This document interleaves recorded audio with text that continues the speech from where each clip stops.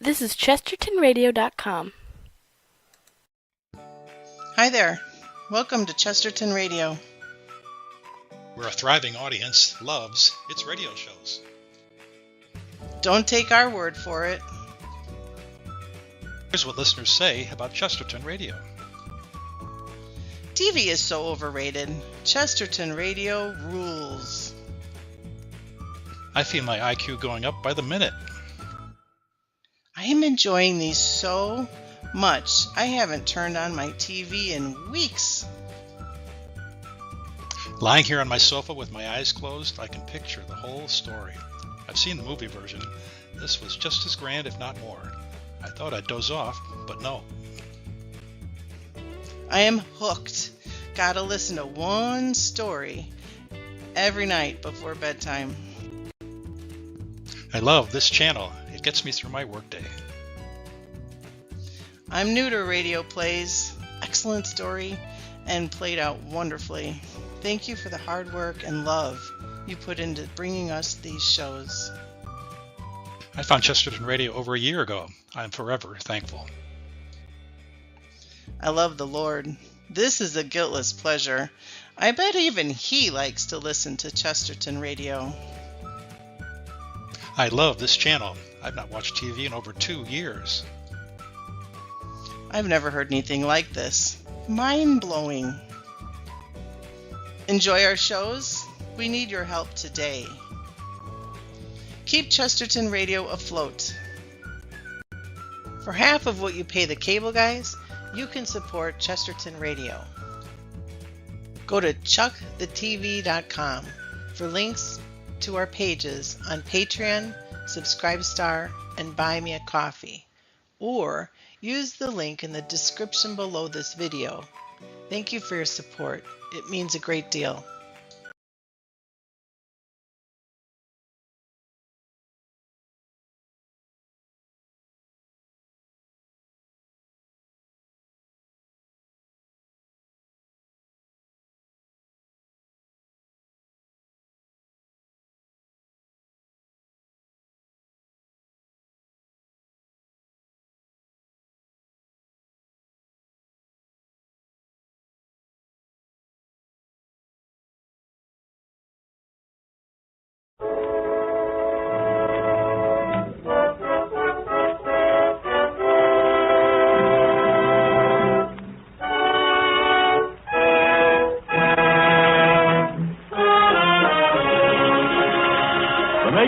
Campbell Soups present The Campbell Playhouse.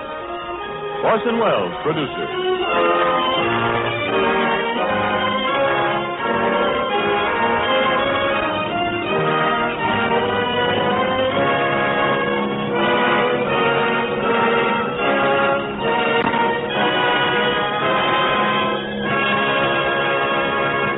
Good evening. This is Orson Welles. Tonight we broadcast our version of what is generally regarded as one of the greatest of the modern mystery murder novels.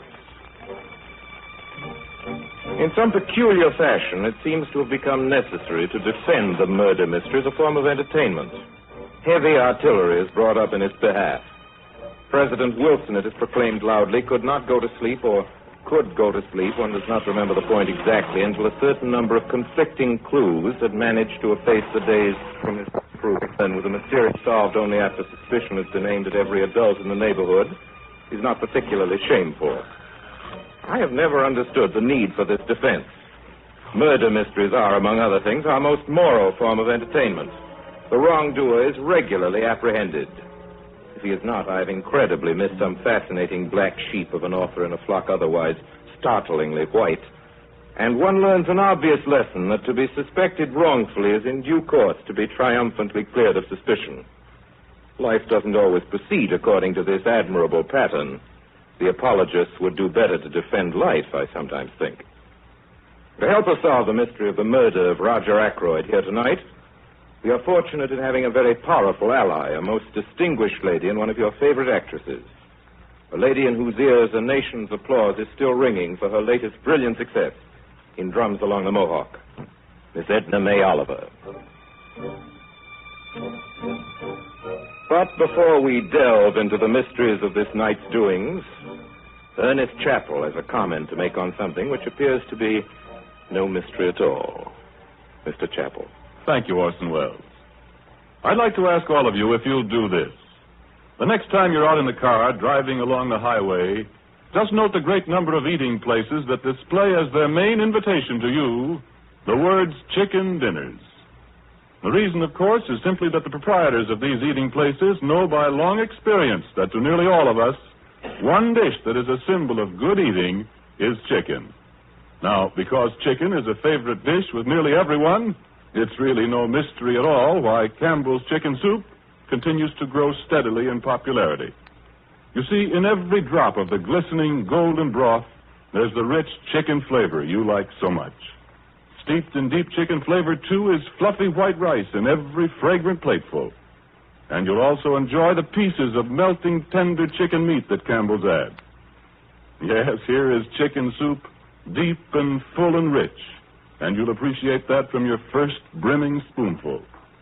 If you've already enjoyed this homey old-fashioned chicken soup as Campbell's make it, won't you remember to have it again soon? And if you haven't yet tried it, won't you do so at dinner tomorrow night? Because I promise you, just as sure as you like chicken, you'll like Campbell's chicken soup. And now our Campbell Playhouse presentation of The Murder of Roger Ackroyd with our guest of the evening, Edna May Oliver.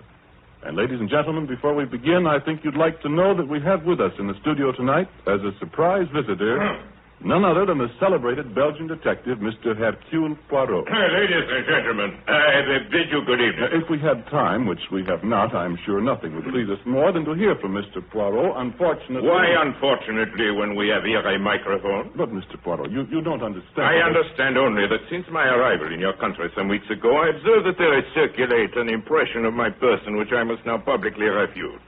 I trust that the embarrassment of my presence here tonight in Mr. Wells' studio will ensure from him an honest and lifelike portrait.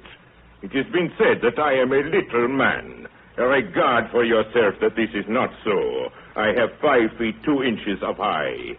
My head is perhaps egg-shaped, and I carry it perhaps a little to one side, the left, but my eyes shine green when I am excited. Beyond this, my mustache are the largest in Europe, and my force is in my brain and not in my feet.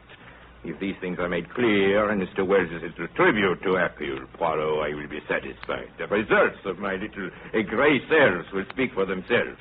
If you will show me where I am to sit, please. I thank you. This is Mr. Poirot, Miss Oliver. How do you do? Miss Oliver, you have often wanted to meet me, I am sure. I compliment you. Please, Mr. Poirot. Ladies and gentlemen, our Campbell Playhouse presentation of The Murder of Roger Ackroyd.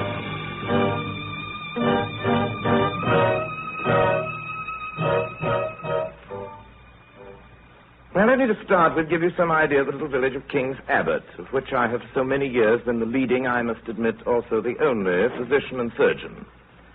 My name, by the way, is Shepherd, James Shepherd. We have a large railway station, a small post office, 2 rival general stores, very few able-bodied men, a staggering number of unmarried ladies, none of whom are getting any younger, and an amazing number of retired military officers, all of whom are getting older. In fact, the only newcomer for many months lives next door to me, concerning whom little is known despite the earnest and tireless investigations carried on in respect to him by my sister Caroline. Caroline and her little group of earnest ferrets, or maiden ladies like herself, have been forced to content themselves with the simple fact of his nationality, which is alien, of his name, which is Poirot, the obvious fact that he putters around his garden all day growing cucumbers, and the suspicion, based chiefly on malicious deductions, he's a retired hairdresser. Let's see now. The main house of any importance in King's Abbot is Fernley Hall, owned by Roger Ackroyd, who's always looked more like a country squire than any country squire could really look, but who's actually an immensely wealthy manufacturer of wagon wheels, nearly 50 years of age, rubicund of face and genial of manner, in general, the life and soul of our, this week, the peaceful village. The other house of any importance has been left to Mrs. Ferrars by her late husband. Mrs. Ferrars died on the night of the 16th of September, a little less than a week ago. It seems longer than that. I was sent over for 8 o'clock the morning of the 17th. There was nothing to be done. She'd been dead some hours. I turned to my home as soon as I decently could, looking forward happily to the warm breakfast I'd missed, and rather unhappily to the certainty of a relentless cross-examination by my sister Caroline. Is that you, James? What on earth are you doing out there in the hall? Just hanging up my overcoat, my dear. Oh, Mrs. Furrows died in her sleep, didn't she? Bacon is cold. How did you know? Out with the dawn, securing information instead of warming the bacon, is that it? I suppose you're going to tell me she died of heart failure. Annie told me. The milkman told her. He had it from Farrar's cook. Since you're bound to hear sooner or later, Caroline, from the greengrocer or the postman, I might as well tell you myself. She died of an overdose of sleeping medicine. She hadn't been sleeping well lately. Nonsense. She took it on purpose. Well, why on earth should Mrs. Ferrars wish to commit suicide? A widow, still fairly young, very well off, good health, nothing to do but enjoy life. And looking forward to marrying Roger Ackroyd. Don't forget to leave that out. That's an item of fact only in your local gossip circle. A fact's a fact. And there is such a thing as remorse, James, even if you're as wealthy as Mrs. Ferrars. Remorse? I have always been convinced she poisoned her husband, and I'm more than ever convinced of it now. If you'd arranged an inquest a year ago, as I suggested you should... You're talking nonsense, Caroline. Then you're absolutely satisfied it was an accident? I'm satisfied this bacon is not going to get any warmer by itself, and it's time I went to the surgery to see my patient. All right, James. You don't have to be grumpy about it. Oh, by the way, Mr. Ackroyd's butler, Parker, called. What about? Mr. Ackroyd wants to know if you'll dine with him this evening. He says he'd regard it as a great favor if you'd cancel any other engagement. Of course I'll go. And don't worry, Caroline. I may tell you all about the dinner tomorrow. Oh, then I'll give you something to tell Mr. Ackroyd tonight. Rafe Peyton is back. Rafe Peyton? Yes, and he's staying at the Dog and Whistle. I know he's taking particular pains to be sure that Mr. Ackroyd doesn't find out about it. I wouldn't dream of telling him. Roger Ackroyd's relations with his stepson are his own affair. Believe me, Caroline, according to every interpretation except your own. I can't help it if people tell me things. In answer to questions. Well, you'd better rush along to that precious surgery of yours. You've got 4 patients waiting. How do you know? Well, one can't help seeing through a window if one is looking through a window.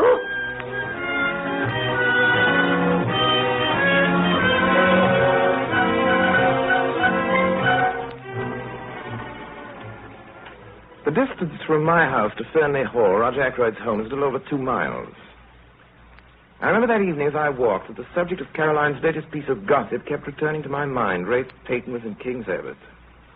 Rafe Peyton, whom I'd known and liked since he was a child. Adopted by Ackroyd upon the death of his mother, he'd grown up to be a handsome but what our narrow little village regarded as a rather wild young man. There'd been many stormy scenes between his stepfather and himself before he finally left for London. According to Caroline, he was secretly engaged to Flora Ackroyd, Roger Ackroyd's niece, who with her mother was now living in Fernley Hall. According to Caroline, I say, and Caroline's information, I'm afraid, is always exact. However illegitimate her source may be. What's the trouble, Ackroyd? A bit under the weather? Yes, Doctor. I've had a little of that pain after food lately. You must give me some more of those tablets of yours. I thought as much, Ackroyd. I brought some up with me. My bag in the hall. I'll get them. No, don't trouble. Make certain that window's closed, will you, Shepard? Of course. Well, that one's open. I'll put the latch across, will you? All right. I think what's really bothering you, Ackroyd. The door's closed, isn't it? Yes. Shepard, nobody knows what I've gone through in the last 24 hours. What's the trouble? You're an old friend, Doctor. My oldest friend, perhaps. You attended Ashley Ferrers in his last illness, didn't you? Yes, I did. Did it ever enter your mind that he might have been poisoned? Well, frankly, Ackroyd, I don't think I... He was poisoned. By whom? His wife. She told me so herself yesterday. Yesterday? You mean a few hours before she died, she told you? Yes. Some weeks ago, I asked Mrs. Ferrers to marry me. She refused. Last week, I asked her again, and she consented. Yesterday, I called upon her. I noticed that she'd been very strange in her manner for some days. Now, without the least warning, she broke down completely. She told me everything. Her hatred of her swine of a husband, her growing love for me, and then, a year ago, the dreadful means she had taken to free herself. It was poison, Shepard. Murder in cold blood. Murder? Are you sure, Ackroyd? That wasn't all. It seems there's one person who's known all along what she did, who's been blackmailing her for huge sums. It was the strain of that that drove her nearly mad. Who's the man? She wouldn't tell me his name. Have you any suspicion? I don't dare have a suspicion. Something she said made me think that the person in question might actually be a member of my household. But that can't be so. I won't let it be so. I must have misunderstood her. What'd you say to her? What could I say? She made me a promise to do nothing for 24 hours, and she refused to give me the name of the scoundrel who'd been blackmailing her. I never dreamt she'd kill herself. Shepard, will you hand me that letter on the table there, in the blue envelope? This one? Thanks. It's from her. It arrived during dinner. She must have written it just before she... You think she wrote you the little bit she didn't tell you, is that it? Name of the man? Yes, I think so. I've got to open it, and yet I'm afraid... What's that? What? I thought the latch of the door gave a bit. Yeah? I'll see if there's anyone there. No one. Nerves, I expect. Are you sure you shut the window? Yeah, it's closed. Well, I'll read it. If I read it to you, it won't seem so bad. I won't be facing it alone, no matter what the name. My dear, my very dear Roger, a life calls for a life. I see that. I saw it in your face this afternoon, so I'm taking the only road open to me. I leave to you the punishment of the person who made my life a hell on earth for the last year.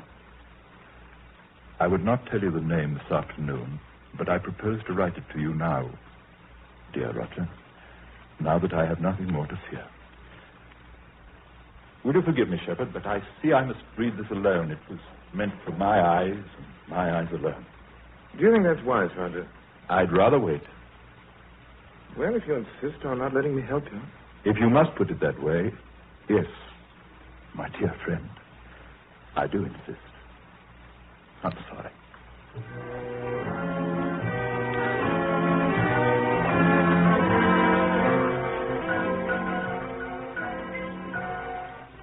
I left Fernley Hall at 9:15. From Fernley Hall to my house, it takes, as a rule, about 3/4 of an hour.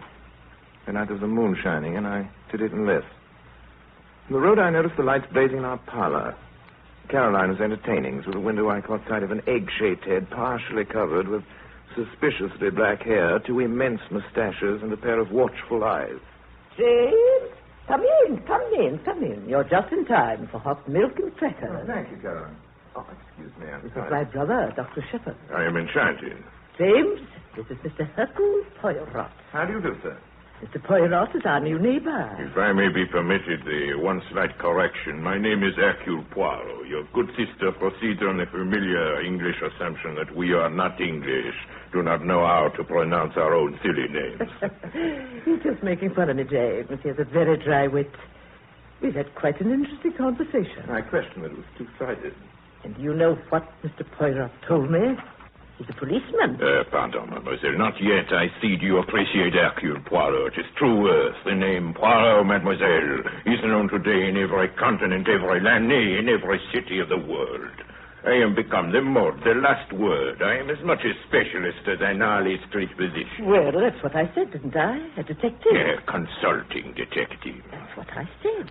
I'm afraid, Mr. Poirot, you find little to occupy a man of your talents in this village.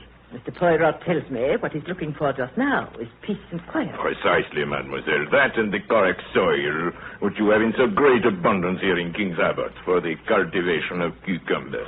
Oh, I'll answer it. It's probably Mrs. Bates and her rheumatism. Never mind, Caroline. I'll take it. Oh, all right. Hello. Hello. What? What's that? Certainly, of course. Of course I will at once. What is it? It's Parker, the butler, calling from Fernley. Just found Roger Ackroyd. Murdered.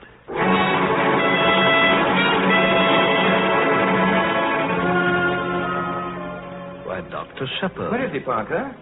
I beg your pardon, sir. Mr. Ackroyd, don't stand there staring at me. Have you notified the police? The police, What's the matter with you, Parker? You called me to tell me your master's been murdered. The master murdered? Didn't you telephone me not 5 minutes ago and tell me Mr. Ackroyd had been found murdered? Me? Oh, no, sir. My English is not of the best, Dr. Shepherd, but there seems to be a peculiar misapprehension. Why, Dr. Shepherd, I'll I never... give you the exact words I heard just now on the phone. This is Parker, the butler at Fernley speaking. Will you please come at once, sir? Mr. Ackroyd has been murdered. But, Doctor, Where is Mr. Ackroyd, Parker? Why, he's in the study, If you don't mind waiting down here a moment, Monsieur Poirot, I won't be a minute. This way, sir. But of course. I'd rather not intrude on him, sir, if you don't mind. Well, I will then.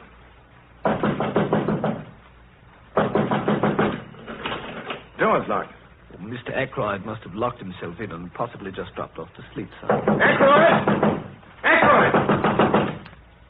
Look here, Parker. I'm to break this door in, or rather we are. But Dr. I'll Shepard... take the responsibility. Oh, if you say so, sir. All right, here we go. Together now. 1, 2, 3.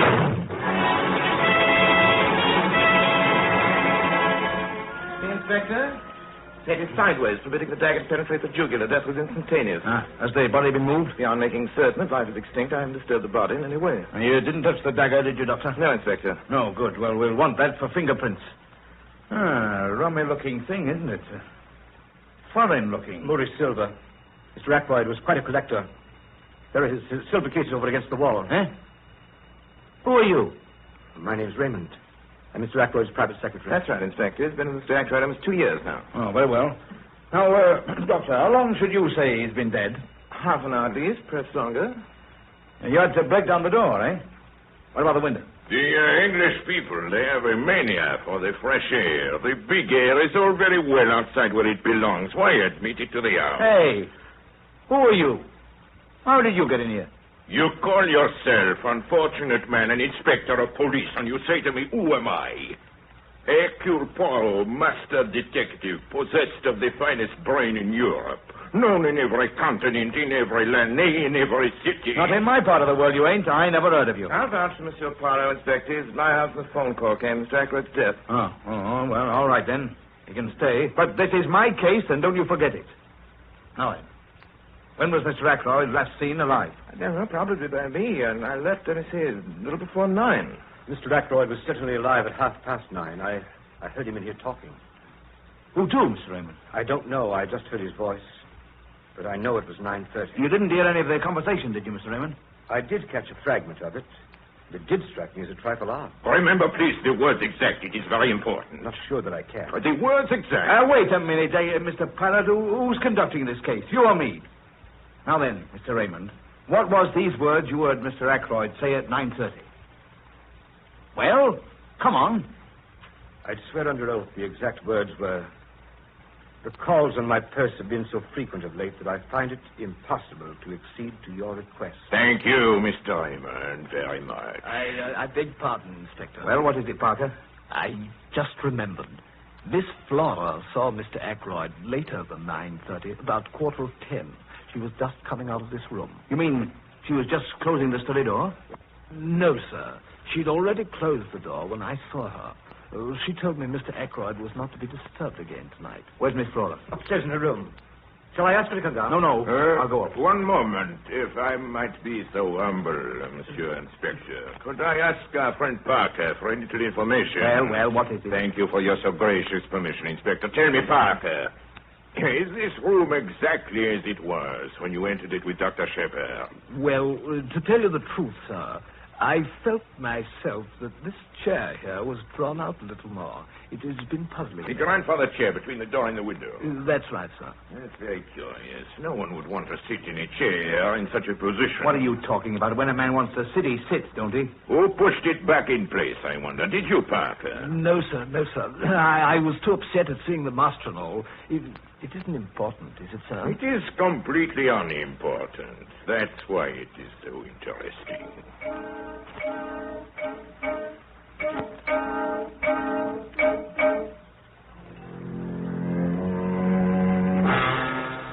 You're very late for breakfast, James. I was up quite late, Karen. I'm afraid I forgot your natural anxiety to learn details you're not supposed to know. Well, don't worry about me, James. Mr. Poirot was working his cucumbers at daybreak this morning. 6:37 it was. And I've been with him ever since. Good. Perhaps you have some information for me, Caroline. Perhaps I have. Or are you going to pretend you know what suddenly occurred to Mr. Poirot in the night? So that he couldn't sleep for an hour or two after he got home? Inasmuch as I haven't seen our friend since he went to bed. Well, I don't feel very much like telling you either. If I didn't know that he'd tell you himself, I don't think I would. Well, he was worrying about the prints of some shoes outside the window. The way the rubber studs were worn down, he says, should mean something to him. But he doesn't know what. Did you explain it to him, Caroline? Hasn't the cook been of any help to you, or the milkman, or the Ladies' Aid Society? You needn't always be facetious, James. Hasn't the bacon needn't always be cold, I dare say, but it is, and so am I. But not cold, but facetious. James, you know what Mr. Poirot said? He said I had the makings of a born detective in me. He particularly admires my wonderful instinct into human nature. And he told me a lot about the little gray cells of the brain. He says his are of the first quality. Slightly above that, in fact. I'm sure they are. He thinks you're very intelligent, too. Good morning, good shepherd. Good morning. Good morning, Mr. Poirot. A beautiful morning, is it not? See, how is this for a cucumber? Beautiful, now, my friend, it is yours. I give it you. Altogether, my good shepherd, I have a wonderful morning. Everywhere I learn things new and wonderful things. And all the time the gray cells of Hercule Poirot, they are working. Miss Caroline, she tells me so much about this Ray Peyton. This morning I go to the hotel. It's what you call it. The Dog and Whistle. Thank you, Miss Caroline. And I think I will talk myself to Ray Peyton. Then they tell me at the Dog and Whistle that was here last night another gentleman asking for Mr. Peyton. Why, James, I certainly think you might have know, Caroline, I thought someone ought to inform Ray of his uncle's death. The least one could do, since no one but myself and the members of your intelligence service knew that he was in King's Abbot at all. Matter of fact, Ray Peyton left the Dog and Whistle at 9 o'clock last night and never came back. Well, what on earth do you think happened to him? Ray Peyton has a right to come and go as he pleases. He might have gone anywhere. He might even have gone back to London. Leaving his luggage behind?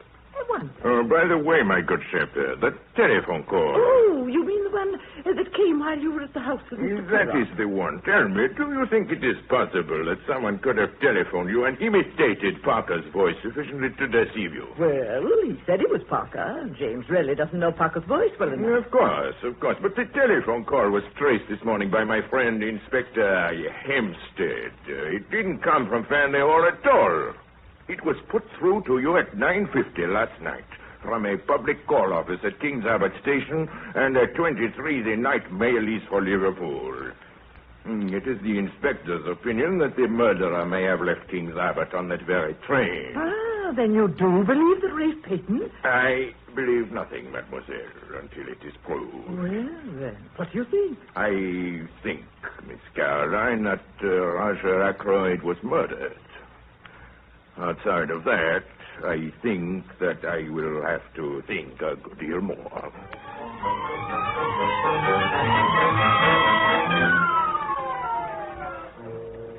Oh, it's an outrage. That's what it is. A little man, not even an Englishman, a foreigner with moustaches, comes into this home, a British home, a house of mourning, unsolicited, unwelcome. Oh, Mother, do be quiet. Flora, I will not. He comes in here, into my own brother-in-law's house, questions us like a lot of criminals, besmirches our kith and kin. Mrs. Ackroyd. Mr. Poirot, you must excuse my mother. My uncle's death was a terrible shock. I understand, mademoiselle. It is very little that Hercule Poirot does not understand. Honestly, no, Mr. Poirot, you're on the wrong track. Rafe Peyton has nothing to do with this crime. The mere fact that he was hard-pressed for money... Was he hard-pressed for money, Mr. Mr. Raymond, now you've made it seem as though... Miss Ackroyd, I'm merely telling the truth. Yes, he was hard-pressed. He was always applying to his stepfather for money. But, Mr. Please, Poirot... mademoiselle, had he done so of late, Mr. Raymond? During the last week, for example? Mr. Ackroyd didn't mention such a fact to me. Of course, Mr. Peyton will never again have to apply to anyone for money. You mean that Mr. Ackroyd's will... Exactly. After paying certain legacies and bequeaths, servants, charities, and so on. Aha, including yourself, Mr. Raymond. Mr. Ackroyd was good enough to remember me to the extent of £1,000. Well, it's not surprising. Go on, please. Well, Miss Flora Ackroyd inherits £20,000 outright. The residue, including this property and an outstanding control in the business, goes to Rafe Peyton. You have been familiar with this will for some time past, Mr. Raymond. Roger Ackroyd's confidential secretary. Of course. And Mr. Ackroyd possessed a very large fortune indeed, did he not? Fortune that would have been regarded as large even in less tax-ridden times. Then the immediate inheritance of such a large sum would have eased very considerably the present difficulties of Mr. Peyton. Mr. Poirot, you don't... Is that so, Mr. Raymond? Yes, that is so. You awful little man, talking that way, when you know how Flora feels about Ralph Patton. The idea that you suspect him of killing his sister. Him no more than any other, madame. You know what I think? I think Roger's death was an accident. Roger was so fond of handling curios. His hand must have slipped or something. He was really a very strange man. Would you believe it? He never gave Flora and me an allowance.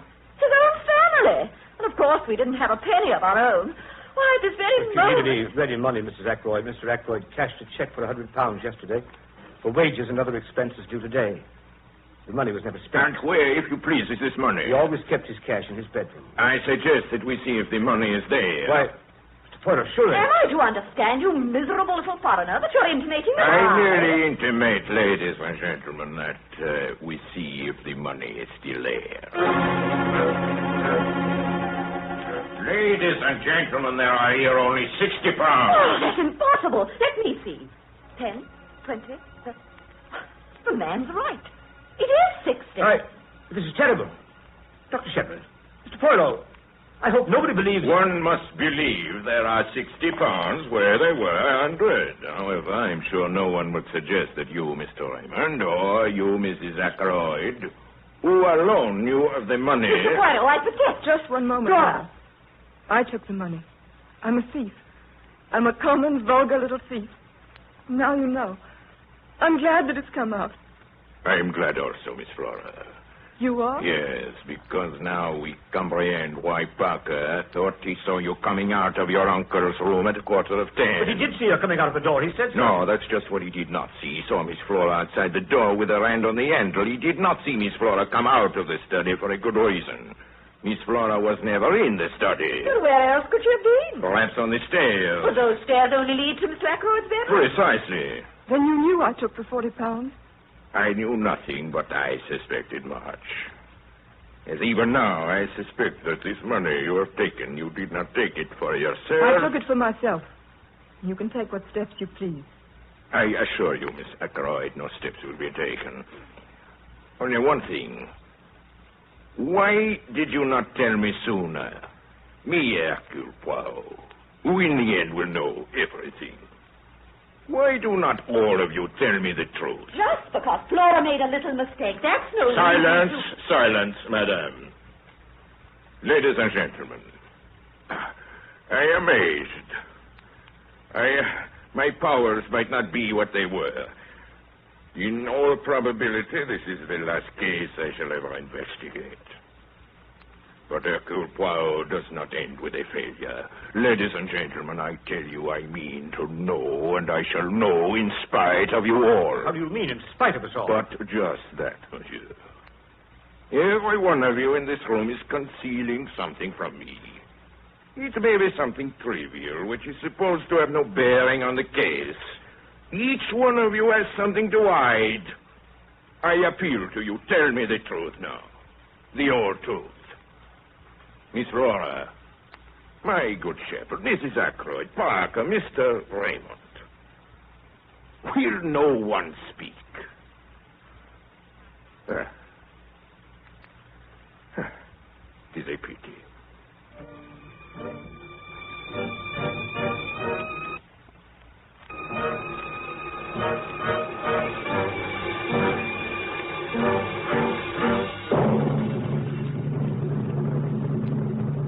You are listening to Orson Welles in the Campbell Playhouse presentation of The Murder of Roger Ackroyd with Edna May Oliver.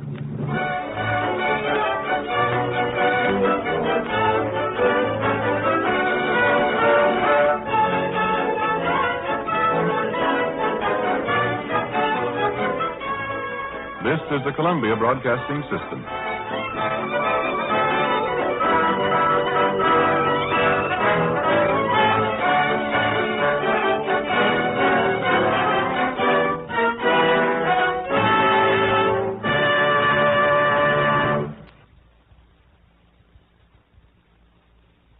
This is Ernest Chappell, ladies and gentlemen, welcoming you back to the Campbell Playhouse. In a moment, we shall resume our presentation of The Murder of Roger Ackroyd. Meantime, I'd like to call your attention to this interesting fact. Authorities tell us the young people of today are healthier than the youth of any previous generation. And they say that a big contributing cause is the broader use of the right kind of foods. Take soup, for example. Women have always realized the value of good soup in the weekly diet. But it took a long time to make it. Then came Campbell's soups, and women, one after another, tried them. They compared them for wholesomeness and nourishment with their own homemade soups.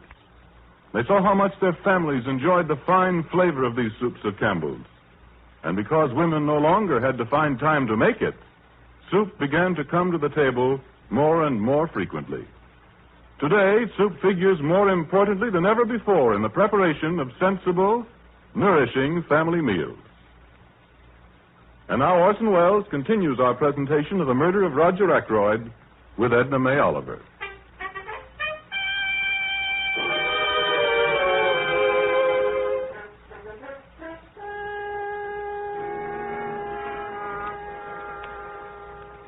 I am a village surgeon, and Hercule Poirot is a distinguished Belgian detective, so it was scarcely for me to tell him I thought he was wasting his time. It was certainly not for me to tell him that he was getting on my nerves. Not that I didn't admire his extraordinary cleverness on the inside. Poirot was right, for instance, about the dagger. Police investigation confirmed his suspicion that the fingerprints on the handle of the dagger were those of Roger Ackroyd, the murdered man, though the position of the dagger definitely precluded suicide. It was Poirot who established that it had not been Parker, the butler, who summoned me on the phone that night to what had become a house of death. And again, it was Hercule Poirot who made it indubitably clear that nobody had seen Roger Ackroyd alive after 9:30, at which time Raymond, the secretary, had heard Ackroyd's voice in the study. In spite of all this, it seemed to me that Hercule Poirot was making little real progress in solving the mystery of Roger Ackroyd's death. Furthermore, it seemed to me a curious thing for a detective of his self-proclaimed standing to be spending so much of his precious time in idle chatter with my sister, Caroline. I had a very interesting chat with Mr. Poirot, James. He thinks me very intelligent. So you've told me. Is it just a coincidence, Caroline, that on those occasional mornings when the bacon is both warm and crisp, it should be so far away from me that I can't reach it? Too much bacon isn't good for you. No such thing as too much bacon. And I'll be the judge of what's good for me. I rather fancy that at least is something I know best, Caroline. You know so many things, James. You're so self-complacent. That's why it's difficult to talk to you. That's why you get the idea that people are trying to pump you. Some more bacon, please.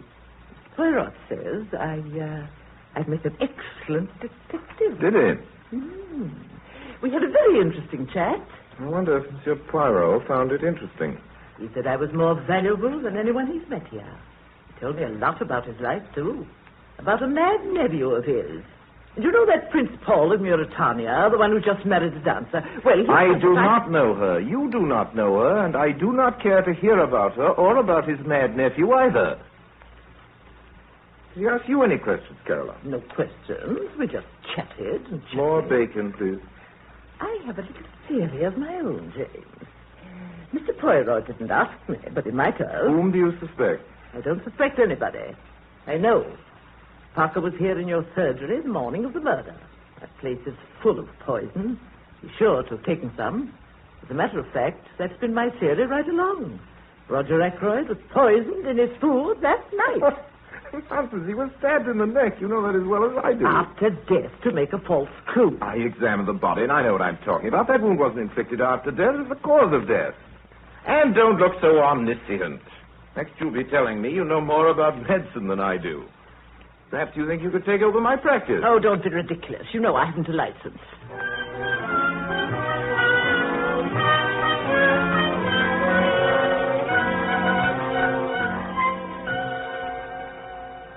That afternoon, Caroline had a mahjong party made up of her little group of village gossipers, in whose opinion, I now learned, Rafe Peyton was mysteriously concealed somewhere in Cranchester, the only big town anywhere near us. Of course, that was true. Miss Gannett's maid, it seems, had contributed the additional information that while taking a walk that afternoon on Cranchester Road, she'd seen Monsieur Poirot in a large black car coming from that direction. After that, I was not surprised to learn that Monsieur Poirot had been invited to my house for dinner. Caroline believes, whenever possible, in getting her information directly from headquarters. A little more raspberry shake, Mr. Poirot. Under no circumstances. I am already a man of a corpulence so great it would hardly become me if I, well, perhaps, yes. There is no harm in a little raspberry shake. There you are, Mr. Poirot. I beg your pardon, Caroline, if I might have my first helping. Oh, I'll sort this out, Miss James. There you are. Thanks. Mr. Poirot, sir, what do you think about Rafe Peyton now? What I think would scarcely be regarded as legal evidence in the courtroom, mademoiselle. Dear. You are incredulous, mademoiselle Shepard. I am incredulous. You have a theory, perhaps. I don't have a theory.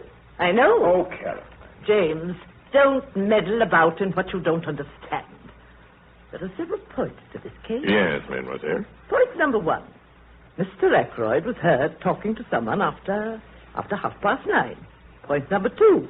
At some time during the evening, Rafe Peyton must have come in through the window as evidenced by the prints of his shoes. Point number 3. Mr. Ackroyd was nervous that evening and could have only admitted someone he knew. Point number 4. The person with Ackroyd at 9:30 was asking for money. We know Rafe Peyton was in a scrape. Admirable. Oh, and one other thing, Mr. Poirot. I found out something for you today. The boots Rafe Peyton was wearing that night, they were not brown, they were black. Ah, you have found that out for me. Thank you, thank you. You are sure, mademoiselle, they were brown, not black? Positive? Too bad. Too bad if they were only black, those boots. I mean, if they were. You mean... Yes, I understand. Rafe Peyton is guilty or innocent according to whether his boots are brown or black. Really, Mr. Poirot? It could easily be. For murder, there was with Mr. Peyton so many motives. First motive, blackmail. Rafe Peyton may have been the man who blackmailed Mrs. Burroughs. Reason? His general money needs. The second motive, the certainty of a great inheritance through Mr. Ackroyd's death. And the third motive, Caroline? Very simple, very simple. Mr. Ackroyd's violent disapproval of Rafe's proposed marriage to Miss Flora. Well, after listening to you, Caroline, I'd say the case looks very black against him. I haven't a case, James. I know.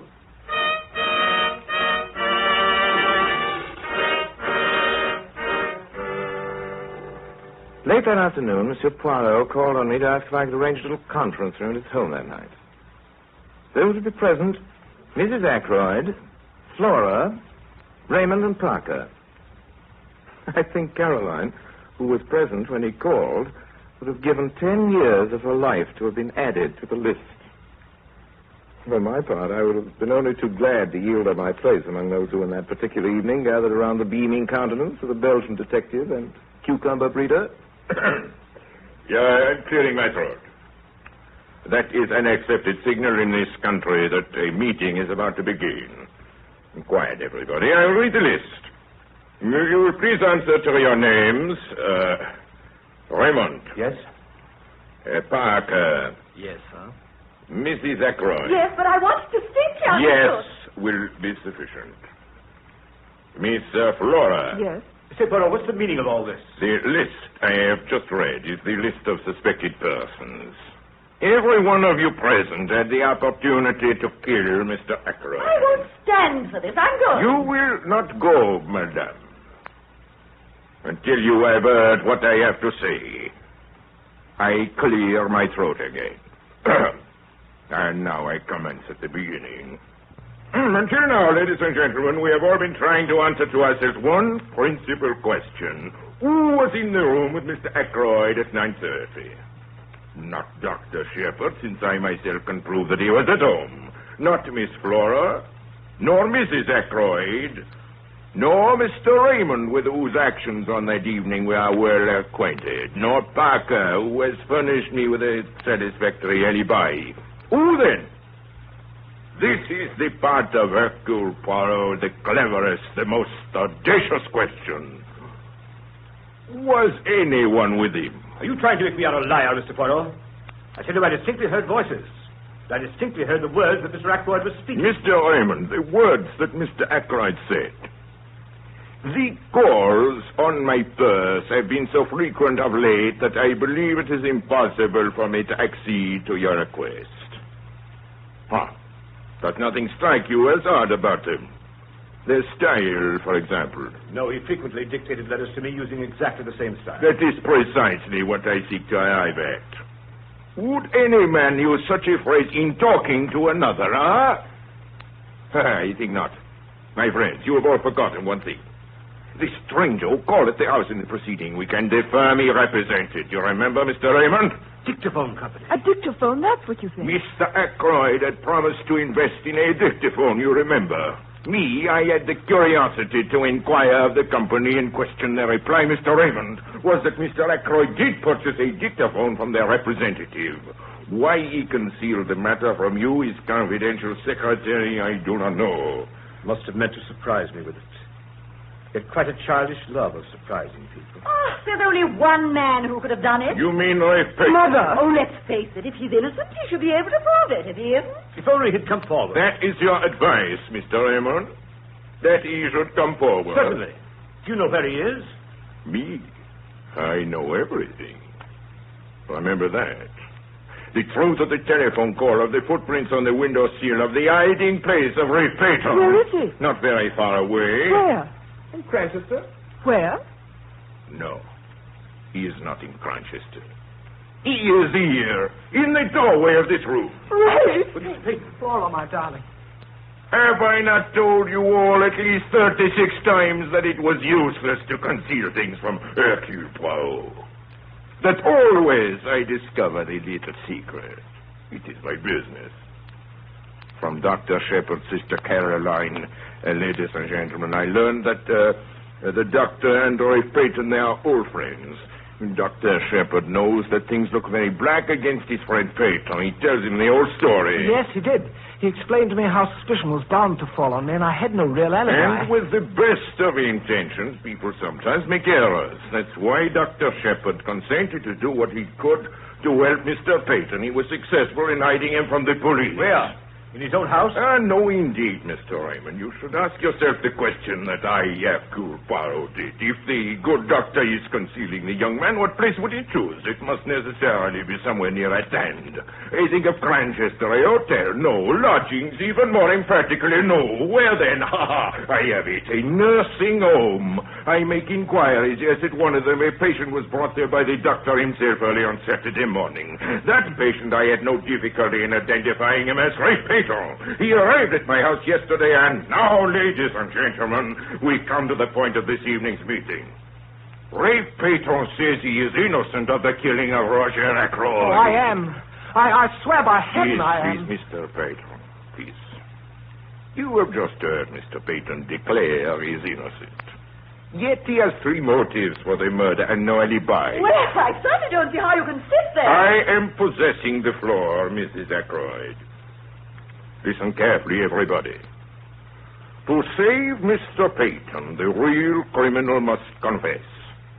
I speak to you, Hercule Poirot.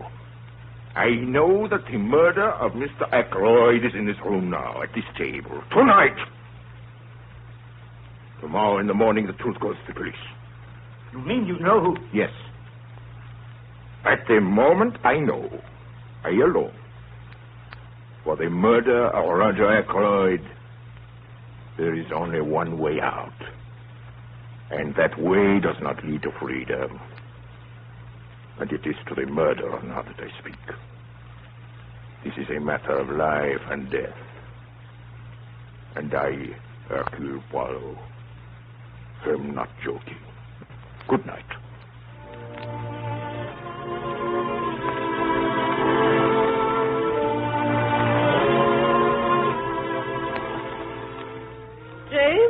What are you doing out there in the hall? Preparing my overcoat, my dear. Well, aren't you coming in to chat? I'm very tired, Caroline. But at least you can tell me what happened last night. Mr. Poirot told us all about his little gray cells again. Oh, does he think Rafe Payton is guilty? No.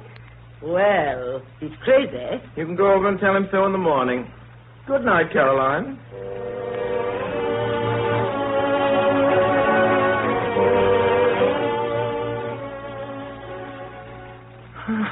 I'm very tired. My arm aches from writing. I've written it all out. Now Payton will be cleared. As I think back, I'm not quite certain why I urged Ackroyd to read that letter before it was too late. Perhaps I subconsciously realized that with a pig-headed chap like that, it had the best chance of getting him not to read it. His nervousness that night was interesting psychologically. He knew danger was close at hand, yet he never once suspected me as the blackmailer of Mrs. Ferrars. The dagger was an afterthought. I'd thought of a very little weapon of my own, but I saw the dagger lying on the silver table. It occurred to me how much better it would be to use a weapon that couldn't be traced to me. I suppose I must have meant to murder him all along. As soon as I'd heard of Mrs. Ferrars' death, I felt convinced that she'd have told him everything before she died. So I went home and took my precautions. The dictaphone he had given me 2 days before to adjust. Something gone a little wrong with it, and I persuaded Ackroyd to have a go at it instead of sending it back. I did what I wanted to it. Took it up with me in my bag. Studied that evening. When it was all over, I looked around the room for the door. Quite satisfied. Nothing had been left undone. The dictaphone was on the table by the window. Time to go off at 9:30. The mechanism of that little device was rather clever, based on the principle of an alarm clock, and the armchair was pulled out so as to hide it from the door. I never dreamed that Parker would notice that... Notice that chair. Certainly would not have remembered Poirot hadn't asked him. Having the American sailor with a toothache call me from King's Abbot that night is a stroke of genius. There's no way for anyone listening to have told that it was not Parker. Still don't know how Poirot thought that one out. My only regret is about Caroline, and yet I feel I can trust Poirot. She'll never know the truth, and I'm glad of that. I shouldn't like her to know she's fond of me, and then, too, she's proud. My death will be a grief to her, but grief passes. When I've finished writing, I shall enclose this whole manuscript in an envelope, address it to Poirot. And now, because I'm tired, take some sleeping powders. Because I'm very tired, I will take more sleeping powders than I should. More than anybody should. I suppose I ought to feel sorry. I am sorry. Sorry that Hercule Poirot ever came to King's Abbot to grow his cucumbers.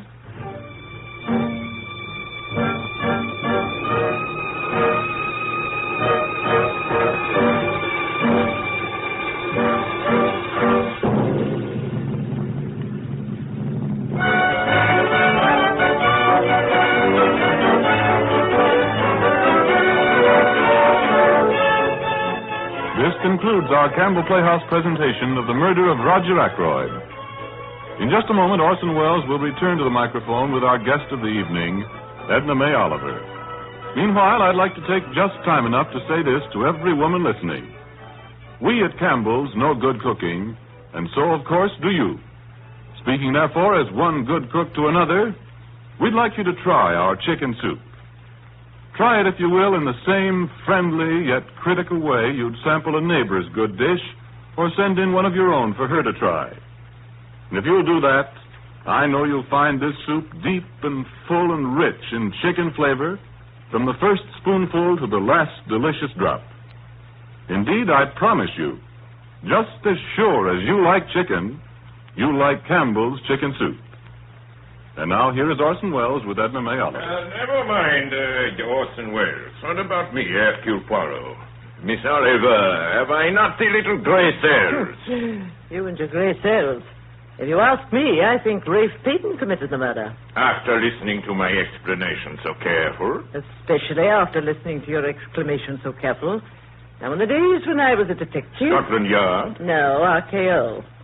You and your one little murder. Why, when I was a detective, no sooner did I establish the identity of the murderer than he was murdered. And I had to start all over again. It is well for you, Miss Oliver, to belittle the genius of Hercule Poirot. But remember this. Hercule Poirot always laughs last. Attend. I laugh last. Ha, ha, ha. I accept that as a laugh. Go on. I have observed the proceedings here in the studio, and I have detected a circumstance which has indubitably escaped you are untrained to watch for such things. Almost it had escaped me myself.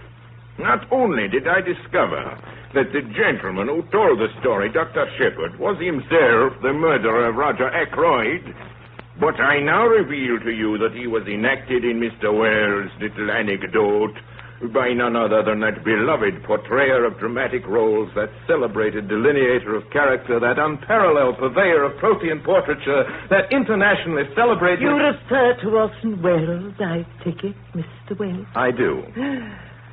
Now, I would like to be allowed a little observation of my own. Excuse me, Moreau. Avez-vous la bloom de matin? What? I'm not finished yet. Où est le chapeau de ma mère? That's all right, Mr. Poirot. I just wanted to see if you could really speak French. Attend, Mr. Poirot. I laugh last. Good night, Edna May Oliver. And may I say I hope that this will not be the last time that you will put me in my place in this program.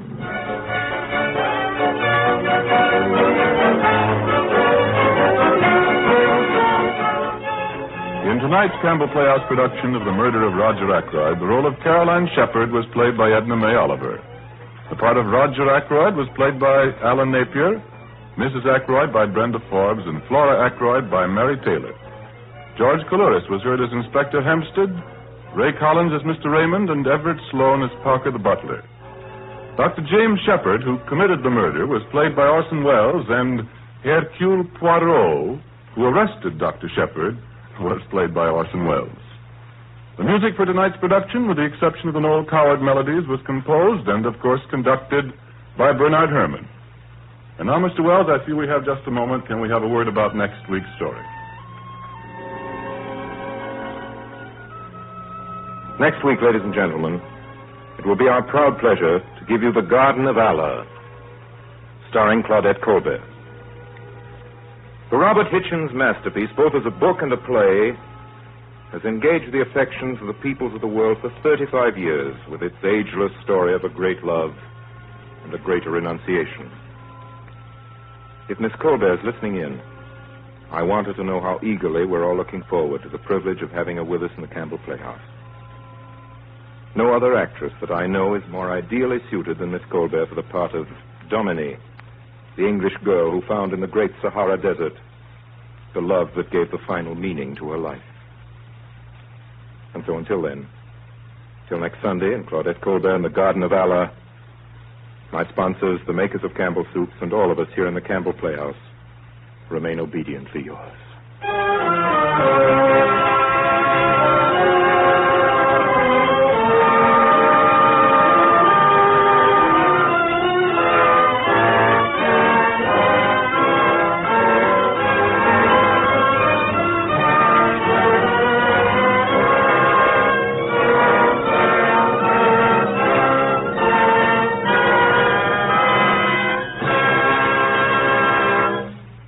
The makers of Campbell Soups join Orson Welles in inviting you to be with us in the Campbell Playhouse again next Sunday evening when we bring you The Garden of Allah with Claudette Colbert as our guest star. Meanwhile, if you have enjoyed tonight's Campbell Playhouse presentation, won't you tell your grocer so tomorrow when you order Campbell's Chicken Soup? This is Ernest Chappell saying thank you and good night.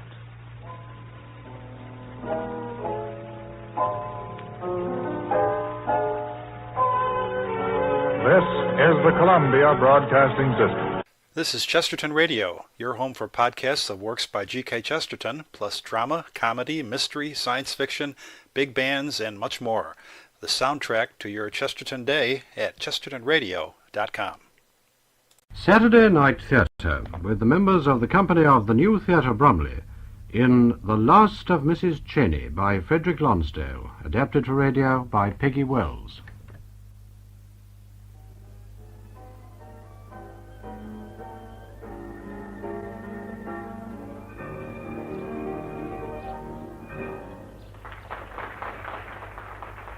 In this year of grace, 1925, Mrs. Cheney has lent her beautiful garden at Goring-on-Thames for a charity concert. The vicar's daughter has recited her party piece. A string trio has twanged, and now, to the accompaniment of an indulgent piano, a shrill voice on an off-key is breaking the sleepy haze of the late summer afternoon.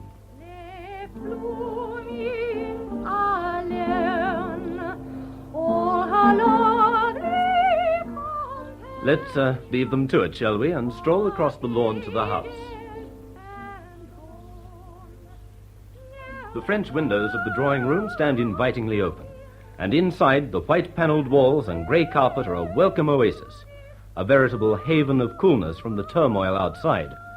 Besides, Mrs. Cheney's butler, Charles, aided by George the footman, is in the act of laying out a dazzling feast of chocolate eclairs, sandwiches and fruit salad, whiskey, sherry, and cocktails. My word. Some of those singers out there have got horrible voices. A charity concert without horrible voices would not be a charity concert, George. By the way, it's a small matter, but there is an H in horrible. Where I come from, there ain't. Quite. Anyway, Charles, I never believed I'd see a garden so full of swells as I have today. I've called everyone my lord, and I ain't been contradicted once. The English middle classes are much too well-bred to argue. Yes, we have with us here today what may be known as the social goods. Lady Mary Sindley, one of our leading hostesses. Rich, charming, modest. The beautiful Lady Joan Horton, 23. A woman who calls a spade and means it. Ah, yes, then we have the Honourable Willie Winton, a brainless ass. I like the old party they call Maria. In her way, George is a darling. Lady Frinton's business in life has been to find people. She has a habit of finding them on Tuesday and serving them up on a gold salver on Wednesday. But should they fail her by being unamusing, they go down the drain on Thursday. It was she who found Mrs. Cheney. I don't think much of the old one with the painted face and the pearls. Oh, she is Mrs. Ebley. It's said of her that seated in her chair one day, looking into her glass, she spied a double chin. At that moment, the last of her many lovers called to pay his respects. Looking into the glass and without flinching, she said, "I am not at home." Good for her. She kept to her pearls, but became respectable. Her house is today the most exclusive of all our English homes. I must say I like him when they get away with it. Yeah, they didn't have to make a fuss of that tall bloke when he came in. That tall bloke was Lord Pilcow, a rich, eligible bachelor, an intimate friend of royalty, and a man of considerable importance. Dukes open their doors personally when he calls upon them. The aspirants to the higher life leave theirs open, in the hope that it might rain and he might be driven in for shelter. He sounds great. To have got Lord Pilcow here today, George, is a triumph. He so seldom goes anywhere. What do you think brought him here? Well, you've heard the singing at this charity concert. Cool. So the intelligent assumption is he finds our mistress a very attractive young lady. Oh, Mrs. Cheney's a knockout, all right. But Lord Pilcow has a rival, Milord Dilling. Young, rich, attractive and clever. But he has allowed life to spoil him. He has a bad reputation with women. Consequently, as hope is a quality possessed of all women, women ask him everywhere. Yeah, I would describe him as a man who has kept more husbands at home than any other man of modern times. You say he's got an eye to the mistress. He's got two eyes to the mistress. Quiet, here's Lady Horton. Yeah, get busy. Do something with this cigarette, Charles, please. Yes, my lady. George, take this outside. Charles, who the devil told those women out there that they can sing? Their music teacher, my lady, when she found they had the money to pay for lessons in advance. I like that. May I use it as my own? With pleasure, my lady. By the way, are your ears burning? No, my lady. They should be. We've been talking about you for the last quarter of an hour. We are intrigued, Charles. Tell me, have you always been a butler? I never remember having allowed myself the privilege of forgetting it, my lady. Oh, likely to? I shouldn't know how to, my lady. Oh, Charles, may I have some tea, please? It will be here in a moment, my lady. Isn't he divine, Mary? Who? Oh, Charles, don't be absurd, Joan. Every time I see that man, I realize how dreadfully our family is in need of a drop of new blood. How very attractive Mrs. Cheney's made this house, hasn't she? Terribly. What a darling she is, Mary. I like her enormously. By the way, don't you think it's rather amusing that the pompous Pilcow, who never goes anywhere, should be always here? I know. You don't think that sweet Mrs. Cheney would marry that prig, do you? Being Lady Pilcow would have certain advantages. Heavens, think of waking up in the morning and finding Pilcow alongside of one. One wouldn't. That's true. Well, Joan, it's all very amusing. Pilcow at a charity concert, and of all people in the world, Arthur Dilling. I have been watching Mrs. Cheney, and she appears not to be the least impressed by Arthur. I know. It's frightfully good for him, poor darling. He can't understand it. It's something that's never happened to him before. Well, I can't understand any woman preferring Pilcow to Arthur Dilling. Oh, if a woman has ideas of marriage, there wouldn't be much reason to waste time on Arthur. In the drawing room. Oh, Lord, here's Willie. Ah, there you both are. Well, the first part of the concert's over. And if the second part isn't better than the first, the garden will be simply strewn with bodies. Now, don't grumble, Willie. It's sweet of Mrs. Cheney to have lent her garden, and we must help her. Mary, dear, I'm not grumbling. I'm just a poor, disappointed fellow who hardly ever finds anything right. Hurrah! Tea, Joan, darling. Thank you. Thank you, my lady. What about you, Willie? I'll have a whiskey and soda, thanks. I say, apparently our Mrs. Cheney is a rich woman. Obviously. Who actually is Mrs. Cheney, Mary? Mrs. Cheney is the widow of a rich Australian. Meaning to stay in England only a little, she liked us all so much she's decided to settle amongst us. Settled Pilcow seems to me to be more accurate. Joan, dear, your tea. Oh, allow me. Thanks, Willie. You think Pilco's in love with her? I'm positive. I tell you another bloke who isn't far off it, too. Arthur Dilling? That's right. Your whiskey with him. Oh, thanks. But she's heard too much about him. She's not having any. My word, I wish I had a quarter of that fellow's brains. What would you do with them if you had, Willie? Well, I wouldn't waste them like he's doing. I mean, it's a crime to see that fellow dissipating himself to pieces like he's doing. With 30,000 a year and no occupation has done him in all right. He enjoys life. Oh, not he. He's exhausted nearly everything there is in this life for him. Someone said the other day Arthur's drinking rather. Is that true? I'm afraid it is. Pity, because with all his faults, he's such a damn good fellow. I adore him. Tea. Divine. Enjoying the concert, Willie? Like hell, Maria. Darling, and we got it up for you. It's charming. Pour me out some tea quickly, Mary, before I expire. Poor darling. Just how I felt. Here you are. Ah. It was very amusing when Arthur suggested to Pilco he should play his little piece. How pompous Pilco looked when he said it. Well, that's what I like about Arthur. I mean, we're all such snobs about Pilco, and he simply doesn't care a damn about him. I wish I knew for certain whether Pilco hates Arthur more than Arthur despises Pilco. Ah, here he comes. Tea, Arthur? Whiskey. Give me one, will you? Oh, yes, good. Soda? Yes, thanks. What has brought you and Pilco to a charity concert, Arthur, I wonder? Pilco, I take it, finds Mrs. Cheney very entertaining. Do you think he means to marry her? With the consent of his solicitor and his mother, he may in time propose to her. Ah, thanks, old boy. Why don't you marry her, Arthur? She wouldn't have me, Joan. You should ask her.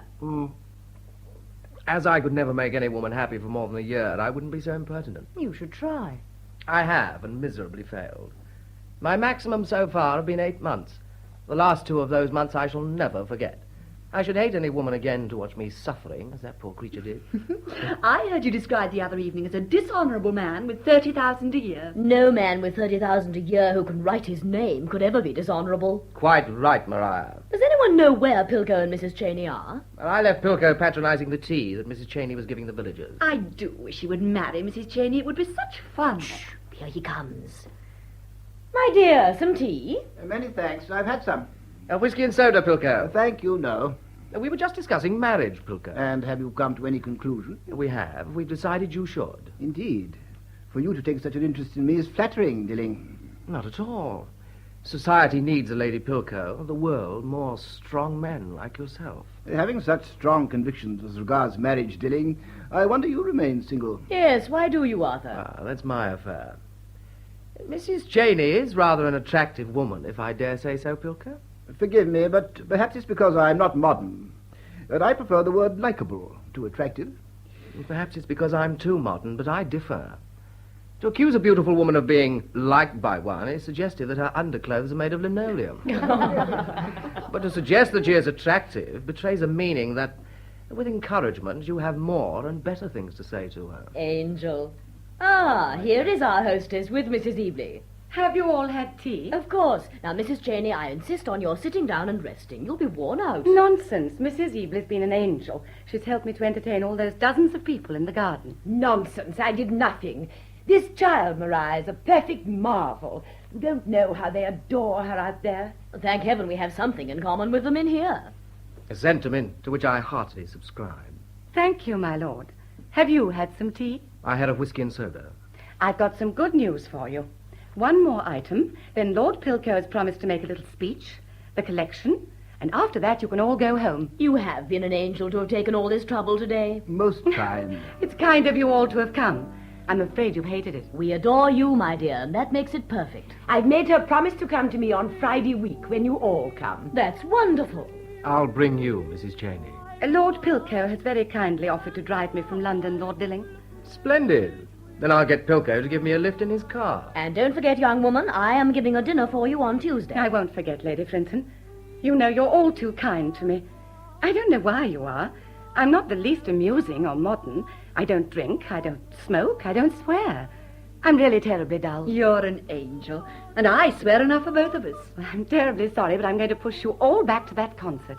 we're being rather rude to the singers. Not nearly as rude as the singers have been to us. Run along now, please, everyone. If that fat woman plays the violin again, I shall hiss her body off the stage. My dear, she's a joke compared with the woman who sings like the bathwater running away. Come along, Willie. If I must. The moment Pilko's made his little speech, I'm off, Mrs. Cheney. Yes, thank heaven we have your speech to look forward to, Pilko. And thank heaven you have my speech to look forward to, Mrs. Cheney. You don't like Dilling, Lord Pilko. How did you know that? Instinct. Well, if you hadn't mentioned it, I should have said nothing. But as you have, I don't like him. He's very young. All women make that excuse for him. And a good many women who've known him have made that excuse for themselves, I suppose. Yes. Odd creatures, women, aren't they? Frankly, I have to confess I know very little about women. So they tell me. May I ask what they tell you? Well, that you don't like women. But I hope I'm an exception. I should hate you not to like me. I do, very I'm glad. much. And I only hope it's mutual. It is. I like you very much. Thank you, I'm glad. By the way, my mother is writing to you today with the hope that you will be able to come and stay with us for a little. I'm afraid it'll be a little dull, but we would both be very grateful if you would come. Oh, it's most kind of your mother, and I shall write and tell her so, and how pleased I will be to come. I'm pleased, very pleased. I shall see you again before we meet at Mrs. Eblis. I trust so. I suppose it's a lovely house. Do you know, I've never been there. You are going that weekend. Yes, if you are going. Don't you like them? Oh, yes, very much. But we live in a rather different world. Quite frankly, I don't understand these sort of people. And at my age, it would be ridiculous to start and try. A young man of your age should start to try almost anything. It's very kind of you to say so. But I fear not. Nonsense. I'm an optimist. What is it, Charles? Lord Dilling has asked me to tell his lordship, madam, the audience are eagerly awaiting his speech. Thank you. You may clear the tea, Charles. Shall we go, Lord Pilko? Please.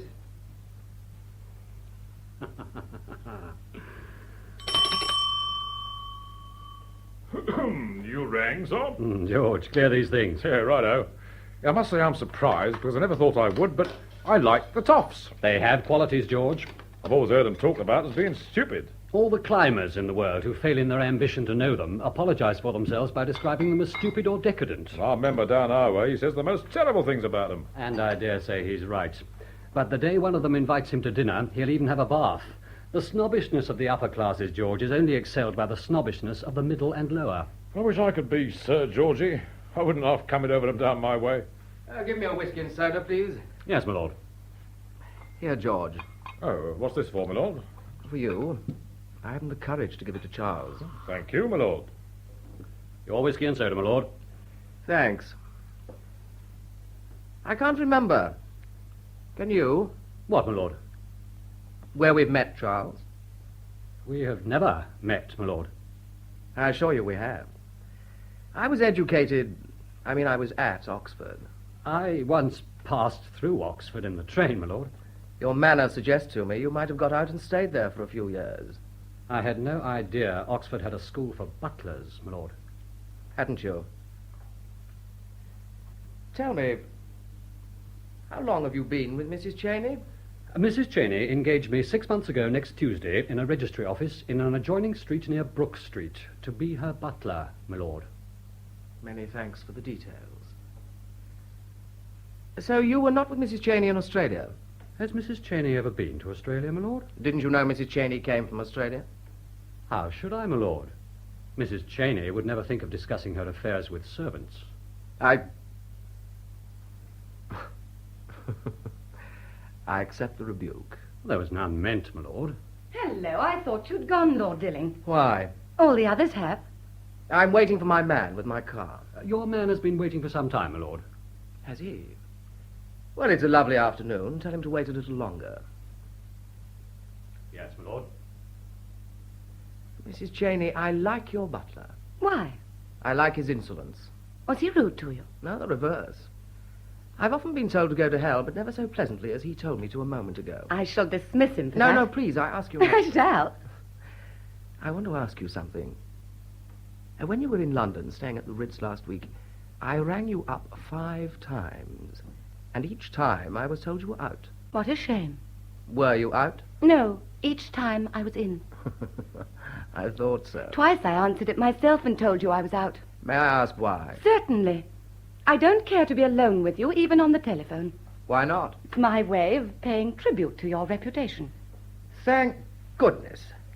For a moment, I thought you were going to embarrass me by saying you were nervous of me. My dear Lord Dilling, if I allow you to call me, Fay, may I call you Arthur? I've always wanted you to. Fay. Thank you, Arthur. You were saying something? Oh, yes. You have the great distinction, Arthur, dear, of being one of the few men in the world I'm not nervous of. And I feel I ought to be. Modestly, may I ask why? Well, you're not bad-looking, exquisitely indifferent, even rude to people. Great sense of humor, brilliant, and... What else? Well, that's the trouble. Nothing else. I am what is commonly termed one of those who don't attract you. Isn't it odd? It's disappointing. I feel that, too. Tell me, did you learn the art of rebuking people so charmingly from your butler, or did he learn it from you? Neither. I expect Charles feels the same as I do. If there are to be insults, let's get them in first.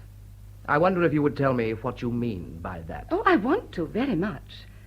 During the short time you've known me, Arthur, dear, you've made me practically every proposal that a man can make a woman, with the exception of one. Marriage. I'm not aware that I've ever made a suggestion to you that could not be spoken from any pulpit in any church. This is all pure imagination on your part. How disappointing. What do you mean? I mean, I hate you to use the stock remark of all men when they fail with a woman. You're quite wrong, but I see your point. Because I suppose if a woman comes from Australia to England with the deliberate intention of marrying... Arthur, dear. Ring the bell, will you? What for? Charles knows where your hat is. I didn't intend to be rude. No, you weren't rude, I assure you. You were only just a little... feminine. Feminine? Well, really? Well, May I ask what there is to laugh at? Because I'm enjoying myself so much.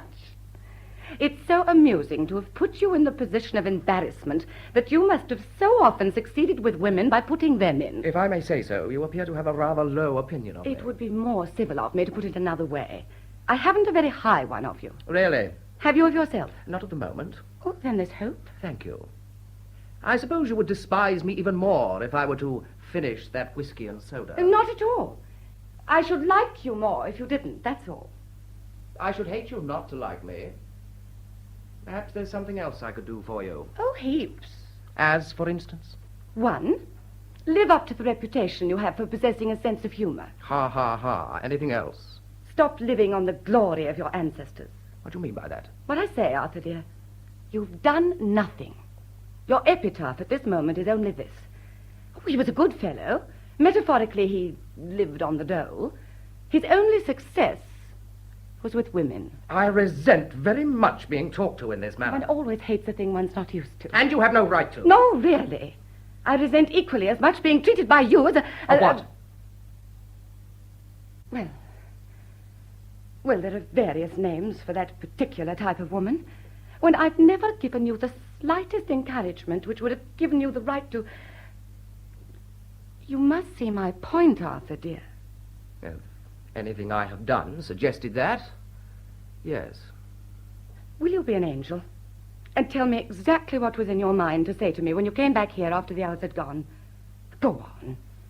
Pretend you're in a hunting field and you have to be a sportsman.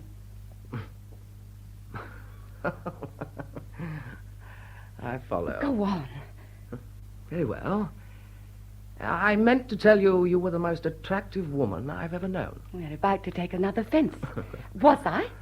I hadn't considered whether you were or not. Splendid, then. If that went well, I propose to suggest a little dinner in my flat. And if that went well? Then I am experienced enough not to have said another word till after the dessert. Oh. And now? I realize I had no right to. I was wrong. I beg your pardon. And in future, I should never dream of asking you to dine with me without a couple of bishops. You didn't mean all those things you said just now? I like you so much, every one. Am I really as bad as that? Really? Good Lord. I may be a teetotaler tomorrow, but I feel I shall be very drunk tonight. But why? You've depressed me. Oh. I don't feel I'm half the hell of a fellow I thought I was, and it's a bore. You are a hell of a fellow, if only you knew it. I don't propose to agree with anything you say. I am not. Have a whiskey and soda. Thank you, I don't drink. Angry with me? I'm something with you, but I don't know what it is. My lords, I rise with certain diffidence, not in support of the motion in the House. What are you talking about? I feel I ought to be in the House of Lords, speaking on behalf of someone who's down and out or something or other. May I come and hear you the day you do? I would insist. In my peroration, I will point at you and say, there is the good woman that pointed the way. It almost makes one resolve to be a good woman. Resolve? Aren't you a good woman? Not very. Well, what the devil do you mean by talking to me as you have tonight? There's more than one way of not being a good woman, Arthur, dear. There is more than one... Could you explain that? Oh, don't be so absurdly serious. Besides, it would take too long. Look at the time. But I'm dining at 8:30. I insist on knowing whether you're a good woman or not. Why do you want to know? Because I should feel such a fool if you weren't. I am. Thank heaven. Madam, I kiss not your hand, but the hem of your dress. There. Could anything be more respectable than that? Nothing. And in addition, it's the one thing in my life I have never done before. Au revoir. Au revoir. Oh, damn.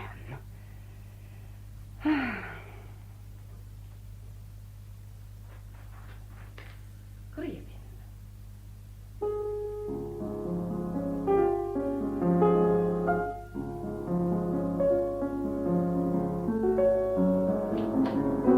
Plenty of cigarettes in here, George. Well, I've got a fancy for a cigar, like you. In that box over there. Charming. Charming. Scria beans. Scria what? Scria bean. Play us that tune, I Want to Be Happy. My dear, don't look like that. What a pretty pair of pets you look, don't you? Thank you, darling. Well, I've got the invitation. When? I'm asked to stay with Mrs. Ebley as an honoured guest on Friday week. Great. Wonderful. The pearl she was wearing this afternoon struck me as being worth, say, at a venture, 20,000. Yeah, I hope she's got better ones than that at home. Much. Well, if we bring this off, there's no reason why we shouldn't retire. Should we be so inclined? None. It will put us in the happy position of only doing the things we want to. Charlie, that was a great idea of yours. Not too bad, if I may say so, old friend. Wonderful. You're a master, Charles. I should have added. I haven't definitely accepted the invitation. Why not? You ain't thinking of refusing it, are you? I am. Jane, my dear. I've changed it to Faye. Faye? Delightful. I prefer it. May I ask why you're in doubt? Certainly. I happen to like these people very much. And in consequence, at the moment, I'm finding it rather distasteful to take Mrs. Ebley's pearls from her. Oh, chuck all that. Very little of George, Charles, dear, will decide me definitely not to do it. Quite. I see Jane's, Faye's point perfectly. The idea of persuading perfectly charming people into inviting you into their house for the purpose of robbing them isn't pleasing me at all. Yeah. You've had none of these scruples before. No. But during my adopted career, I've never before come in contact with the people I have to carry on my profession with. No. And you ain't going to do it? I'm in grave doubt, George, darling. Yeah, can't you do anything, Charles? Aye, what can I do? Well, can't you tell her to stop behaving like a fool? I can't, because I know so well how she feels. I remember on one occasion practically having got a wallet containing a large sum from the pocket of a client when I heard him say something rather kind and attractive to the person he was with. It was very wrong of me, but, you know, I was so touched I put it back. Oh, for heaven's sake. Let us sing him number 225 and have done with it. So, Mrs. Cheney's fallen for our swells. I suppose that describes it. They're charming, and I like them. Perhaps you have ideas of being Lady Pilcow. I have a suspicion I will refuse that. Well, the other fellow ain't the marrying sort, you know. So he tells me. Do you like Dilling Fair? Terribly. Oh, don't be alarmed. I'm going to refuse him, too. I'm relieved. Do you mind telling me what we've been giving you lessons for every day this week? I'm sorry, but I didn't quite realize when I adopted this profession that the people I would have to take things from would be quite so nice. Quite. So, we've spent months planning this, teaching her all we know, dressed up as butlers, She pretending to be an Australian widow, and on the verge of the greatest coup that's ever been made, she turns sentimental and refuses to do it. I rather enjoyed it. I'm not trying to persuade you, my sweet, but there is this to be remembered. The pearls we want from Mrs. Ebley were taken by that lady without a scruple from the wives of the men who gave them to her. I know that. And if you got them, there is this to be said. You would be in a position to say farewell to your profession, should you care to. That I've thought of, too. Quite. But you feel a little sentimental about it. Yes, I only know I'm sorry I took on this particular thing. I feel for you, because I'm on the side of all repentant people. But I have a leaning towards the wise ones who make certain their repentance is going to be spent in comfort. I would quote Mrs. Ebley as an instance. Yes, that's true. I don't want to do it. I've never heard such damn nonsense in all my life. Not at all. I'm full of sympathy for her. And after all, if she'd been sentimental, she would never have taken the pearls herself, would she? She certainly would not. That's true. George, oh dear, what was the name of that tune you wanted me to play? I want to be happy. So do I. I want to be happy, but I can't be happy till I make you happy too.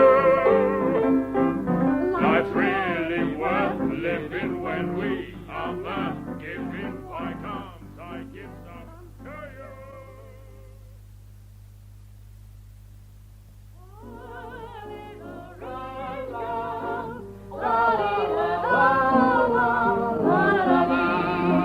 Joan, Mary, oh, Arthur, must you make that noise, please? Arthur, stop dancing at once. Mary, stop playing. Sorry, Lady Benedictine. How can we possibly concentrate on our bridge? It's impossible to play. Oh, sorry, Maria, sorry. I can't think why Sybil Ebley allows you to come at all, turning her house into a music hall. Well, they say blood is thicker than water, and I happen to have the misfortune of being Arthur's cousin. There, you see, she doesn't mind. Oh, what a divine night. How I would love to be out in the exquisite garden being told by someone I was the most beautiful thing he'd ever seen. Who would you like to be told that by in particular, Joan? Shouldn't get a damn, Mary, darling, so long as it was a man and I was told it. Doing anything for a few minutes, Arthur? Sorry. Ask Willie. Come and make love to me in the garden, Willie. I'd rather sit here and smoke. Pig. Any signs of the young lovers? Not a sign, not a sound. And they've been out there at least half an hour. I'm so excited I can't bear it. Does this mean that Mrs. Cheney comes back into this room the future Lady Pilcow? Answer, someone. Well, does it necessarily follow, because two people stay out in the garden alone for half an hour, that they should return engaged to be married? No two people ever stayed alone in a beautiful garden on a beautiful night like this without something happening. And as it's Pilcow, I say that it's marriage. I disagree.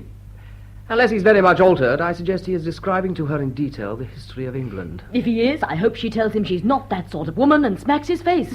I should have thought you knew more about the geography of gardens than Pilcow, Arthur. I suggested that to her myself. What did she say? She said I knew too much about them. Arthur, darling, I'm going to ask you a question. Am I in love with Mrs. Cheney? How did you know? Because it has been evident that you've been going to ever since we arrived in this house 2 days ago. And are you? Well, as everyone is expected to contribute something to this weekend party, my contribution is this.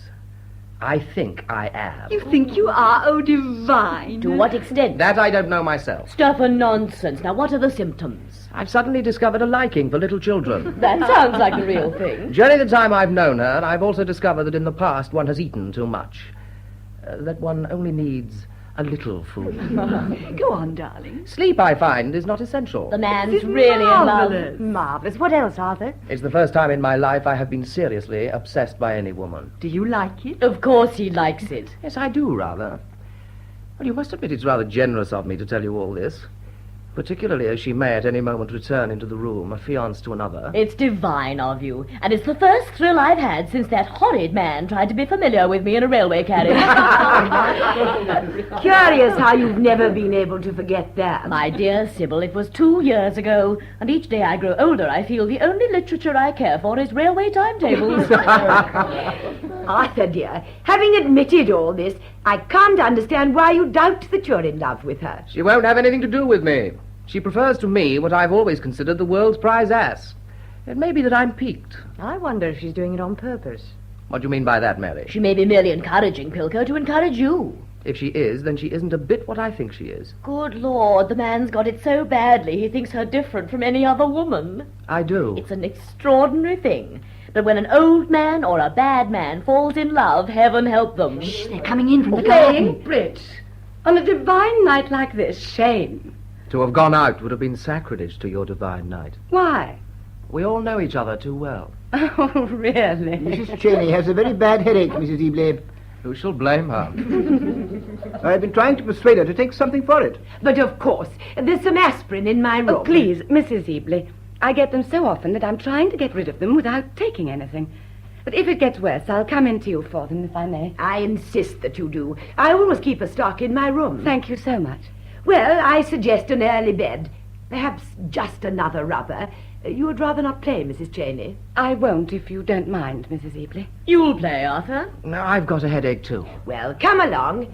Sit down, everybody. Come along, will you? Arthur, do come and play. I can't, Maria. I'm in terrible pain. Pilko, will you make us up? Certainly, if you want me to. You've no idea, Arthur, what a perfect night it is out there. It's as light as day. Let us go out then and see you exaggerate. I have a headache. Come outside. Fresh air is what we want.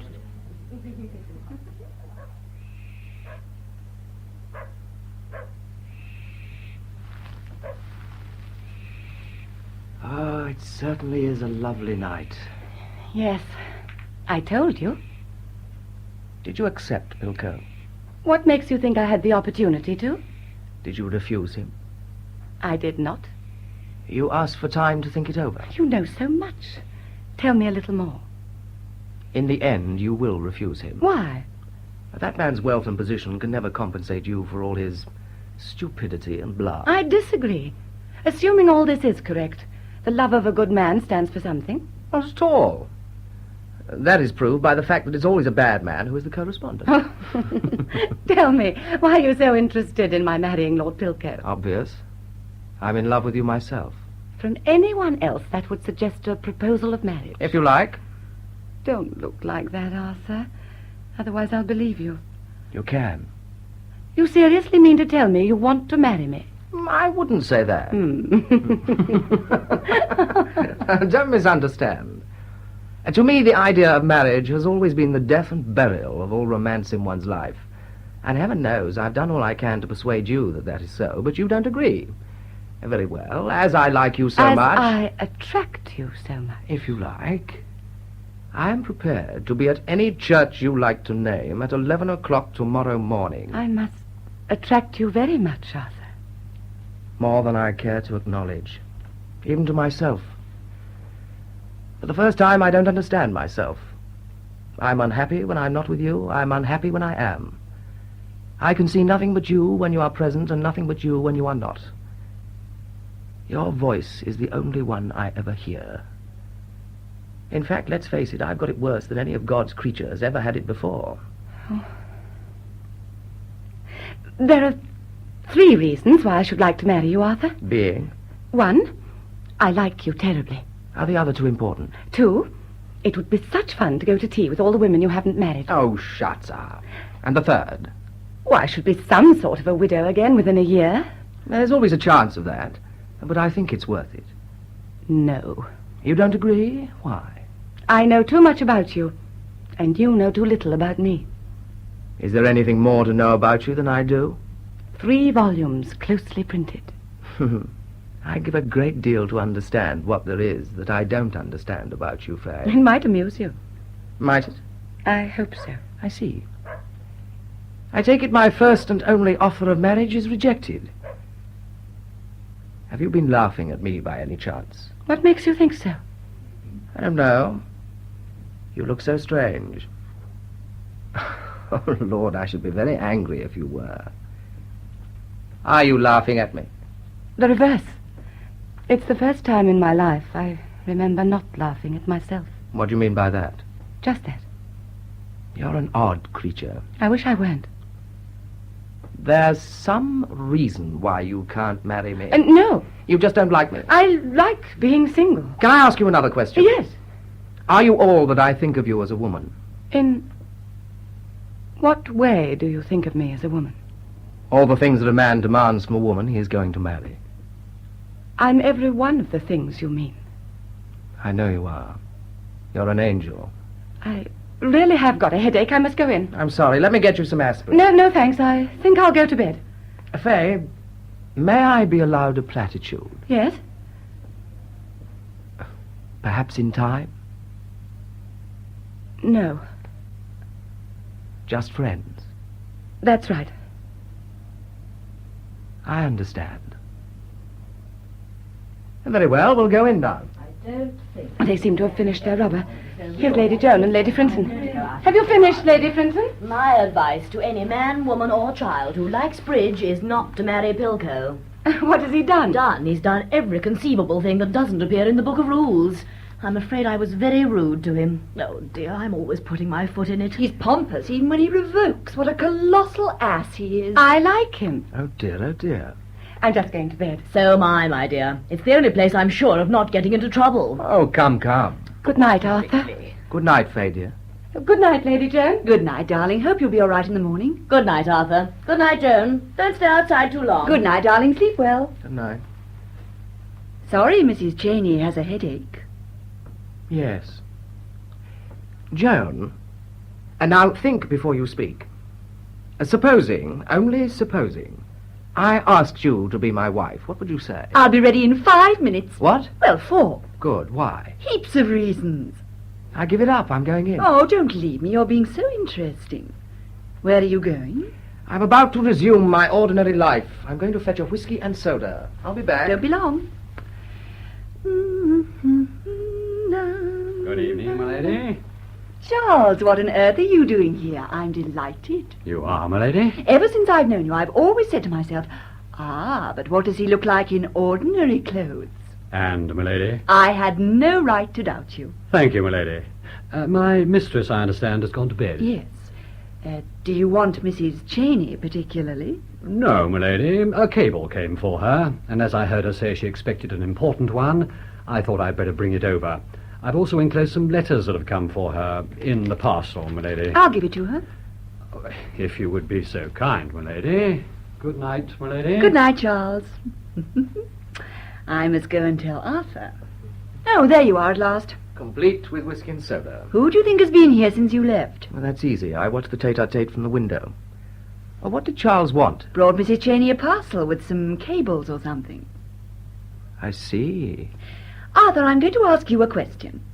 Do clothes make the man? Because I've got a splendid answer. I don't know. Clothes can alter a man. How? I'll tell you. Some years ago, quite a number, there was a crook fellow living at the same hotel in Monte Carlo that I was. No one knew he was a crook, and we all liked him because he was rather amusing. Well, one day, he was, as it were, caught in the act. Everybody started to chase him, and as I could run faster than the rest, it amused me to run in the opposite direction to my crook friend, with the result that they all followed me, and he got away. What's that got to do with clothes? Nothing. Only years later, he was dressed differently, and I didn't recognize him. Which I call a damn dull story. Maybe. I'm going to bed. I'll take that parcel up to Mrs. Cheney on my way. No. Go and talk to her for a minute. I'll bring it up, which will give me a chance to say good night to her. You haven't half got it, dearie. All right. I'm a sport, but don't be too long. It's getting damp out here. I'll come up in a moment. But first, I'm going to have a look. An empty 100 cigarette box. Well, what's it? Courage, my sweet. Courage, my sweet.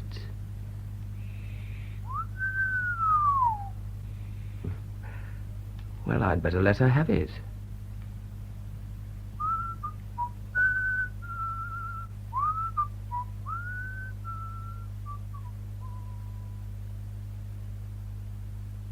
Many thanks for a very pleasant evening.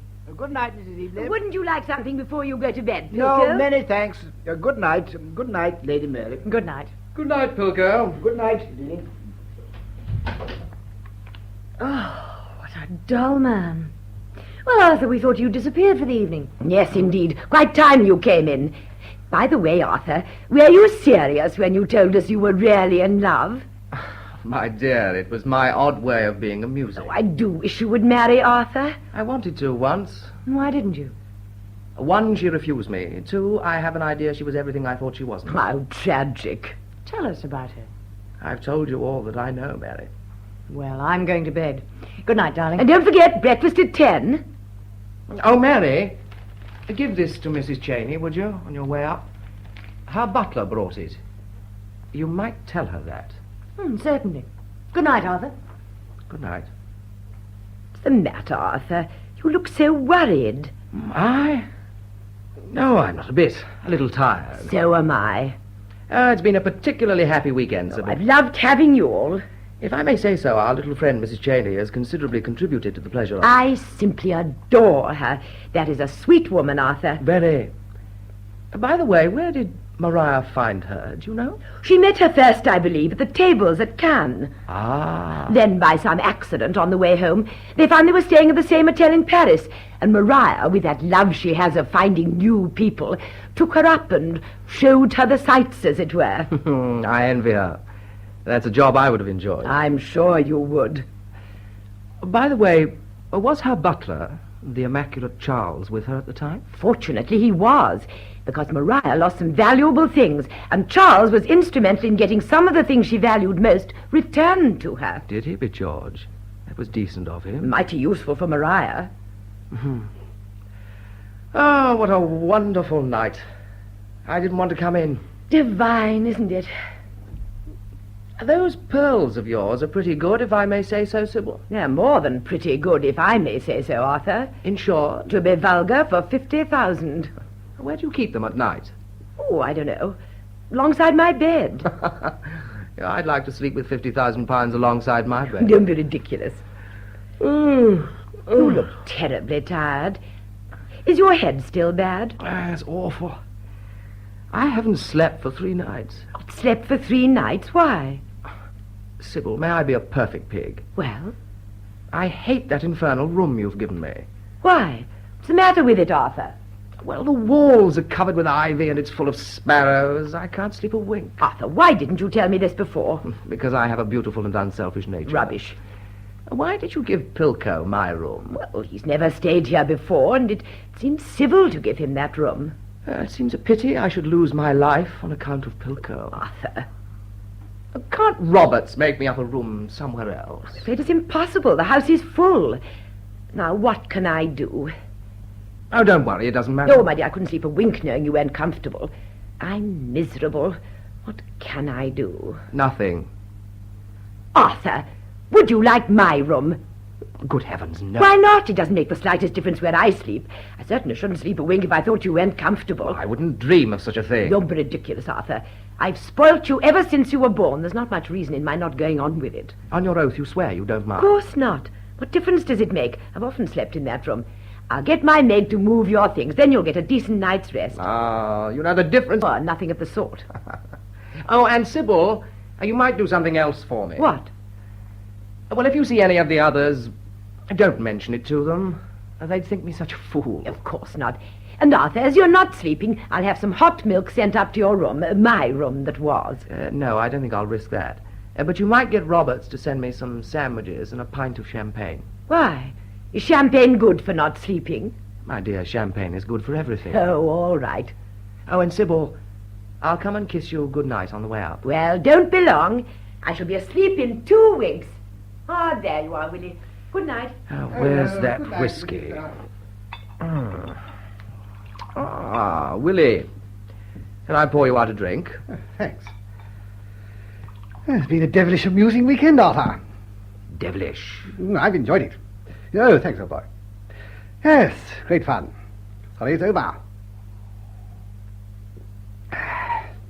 Oh, what a darling that little Cheney woman is.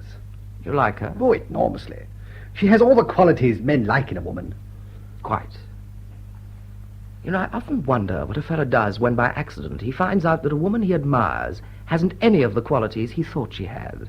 I don't know. I suppose he'd be a little disappointed, wouldn't he? Are you asking me? Yes. Well, speaking for myself, I should be damned angry.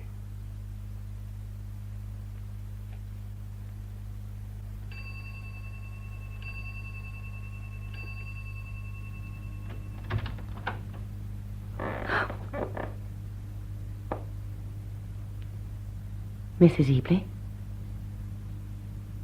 Mrs. Ebley? Asleep. The dressing table. Arthur! Do you know, I had a feeling you would come. What do you mean? Look, champagne and sandwiches. Could anyone, I ask you, be more thoughtful? I thought this was Mrs. Ebley's room. I came to ask her for some aspirin for my head. As a host, I'm superb, really I am. I even thought to borrow them, too. Here they are. Pearls. I don't know what you mean. Why are you in this room? As I've said, I had an idea you were coming into it. And as I like you so much, I tricked Sybil into changing rooms with me. Let me out of this room, do you hear? I will let you out when the penalty of coming into it has been paid. What do you mean? What I say? Unlock this door, do you hear? Unlock this door, I'll break it down. Well, why don't you?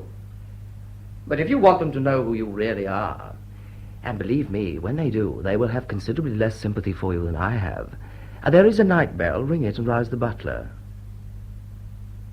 I do hope you'll believe me when I tell you I sympathize with you very much. You mean that being locked in a room with you alone? On that, my inclinations are to congratulate you. I meant you nearly made such fools of us all. It seems a pity not to have allowed you to complete it. Cigarette. Thank you. How did you find out, Arthur? I recognized your... What is Charles to you, by the way? My butler? Yes. I meant in his spare time. My butler? How did you recognize him? I saved him from jail once before. You couldn't see your way to making a habit of it? I've always had a horror of doing the same thing twice. I sympathize. And by the way, where is Charles at the moment? Underneath the window with a very bad headache, waiting for the aspirin. Forgive me being inquisitive, but are you married to him? I'm nothing to him, except that we're in business together. Terribly nice cigarette. I'll send you some. Oh, that's sweet of you. I'll give you my address tomorrow, when I know it. Why? Are you thinking of changing your present one? I have an idea that you may make it difficult for me to keep it. Ah. One always expects to pay a little more for a thing one wants enough. Quite. But I don't think I want it enough to pay your price. But I've never mentioned it. Haven't you? I confess I've been wanting to spend an evening with you like this ever since I knew you. I even offered you marriage. But I refused. You did? But surely the assumption is you've changed your mind. How clever of you. So if I understand you rightly, if I agree to stay, you say nothing. Nothing. Of course I shan't. And if I don't? Oh, come, you wouldn't be so ungenial. What's the matter, Faye? It's an original way of punishing a crook. And only another crook could have thought of it. Yes. It amuses you? Immensely. But of course I know it shouldn't. In fact, I realize if I were a really nice woman, I should hate you. But I don't. I feel rather flattered. There's something rather attractive about being locked in a room with a man, alone, even if it is against your will. I hate you to say that, because the only reason I've locked the door is to prevent anyone coming into it, thereby saving you from explaining why you ever came into it. Quite. As crooks go, do you know the difference between you and Charles? No. Well, Charles robs with a charm of manner, and you rob with violence. That's not fair. I feel I'm behaving most generously. Would you mind my sending a message to Charles? How do you propose to do that? Well, the lights have told him Mrs. Ebley's awake, so now he'll be waiting to know if I'm all right. The manner in which I pull those curtains is the signal. Which of the messages do you propose to send him? I'm going to send him a message that I'm quite all right. There. Now the poor darling can go home quite happy. Open the champagne, Arthur, dear. Let's all be happy. A good idea. Don't let it pop, for heaven's sake. Pilko loves me so much he's not sleeping well. He might think of a revolver shot and rush into my room to rescue me. Do you love Pilko? With only that bell to ring, would I be here with you if I did? True. Ah. Could anything be more quiet than that? Nothing. But I expected it. You do everything marvelously, Arthur. Thank you, Fay. Ever so little for me. Even with the knowledge of who you are, I still adore you. Is that an offer of marriage, or are you just being broad-minded? You know how often I've told you how I hate marriage. True. And I must be content that you still adore me. Yes. I should like to think, though, that you're a little disappointed in me. Your life is your own. How indifferent. If I refused to stay here tonight, what would you do? I shan't let you go. Oh, isn't that flattering? As you paid me the great compliment of asking me to be your wife, I wonder if it would interest you to know that as a woman who's done nearly everything there is to do in this world, this is one of the things I've never done. Why do you laugh? I thought we'd done with posing. You don't believe me? Well, what a fool you would think me if I did. It happens to be true. Oh, come. Why would I say it if it weren't? Merely a trick to make me sentimental so that I'll open that door and you can make a fool of me again. I'm sorry, Fay. To refuse to be your wife surely wasn't making a fool of you. Well, you couldn't very well accept that. I suppose not. You won't believe me when I tell you that I've never done a thing of this sort before? Oh, Fay, my dear, why this stupidity? I don't quite understand your not believing me, but I wish I could make you, though. I wonder how I could prove it to you. You couldn't. It's too difficult. I suppose it is. Look, isn't that lucky? I haven't drunk all my champagne. Why lucky? Because it leaves me some to throw in your face. What? And what does that mean? That means, if you don't believe me that I've never done this before, you will at all events believe that I'm not going to do it now. Just as you like. Ring that bell and tell Mrs. Evely who I am, or unlock that door and let me go. I shall do neither. You can't keep me here against my will. I intend to. Do you? Well, I'd prefer 1,000,000 times that they should know what is true about me than that you should believe what isn't. Open that door. Open this door! Nothing in the world would induce me to. Then I shall ring the bell. Oh, why the bluff, Fay, dear? It doesn't impress me in the slightest. You're much too sensible to take the risk of being the guest at Holloway, probably for 5 years. You're wrong. 5 years in Holloway wouldn't be nearly as long as one night with you. Give me the key. Very well, then. Do you realize what you're doing? Perfectly. Well, don't you understand? In a minute from now, they will all come rushing into this room. I know. What did you do it for? To give you an opportunity to tell them the truth about me. You fool. Evidently, I had to be one in some form or another, and I prefer this one. It's Roberts, ma'am. Go into the dressing room. I'll get rid of him. What's the matter, Robert? The bell rang, madam. Arthur, open the door at once. It's all right, my dear. Go back to your room. I'll come to you in a minute. I insist on your opening that door at once. Oh, Pilko. What's the matter? Arthur's sleeping in my room. The bell rang. I can't think what's the matter. Mrs. Evely! Mrs. Cheney. Lord Pilko! Open this door at once, Dilly. This slap on the face is for remembrance.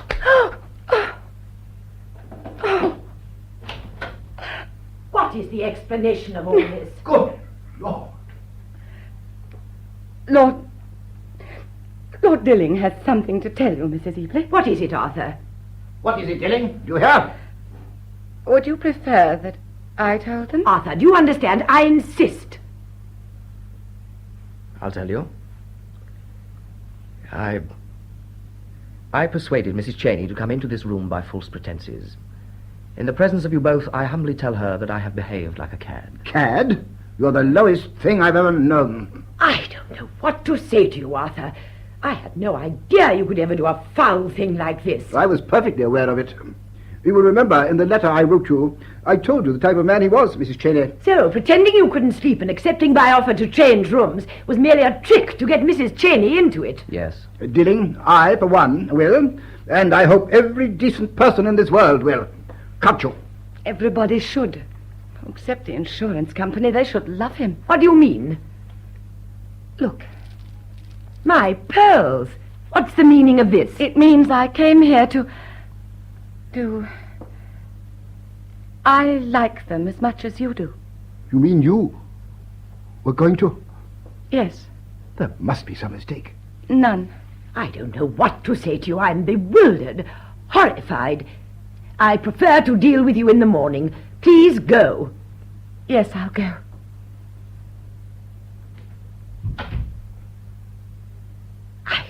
simply cannot believe it. She?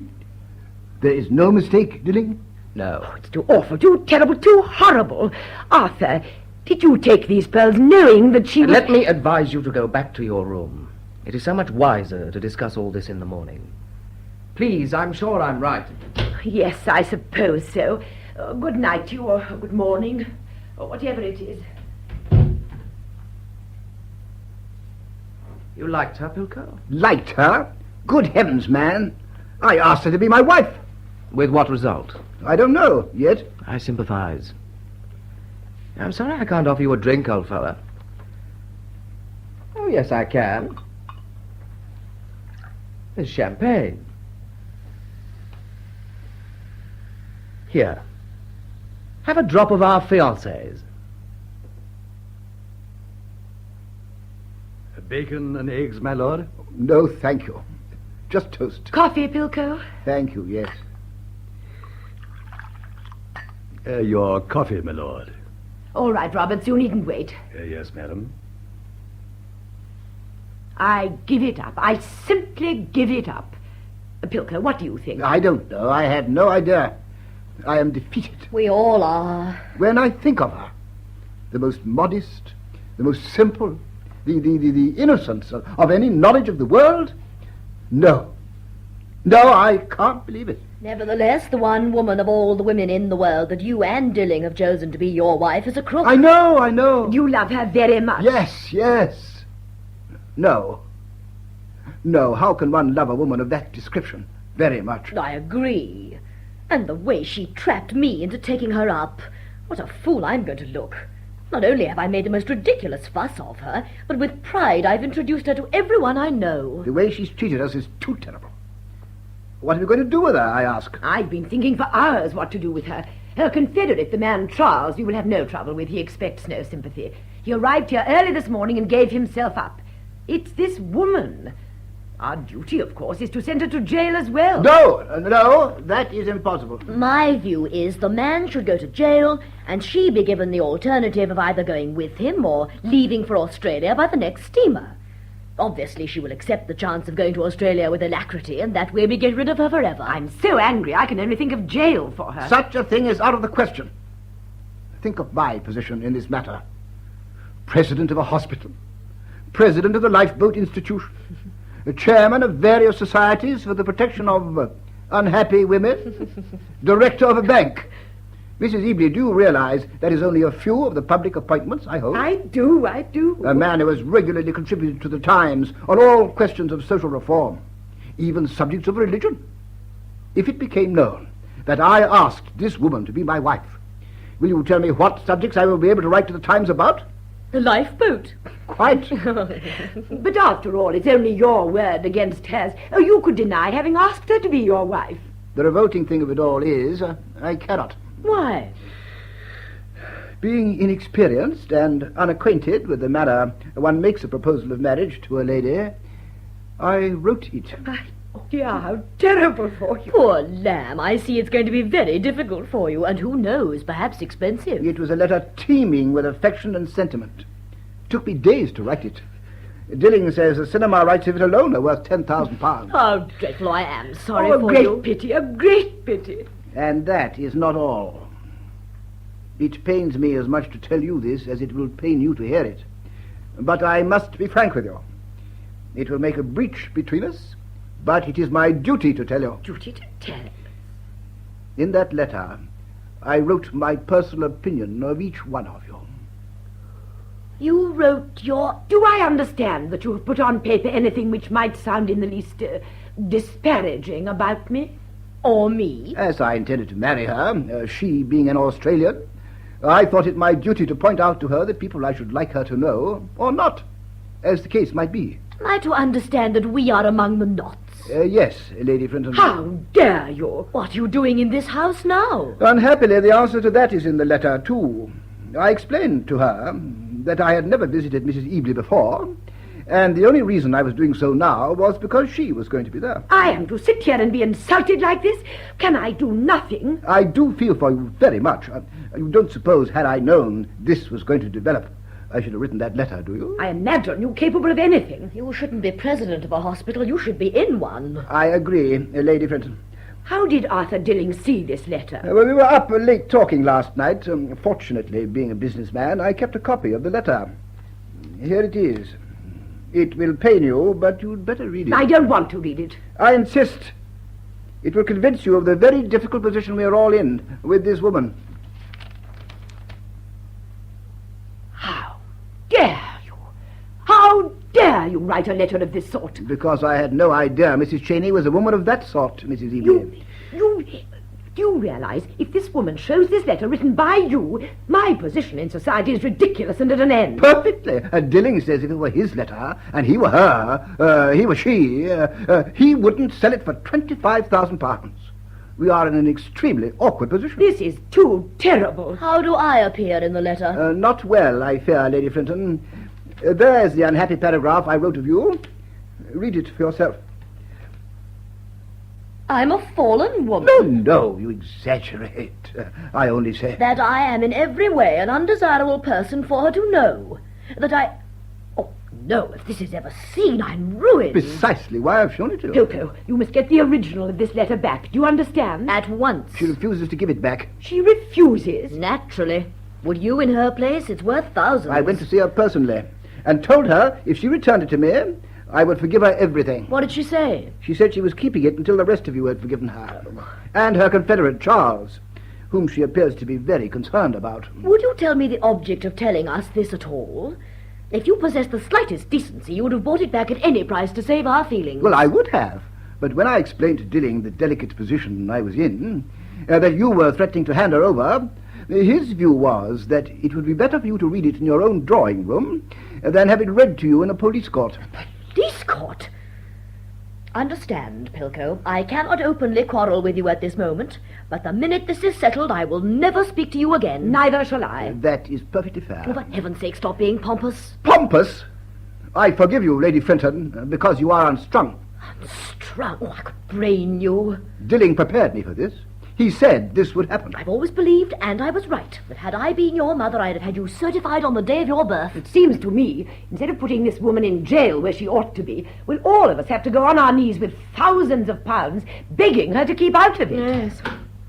Pilko, what is it Arthur Dilling tells me you've written to Mrs. Cheney about my wife? I'm sorry, Winton, I'm very sorry. But I must tell you the truth. I said it was evident to me that she preferred always to be with some other man than her husband. And though I could understand it, I could not condone it. That is all I said. He says that is all he said. Well, it's a lie. Kitty would rather be with me than any man. Oh, I'm sure she would. All I mentioned was, she never was. Well, I want to tell you this. It's a lucky thing for you it's a lady's honour that's concerned. Otherwise, I'd take you outside and give you a damn good thrashing. I wish you would. Good morning, all. Good morning, Joan, dear. Darling, he says I can't open my mouth without swearing. I'm the foulest-tongued woman in England. Mrs. Cheney would be well advised not to know me. I belong to a small set of people who are making themselves ridiculous all over London. And lots more, darling. Well, Joan, that's nothing to the things he said about the rest of us. Morning, everyone. Morning, Pilko, dear. Morning, Mary. Are you in the letter? I am. What are you? I'm a nice woman, aren't I, Pilko, darling? That's what I said. And quite right, I am. I would like it to be believed when I say that had I the remotest idea there was the least chance of this letter ever being read or seen by anyone but Mrs. Cheney, I would never have written it. Boom. Go to blazes. Whether you believed it would be seen or not, are those things you've written in that letter your opinion of us? Yes. Are you prepared to withdraw the suggestions you've made against us? They're not suggestions, they're facts. What possible comfort could you derive from my withdrawing something all of you know to be true? Help, I'm starting a stroke. Morning. What are you, Arthur? I have the distinction of being one of the most unmitigated blackguards walking about this earth. Arthur, this is a dreadful position to be put in by this man. As an optimist, I take the gravest view of it. What are we going to do with this woman? Let us be accurate. What is this woman going to do with us? How true, how true. Pilko, you beast, it's all through you. Oh, steady, steady. Can you offer no suggestion, Arthur? Certainly I can. There are two alternatives facing us. One, let us be English men and women and hand her and Charles over to justice, in which case the letter may be read at the Old Bailey. No question! Carried unanimously. The other, let us throw ourselves upon her mercy and buy the letter back. Yeah, and Pilko pays for it. All those in favour? Yes. Carried unanimously. Shall I settle the figure, or will you, Pilko? I am not a rich man, Dilly. Well, you can't afford to be a poor one, Pilko. I say not 1 penny should be paid her until she's on the boat that will take her to Australia. Why? Because as long as she remains in England, we're always at her mercy. True, true. May I offer a suggestion? But the man who pays certainly should. Then my view is this. We should not for a moment let her think that letter important. We should offer her a passage back to Australia, and in consideration of her returning the letter, the matter is at an end. Oh, don't keep on being an idiot. Do you think she'll accept that? She will, if we tell her the other alternative is having her arrested. In other words, we put up a bluff that we don't care whether she has the letter or not, that it is unimportant. And, if necessary, I will say I never meant a word of it. Well, there's something in what he says. It does save our dignity a little. Thank heaven I'm a nice woman. Don't be vulgar, Mary. The only nice women in the world are the ones who've had no opportunities. You assume too much because I'm able to keep my mouth shut. Business, please. The attitude you suggest we take is that we are a lot of light-hearted boys and girls who don't care a damn. So she either coughs up the letter, consents to return to Australia, or we hand her over to justice. Sounds right to me. It seems to me if we convince her we're determined people, it will have some considerable effect on her attitude. I say, I've got an idea. Now, supposing we send for one of these policeman fellows. Well, they can see him, and he needn't know why he's here. That's a good idea, Willie. That is an extraordinarily good idea. What do you think, Arthur? I know it's a good idea. It will prove that we are people who are not going to be trifled with. All those in favour of the policeman? Carried unanimously. Willie, telephone for a policeman. Yes, right. What shall I say we want him for? Anything but the facts, of course. You needn't think because you're a damn fool everybody else is. Willie, tell him we don't like the look of next year's asparagus. No, Arthur, be serious. Willie, tell him we're suspicious of one of the servants. Roberts won't mind, Sybil. Right, I'll do that. Well, what's the next move? I suppose the next move is to send for these horrid people. Yes. Is it your pleasure that I put this proposition to Mrs. Cheney, or would you prefer that Pilko should do it? Good heavens, hasn't he made sufficient mess of it already? I should think so, indeed. Do you approve that I should, Pilko? Please. Sybil, kindly ring the bell. Joan and Mary, I would ask you to keep as quiet as possible, and if you would, Pilko, I would ask you not for one moment to cease looking like an English gentleman. It's all right. The chief inspector is coming himself. Good. Ah, Roberts. Yes, my lord. Roberts, would you kindly ask Mrs. Cheney if she'd be good enough to join us here? Arthur, what about the man? Charles, the man. Oh, yes. Roberts, by the way, you might also tell Charles, who I believe is waiting downstairs, that I would like to speak to him for a moment. Yes, my lord. I believe Mrs. Cheney and Charles are in the library, my lord. Ah.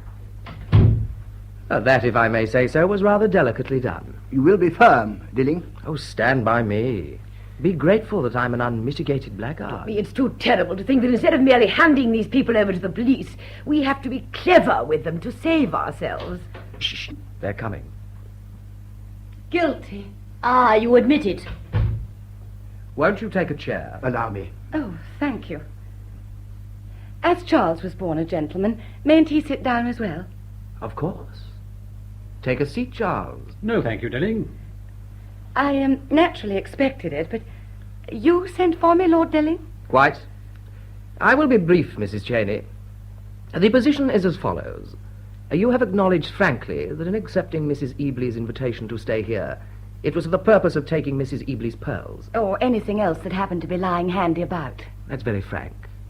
The penalty for such things is considerable. Very considerable. Well, Charles and I think with a charm of manner, we may get off with 3 years. That, of course, we don't want to happen to you. Lord Pilko feels very strongly that if you once asked a woman to be your wife, it would be ungenerous to treat her so drastically. Thank you, Lord Pilko. Not at all. So this is what we have decided. If you will accept your ticket and a small sum, you did mention the amount, Pilko? £100. Paid to you on the steamer. In return for the letter he wrote to you, we are prepared to consider the matter closed. Oh, I'm very sorry that I cannot accept Lord Pilko's kind offer. But Charles and I have decided we must go to jail. We have. After all, you did not succeed in getting the pearls. Precisely, we failed. And that is why we should go to jail. If we'd got them, we would have succeeded. A crime for which No one ever goes to jail. You put it charmingly, Fay, dear. Thank you, my sweet.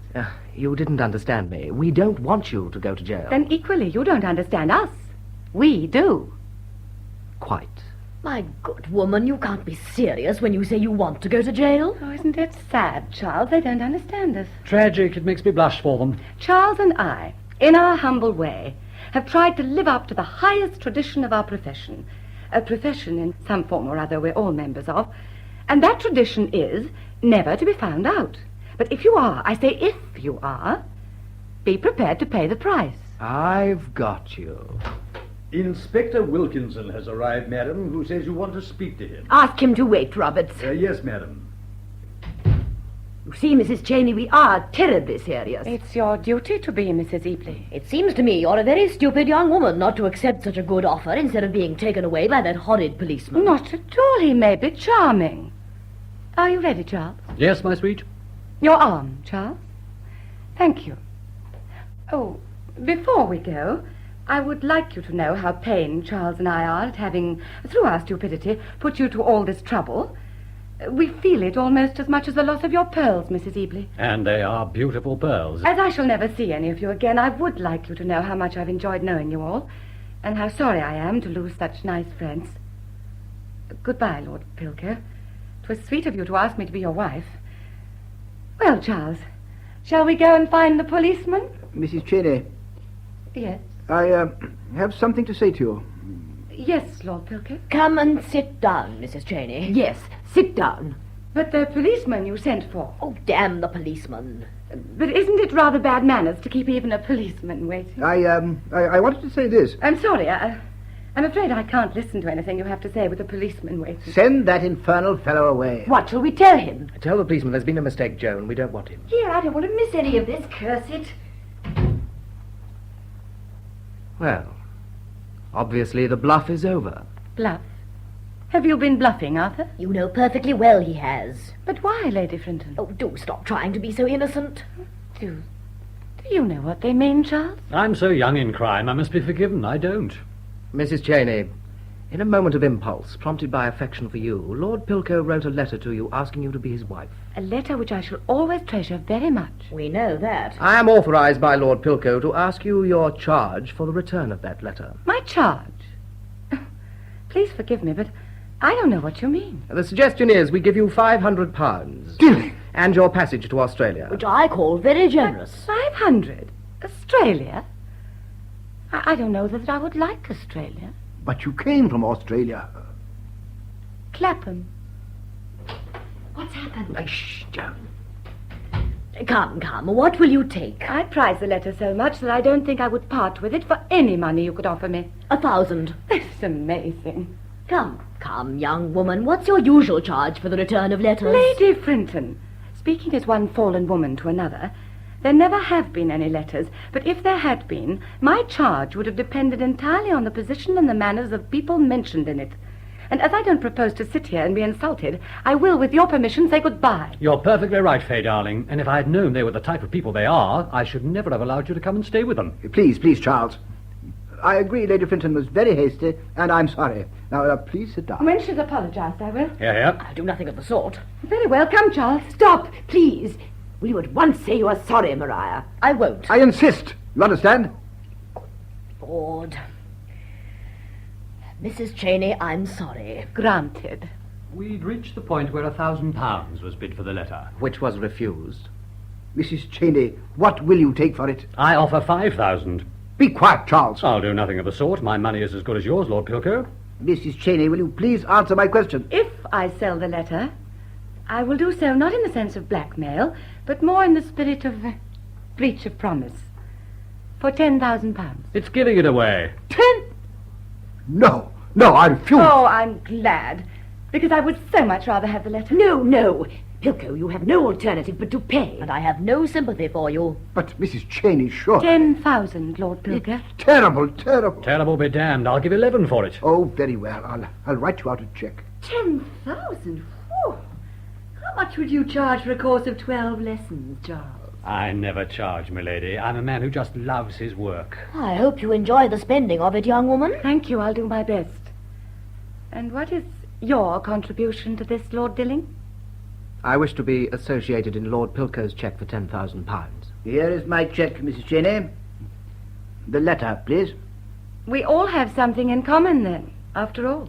Very little, thank heaven. Oh, but we have. Or why this money to keep it a secret? Say, you've torn up the cheque. What are you doing? I'm doing what I did with the letter. You mean you'd already destroyed the letter? I had no idea that it had any money value until Charles told me this morning. I hope you will find all the pieces in this envelope, Lord Pilco. £10,000 gone down the drain. It's more than I can bear. And I've tried so hard to make her a crook. You've torn the letter up. Wasn't it stupid of me? I think it was very generous. Nonsense. She wouldn't have torn it up if she'd known she'd have been offered that sum for it. You're never right about anything, Lady Frinton. I tore it up after Charles told me it was worth twice that sum. As I watched her tearing it up, I cried for the first time in 15 years. Poor sweet, it was a cruel thing to do. Why did you tear it up? I'll tell you. Courage, she was born with plenty. Decency, they gave her too much. Decency, indeed. If Lord Dilling hadn't rung that bell last night, decency wouldn't have prevented her taking my pearls. Lord Dilling didn't ring the bell. Mrs. Cheney did. Mrs. Cheney did? What do you mean? Go on, tell them. It will embarrass you. An unmitigated scoundrel is never embarrassed. Very well. Well, if it hadn't been for decency, I might now be wearing your pearls, Mrs. Ebley. Or others, provided by Lord Dilling. Charmingly expressed. Most touching. You mean to tell me you took the risk of being clapped into jail and rang that bell? She did. Oh, nonsense, Arthur. It's sweet of you, but not fair to us to defend her like this. I give you my It's word all of... right. I can understand why Lady Frinton doesn't believe it. I gathered from the letter that she didn't ring the bell, and there was no risk of jail. How dare you? You're a grand woman, Fay, a grand woman. Be quiet. There is one question I would like to ask. Why are you a crook, Mrs. Cheney? She isn't, but heaven knows I've tried to make her one. She won't take from people she ought You to. mustn't be angry with me, Charles. It's that decency I'm cursed with that prevents me. I couldn't be angry with you, my sweet. What made you start this life, then? You'll despise me, but I'll tell you. I wanted to improve my social position. Curious way of doing it. I didn't like being a shop girl, and Charles was good enough to say that I was meant for better things. Loving beauty and nice people, and everything that was attractive, I took the risk and became a pupil of Charles. The best I ever had. And evidently I've made an even greater failure of it than I did as the shop girl. If I may say so, you have been very generous. And in appreciation of your generosity, I should be very happy to start you, if you would allow me, in a shop of your own. You would, Lord Pilker? Very. That's divine of you. Mrs. Cheney, I'll be a customer. And I certainly will. I would like to think, Lady Frinton, that I would have your patronage. You know you've got to have it. And I hope you will persuade some of your many lady friends to buy from me, Lord Dilling. I'll do more than that. From the first moment the shop opens, Pilco and I give you our word of honour we will never wear anything but women's underclothes. And quite frankly, I always believed that Pilco did. Dilling. I apologize, Pilco. Mrs. Cheney, you know my address. As soon as you decide, please let me know. I shall be very happy to be of any service to you. I'm very grateful, Lord Pilker. Oh, please. And if I'm not being too modern, I should like to say goodbye. If you're going, Pilker, you can give me a lift. Goodbye, Mrs. Cheney. You don't deserve it, but I'll give you a luncheon party and ask everyone the day the shop opens. Oh, you're an angel, Lady Frinton. Occasionally I give little dinners to lawyers, politicians, and members of Parliament. We have a little bridge afterwards. Perhaps we might arrange to cut as partners, Charles. Goodbye. I'll see to that, my lady. Goodbye. Bye. I'll be at the luncheon party, Mrs. Cheney. Oh, that'll be nice, Lady Mary. Whenever my wife and I have a row, and I have to give her a present, Mrs. Cheney, I'll come to your shop for it. I like you so much, Mr. Winton. I'm glad I'm going to be seeing you every day. Oh, yes. I see. Goodbye. Bye. I adore crepe de chine. Get quantities. The world is full of young men who want to buy me something. You're a terribly nice girl, Lady Joan. Goodbye. Goodbye. And Charles, if ever you want a pupil, you'll find my number in the telephone book. I shall never want a pupil, my lady, but I'm glad I shall find your number in the telephone book. So long. Well, I must go and see these people off. Arthur, Perhaps you'd better keep an eye on the spoons. Oh, nice people, aren't they, Charles? Most of us are, Fay, darling. What made you take up this job, Charles? With your brains, it seems a pity you haven't used them for better purposes. One of His Majesty's judges may use those exact words one of these days. I found out at an early age what most men find out at an old one. Life is very dull, my lord. I agree. So I decided to take it into my two hands. I began it as a blackmailer, but that was too easy. The world is so full of honest people that whenever I said, I know all, they parted with such alacrity that this became even more dull than the world and myself. So I went for higher and greater things. I hate parting with it, my lord, because, being the first I ever took, I treasure it. But there's your gold watch I took from you on Derby Day 5 years ago. My dear Charles, I've always wanted to meet the man who took it, and I hope you'll do me a favour. Keep it. May I? I'd like you to. That's very nice of you. I will. So long, Dilling. So long, Charles. Goodbye, my sweet. Charles, what do you mean, goodbye? What it means is I've decided to take a little trip round the world. You're not going to leave me. I am, and now. Oh, but I don't want you to go. I must. Why? Whenever you come into a person's life, come into it instantaneously. When you go out of it even quicker. Goodbye, my love. Charles, I'm going to cry. Don't do that, my sweet. But I'd be most terribly sorry if you didn't want to. Please don't go. Come and be my manager. No use. I'd have to be honest, and it would bore me.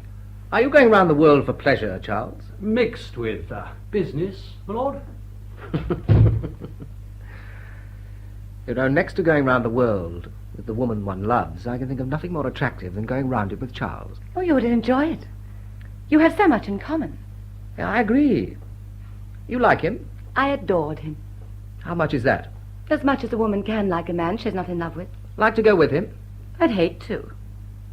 I'm going to ask you a question. You needn't answer if you don't want to. I'll answer it with pleasure. If Mrs. Ebley had been in the room last night and not you, I should have taken them. You mean that? Yes. But of all the women you've ever known, none has ever been so glad to see you in a bedroom as I was last night. Thank you, Fay. Not at all. You made an honest woman of me. I've always believed that most of the good things done in this life were unintentional. I wonder. Fay? Yes, Arthur? After you left me last night, I couldn't sleep. So very early this morning, I dressed myself, got out my car, and went to see a friend of mine who is a bishop, with whom I had breakfast at 8 o'clock this morning. How surprised he must have been to see you. Yes. I described to him in detail a little trouble I was in. He listened so sympathetically. When I'd finished, he looked at me and said, "If you'll give me a cheque for £50 and bring her with you and be here at 11 o'clock this morning, I'll fix it for you." What was he to fix for you? That I could have breakfast with you at 8 o'clock tomorrow morning. I never eat any. I told him there was a possibility of that. Tell him anything else. I loved you. Did he believe you? He covered his eyes with tears. He was right to. You tell him anything else. But I told him that when I thought over my past life, the weakness and the dishonesty of it all, I wondered if any really nice woman would ever take tea with me. He agreed. Mildly. Did you tell him about me? Everything. What did he say? He said, "Get her. You'll never get another like her." I don't believe even a bishop said that. Oh, I swear. Still, I don't believe you. I've got a good mind to come with you and ask him myself. I said we'd be there at 5 minutes to 11. Oh, does he think I'll come? He seems more certain of it than I do. Why? He says you love me. Really? Now, I wonder what makes him think that. I don't know. He's an idea that you would never have rung the bell last night if you hadn't. What a darling he sounds. I'd rather like to meet him. Well, he asked us to be punctual. Do you think he'll like me? Well, our bishop is never allowed to leave his wife. And, my dear, he'll adore you. Do you? Terribly. What's more important, do you? Much more terribly. I wish, though, that... Shh. Close your eyes, darling. What's that? That is the last of Mrs. Cheney. I'm so glad. Now come very close.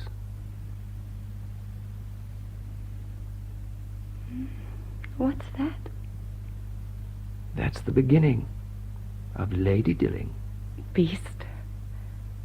You're never happy unless you make me cry.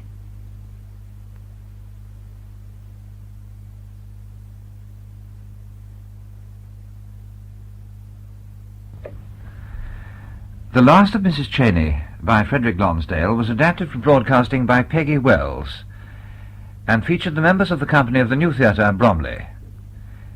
Jane Hilton played the part of Mrs. Cheney and Trevor Bannister, Lord Dilling. Lord Pilko was played by Aidan Turner, Lady Mary Sindley by Anna Barry, Mrs. Ebley, Joy Andrews, Charles Brian Badco, Lady Joan Houghton, Janet Hargraves, Willie Winton, Peter Hughes, Lady Maria Flinton, Margot Jenkins, George Anthony Baird, and Roberts Humphrey Morton. The play, which was recorded, was produced by Ronald Mason.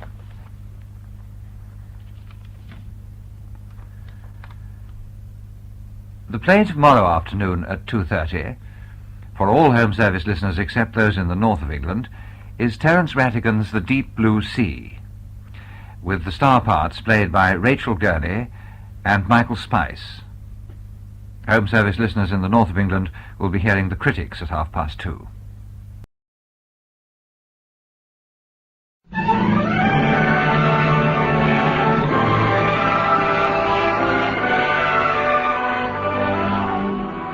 It's summer, a late afternoon. At a wharf on Cape Cod, a young man in a small cabin cruiser is about to cast off for an island several miles offshore. I beg your pardon. I beg your pardon, but are you going to the island tonight? I missed the steamer. Well, that'll teach you not to be late. Besides, you don't take passengers. This is a government boat. Oh, I'd be very indebted to you. My cousin's expecting me. I promise I won't be any trouble. Can't you see I'm full up with supplies? All right, come on. Oh, thank you. Hey, just put your bags over there. Thank you. I've never been to the island before. How long a trip is it? Oh, about 2 hours. I love the sea. I come by it naturally, I guess. All my ancestors were whalers from Portland. Maine or Oregon? To a Yankee, there's only one Portland. Maine. Welcome to New England, Yankee. Thank you. What have you been doing? Sure been awful quiet. I've been making a sketch of you. Me? Where? Huh. Hey, that's good. You going to the island to paint? Yes.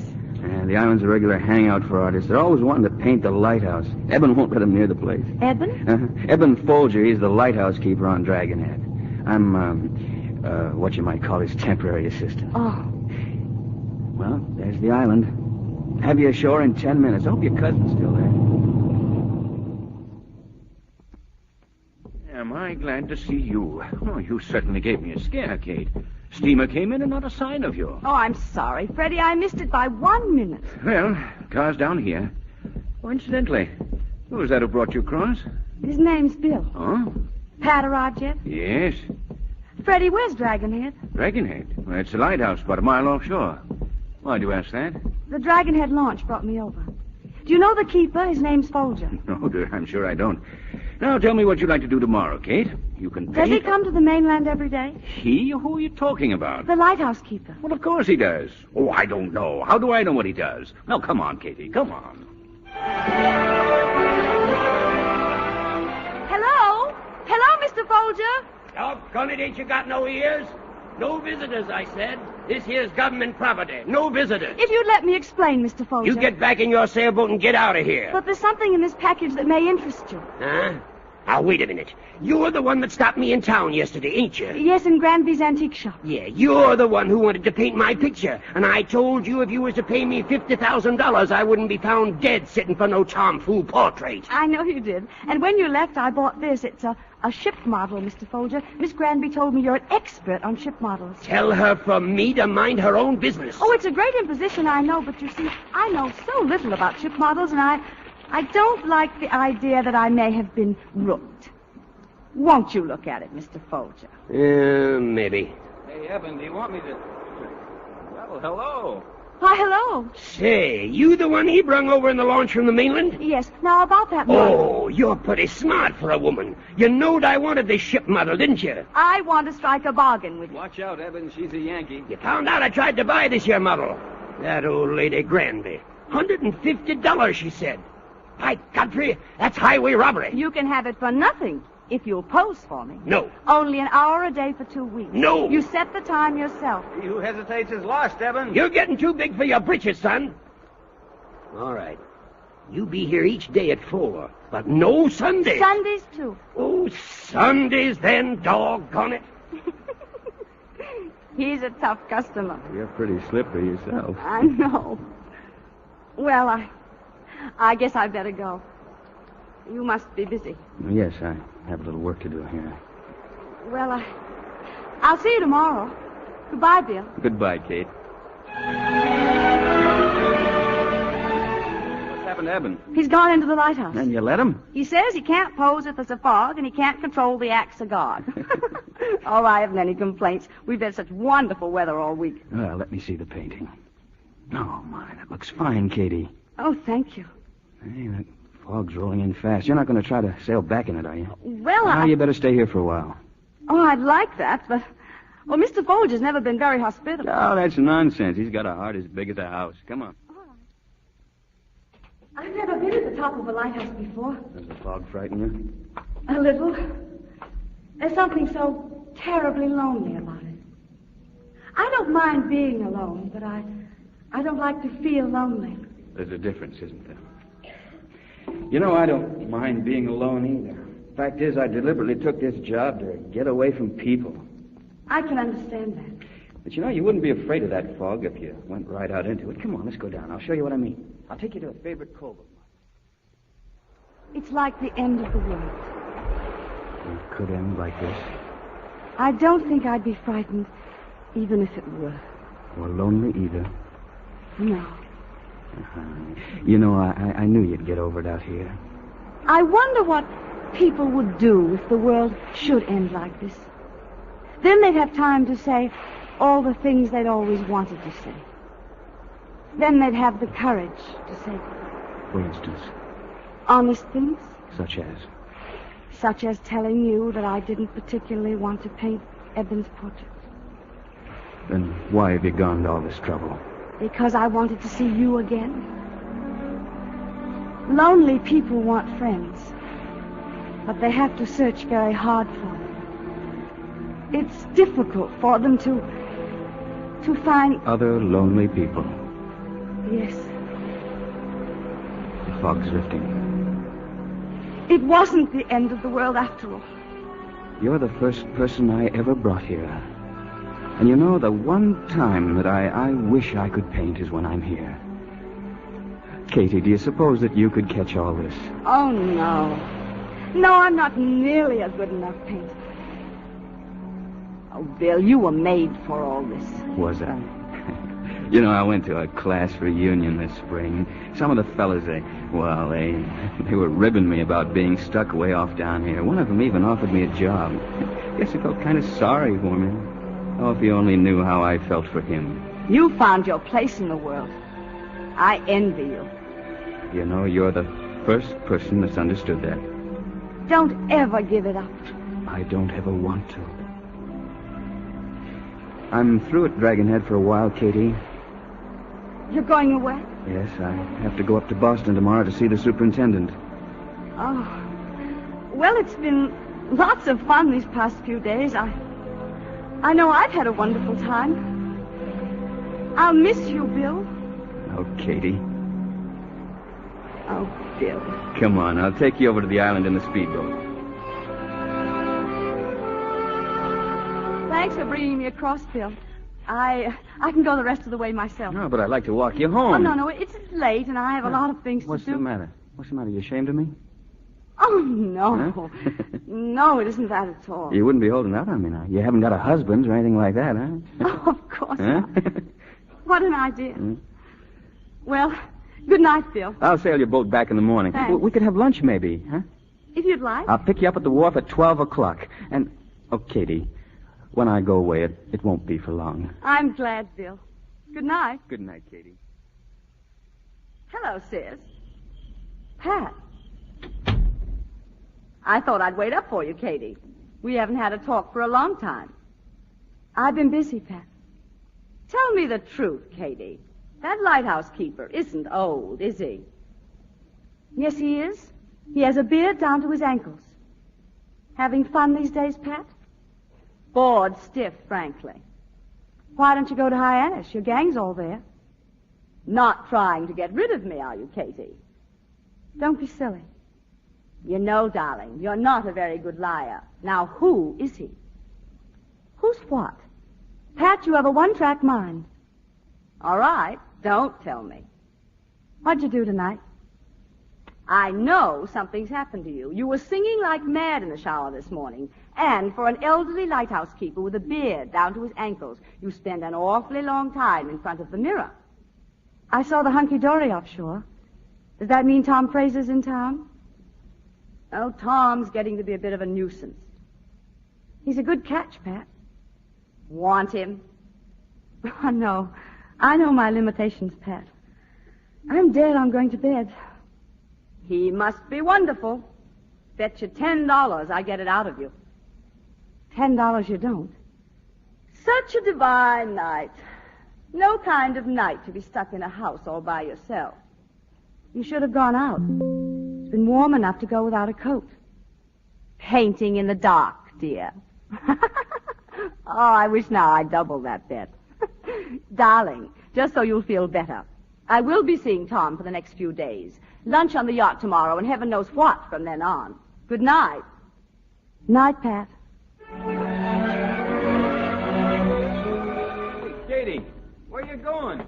Hey, Katie. Well, good morning. Hey, what's the matter? Didn't you see me? Huh?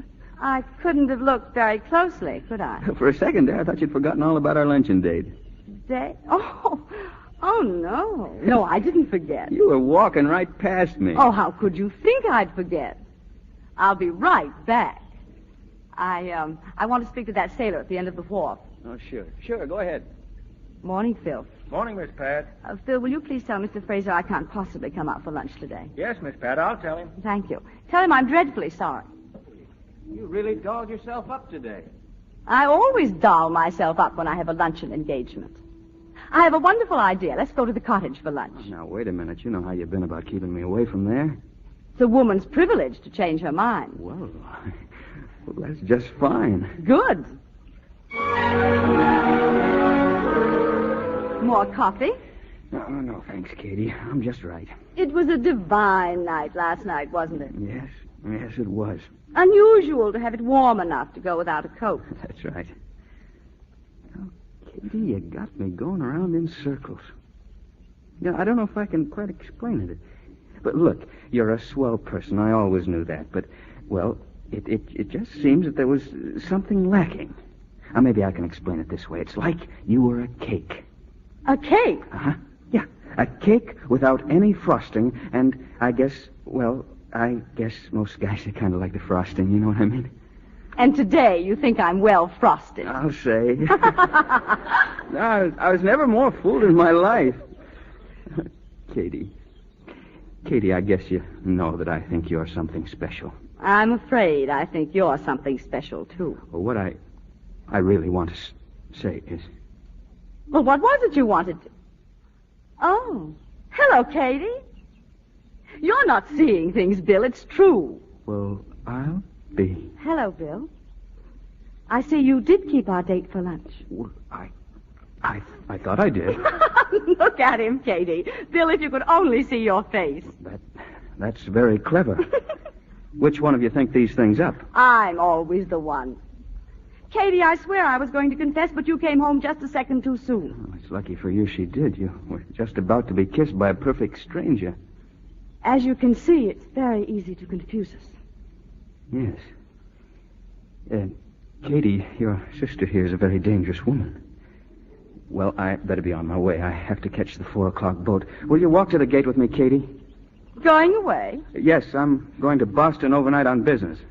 Oh, thanks for the lunch. Patricia. Patricia. Bill, Pat Pat's apt to do crazy things. Oh, that's all right, Katie. Oh, the Lippincott's are giving an old-fashioned barn dance tomorrow night, and I'll be back in time. Would you like to go with me? I'd love to. All right, I'll pick you up at 8 o'clock. I'll be ready. So long, Katie. So long, Bill. Have a good trip. I'd like to buy a paper bill, but I don't seem to have any change. Well, hello. Hello. Which one is it? You know. Yes, I know. How'd you get here, Pat? Flew over. Lots of people have to go to Boston, you know. Yeah. Yeah, I guess they do. I haven't done a square dance, Bill, since I was a kid. Hope you don't mind if I step all over your feet. Oh, we'll step on each other's feet, Katie. If you are Katie. I swear by my honor it's Kate. I just wanted to make sure. Well, here we go. Bill, there's Pat. Huh?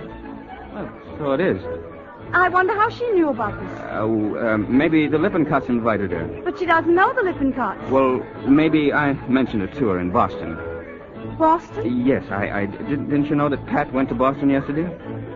No, I didn't. Well, good evening, Kate, dear. Hello, Freddie. Freddie, this is Bill Emerson, my cousin, Mr. Lindley. Well, how do you do, Mr. Emerson? Pat come with you, Freddie? Yes, she did. She asked me to bring her. This sudden passion for the bucolic life. Hardly her type of thing, is it? Well, Bill, aren't you going to ask me to dance? Well, sure, Pat, sure. I'll be right back, Katie. Well, that was quick work. Katie, let's you and I have a nice cool drink of Applejack, shall we? No, thanks, Freddie. Katie, tell me something. Just where does Pat fit into this jigsaw puzzle? It's a long story, Freddie, and I don't feel like telling it. Excuse me, I think I'll go out and have a cigarette. Katie? Freddie, don't bother about me. Hey, would you like to take a drive, Katie, huh? It's a fine night. Can I get you some coffee, then? You can drink it out here. Oh, for heaven's sake, say something. Katie, if that Bill Emerson means so much to you, fight for him. I can't. Why must you always let that sister of yours get ahead of you? Freddie, take me home. Why, Katie, I thought you'd be asleep. We missed you. Bill looked everywhere for you. Pat, you know I've never been very good at mincing words. What does Bill mean to you? I might as well admit it, Katie. I'm mad about him. And he feels the same way. I'm sorry. Don't be sorry. It isn't anybody's fault. Bill's so fond of you, Katie. Over and over he said what a swell person you are and what fun you'd had together. Oh, skip it. Pat, do you know Bill? Do you understand the kind of things he likes? The kind of life he likes? You've never known anybody like him before. When Bill's kind fall in love, they mean it. I know the kind of person Bill is, Katie, and I am mad about him. You must believe me. I believe you. And I wish you all the happiness in the world. You said yourself a minute ago that it wasn't anyone's fault. Go to bed, Pat. Go on before I make a fool of myself. Please.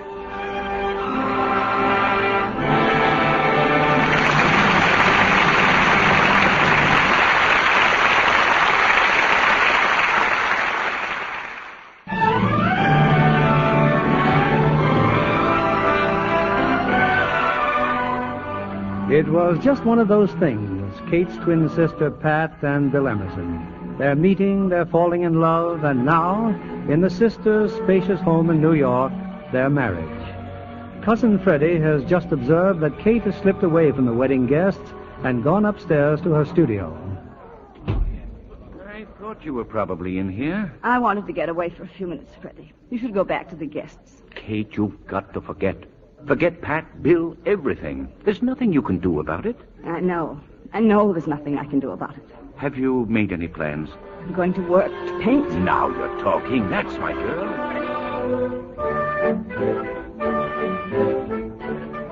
Hello? Long distance. I was talking... Hello, Kate. Are you still there? Yes, we were cut off, Freddie. But you were saying something about an exhibition. Yes, the Gruen Gallery on Madison Avenue. My oils and watercolors. Are you proud of me? Kate, that's just wonderful. When? 2 weeks from tomorrow. evening. Good evening. There's one nice feature about art exhibits. What? The buffet table. When the paintings bore you, try the hors d'oeuvres. I intend to fill up before I'm thrown out. Who's going to throw you out? Don't be funny. Look at me, I'm a bum. By any chance, are you also an artist? Enough of one to have an opinion of this exhibition. Oh, then you're a critic as well. You don't have to be a critic to recognize an amateur. Well, most of the people here don't seem to share your opinion. These people? What do you expect them to say? Well, I think I may as well tell you. I painted this collection. I was wondering when you'd confess. How'd you get in? I walked in. I was hungry. What do you do? I paint. But I never had an exhibition, if that's what you're driving at. If you had the opportunity, what would you do? You making me an offer?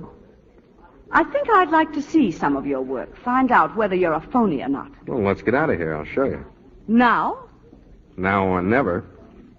I'll get my coat and meet you outside. Hi, Miss Bosworth. Don't you like my room? Don't you like my paintings? Your kind never does. If you'd stop being class-conscious for a minute, I'd like to say something. Go ahead. I owe you an apology. You most certainly are not a phony. What shall I do now? Bow from the waist? What's your name? Karnak. Now that you've done me the great honor of praising my canvases, I suppose I'll have to start praising yours. Tell me what's wrong with my painting. Everything. Chiefly because you're what you are, stiff, ingrown, afraid. I bet you're not even a woman. I know your kind, a checkbook in one hand and a paintbrush in the other, while someone like me can't even afford a decent pad of drawing paper or a tube of paint. What did you mean? I'm not even a woman. Yeah, that always gets them. You can criticize a woman's work, but when you suggest she's not a ball of fire, oh boy. What are you talking about? Come here, I'll show you. I think I'd better be going. Okay, go. But you're not a hopeless case, you know. How encouraging. Good night, Mr. Connor.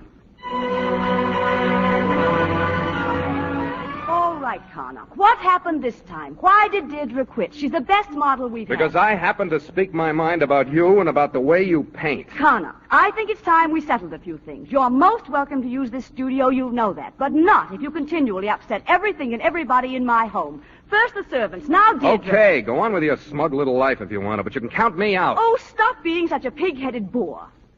I'm perfectly willing to allow you to humiliate me as regards my work. I want it that way, but not as a person. Nor will I allow you to humiliate anybody else as long as you're in this house. Oh, go soak your head. Come on, let's get to work. Go and get your things. Hello, yes? Oh, Bill.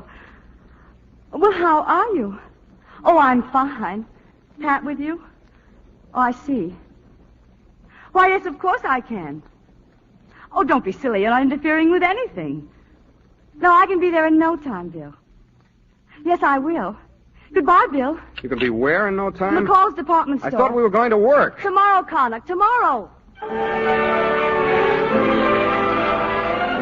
it seems forever since I've seen you. It has been a long time, hasn't it? How's Pat? Oh, she's fine. Why'd you want to meet me here? Well, I had so little time, and I want to get a birthday present for Pat. I thought you might be able to help me.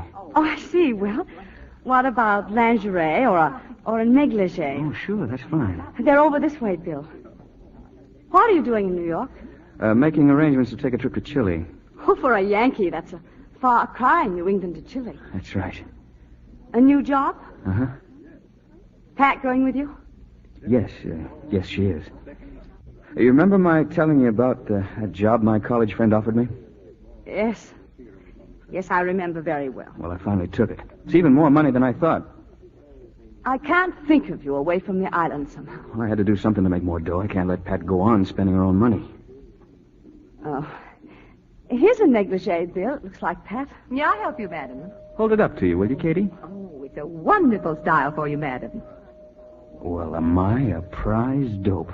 What's the matter? Well, if it's Pat's birthday tomorrow, it's yours, too. Of course. Well, I'd like to get you something, Katie. Oh, that's sweet of you, Bill. No, thank you. Oh, but there must be something here you'd no, like. No, thank you very much. Are you taking the negligee, sir? Yes. Wrap it as a gift, eh? Yes, sir. You know, I'm surprising Pat. She doesn't expect me till Thursday, but I want to be there for her birthday. Oh, Bill, how stupid of me. I completely forgot I have an engagement. I must run along. Wouldn't you have time for a drink before I catch the train? Oh, I'm terribly sorry. I really haven't. Well, it's been wonderful seeing you again, Katie. Wonderful to see you. And thanks a lot for helping me out. Oh, it was fun. Goodbye, Bill. Give my love to Pat. Carla, haven't you gone home yet? Where have you been? Kind of late. Oh, I went to a newsreel and I walked around the lake in the park. Who's this guy, Bill?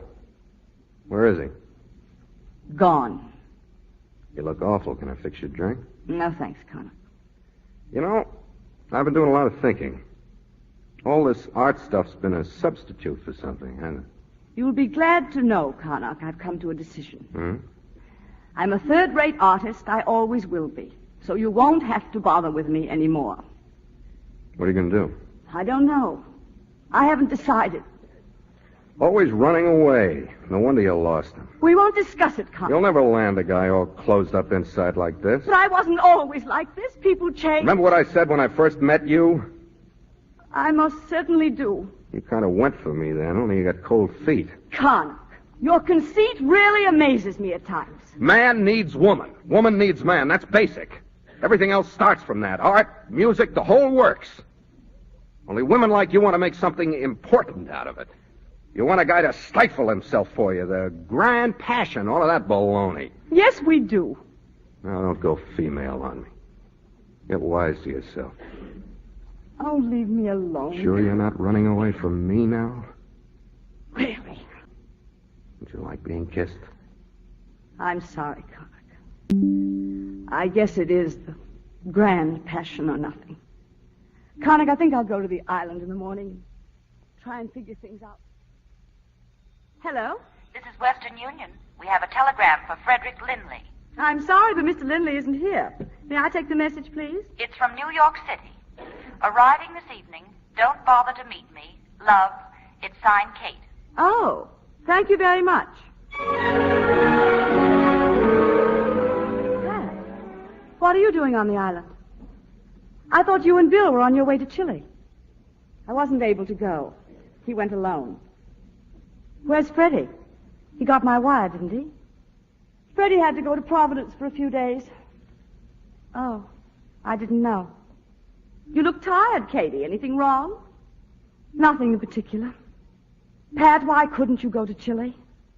Oh, I had a perfectly dreadful cold, something like the flu. What a shame. Bill was so excited about your going.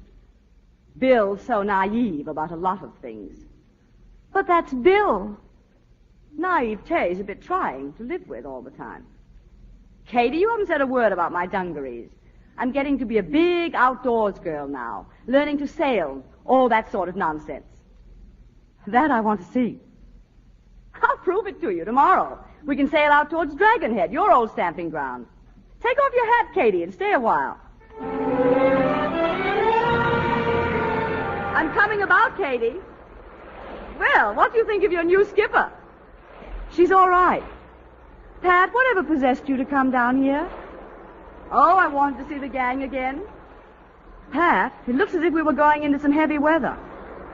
That's wonderful. Hey, look out, Katie, I'm going to jibe. Pat, it looks really nasty. We better turn back. Not on your life. I've always wanted to sail in a storm. Katie, you were right. We should have gone back. It's too late now. All we can do is hope to get in lee of the lighthouse. Watch it, Pat. Oh, I should have insisted we go back. You manage the rudder, Pat. I'll handle the sails. Hang on, Pat. Katie, we're heading straight for the reef. I know. Pull it back, leeward, and hang on. No, Pat, no. Don't stand up. Get down. Get down to the bottom of the boat.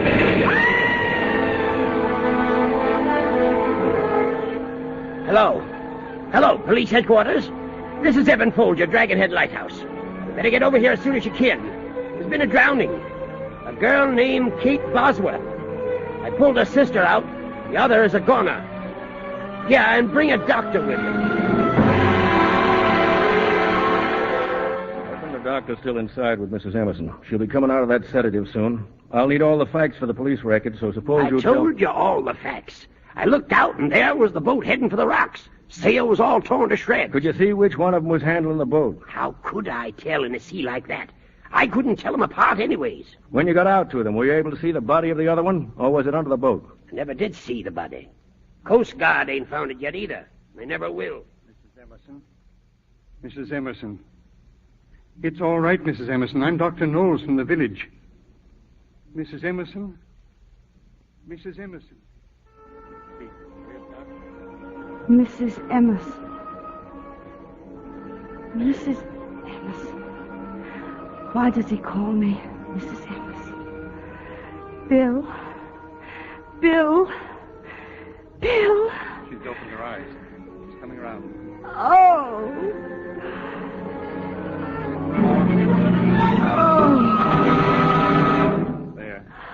There, Mrs. Emerson. Everything's all right. We just want you to keep very warm and quiet. I tried to pull her back. I tried. We know, Mrs. Emerson. Evans saw you.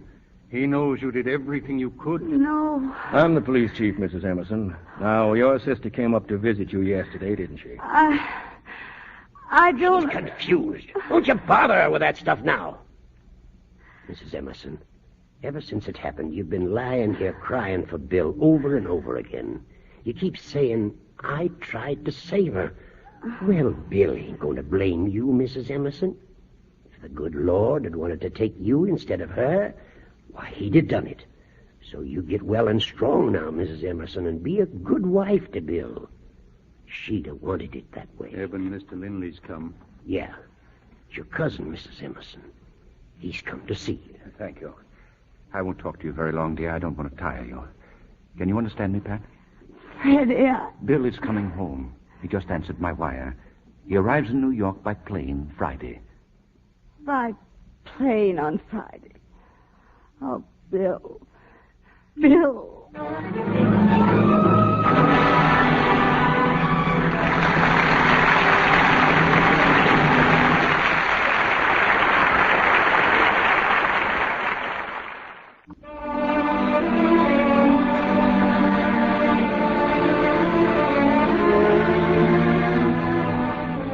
3 days ago, Patricia Emerson was drowned off Dragon Head Lighthouse, and her body never recovered. But as far as the world is concerned, the girl lost in the storm was Kate.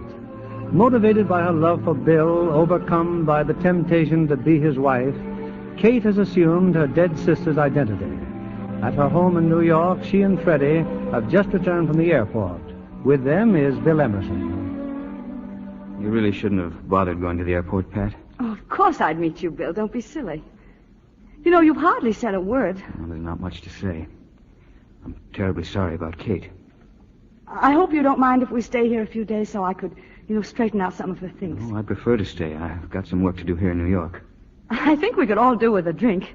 Freddie? No, not for me, Pat. I have an appointment. Oh, but you simply can't leave us. I'll drop around tomorrow. You're being frightfully unsocial, Freddie. Goodbye, Bill.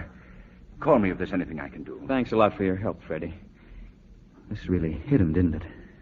I know just how it feels. It's very strange for me without Kate. Would you like a scotch? You know I drink bourbon, Pat. Oh, yes, of course. Kate is gone, but, somehow I just can't believe it. I didn't know she meant so much to you. We were very good friends. That doesn't mean that I was in love with her. She knew that. How do you know? Oh, well, she told me just before the wedding. Bill, I'm so glad you're back. There's nothing any different between us, Pat. I came back only because of Kate's death. As soon as you... Why, the astonishment. Now, don't try to pretend that you've forgotten. Oh, no. No, of course I haven't forgotten. I only thought that perhaps... I know you've been through a lot. That's why I didn't go directly to a hotel. It's unfortunate that the accident happened at this time, but I think that just as soon as you get Kate's affairs wound up, you'd better go to Reno and get it over. Reno? Pat, it was your idea as much as mine. Oh, yes, of course. It's just... Bill, would you mind very much if I went to Boston tonight? I could come back later and straighten out Kate's things. If you'd prefer. And Bill? Yes? Could we let this divorce business ride for a while? I can't seem to think about it right now. What's there left to think about? I want another chance. Do you think you deserve one? Oh, maybe not, but I want it. Well, that's the first honest thing you've said in months. Let me try. All right, Pat. You'll probably change your mind when you get to Boston, but in the meantime, we'll let it go at that. Thank you, Bill. How long will you stay in New York? Oh, I don't know. 2-3 days. Be sure and wire me when you're coming. I'd like to have everything ready for you. Yes. Yes, I'll wire you. What? Your ticket? Oh, I'm sorry. Thank you. Tickets, please. Tickets. Boston. I'm going to Boston. To Pat's home. How will I know? Little things, what rooms there are. What Pat used to do. And the servants. I don't even know their names. I must be out of my mind. And for what? Bill's going to leave me. What did Pat do to me? What did she do? Hello? Is that you, Mrs. Emerson? Yes, who is this, please? Why, Lucy, ma'am. Lucy, oh, I'm sorry, Lucy, I didn't recognize your voice. I'm in Boston, Lucy. I just got in and I'm at the station. Yes, ma'am. Are you coming straight home? Yes, I'll take a cab. I thought I'd call you first. Mr. Talbot phoned. Oh, well, thank you, Lucy. I'll be home in a few minutes. I certainly didn't expect you back so soon, Mrs. Emerson. Mr. Emerson will be home by the end of the week. Oh, for heaven's sake. I thought he'd be in Chile for 3 months. Lucy, I think I'll go right to my room. I have a headache. Oh, you'd better take my bag up. What are you waiting for, Lucy? I thought you said you were going up. Well, I am. I just want to see what this mail is. Yes, ma'am. I wouldn't bother about unpacking tonight, Lucy. Just put the bag on the bed. Well, I guess the mail can wait. Mr. and Mrs. Devereaux called. Oh? They're leaving tomorrow. Well, I'll call them later. You're looking things over, aren't you, Mrs. Emerson? I'm sure glad I kept everything dusted. The house looks very nice, Lucy. Those roses on your dressing table. I thought you might like them there. Mr. Talbot sent them. Thank you, Lucy. He's been calling every day. I didn't think you'd mind if I told him you were coming home. That'll be all, Lucy. Don't you want me to call him? What? Mr. Talbot. He said he'd be there all evening. Well, I'll attend to it later. But he's moved. He said to tell you he finally found an apartment. The Empire House. Apartment 326. Thank you. What about Alma? I better let Alma know you're home. Well, couldn't that wait, too? Well, it can if you want, Mrs. Emerson. But if you knew my cooking as well as I do, you'd tell Alma to be here first thing tomorrow morning. Of course, tell her to be here. Yes, ma'am. Good night, Mrs. Emerson. Good night, Lucy. Oh, Bill. Who is this Talbot? Is that what Pat did to me?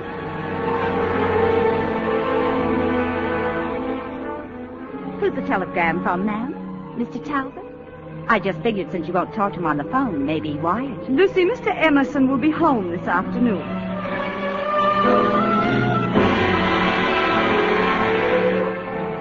Here's your coffee, Bill. Oh, help yourself to cream and sugar. Thank you. And here, your tobacco. Isn't Alma the world's best cook? We're lucky to have her. Look, Pat, I know all this is as difficult for you as it is for me. Oh, but it isn't, Bill. I love being here with you. You do believe that, don't you? I want to. You know that. What about Talbot? Have you seen him? No. Surely you must realize that that's the most important thing to get straight between us. I don't want to see him. Don't you think you owe it to him to tell him that it's all over? Oh, perhaps it isn't over. Oh, yes, it is, Bill. I swear it. He's telephoned and sent me flowers, but I haven't acknowledged them. I thought that was the very best way to handle it. Pat, until you get this Talbot thing straightened out once and for all, there isn't anything more we can say to each other. Oh, Bill. Empire House. Apartment 326.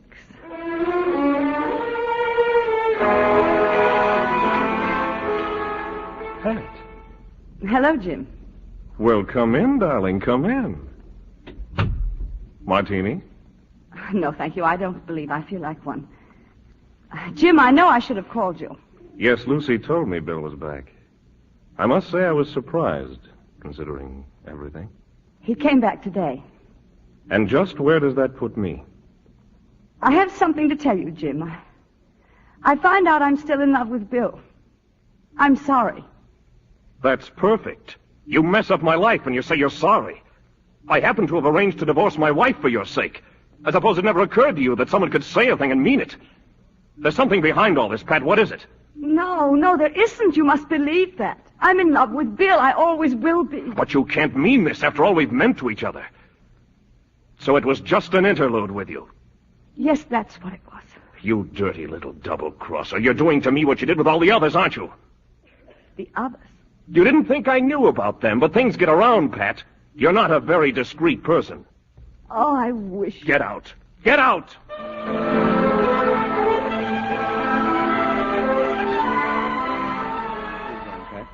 Why the suitcase? I'm leaving, Bill. May I ask why? You were right. It wouldn't have worked out. I should have known it wouldn't. You've seen Talbot. And you're still in love with him, is that it? Oh, no, it isn't. Well, if you're not still in love with him, then why are you leaving? Bill, you can't want me to stay, can you? Not after... You said the only thing to be straightened out between us was the Talbot business. But what about the others? Much worse. Surely you knew about them. If you didn't, you were a fool. Don't you know you've been the laughingstock of this whole town? I don't understand. I don't understand. The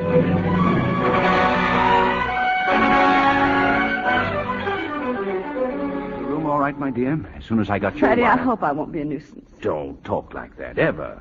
Now, sit down. While you were unpacking, I made some tea. You look as if you needed it. Freddie, I don't know what to say. I had so many things to tell you. You see, I've left Bill. Oh, that isn't what I wanted to say at all. Freddie, if I were to tell you... Wait a minute. I think I know what you want to tell me, Kate. How long have you known? Well, I suspected just after the accident, but I tried to put such thoughts out of my mind. And then when you called and said you were coming here to the island, of course I knew. It's absolutely unbelievable that you would do such a thing. But it seemed my only chance for happiness. But you were never a liar, Kate. How could you think you could live a lie? I didn't think. I just let it happen. Oh, it was so simple at first. It wasn't going to hurt anybody. But after I'd found out how Pat had treated Bill, I couldn't go through with it. She'd hurt him so terribly that he'll never forget. And no matter what I try to do, it will always be there. What are you going to do? I don't know. I want to do what will hurt Bill the least. To a man like Bill, the truth is the only way. Freddie, would you forgive me if I went out for a while? Certainly. You see, Fred, Bill never loved me.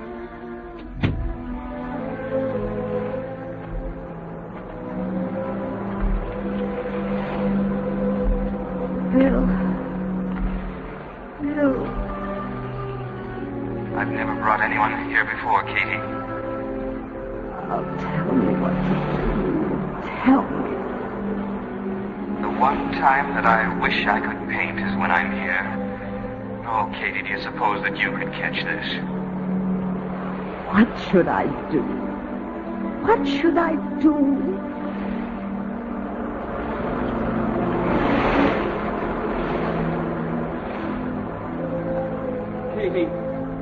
Katie. Oh, I knew I'd find you here, Katie. Bill, and you know. Yes, I know. I can't even ask you to forgive me. I don't want you to ask me anything. I don't want you to tell me anything. Oh, Bill. I'm the one who needs forgiveness, Katie. Oh, yes, I fell in love with Pat, but it was never right. Not the way we were always right for each other. I've known that for so long. Oh, but all that's happened... We'll forget it, Katie. We'll forget everything that happened as though we never left the island. Can you do that? Yes. Oh, Katie, I love you so. I love you so much.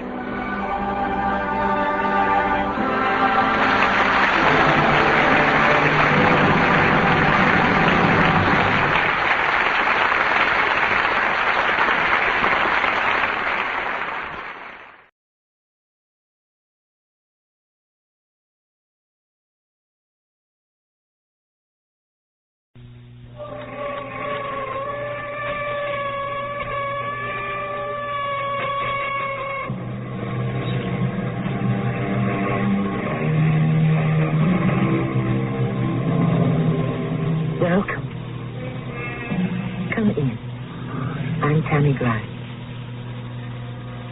Some years ago, it was popular to say that in every relationship, there is one who loves and one who is loved. You don't hear that dubious axiom so much of late. Instead, you hear the equally uncertain postulate that the earth is divided into the givers and the takers, which, in the hidden channels of our feelings, contains the same sediment of truth. Given two people, there will always be one who offers love and one who accepts it.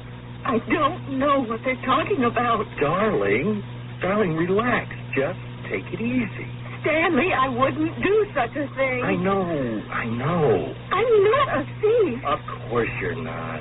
But somebody saw me do it. Well, whoever somebody is wrong. You believe me, don't you? I swear. Honey, you don't have to swear anything. I believe you, and I love you, and because I love you, I believe you.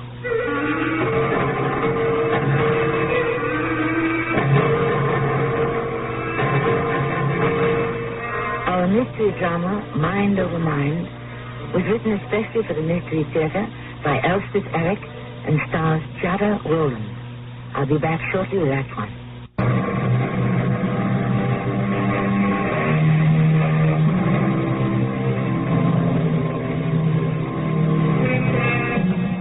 Yes, this is a love story.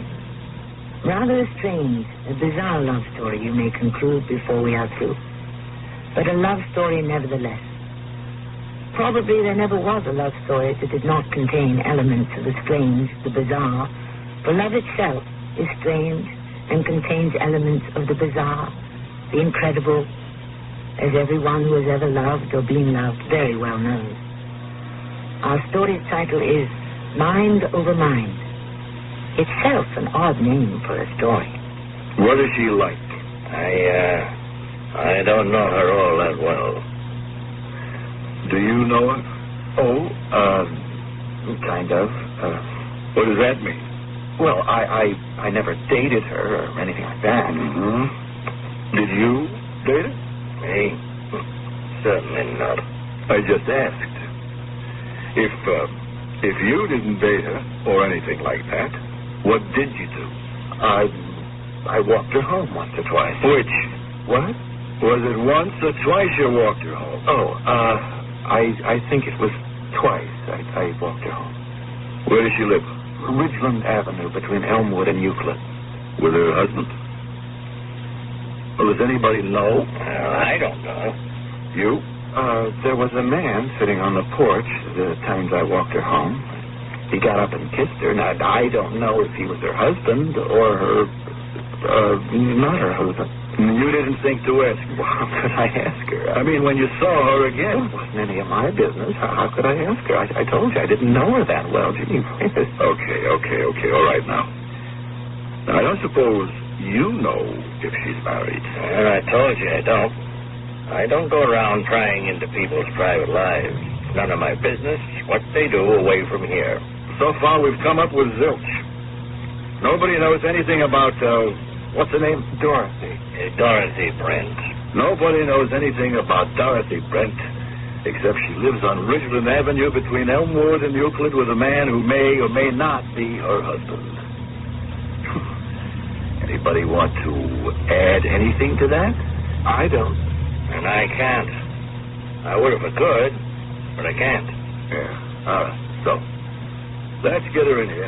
Oh, go easy on her, will you?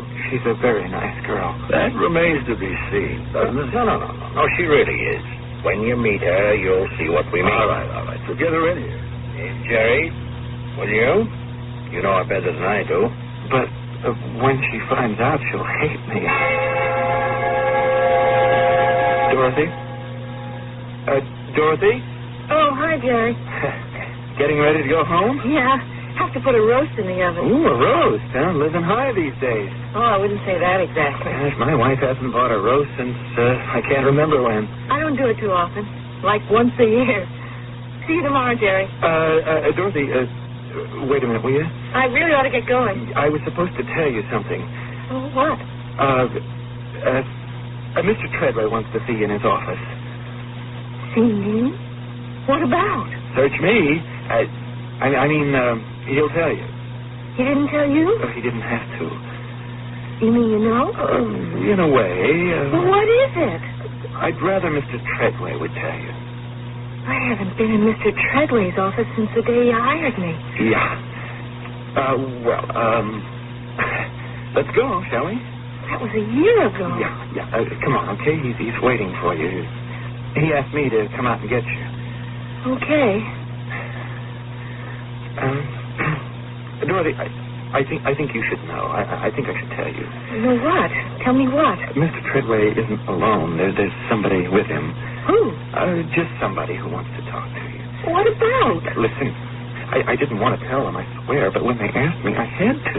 Had to what? Tell me what? What I saw. I had to tell them what I saw. I had to. Jerry, what's wrong with you? I didn't want to. Here we are. Now, remember, Dorothy, they asked me, and I had to tell them. And try not to hate me, okay?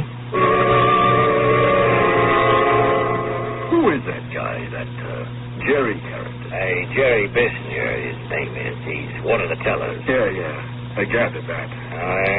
Jerry has the desk right next to Dorothy. I know that. I mean, what kind of a guy is he? Well, he's been with the bank for 5 years. I hired him myself. Is he reliable? Well, I say so, yes.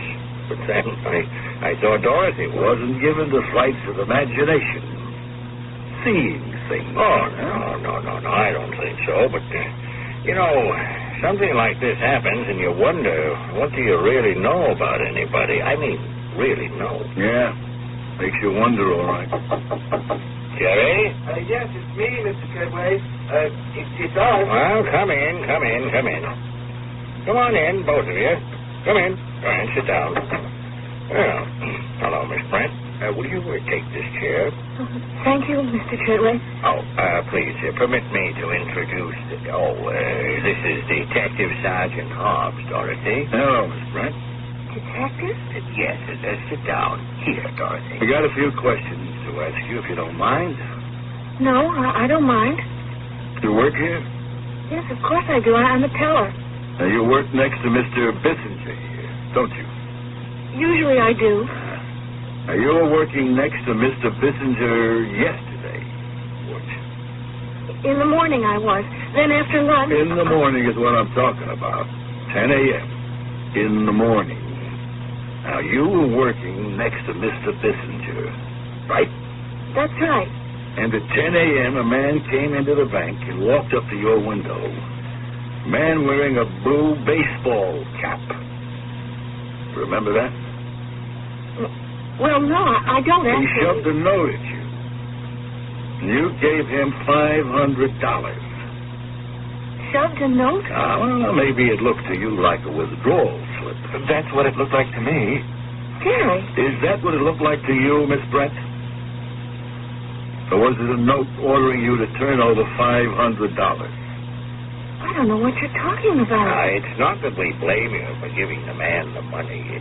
It's just too bad you didn't tell us. But, well, if you can tell us now what the note says. If you will produce the note. There isn't any note. There wasn't any man. Nothing happened like what you're saying. Miss Brent, Mr. Bissinger saw the whole thing. Well, at first he couldn't believe what he was seeing, but when the computer showed $500 missing... He remembered what he had seen. He didn't see anything. Tell them, Jerry, you didn't see anything like that. Tell them. But I did, Dorothy. I couldn't believe my eyes, but then later I realized that what I couldn't believe I saw, I really did see. Don't you think I'd have told somebody? Do you think I'd have let somebody walk out with $500 without telling anybody? Walk out with the bank's money just like that? Well, we thought maybe you were too frightened to say anything. Maybe the man threatened you. Maybe he had a gun. There wasn't any man. Miss Brent, if we could just see the note. There wasn't any man, and there wasn't any note. And none of this happened. Oh, Stanley, it was awful. Just awful. Mr. Treadway and Jerry and this detective, They wouldn't believe me. They believed Jerry. Jerry, of all people, he doesn't even know me. It's all right now, honey. It's all right. No, it isn't all right. It's terrible. No, it'll all get straightened out, sweetheart. But nothing like that ever happened. There wasn't any such man, and there wasn't any note. I never gave anybody any money. You believe me, don't you? Whatever you say, honey, I believe you. Oh, you're so wonderful, Stanley. No, I'm not. I just love you, that's all. Oh, that's everything. What's going to happen with this thing, huh? I don't know. They didn't say anything about it. They keep thinking the note will show up. They do? Of course it won't, because there isn't any note. Well, after a while, they'll give up. They will, won't they? Well, of course they will, honey. So don't worry about it. I'll try not to. There. You feel sleepy? Oh, no, not a bit. Come on, darling. Put your head down on the couch. I feel like I'll never be able to sleep again. You will. Believe me, you will. That's it. Come on. Put your head down. Oh, it won't do any good. Oh, no, yes, it will. Believe me, it will. Okay. I believe you. That's it. Now, want me to give you a little massage, Would you? Sure, I would. Sure. Now, how's that? Wonderful. Why would Jerry say something like that? Forget Jerry. We were never what you'd call friends. Huh? Don't think about him. I never knew he hated me. Forget him. And Mr. Treadway? I always thought he liked me all right. Oh, the heck with Mr. Treadway. He gave me my job. Forget him. Okay, I will. Just think about me and go to sleep. That's it. That's it. You're getting sleepy, aren't you? Sure you are. Sure you are.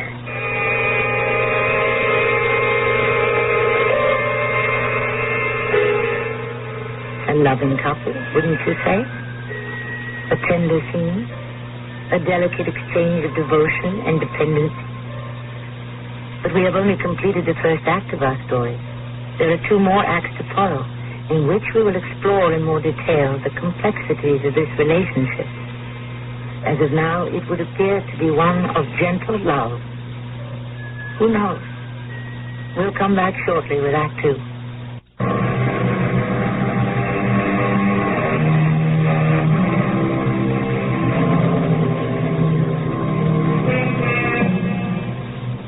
Is our Dorothy an innocent, naive child? Is Stanley an adoring, gullible lover? Is Jerry a malevolent influence in both their lives?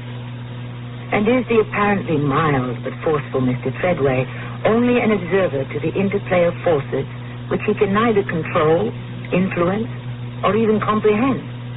And our detective sergeant, Mr. Hobbs, what of him? Perhaps we'll progress a bit further in our investigation of all these people as we listen to Act 2. Listen, Jerry, maybe it really was a withdrawal slip. Oh, it was, Mr. Treadway. I'd recognize one of those any place. I see enough of them. It really was one. Well, they couldn't have been a regular customer at the bank. I never saw him before. Well, that doesn't prove anything. I've been here 5 years, Mr. Treadway. That ought to mean something. I mean, probably the only reason I looked up is because I'd never seen him before. And it doesn't follow that there was anything written on the withdrawal slip. It could have been, well, a regular transaction. Well, of course, that's what I thought it was. Only she gave him the money right away. I mean, she didn't consult the records or anything. She just handed it over. $500. Yeah. Then, when the computer showed $500 missing at the end of the day, that's when I connected the whole thing with Dorothy and the man in the baseball cap. Well, you certainly made out a case for it, Jerry. I don't see why she keeps on saying it never happened. She's coming in today, any minute now. Maybe I better get out. No. I want you here. Detective Hobbs will will be here, too, and also he's bringing somebody. Who? Oh, he didn't want to tell me, so I just didn't urge it. Excuse me just a minute. Miss Treadway here. Oh, yes. Well, ask him to come in. The both of them. Oh, and when Miss Brent arrives, send her right in. Thank you. Mr. Treadway? Yes, Detective Hobbs. Come in, sir. Come in. Mr. Bissinger, that's the right name? Yes, hello. How are you? I'm just fine, thank you. I would like you to meet Mr. Treadway? Your secretary said to come right in. Oh, yes, Miss Brent. Please do. Come in. And please close the door, will you, please? Now, come over here and sit down, will you? I hope I'm not late or anything. Well, I was just about to introduce Miss Treadway, Miss Dorothy Brent, Mr. Bissinger. This is Dr. Haywood. How are you? Yes, good to know you. Doctor? I hope you don't object, Miss Brent. Dr. Haywood is attached to the police department. I don't understand what he's doing here. I thought perhaps I could be of help. Help who? Well, help me? Possibly. I don't need any help. Well, neither do I. Now, Jerry. I know what I saw, Dorothy. No, you don't, Jerry. Because nothing like what you say happened really happened. I don't know why you're doing this to me. I've never done you any harm. I don't know why you should try to hurt me. I suppose you have your reasons. Maybe I hurt you sometime without even knowing it. If I did, I wish you would tell me, and maybe we could straighten it out. But we're never going to get anywhere if you keep on telling these lies. They are not lies. I saw what I saw, and that's what I told Mr. Treadway and the detective here. Now, I haven't got anything against you, but I know what I saw. All right, now, hold on there. I know what I saw. You didn't see anything. All right, now, let's everybody take it easy. You tell her to take it easy, Doctor. Both of you take it easy, okay? Now, Mr. Bissinger, would you be good enough to tell me what you've already told Detective Hobbs and Mr. Treadway? Would you do that for me? Just tell me briefly what you saw. He didn't see anything, Doctor. Bear with me, Miss Brent. Will you do that? Just be patient, and maybe we can get to the bottom of this very perplexing situation, which I'm sure causes you a lot of pain. Yes, it does. So, let's allow Mr. Bissinger to proceed. All right? All right. But he didn't see anything because there was nothing to see. Go ahead, Mr. Bissinger. Well, it was yesterday morning about 10 o'clock, Doctor. A little before, a little after, but about 10 a.m. This man walked up to Dorothy's station. He had on a blue baseball cap. Now, you don't see too many of those. But these days, people wear anything they feel like wearing. So, he shoved this piece of paper under the plastic window, and Dorothy opened the cash drawer and took out 5 $100 bills and handed them to him. He took them and walked out. That's all? That's all. And I didn't think anything about it. I thought a little bit about it because we usually don't hand out that much money without checking to see if the depositor has that much in his account. But I figured she probably knew him, so I forgot about it. Until the computer showed 500 missing, and then I remembered. Did you know the man, Mr. Bissinger? Never saw him before in my life, Doctor. About this piece of paper? That was a withdrawal slip. It was pink. And that's the color of our withdrawal slips. Deposits are green. Isn't it possible? The man in the baseball cap was a regular depositor and simply walked in to take out $500. Let me answer that, Doctor. Yes, Mr. Treadway? No withdrawal slip in that amount has turned up. Well, does anyone have a theory as to why Miss Brent handed over the $500? If she did. She did. And I got a theory if nobody else has. I think the man was a bank thief. I think he wrote on the withdrawal slip that she should turn the money over to him or he'd kill her. Shoot her, maybe. Did he have a gun? I couldn't see from where I was standing. Did Miss Brent seem frightened? Oh, I don't know. See, I didn't bother to look because at that point it never entered my head that anything peculiar was going on. That came later when the computer showed it. I think I've got the picture. Now, Miss Brent, sure you want to say something. No. No? I've already said it. Nothing like that ever happened.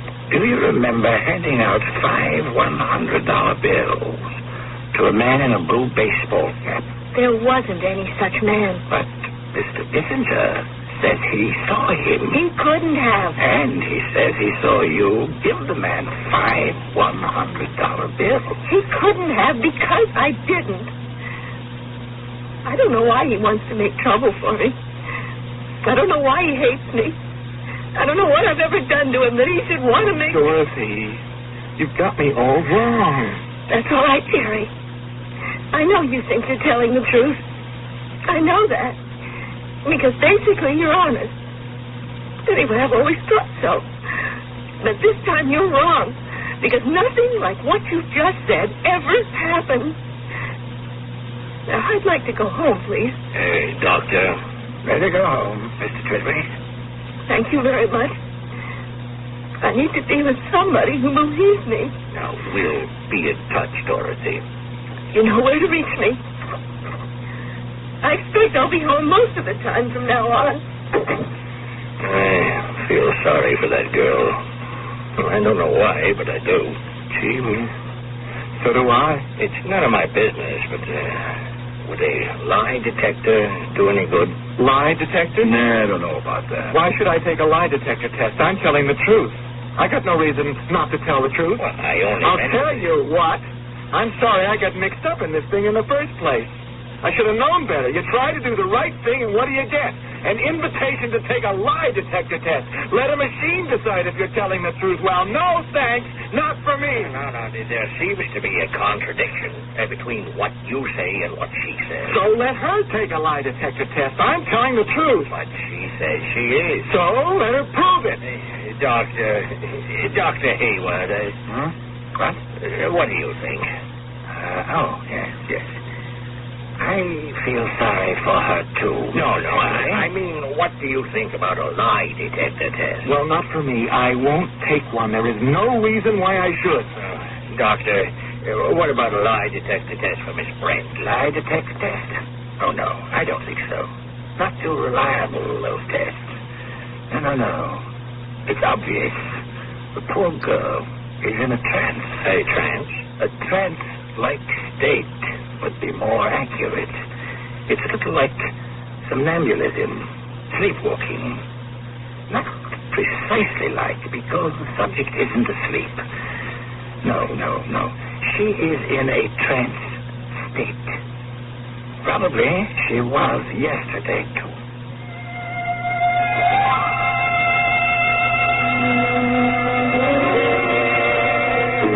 I ought to start dinner, Stanley. No, there's no rush. You tired? Mostly I'm cold. Here, want your sweater? Yeah. Hand it to me, will you?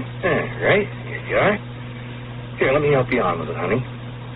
Now, were they mean to you over at the bank, huh? Not mean exactly. The doctor was quite nice. I liked him, but he doesn't believe me either. Oh, thanks, honey. Oh, that feels good. Want me to button it up for you, huh? I can do it. Stanley, they just don't believe me. None of them. Well, they just don't know what a wonderful girl you are the way I do. Anyway, you believe me. You bet I do. Want me to answer that? No, I will. Hello? Hey, Miss Brent? Dorothy? Yes? Hey, this is Mr. Treadway, Dorothy. At the bank? Yes, Mr. Treadway. Well, I hope we weren't too hard on you this morning. That's all right. Now, you have to understand, we're all very confused about this whole thing. I do understand. Well, we even talked about the possibility of a lie detector test. Okay. Did you say, I said okay. you wouldn't mind? Why should I mind? Well, Mr. Bissinger minded. He kicked up quite a fuss about it. That's because he's not telling the truth. Well, actually, the doctor says lie detector tests are not too reliable. He wants to see you again. Who does? The doctor does. I don't think I want to see him. You don't? I told him everything. I don't see why he'd want to see me again. Well, he has an idea. I wish you would see him again, Dorothy. As a favor to me. I'm sorry, Mr. Treadway, but I don't think I can do that. I'd like to do it as a favor to you. But frankly, I'm sick of this whole thing, and I don't want to go on with it. Good night. That's that. The doctor wants to see me again, but I don't want to. You heard what I said, Stanley? Yes, I think you're absolutely right. You feel okay, honey? I feel cold, kind of. You want me to turn the heat up? That's not a bad idea. Well, no sooner said than done. Stanley! Huh? What is it? Look. Look what I found in the pocket of my sweater. What? What is it? It's a withdrawal slip. You mean it? This is the sweater I had on yesterday. Dorothy, do you think that... Stanley, call Mr. Treadway and tell him I'll see the doctor. Go on, call him. And tell him I've got the note. Tell him Jerry Bissinger must have been right. What does the note say? Nothing. Not a thing. It doesn't say anything.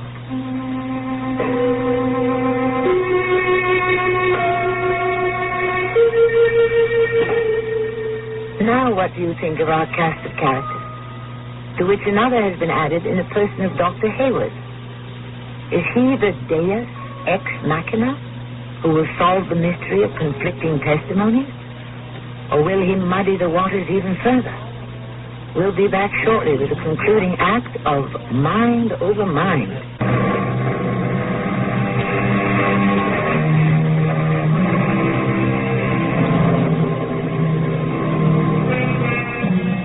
Dorothy has denied the truth of Jerry's contention that she had turned over $500 to a man who handed her a note at her teller's window.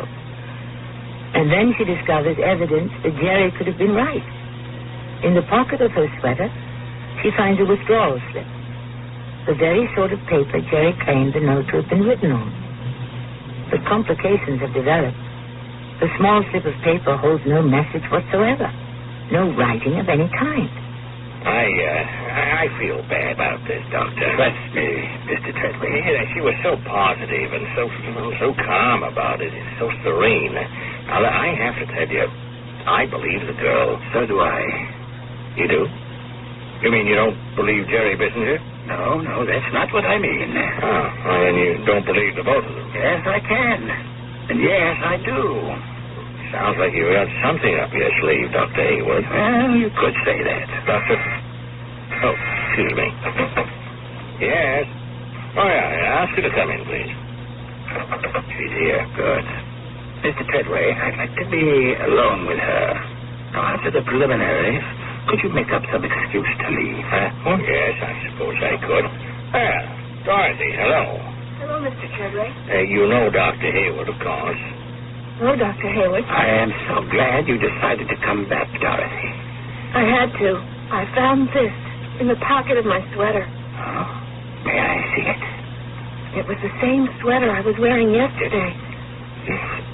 This is a withdrawal slip. I know. But it's blank. There's nothing written on it at all. I know. I have some things to attend to, so if you'll please excuse me. Yes, of course, we will excuse you. Couldn't you stay, Mr. Treadway? It's, better if you leave us alone, Dorothy. But He'll come back, Dorothy. Now, I'll wait outside, Dorothy. Now, if you need me, I'll be right there. Well, all right. Now, don't be frightened. I'll try. Close the door, will you? Well, Dorothy? What's going to happen? Nothing very alarming. Sit in this chair, will you? All right. Good. And I am going to pull up this chair facing you. Nothing very disturbing so far. No. Tell me something. Do you like me at all? I don't even know you. I know that. This is only the second time we've met. But don't you think that we all get a certain impression of people right away? And what was your impression of me yesterday? Nice. I thought you were nice. Just nice? That's all? Just nice? Strong. Strong but kind, too. Like a... Yes? Like a father. That's what I would like to be. Like a father. Good, strong, kind father. I like you, Dorothy. You do? Yes, I do. You're a very likable person. Now, don't be embarrassed if someone likes you. Are you embarrassed? Sort of. Look in my eyes, Dorothy.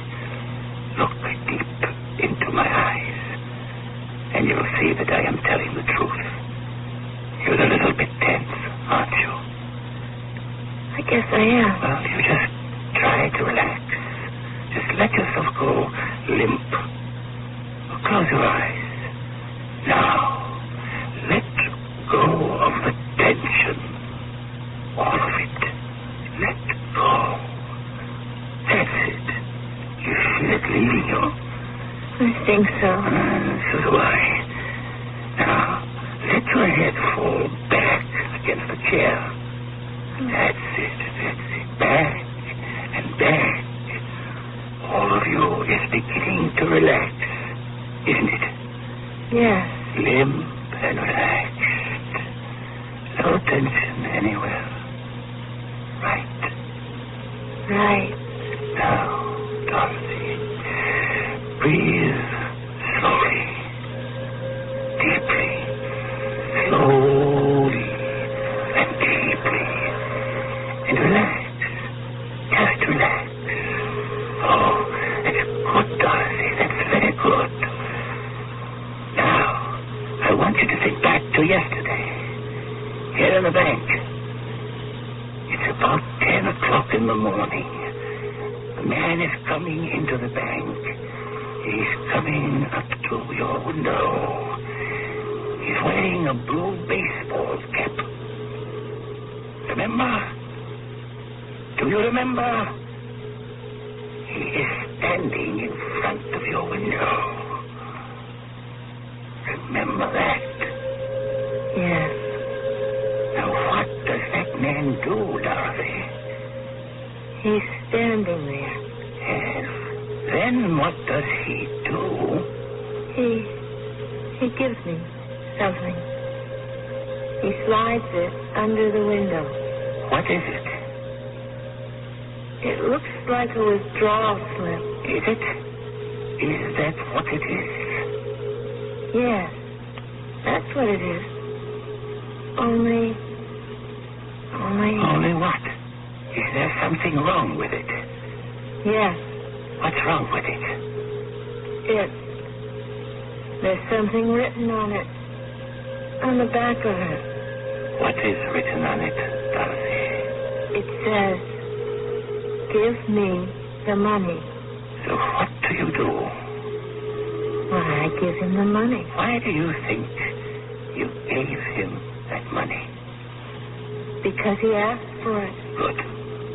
Very good. Had you ever seen this man before? I don't think so, no. Look hard at him.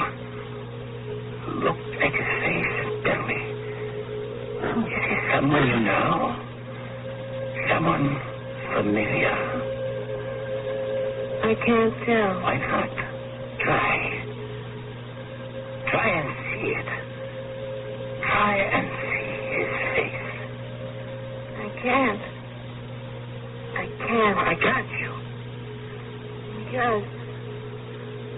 Yes, because? Because he has no face. He has no face. He has no face at all. It's all right, it's all right. It's all right, Dorothy. I've got you. You won't fall. I won't let you fall. It's all right, Dorothy. It's all right. Wait a minute, you can't go in there. Out of my way. Now, will you stay out of here? What do you think you're doing? I couldn't stop him. I tried. What's going on? It's all right. She just fainted. She'll come round in a minute. What have you been doing to her? Who is this man? I've never seen him before. He barged in here demanding to see Dorothy, and I couldn't stop him. What is your interest in Miss Brent? I happen to love her, and I don't want anything to happen to her. Oh, don't you be alarmed. Nothing has happened to her that hasn't happened before. Many times before. I should think. Such as what? A little hypnotic session. I managed to regress her to the events of yesterday when a man came into the bank. A man in a blue baseball cap. And she gave him $500 without question. Simply handed it over. We think he must have threatened to kill her. Under hypnosis, she said to Mimi.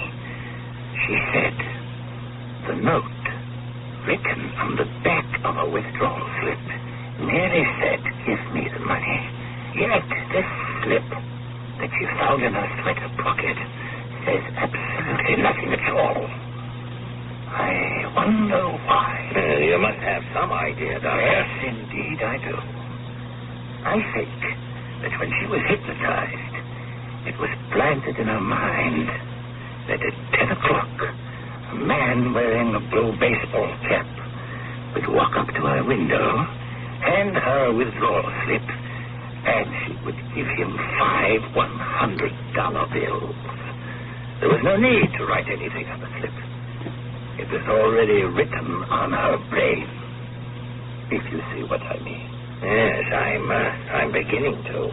Now, under this most recent hypnosis, she remembered the man, his blue baseball cap, remembered giving him the money, remembered everything except his face. She couldn't remember his face? She said, he has no face. She repeated it several times. He has no face.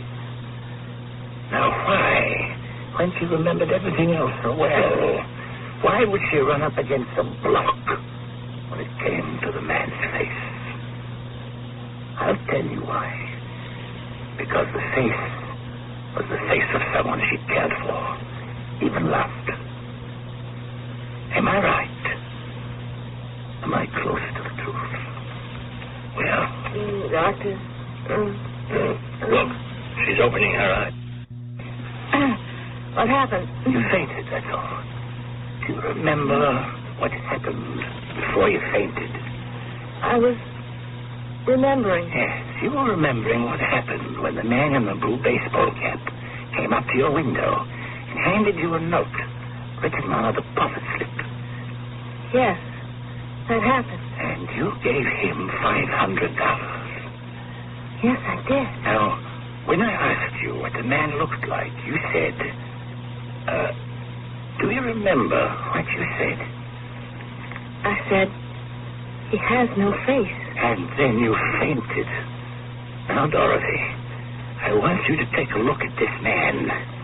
Step over here, you. Let's get a good look at you. That's it. Now, Dorothy, who is this man? Why, it's Stanley. Yes. Can you picture him with a blue baseball cap on his head? Stanley, you came into the bank. You came up to the window. You handed me the note. I gave you the money. But why?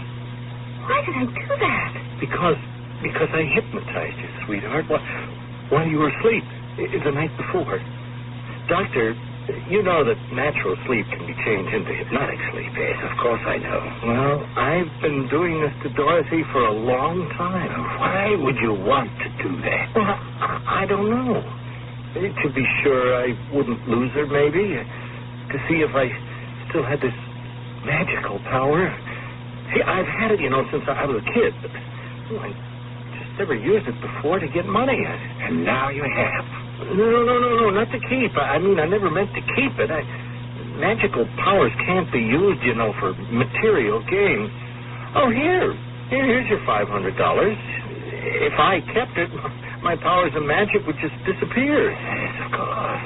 Magic is always amazing, isn't it? Well, but I think I'll be going. I'll leave Dorothy with you. Yes, I think you'd better. All right. Oh, I'll be waiting at home for you, Dorothy. When you feel like it. If you feel like it. I never knew. I never thought. Why would Stanley want to do something like that to me? Well, he ought to be horsewhipped. I'd like to beat him up myself. Do you feel like going home to him, Dorothy? I don't know. How can I? If I might make a suggestion, please do. Dorothy, would you care to come and stay with my mother? She'd be very happy if I took you home with me for a while.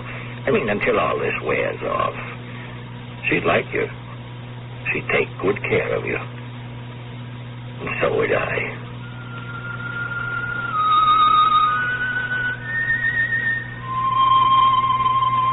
So you see, it was a love story after all, wasn't it? Two love stories. Stanley's love, which demanded that he control his sweetheart at all times. And the love of Mr. Treadway, who merely wanted to protect. Which of the two loves will Dorothy choose? Which would she? I'll be back shortly.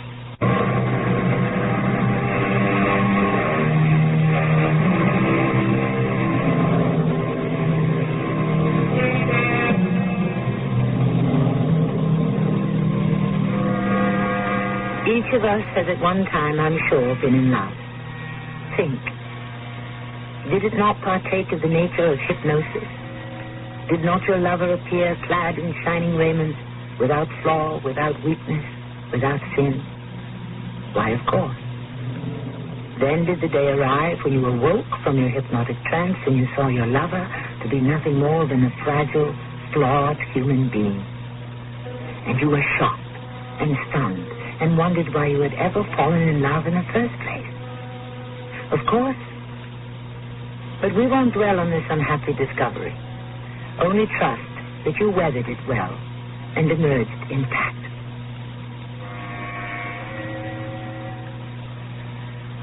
Our cast included Jada Rowland, Earl Hammond, Bernard Grant, and Russell Horton. The entire production was under the direction of Hyman Brown.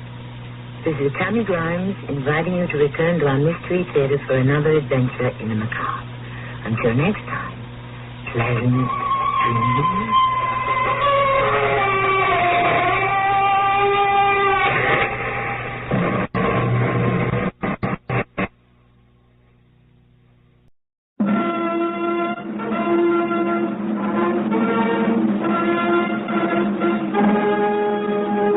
Great Plays.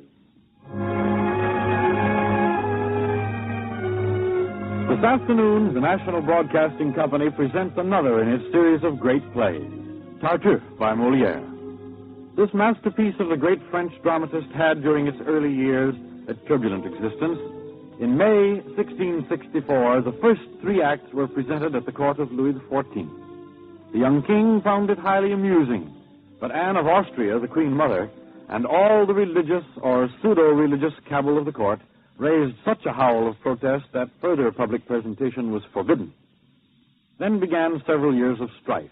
Petition after petition went to the king, who, although sympathetic, refused to further draw the fire of the clergy.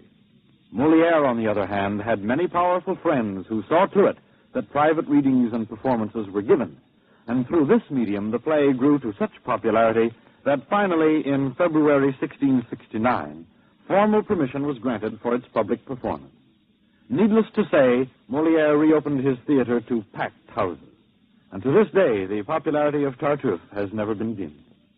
In his preface to the first edition of the play, Molière says, in part, "If the office of comedy is to correct the vices of men, I know not why any should have a special privilege of exemption. 'Tis a mighty stroke at any vice to make it the laughing-stock of everybody.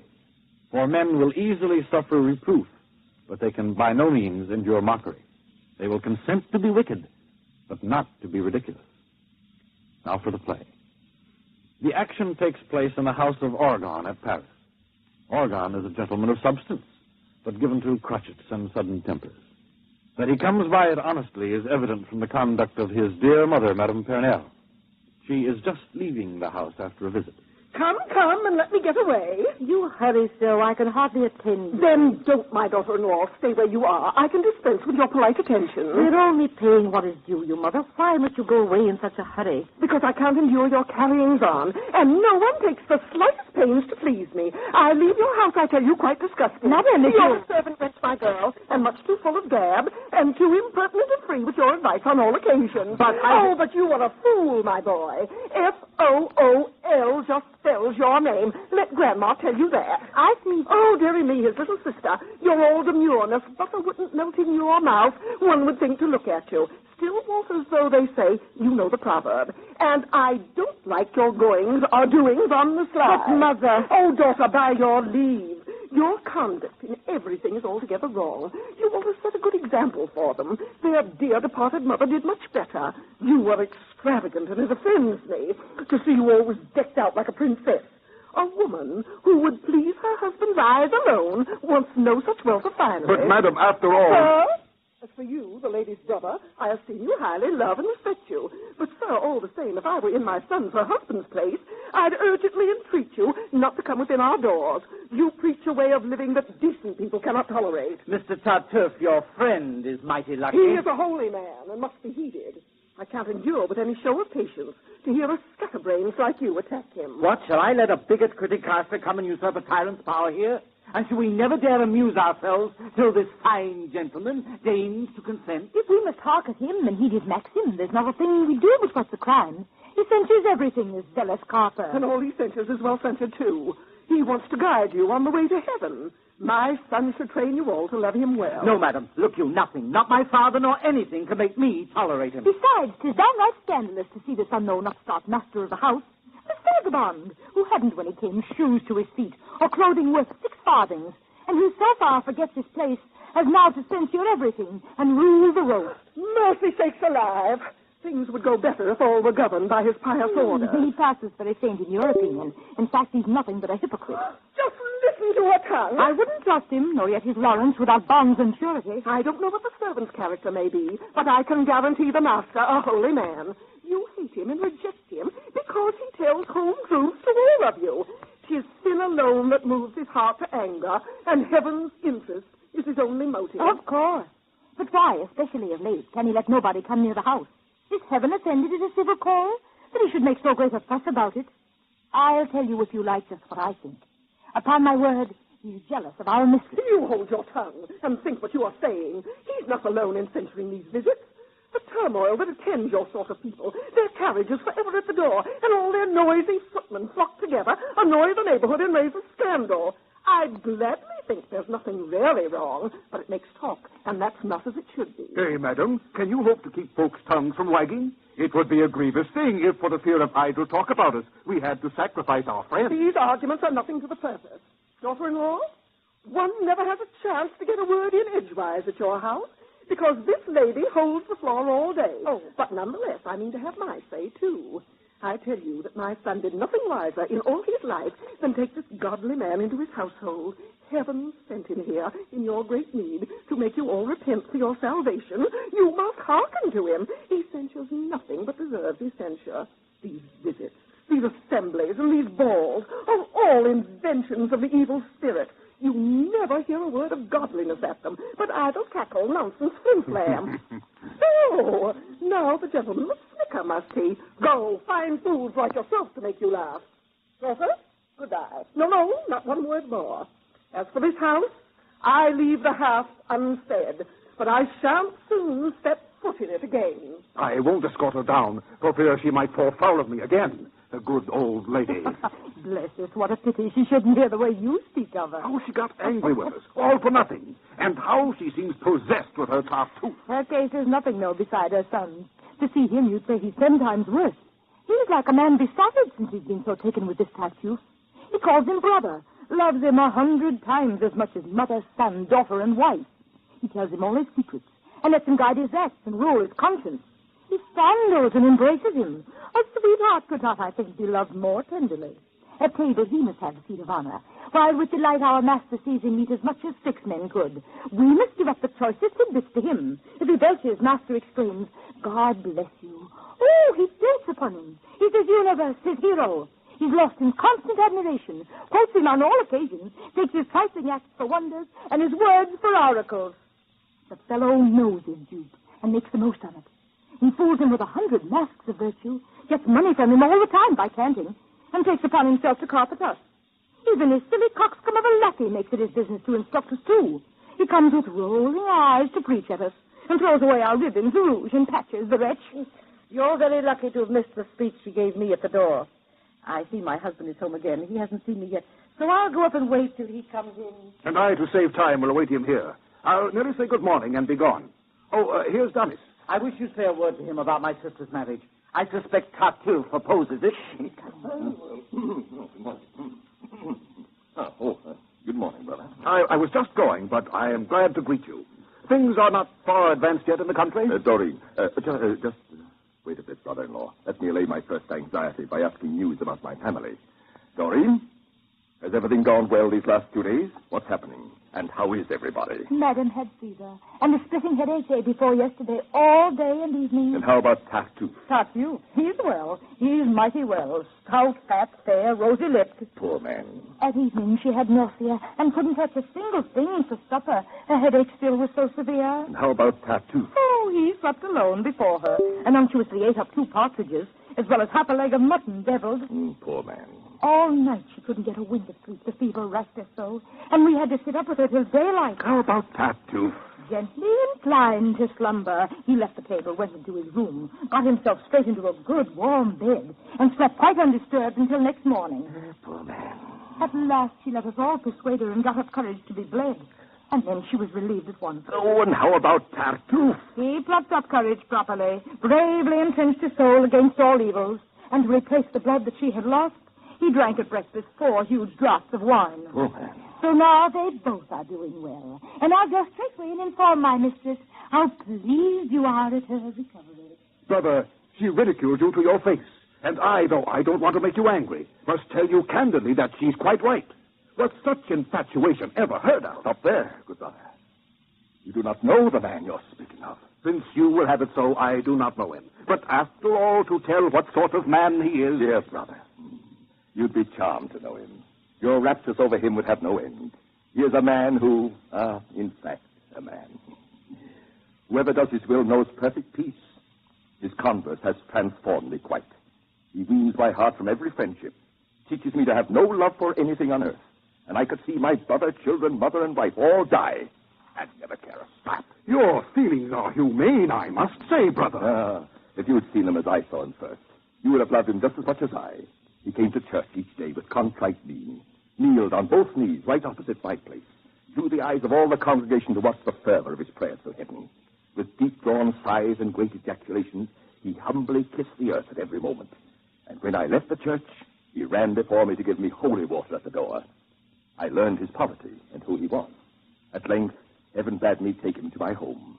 And since that day, all seems to prosper here.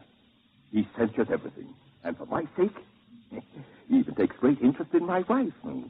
Lets me know who ogles her, and seems 6 times as jealous as I am myself. You'd not believe how far his zeal can go. Calls himself a sinner just for trifles. The merest nothing is enough to shock him. So much so that the other day I heard him accuse himself for having, while at prayer, in too much anger, caught and killed a flea. Sounds, brother, you are mad, I think. Or else you're making sport of me with such a speech. What are you driving at with all this nonsense? Brother, your language smacks of atheism, and I suspect your soul's a little tainted therewith. I've preached to you a score of times that you'll draw down some judgment on your head. That is the usual strain of all your kind. They must have everyone as blind as they. They call you atheists if you have good eyes. And if you don't adore their vain grimaces, you've neither faith nor care for sacred things. You are the sole expounder of the doctrine. Wisdom shall die with you, no doubt, good brother. I'm not the sole expounder of the doctrine, and wisdom shall not die with me, good brother. But this I know, though it be all my knowledge, that there is a difference twixt false and true. My dear good brother-in-law, have you quite done? Yes. I am your humble servant. Just a word. We'll drop that other subject. But you know, Valère has had the promise of your daughter. Yes? You had named the happy day. It's true. Then why put off the celebration of it? I can't say. Can you have some other plan in mind? Perhaps. You mean to break your word? I don't say that. I hope no obstacle can keep you from performing what you've promised. Well, that depends. Why must you beat about? Valere has sent me here to settle matters. Heaven be praised. What answer shall I take him? Why, anything you please. But we must know your plans. What are they? I shall do the will of heaven. Come, be serious. You've given your promise to Valere. Now, will you keep it? Goodbye. His love, methinks, has much to fear. I must go let him know what's happening here.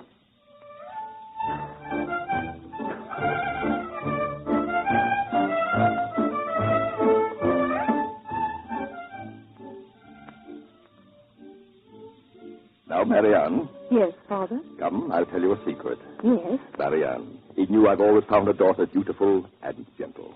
So I've always loved you dearly. I'm grateful for your fatherly affection. Well spoken, daughter. Now, prove you deserve it by doing as I wish in all respects. Well, to do so is the height of my ambition. Excellent. Well, what say you of Tartuffe? Who, I? Yes, you. Look to it how you answer. Why, I'll say of him anything you please. Well spoken, a good girl. Say then, my daughter, that all his person shines with noble merit, that he has won your heart, and you would like to have him, by my choice, become your husband. Eh? Eh? What say you? Please, what did you say? What? Surely I mistook you, sir. How now? Who is it, Father, you would have me say has won my heart? And I would like to have become my husband by your choice? Tartuffe? But, Father, I protest it isn't true. Why should you make me tell this dreadful lie? Because I mean to have it to be the truth. Let this suffice for you. I've settled it. What, Father, you would... Yes, child, I'm resolved to graft Tartuffe into my family. So he must be your husband. That I've settled. And since you're... Sorry. What are you doing there? Your curiosity is keen, my girl, to make you come eavesdropping on a soul. Upon my word, I don't know how the rumor got started. This was guesswork, a mere chance. But I had heard already of this match and treated it as utter stuff and nonsense. What? Is the thing incredible? So much so I don't believe it even from yourself. I know a way to make you credit it. Oh, no, you're telling us a fairy tale. I'm telling you just what will happen shortly. Daughter, what I say is in good earnest. Marianne, don't take your father seriously. He's fooling. But I tell you... No use. I won't believe you. If I let my anger... Well, then, we do believe you. And the worse for you it is. What? Can a grown-up man with that expensive beard across his face be mad enough to want... You hark to me. You've taken on yourself here in this house a sort of free familiarity that I don't like. I tell you frankly, girl. There, let's not get angry, sir. I beg you. But are you making game of everybody? Your daughter's not cut out for bigots' meat. You hold your tongue. And no, the less he has, the better cause we have to honor him. His poverty is honest poverty. It should exalt him more than worldly grandeur, for he has let himself be robbed of all through careless disregard of temporal things and fixed attachment to things eternal. My help may set him on his feet again, win back his property, a fair estate. He has a home, so I am informed, and prove him for what he is, a true-born gentleman. Yes, so says himself. Such vanity but ill accords with pious living, sir. Can you, without compunction, give a man like him possession of a girl like her? So, I must learn what's what from her, you see. You might do worse than follow my advice. Daughter, we can't waste time upon this nonsense. I know what's good for you, and I'm your father. True, I had promised you to young Valere, but first they tell me he's inclined to gamble. And then I fear his faith is not quite sound. I haven't noticed. He's regular at church. You'd have him run there just when you do, like those who go on purpose to be seen. I don't ask your opinion of the matter. In short, the other is in heaven's best graces, and that is riches, quite beyond compare. This match will bring you every joy you long for, and you may do with him whatever you please. With him? Do not but give him horns, I'll warrant. Out on the winch! I tell you, he's come out for it. However great your daughter's virtue, sir, his destiny is sure to prove the stronger. Have done with interrupting. Hold your tongue. Don't poke your nose in other people's business. If I make bold, sir, 'tis for your own good. You're too officious. Will you hold your tongue? His love of you. I want none of your love. But I will love you in your own despite. You will, eh? Yes, your honor's dear to me. I can't endure to see you made the butt of all men's ridicule. Won't you be still? It would be a sin to let you make this match. Won't you be still, I say, you impudent viper? What? You are pious, then you lose your temper. No, I'm all wrought up with your confounded nonsense. And once more, I tell you, hold your tongue. No. Daughter, you're such a pestilent hussy. There, I can't live with her any longer without sin. I can't discuss things in the state I'm in. Oh, my mind's so flustered by her insolent talk. To calm myself, I must go take a walk. Marianne, have you lost the tongue from out your head? What can I do? My father is the master. Everything to ward off such disaster. But what, Doreen? Tell him one doesn't love by proxy. Tell him you'll marry for yourself, not him. A father's right has said it seems to me that I can never dare to say a word. Come, talk it out. Valere has asked your hand. Now, do you love him, pray, or do you not? Doreen, you wrong me greatly if you doubt it. I show my inmost feelings all too plainly. So then you love him? Yes, devotedly. And he returns your love, apparently? I think so. And you both are likely to get to be well married to each other? Surely. Then what's your plan about this other match? To kill myself, if it is forced upon me. Good, that's a remedy I hadn't thought of. Just die, and everything will be all right. Oh, dear Doreen, you get in such a temper. You have no sympathy for people's trouble. I have no sympathy when folk talk nonsense and flatten out as you do at a pinch. But shall I publicly refuse and scorn this match and make it plain that I'm in love? Shall I cast off for him, whatever he be, womanly modesty and filial duty? You ask me to display my love in public? No, I ask you nothing. You shall be Monsieur Tartuffe. Why, now I think of it, I would be wrong to turn you from this marriage. So fine a match. Oh, an excellent, good match. Monsieur Tartuffe, sure, take it all in all, is not a man to sneeze at. Oh, by no means. He's noble in his parish. Handsome, too, red ears and high complexion. Oh, my lord, you'd be too happy, sure, with him for husband. Oh, dear. If I say I love Valérie... No, Tartuffe's your man, and you shall taste him. Oh, you know, I've always trusted you, Doreen. Now help me. No, you shall be by my side. Tartuffe aside. Well, then, since you've no pity for my fate, let me take counsel only of despair. It will advise and help and give me courage. There's one sure cure I know for all my troubles. There. Come back. I can't be angry long. I must take pity on you after all. Oh, don't you see, Doreen? If I must bear this martyrdom, I certainly shall die. No, don't you fret. We'll surely find some way to hinder this. Here's Valérie, your lover. Madam, a piece of news quite new to me has just come out. And very fine it is. What piece of news? Your marriage with Tartuffe. It's true. My father has his plan in mind. Your father, madam? Yes. He changed his plans and did but now propose it to me. What? Seriously? Yes. He was serious and openly insisted on the match. And what's your resolution in the matter, madam? I don't know. That's a pretty answer. You don't know. No. No? What do you advise? My advice is to marry him, by all means. That's your advice? Yes. Do you mean it? Surely a splendid choice and worthy your acceptance. Oh, very well, sir. I shall take your counsel. You'll find no trouble taking it, I warrant. No more than you did giving it, be sure. I gave it truly, to oblige you, madam. And I shall take it to oblige you, sir. Let's see what this affair will come to. So, that is your love. And it was all deceit when you... I beg you say no more of that. You told me squarely, sir, I should accept the husband that is offered me, and I shall... I see some truffle fools these lovers be. But come now, have I not a just complaint? And are you not yourself the most ungrateful? Leave this discussion till another time. Now think you how you'll stave off this plaguey marriage. Oh, then tell us how to go about it, Doreen. Well, you'd better humor his notions by ascendance of consent, so that in case of danger, you can still find means to block the marriage by delay. If you gain time, the rest is easy, trust me. But now, Miss Vinci, mustn't find you chattering together. Valérie, you go at once, and set your friends at work to make him keep his word to you, while we will bring the brother's influence to bear and get the stepmother on our side, too. Goodbye. Whatever effort we may make, my greatest hope, be sure, must rest on you. I cannot answer for my father's sins, but no one save Valérie shall ever have me. Oh, you thrill me through with joy, whatever comes. Oh, this lover's never done with prattling. Now go. Oh, one last word. Let it gabble in the part of the earth. I just saw you, and you marry and vice versa.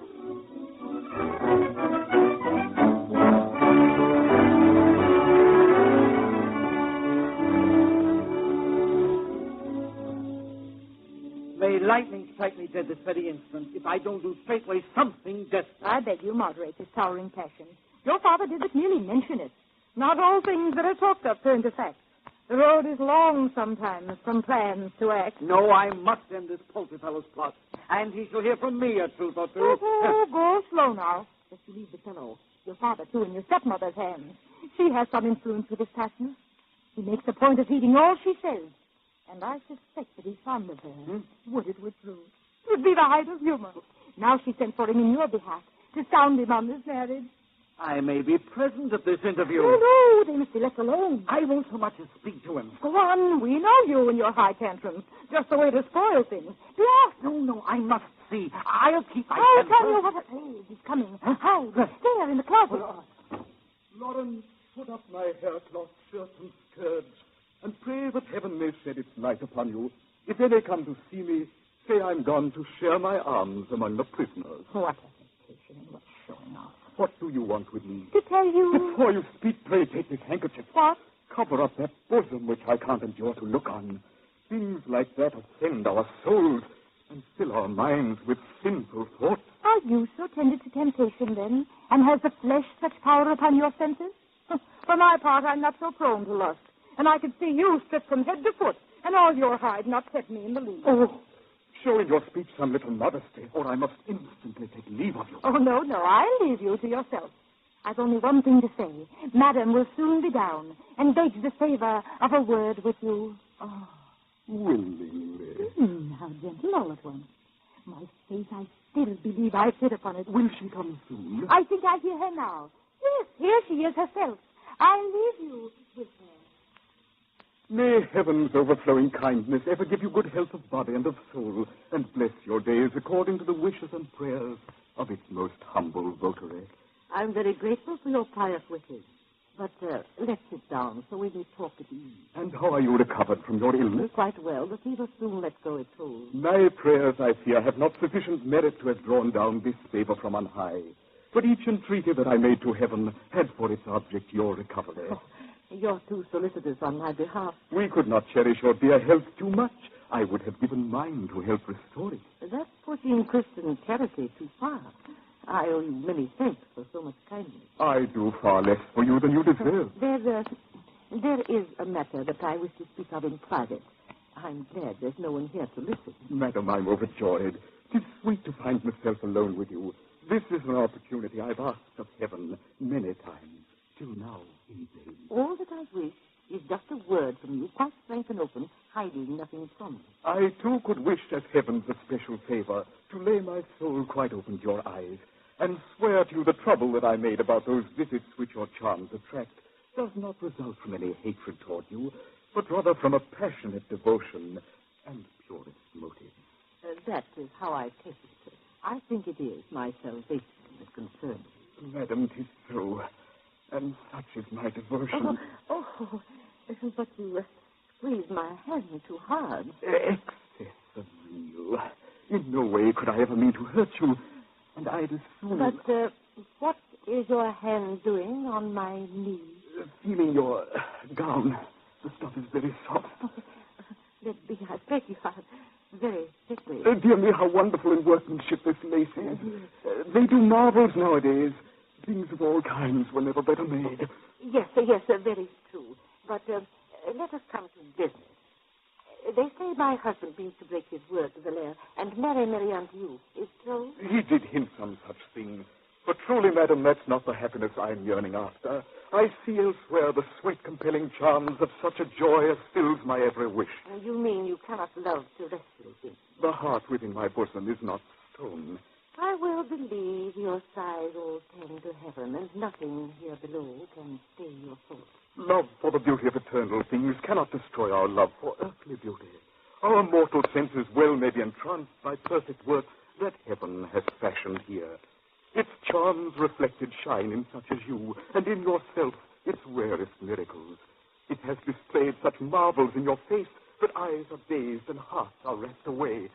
At first I trembled, lest this secret love might be the evil spirit's artful snare. I even schooled my heart to flee your beauty, thinking it was a bar to my salvation. But soon enlightened, all lovely one, I saw how this my passion may be blameless, how I may make it fit with modesty, and thus completely yield my heart to it. 'Tis, I must own, a great presumption in thee to dare make you the offer of my heart. My love hopes all things from your perfect goodness, and nothing from my own poor weak endeavor.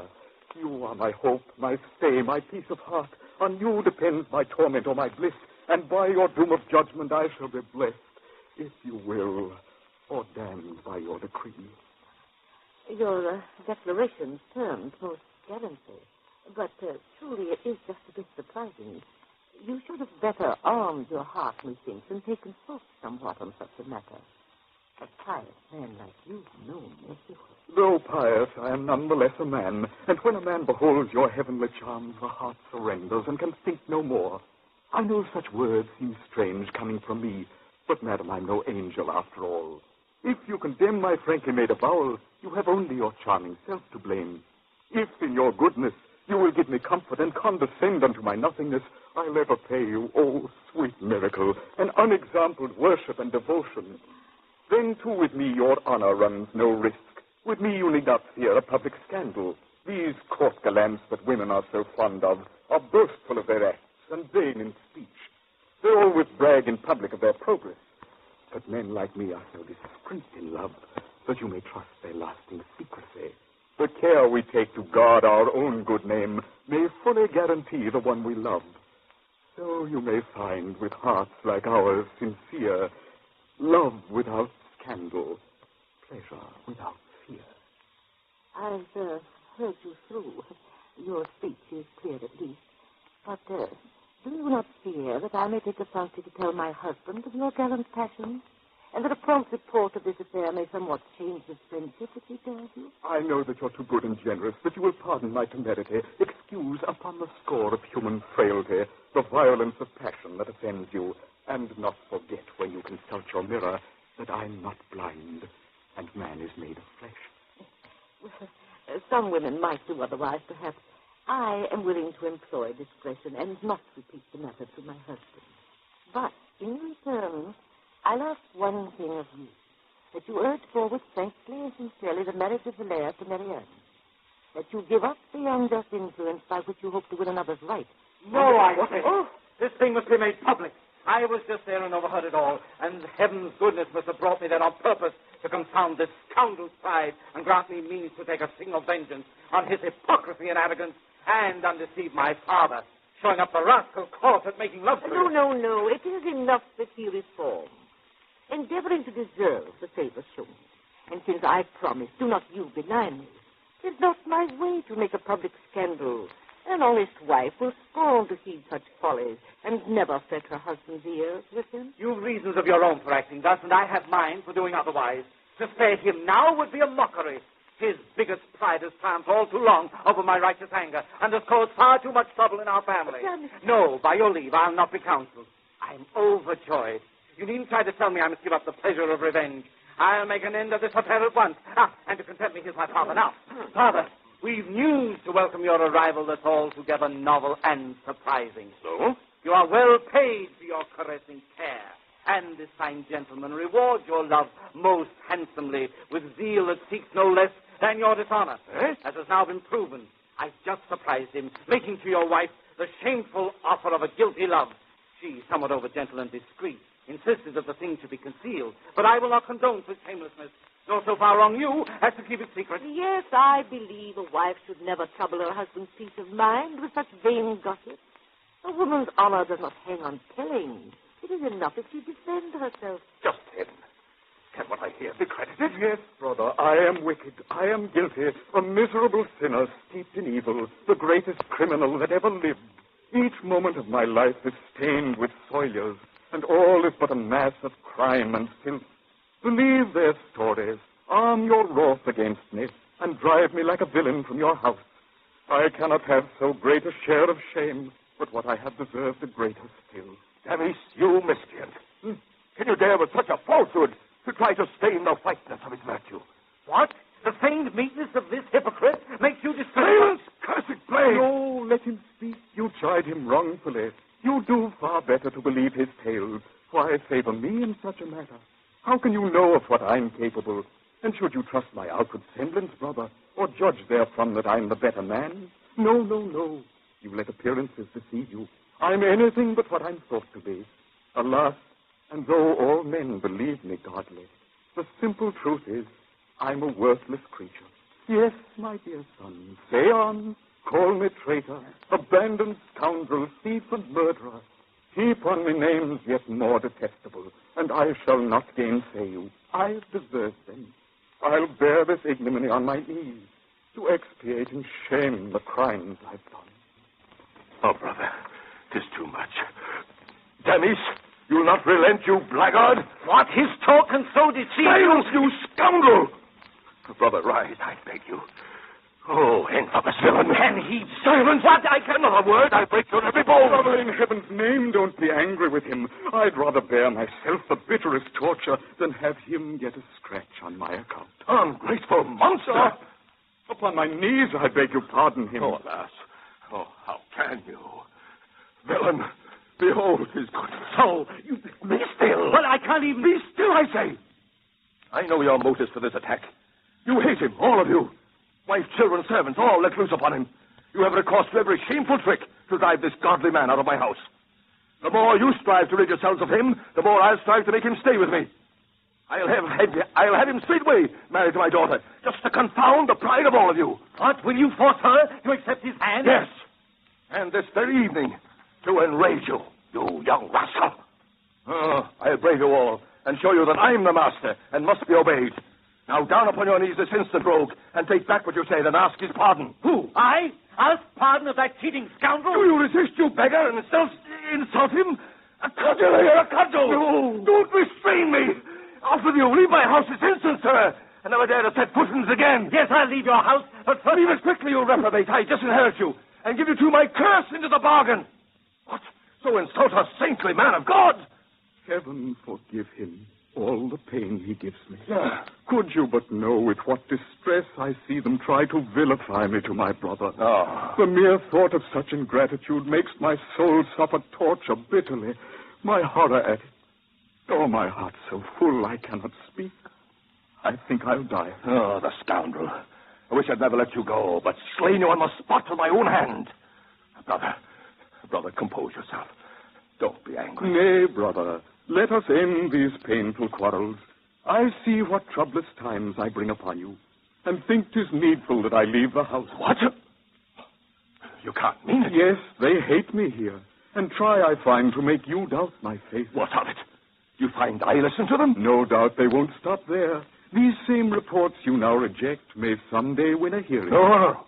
Oh, brother, no, never. Ah, my friend, a woman may easily mislead her husband. No. So let me quickly go and thus remove all cause for such attack. No. You shall stay. My life depends upon it. Then I must mortify myself. And yet, if you should wish... No, never. Very well, then. No more of that. But I shall rule my conduct to fit the case. Honor is delicate, and friendship binds me to forestall suspicion, prevent all scandal, and avoid your wife. No. You shall haunt her, just to spite them all. 'Tis my delight to set them in a rage. You shall be seen together at all hours. And what is more, the better to defy them, I'll have no other heir but you. And straightway I'll go and make a deed of gift to you, drawn in due form of all my property. A good, true friend, my son-in-law to be, is more to me than son and wife and kindred. You will accept my offer, will you not? Heaven's will be done in everything. We'll go make haste to draw the deed aright, and then let envy burst itself with spite.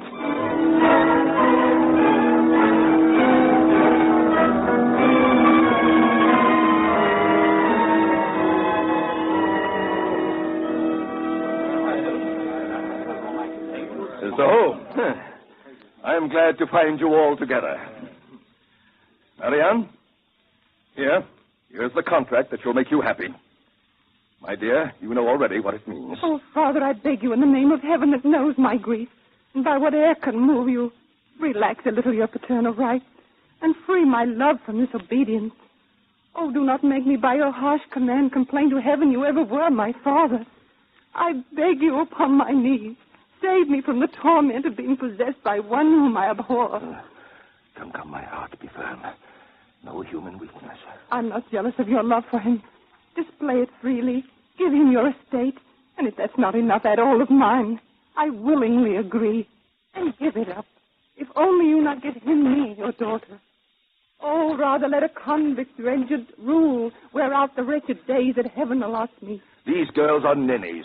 Always turning nuns when fathers thwart their silly love affairs. Get on your feet. The more you hate him, the more will help you earn your soul's salvation. So, mortify your senses by this marriage, and don't vex me about it anymore. Master, but... You hold your tongue before your betters. Oh. Don't say I dare to say a single word, I tell you. If you will let me answer and advise... Brother, I value your advice most highly. 'Tis well thought out. No better could be had, but you'll allow me not to follow it. Your blindness makes me quite astounded at you. You are bewitched with this thought to disbelieve the things we tell you happened here today. I am your humble servant, and can see things when they're plain as noses on folks' faces.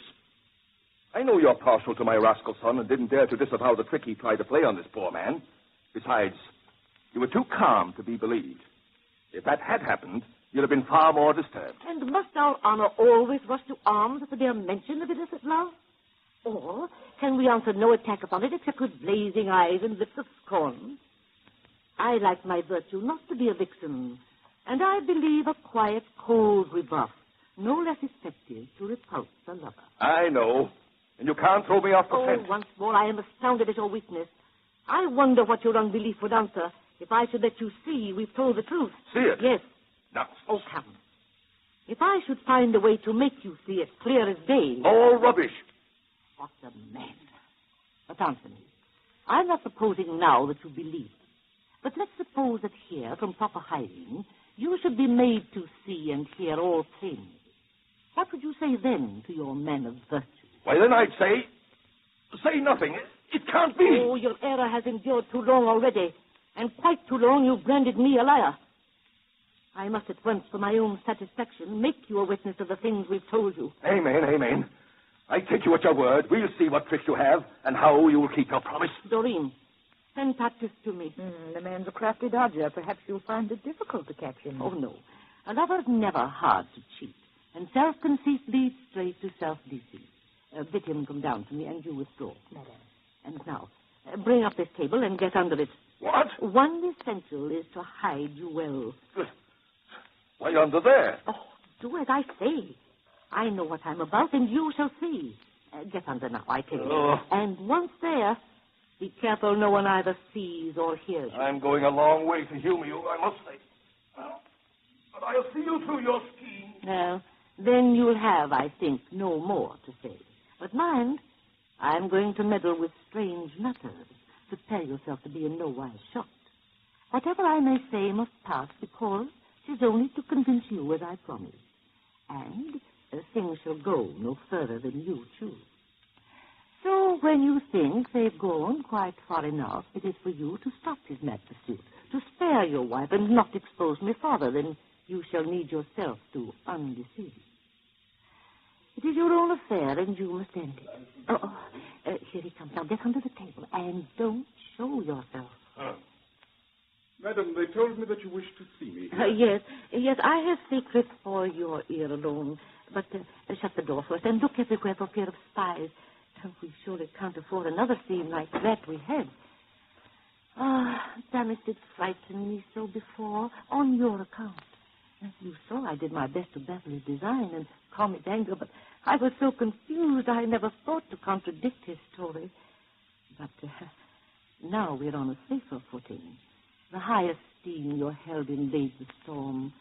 My husband can have no suspicion of you, and even insist, to spite the scandal-mongers, that we shall be together constantly.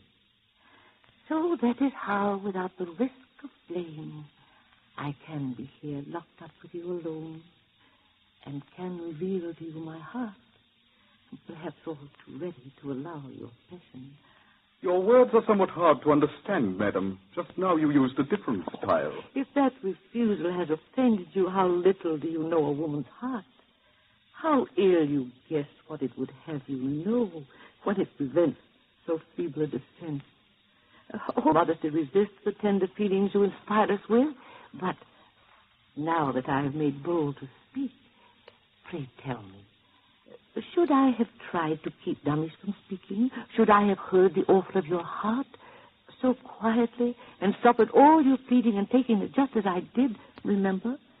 If such a declaration had not pleased me, and when I tried my utmost to persuade you not to accept the marriage that was talked of, what should my earnestness have hinted to you, if not the interest that you've inspired? And my chagrin should such a match compel me to share a heart I want all to myself. 'Tis past a doubt the height of happiness to hear such words from lips we dote upon. My heart employs its utmost zeal to please you, and counts your love its one beatitude. And yet that heard must beg that you allow it to doubt a little its felicity.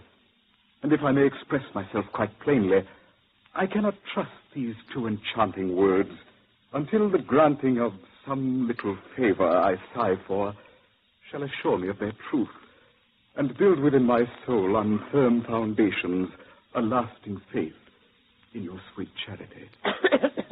Oh, well, must you go so fast and all at once exhaust the whole love of a woman's heart? Are you not yet satisfied and will not be without the blending of her utmost favor? The less a blessing is deserved, the less we dare to hope for it. And words alone can ill assuage our love's desires. So I shall trust to nothing, madam, till you have convinced my love by something real. Oh, how your love enacts the tyrant's role and throws my mind into a strange confusion. But nay, is it decent to be so exacting and so abused by urgency the weakness you may discover in a woman's heart? But if my worship wins your gracious favor, then why refuse me some proof thereof? But how can I consent to what you wish without offending heaven? You talk so much of. If heaven is all that stands now in my way, I'll easily remove that little hindrance. Your heart need not hold back for such a trifle. Oh, but they affright us so with heaven's commands. I can dispel these foolish fears, dear madam.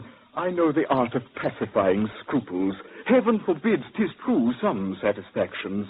But we find means to make things right with heaven. There is a science, madam, that instructs us how to enlarge the limits of our conscience according to our various occasions, and rectify the evil of the deed according to our purity of motive. I'll duly teach you all these secrets, madam. You only need to let yourself be guided. Content my wishes, have no fear at all. I answer for it, and take the sin upon me. Your cough is very bad. Oh, yes. Yes, I'm in torture. Would you accept this bit of licorice? The case is obstinate, I find, and all the licorice in the world will do no good. It is very trying. More than words can say. Well, in any case, your scruples easily removed. With me, you're sure of secrecy, and there's no harm unless a thing is known. The public scandal is what brings offense, and secret sinning is not sin at all. So then I see I must resolve to yield. I must consent to grant you everything and cannot hope to give full satisfaction or win full confidence at lesser cost. But if my consent give reason for offense, so much the worse for him who forced me to it. The fault can surely not be counted mine. It need not, madam, and the thing itself... Open the door, I pray you, and just see whether my husband is not there in the hall. Why take such care for him? Between ourselves, he is a man to lead round by the nose. He's capable of glorying in our meetings. I've fooled him so he'd see all and deny it. No matter, go, I beg you. Look about and carefully examine every corner. If I own a man abominable, I can't get over it. The whole thing floors. What? You've come up so soon? Go back under the table. It is not time yet. Wait till the end to see and make quite certain. And don't believe a thing on mere conjecture. Nothing more wicked ever came out of hell. Dear me, don't credit things too lightly. Nor let yourself go thoroughly convinced. Don't yield too soon, for fear you'll be mistaken. All things conspire toward my satisfaction, madam. I've searched the whole apartment through. There's no one here. And now my ravished soul... Softly! What? You're too eager in your amours. You needn't be so passionate. My holy man. You want to put it on me. How is your soul abandoned to temptation? Marry my daughter, eh? I want my wife, too. I doubted long enough if this was earnest, expecting all the time the tone would change. But now the proof's been carried far enough. I'm satisfied and ask no more for my part.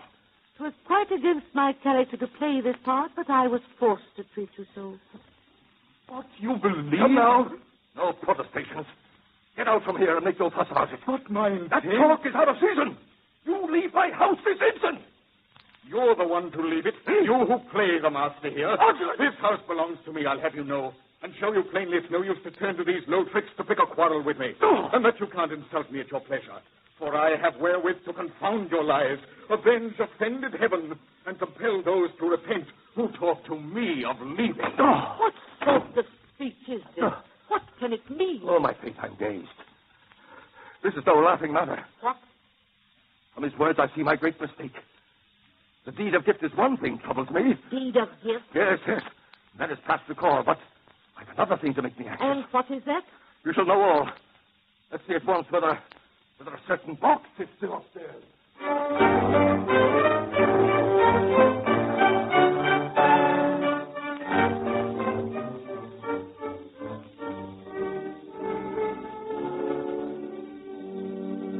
Whither away so fast? Oh, how should I know? Methinks we should begin by taking counsel to see what can be done to meet the case. Oh, I'm all worked up about that wretched box. More than all else, it drives me to despair. That box must hide some mighty mystery. Argus, my friend who was in trouble, brought it himself most secretly. Left it with me. He chose me in his exile for this trust. And on these documents, from what he said, I judge his life and property depend. How could you trust them to another's hand? By reason of a conscientious scruple. I went straight to my traitor to confide in him. His sophistry made me believe that I must give the box to him to keep, so that in case of search I might deny my having it at all, and still, by favor of this evasion, keep my conscience clear, even in taking oath against the truth. Your case is bad, so far as I can see. This deed of gift, this trusting of the secret to him were both, to state my frank opinion, steps that you took too lightly. He can lead you to any length with these for hostages, and since he holds you at such disadvantage, you would be still more imprudent to provoke him. So you must go some gentler way about. What? Can a soul so base, a heart so false, hide neath the semblance of such touching fervor? I took him in. A vagabond, a beggar. 'Tis too much. No more pious folk for me. I shall abhor them all utterly, and henceforth treat them worse than any devil. So, there you go again, quite off the handle. Oh. In nothing do you keep an even temper. You never know what reason is, but always jump first to one extreme and then the other. What, Father, can the scoundrel threaten you, forget the many benefits received, and in his base abominable pride, make of your very favors arms against you? So true, my son. It tortures me to think on it. Let me alone. I'll chop his ears off for him. Spoke like a true young man. Now, just calm down and moderate your towering tantrums, will you? We live in such an age with such a king that violence cannot advance our cause. We're wasting time here in the merest trifling, which we should rather use in taking measures to guard ourselves against the scoundrel's threat. You think his impudence could go so far? For one, I can't believe it possible. Why, his ingratitude would be too patent. Don't trust to that. He'll find abundant warrant to give good color to his acts against you. You never should have pushed him quite so far. True, true. Yet what could I do? The rascal's pride made me lose all control of my resentment. I wish with all my heart that some pretense of peace could be patched up between you If two. I had known what weapons he was armed with, I never would have raised such an alarm. Eh? Who's coming now? Doreen, go quick. Find out. I am in a fine state to receive a visit. Good day, good sister. Pray you let me see the master of the house. He's occupied. I think he can see nobody at present. I'm not by way of being unwelcome here. My coming can, I think, nowise displease him. My errand will be found to his advantage. Your name, then? Tell him simply that his friend, the Tartuffe, has sent me for his good. Master, it is a man who comes with civil manners, sent by Tartuffe, he says, upon an errand that you will be pleased with. Surely you must see him and find out who he is and what he wants. Perhaps he's come to make it up between us. How shall I treat him? You must not get angry. And if he talks of reconciliation, accept it. Sir, good day, and heaven send harm to your enemies, favor to you. This fire beginning suits with my conjectures and promises some compromise already. All of your house has long been dear to me. I have the honor, sir, to serve your father. Sir, I am much ashamed, and ask your pardon for not recalling now your face or name. My name is Loyal. I'm from Normandy. My office is court bailiff in despite of envy, and for 40 years, thank heaven, it's been my fortune to perform that office with honor. So I've come, sir, by your leave, to render service of a certain writ. What? You are here Now, pray, sir, don't be angry. 'Tis nothing, sir, but just a little summons. Order to vacate, you and yours, this house. Move out your furniture, make room for others. And that without delay or putting off, as needs must be. I leave this house? Oh, yes, please, sir. The house is now, as you well know, of course, the Tartuffe. And he, beyond dispute of all your goods, is henceforth lord and master by virtue of a contract here attached, drawn in due form, and unassailable. Your insolence is monstrous and astounding. I have no business, sir, that touches you. This is the gentleman. He's fair and courteous, and knows too well a gentleman's behavior to wish in any wise to question justice. But, sir, I know you would not for a million wish to rebel. Like a good citizen, you let me put in force the court's decree. Your long black gown may well, before you know it, Mr. Court Bailiff, get a thorough beating. Sir, make your son be silent or withdraw. I should be loath to have to set things down and see your names inscribed in my report. Monsieur Loyal's looks are most disloyal. I have much feeling for respectable and honest folk like you, sir, and consented to serve these papers only to oblige you and thus prevent the choice of any other who, less possessed of zeal for you than I am, might order matter in less gentle fashion. And how could one do worse than order people out of their house? Why, we allow you time, and even will suspend until tomorrow the execution of the order, sir. I'll merely, without scandal, quietly come here and spend the night with half a score of officers. And just for form's sake, please, you'll bring your keys to me before retiring. I will take care not to disturb your rest and see there's no unseemly conduct here. But by tomorrow and at early morning, you must make haste to move your least belongings. My men will help you. I have chosen strong ones to serve you, sir, in clearing out the house. No one could act more generously, I fancy.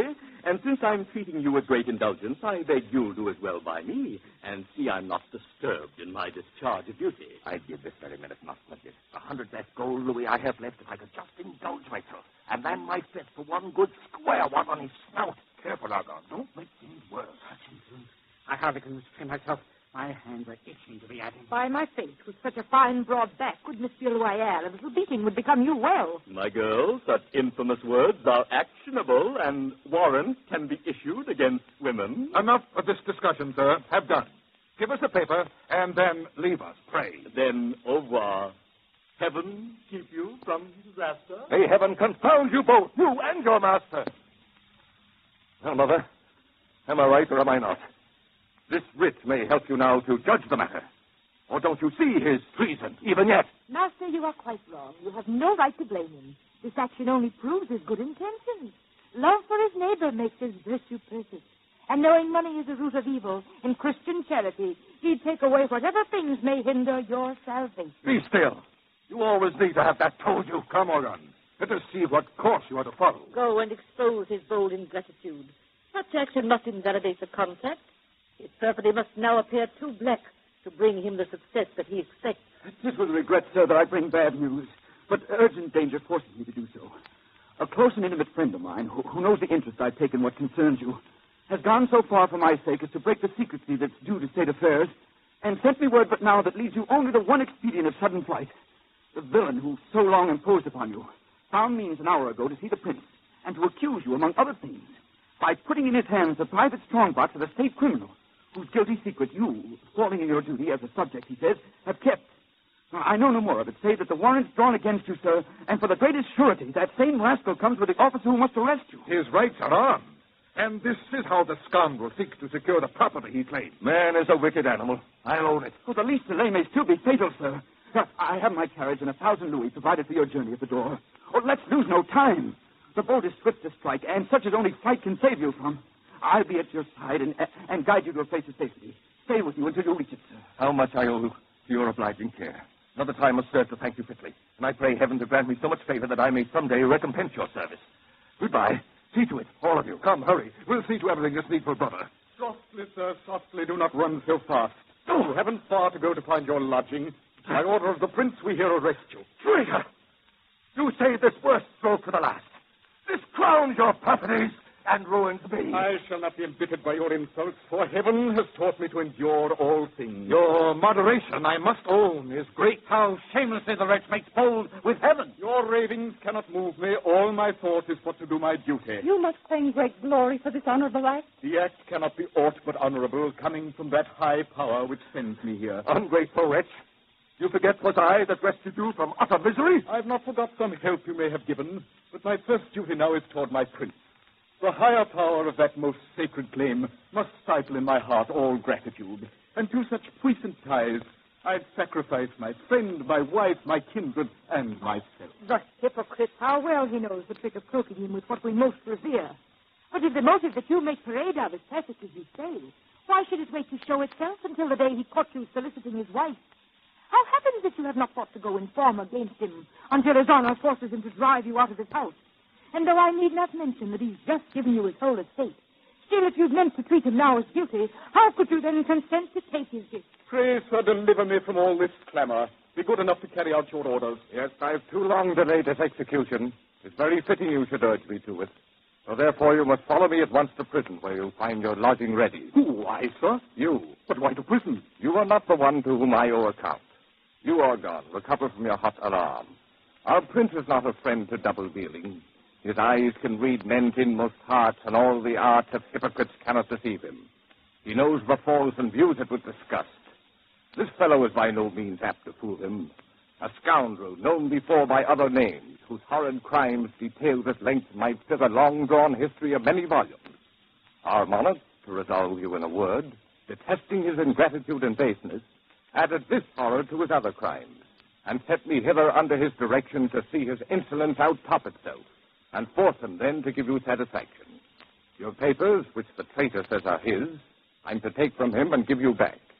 The deed of gift, transferring your estate, our monarch's sovereign, will make null and void. And for the secret personal offense your friend involved you in, he pardons you. Thus, he rewards your recent zeal displayed in helping to maintain his rights, and shows how well his heart, when it's least expected, knows how to recompense a noble deed, and will not let true merit miss its due, remembering always rather good than evil. Now, heaven be praised. A happy outcome. Who would have dared to hope it? There, traitor. Now your mother, hold, and don't descend to such indignities, I beg you. Leave the poor wretch to his unhappy fate, and let remorse suppress him, but not you. Hope rather that his heart may now return to virtue, hate his vice, reform his ways, and win the pardon of our glorious prince, while you must straightway go, and on your knees repay with thanks his noble, generous kindness. Well said. We'll go, and at his feet kneel down with joy to thank him for his goodness shown. And this first duty done with honors due, we'll then attend upon another, too, with wedded happiness reward Belair, and crown a lover noble and sincere.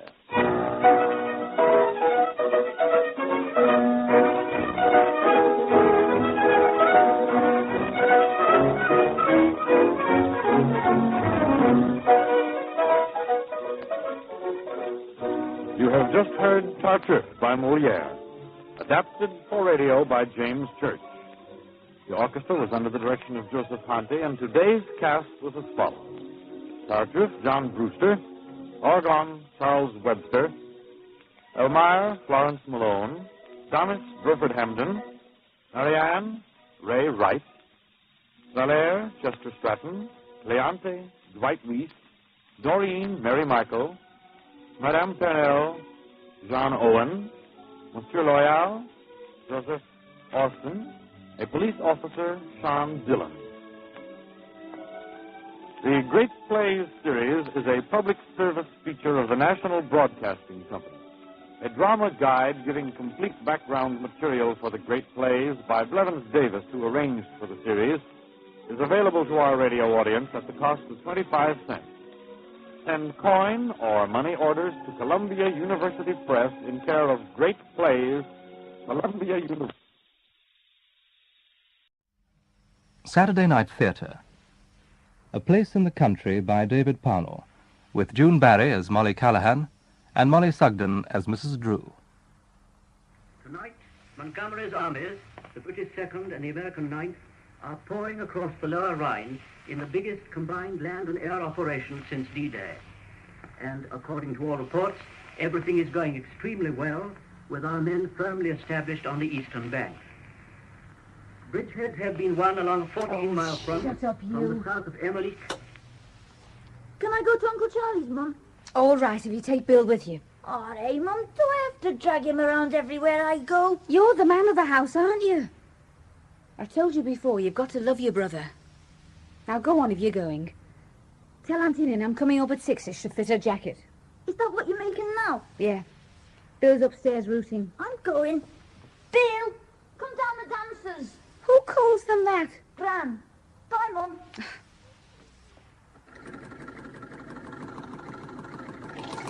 I've got to get out of here. I've got to get out of here. I've got to get out of here. I can't carry on living here as though nothing had ever happened. It's like being sent back to school, as though I'd never been married and had 2 kids. I've come right round in a circle. Oh, there must be jobs somewhere. Somewhere.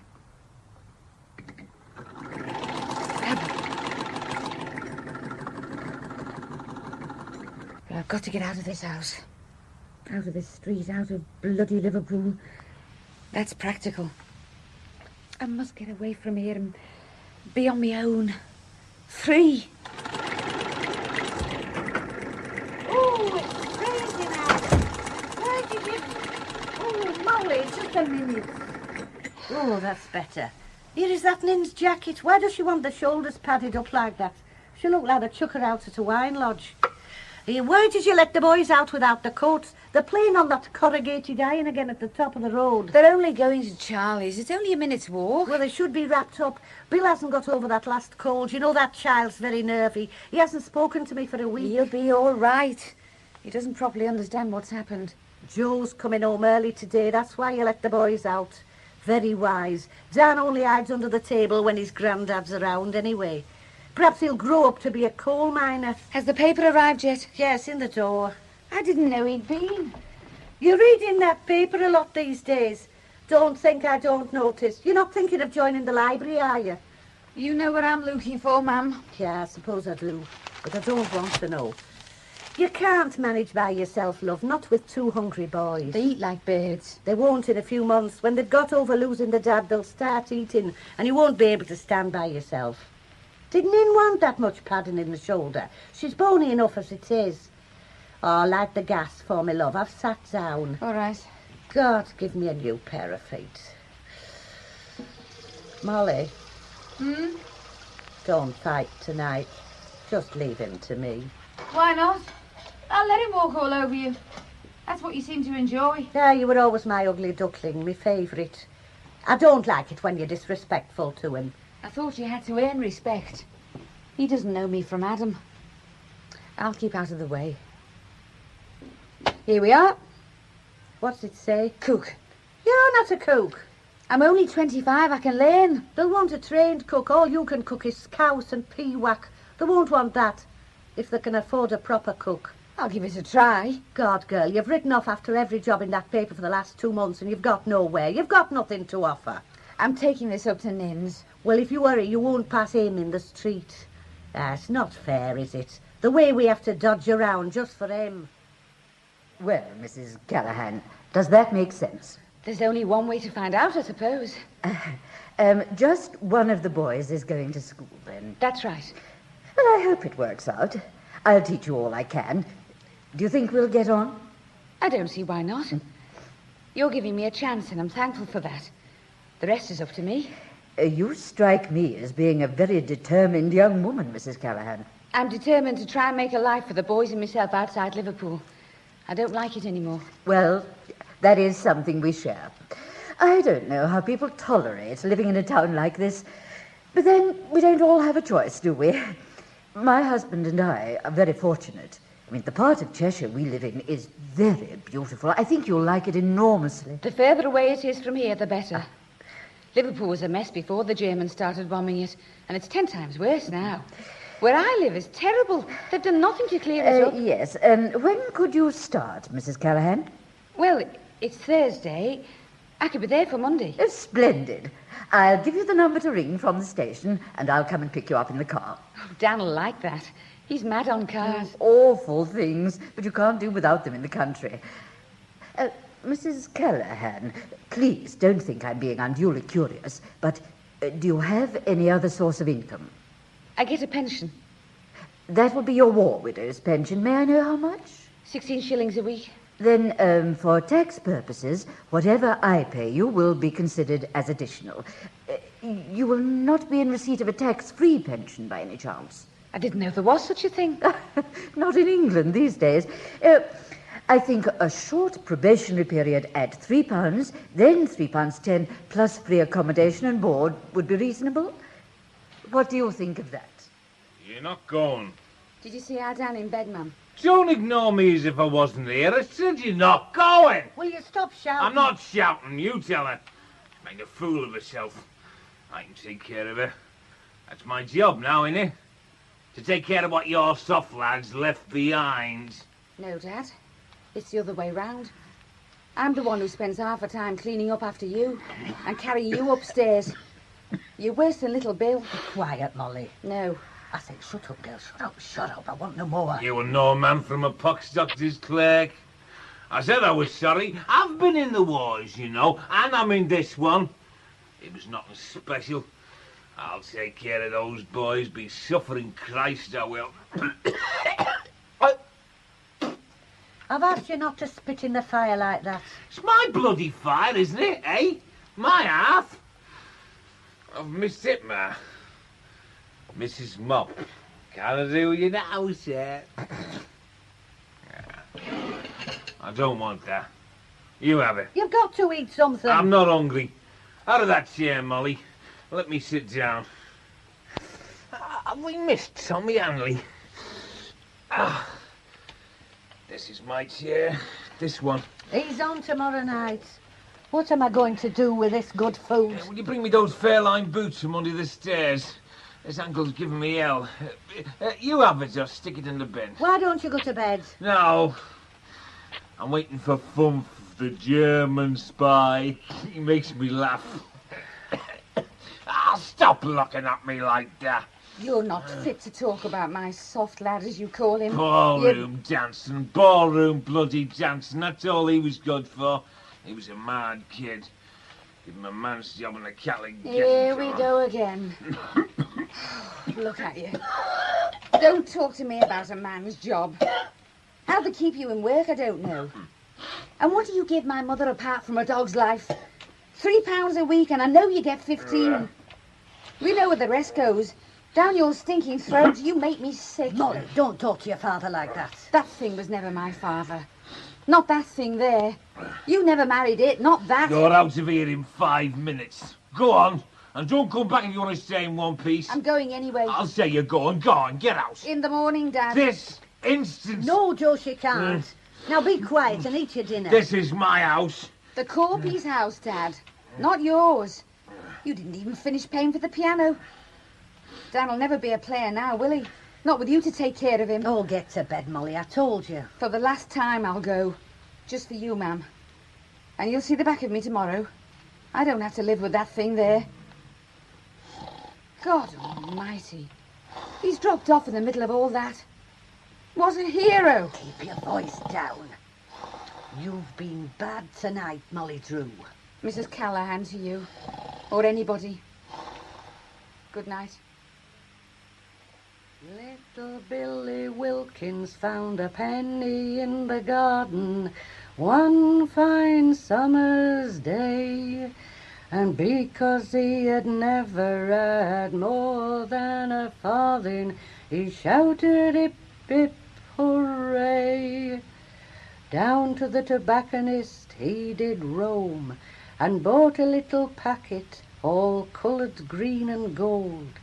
And in 5 little sniffs, and in 5 little whiffs, he was lying on the tramway lines, looking greener than the label, and wishing he was able to smoke his little last woodbine. Oh, that's my favourite, Gran. You won't forget it, will you? Oh, not a chance of that, son, when I smoke 50 a day myself. Now look after Bill. He's your brother. You must love him and watch over him. Be loyal, Dan, son. Will you come to see us?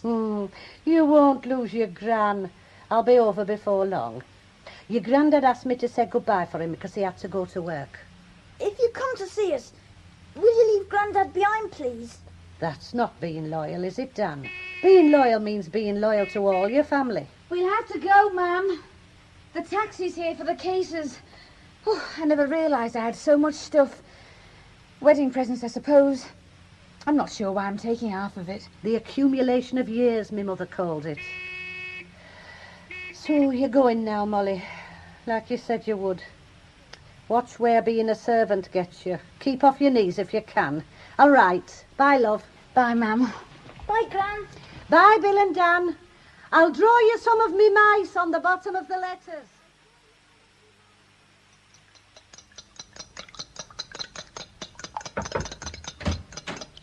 Hello. Hello? Can I come in? All depends who you are and what you want. Oh, didn't the old lady tell you about me? What old lady? Mrs. Denise. I'm the gardener. It's time for me 11s.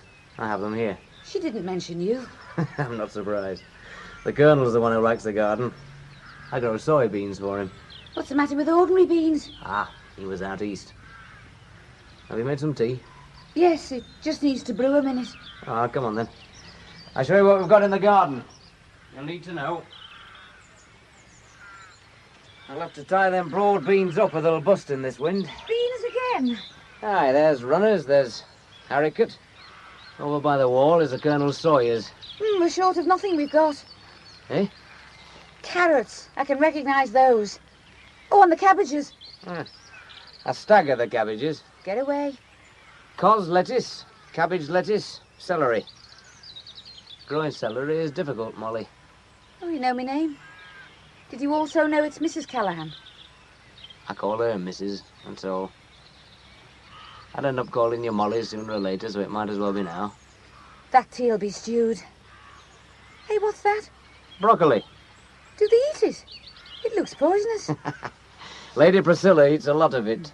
She's a vegetarian. Is she the one who's away in Switzerland being finished? They won't finish her. It'll take more than Switzerland to finish Lady Priscilla. I wouldn't like to fight her. I like the garden. You know I've got 2 boys. Yes. I'm glad you've got kids. I lost my daughter some time back. Lost her? She went in to have her tonsils out, and that was that.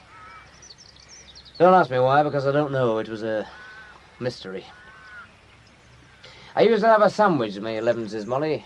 Beef or something off the cold cut. Is that all right? You're a working lad. What do you want for pudding?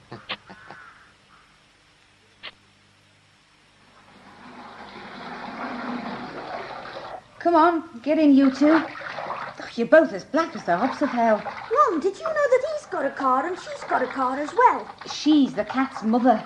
Mrs. Denise, not she. What's he then? He's the Colonel. Hey, did you leave my submarine at Gran's house? Oh, I'm sorry. Give Bill some more room. Put your legs together, look. What's a colonel? Well, there's a colonel that's a nut and a colonel that's a soldier. What kind is our colonel? He's a soldier, I hope. Our dad was a soldier. That's right. Here, catch the soap. Was he a colonel? Turn round, Bill, and your brother will wash you back. No, he was a sergeant. Mum, I like this place. I thought you would. Oh, he's got soap in his eyes again, Mum. Give him the towel. There. Poor old Wild Bill Hickok. Look hard. Look hard. We enjoyed the roast lamb enormously, Molly dear. Excellent. Now, the Colonel would like you to make him a curry with what's left over. Do you think you can manage that? If you'll show me how. Oh, you've never cooked a curry? I've never had foreign food. My mother was a plain cook. I'm as good as her now. Well, the sooner we get over this hurdle, the better. We tend to eat a lot of Indian and Chinese food. We lived out there for a long time, you know. I'll do me best. None of us can do more than that, can we? I was going into Sandbach, but I'll go tomorrow. We can spend the afternoon together, and I'll teach you as much as I know. Right. Now, let's go through the recipe together. This is in my handwriting, and only I can read it. I noticed what beautiful handwriting you had, Molly, from your letter of application. Perfect. My dad has a copperplate hand. He takes a long time over it. I think it would be wisest if you took it down as I gave it to you. Then you can keep it in a book for the future. Here's a pencil. Let me have it back afterwards, won't you? Jolly good. First, 2 pounds of lamb. I think there's that much left on that leg. 2 pounds of lamb. Home, 5th of April, 1945. Dear Molly, you'll be settled down now and finding out what the job's all about. I was a bit under the weather the day you left, but I soon got over it. I met Eileen McKay in the butcher's. She'd changed so much I wouldn't have known her, except for that coat of hers with the stone marks and... 2 large onions, sliced. Now, I think the best thing for you to use is this machine here. Yes, that one in the corner. It'll stop you crying. I hate cutting onions. Home, 8th of April, 1945. Dear Molly, how are you, love? Nin was asking after you today. She asked me about the final fitting for her jacket, but I said it'd have to wait till you came back for a visit. She wants everything just so. 6 cloves of garlic, chopped. What's that? This is garlic. Oh, I was wondering what that was. I thought it was a withered onion. 6 of those. Oh, no. 6 of these. See, it comes away in segments. Oh, this is a close. If you put 6 of the whole thing in, no one would want to talk to the Colonel or me for a week. Home, 10th of April 1945. Dear Molly, well, I've not heard from you yet, but I hope all has gone well. How are me lads? They're the best in the world. Give 'em a hug from me. 1 teaspoon of cumin. Oh, teaspoon of what? Cumin. It's a spice. I don't know whether I'm coming or going. Home, 11th of April 1945. Dear Molly, still I've had no letter from you and you promised to write. I get fed up, stuck here by myself all day. When your father comes in, he just sits there and goes to bed. You know what he's like. His malaria came back last night, and I was up and about in the early hours.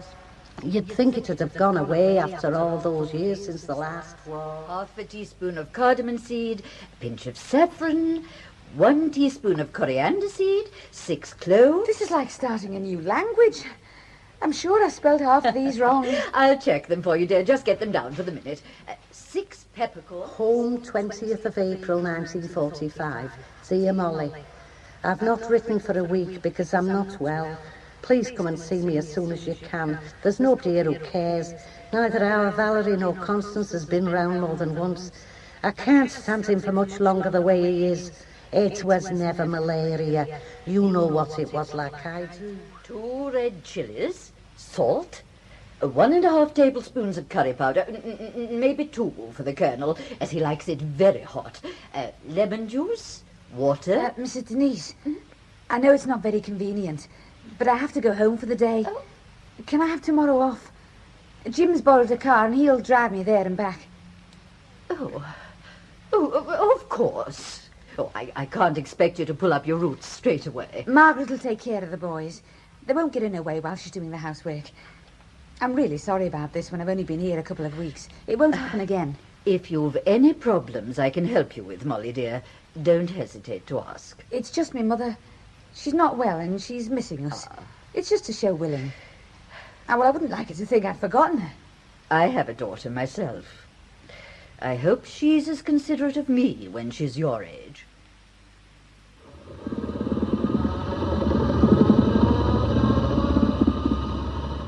Is that it? The Runcorn Transporter Bridge? Yes. Funny thing, isn't it? Yeah. You'd have thought the Germans would have bombed it. We have to pay to get on.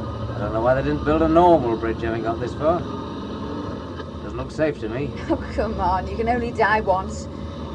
Here's the fare. No, I'll get this. You won't. I'm paying for today, Jim. It's me who's had to go to Liverpool. You can be a free chauffeur if you like.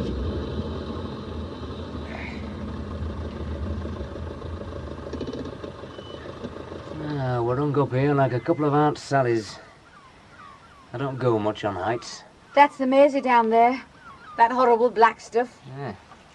It's dirty, all right. Filthy. Fall in that and you'd be poisoned in a minute. Why do you hate your hometown so much? I've got nothing to thank you for. Well, at least it's got character. Whose character? Pubs and football isn't character. They make up ideas about themselves. It's a dirty old dump full of dirty old sailors and dirty old dockers. There's some life there, though. Something to do. Life? Perhaps there used to be. There's no life for me there now. Molly. What? You know, I really fancy you. I never knew gardeners had that much imagination. I'm serious. You're not on, La. Honestly. Oh, don't be at it. Be your age. Let's just leave it to one side, all right? Please. Molly, can I ask you something?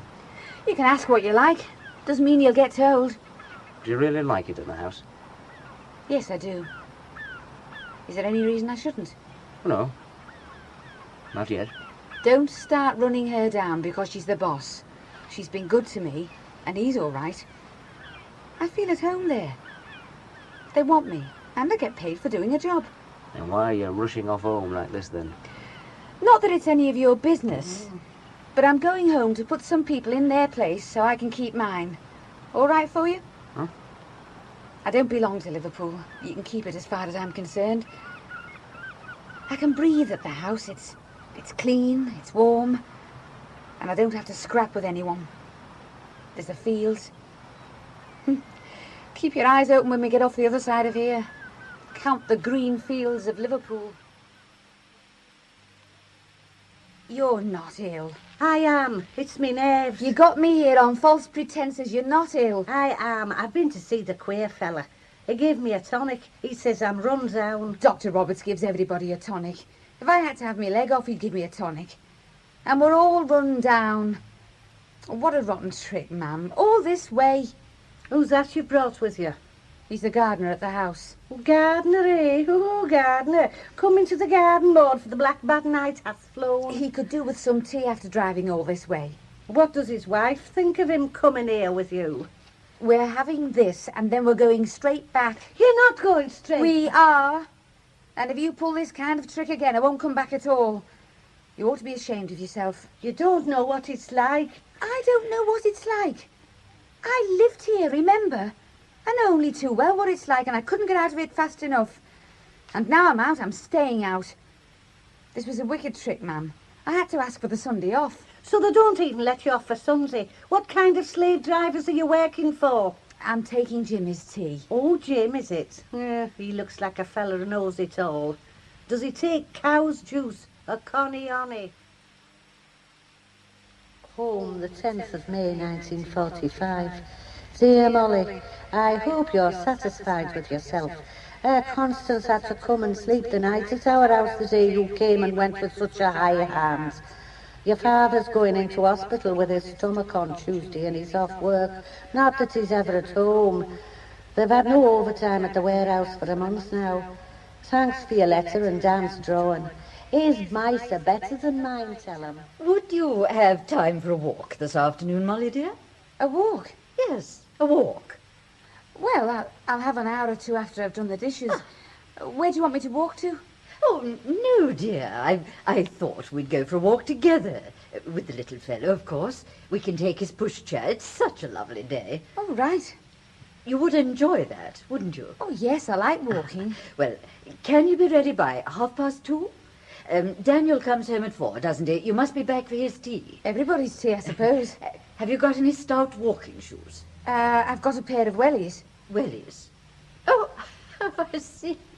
Wellies. Well, I'm not sure about that. I thought we might call in on a friend of mine for a few minutes, and I'm not certain that wellies would be quite the thing. What size do you take? 6s. Ah, we might do something with a pair of Scylla's shoes. I think she takes a 7.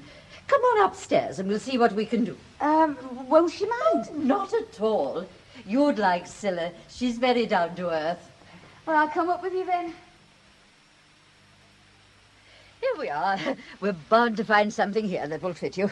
Oh, I've never seen so many pairs of shoes. Well, when you live in the country, you need good footwear. Scylla is rather an unfeminine kind of girl, I'm afraid, and you can see it in this collection. I suppose she must have, what would you say, 5 pairs of riding boots? Well, there's not many girls I know with 5 pairs of riding boots and 1 pair of court shoes. You try those on, Molly, dear. How is your daughter still in Switzerland with the war on? Isn't she surrounded? Yes. Yes, that's very perceptive of you, Molly, dear. She is surrounded. The Germans are all round Switzerland. You're not worried? No. You know that Switzerland is a neutral country. I think these'll do. Mm-hmm. I'll put some newspaper inside to make them smaller. They don't look bad on me. Well, you've got good legs, Molly, dear. Any shoes you wore would look well on you. Even me wellies? Oh, no. I don't think I'm prepared to extend the compliment that far.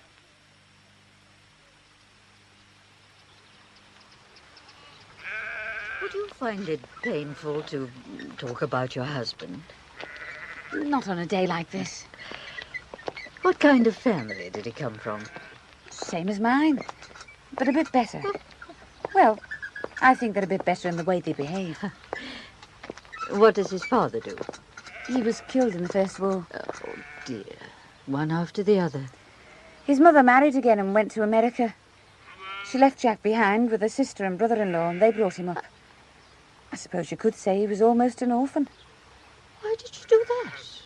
I don't know. A strange way to behave. Poor child. Oh, he was all right.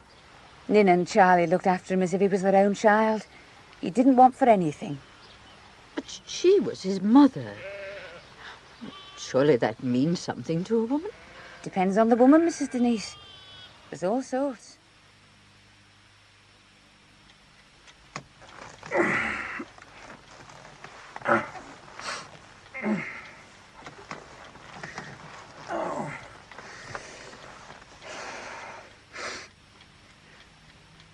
Are you awake? So bad if I'm not, isn't it?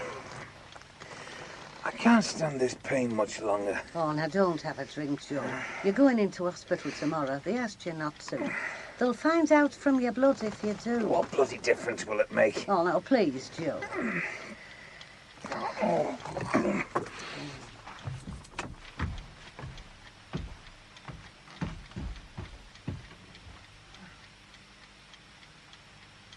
Where is it?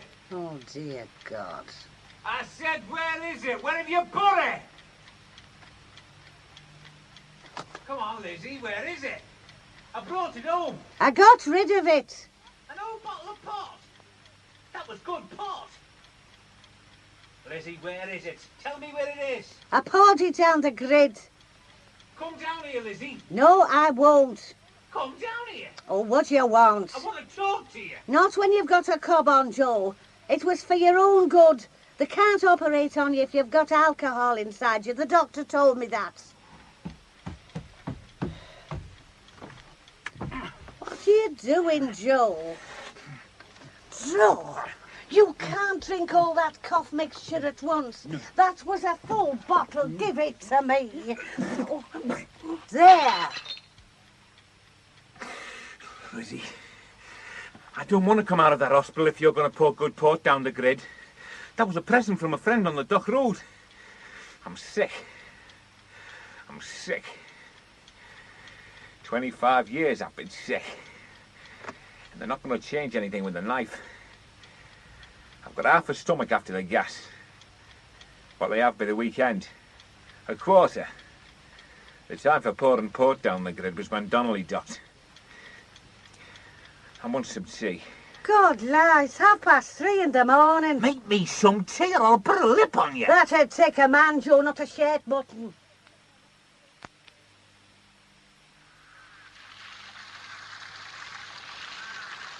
Jim! Aye? Do you want a picnic? Oh, I'll be there in a minute. I'll just clear these things. Having it out here, are we? I love the sun. Aye. You're catching it as well. You're getting quite a tan. Dan's hair's gone a full shade lighter. Yeah, the news from the war was good this morning. Won't be long now. Ah, cake, is it? Did you make it? Yes, I put all our sugar rations together. With theirs? That's part of the arrangement. Yeah. Dan's helping the Colonel polish his car. Yeah. You're doing a lot of grunting this morning. Oh, what do you want for tonight? Have you got a collie?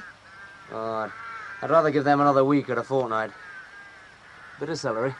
You don't grow beetroots, do you? My dad likes beetroot in vinegar, but it plays hell with his stomach. Acid, I suppose. Try them with celery.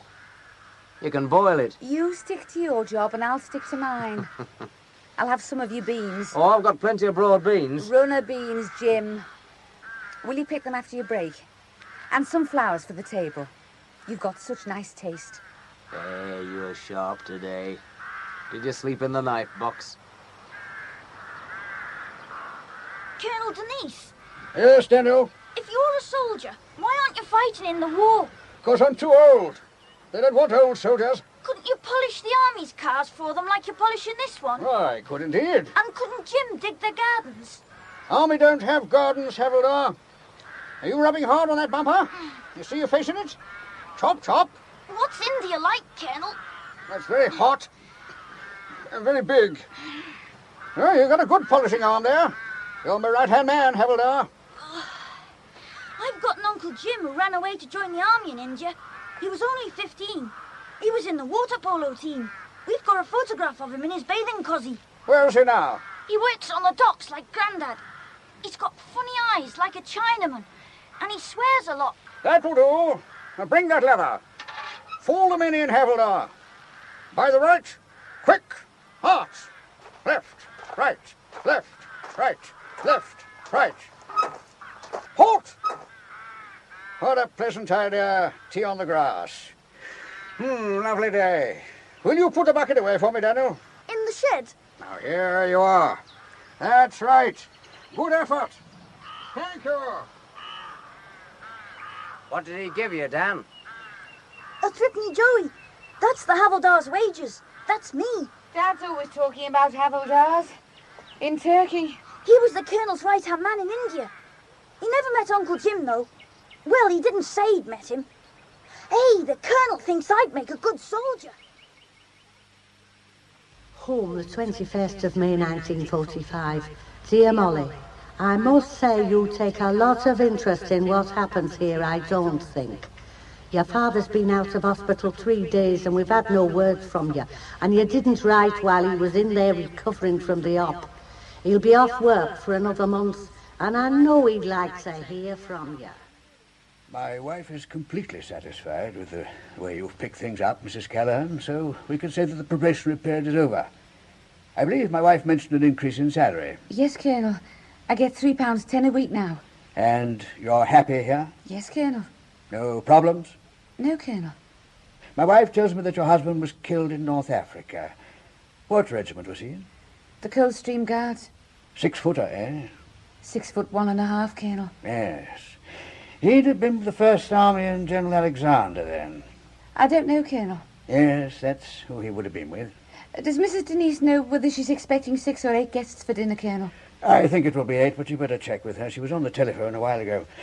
Yes, this is a very different war to the one I knew, Mrs. Callahan. Very different. In North Africa, it's been like a sea battle. Ships on an ocean. I suppose your father would remember the same war I remember. Yes, Colonel. Did he serve? He was in the artillery. Will you let me know the wines to serve, Colonel? I get mixed up with the red ones at the end of the cellar. Artillery. All horses. Very different to today, Mrs. Callahan. Colonel Denise, would you do me a favour? A favour? Oh, yes. The war. Well, I don't like talking about it. It starts me off. Coming here's changed everything for the better for me and the boys. And I'd like to try and forget. How insensitive I've been, Mrs. Callahan. I am sorry. We old soldiers should be put in our place more often. Please accept my apologies. That's all right, Colonel. I'll go now. Thanks for the raise. Before you go... Yes? I do understand, you know. It was my business to understand. That's all we're good for. To know our men and try and see things their way. And then make them fighters, even with that knowledge. We officers always collect a lot of ill feeling, especially if we survive. But all we ever want is to share the war with the men who fight with us. Yes, Colonel. Or do you think I should have said fight for us? I don't know anything about the army, Colonel. Perhaps you should. It is the one thing that mattered to your husband for some years. The army was everything. All he had. Or is that cruel? No, it's true. Jack would have stayed on in the army after the war. He loved it. He loved it. That means I would have had to love it as well somehow. So you will talk to me about it? It looks as though I am already. It's one of the reasons why I took you on. To help. To do what I could. But you didn't know me. It was Mrs. Denise who interviewed me. I take the decisions in this house. I picked your letter from the others.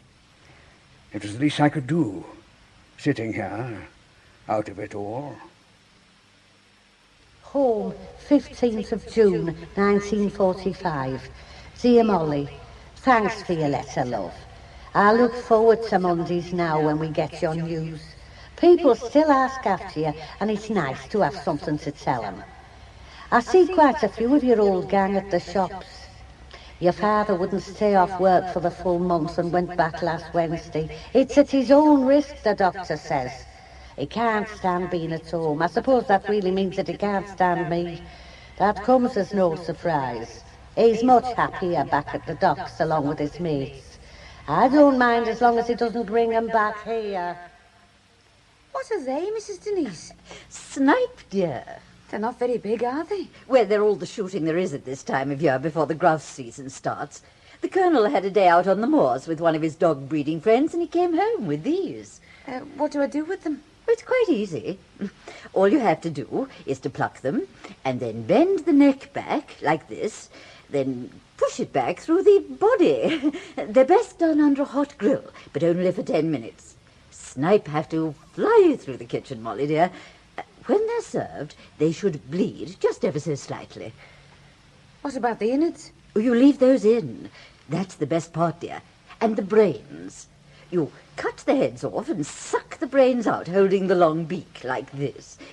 There's a delightful story by Guy de Maupassant about a group of sportsmen, a club or something like that, and every month or so they have a dinner, and the best shot, I think it's the best something, he is given all the heads to suck.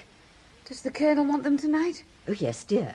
Oh, you don't hang snipe, or any of the little birds like golden plover or blackcock. They have to be eaten as fresh as possible. Mrs. Denise. Oh, God. What is it, Molly, dear? Would you do them? Oh, you'll pick it up in no time at all. It's very easy. Just 10 minutes, though. They must fly through the kitchen like they flew through the air. Just prick them with a fork to see if they're still pink. Now, what shall we have for... Are you all right, Molly, dear? I'll survive. You'll have to get used to game, dear. From August on, we eat it fairly regularly. I'd be doing all the cooking myself if we didn't get you used to it. I understand, Mrs. Denise. The snipes will be properly done. Snipe, dear. Not snipes. Snipe. With their heads stuck up their arse. What a life.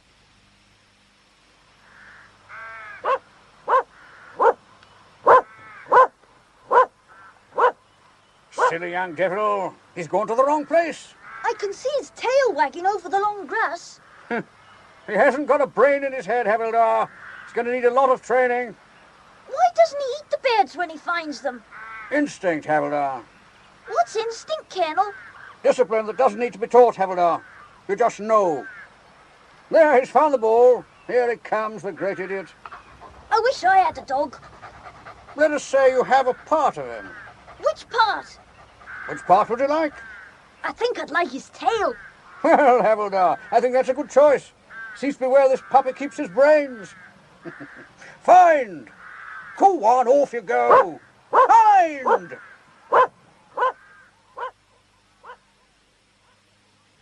I was not drunk, Your Honour. The constable who was called over to conduct you from the tramcar at the pier head has reported that you were, in his opinion, incapacitated through drinking. You heard his evidence? Well, it's not true. He's not a doctor. Why were you unable to remove yourself from the tramcar if, as you say, you were sober? Malaria, Your Honour. Recurring malaria. You have malaria? I've had it since 1917, when I was in the Black Sea with the Indian troops. This is 1945, Mr. Drew. It never leaves you, Your Honour. No, they know me at the Hospital for Tropical Diseases. They'll tell you. I'm on their books. Does malaria cause a man to smell of drink, Mr. Drew? Well, I'm not saying that I've not had a drink or two, but that's not the same as being drunk. I can see that you are not in the best of health, Mr. Drew. Oh, no, Your Honour. I've just come out of hospital. What was your complaint? Malaria? No, Your Honour. Gas. Me stomach. 2 lots of gas I caught. My, we are poorly in Liverpool on a Saturday night, 20 minutes after closing time. Fine, £2. I don't want to see you here again, Mr. Drew. No, Your Honour. Can we keep this out of the paper? The press, like the law, must take its own course, Mr. Drew. Well, it's me employees. Stand down. Next case. I've had this material for over a year, Molly, dear. Do you like it? Oh, yes, that's lovely cloth. I've been keeping it on one side for a special occasion. Isn't it an unusual shade of green? Do you think it suits me? Yes, if it's cut right. It takes a tall woman to wear a whole dress made out of stuff like this. How refreshingly direct you are, dear. That's why I was wondering if you might make the dress for me. I would see that you were rewarded. We can arrange something. Have you got a pattern? Yes, although I think we must modify it. I think it's a little too fussy, but you can soon change that. I'd like it to be simple. How many did you find, Daniel? Thousands, Colonel. They were all over the fields. You like the smell? Nothing like that smell. They smell to me like something that's been dead, Colonel. Oh, go on with your mushrooms. You're an uncultivated savage. Yes, Colonel. Take them into your mother now. We'll have some of those little ones for breakfast.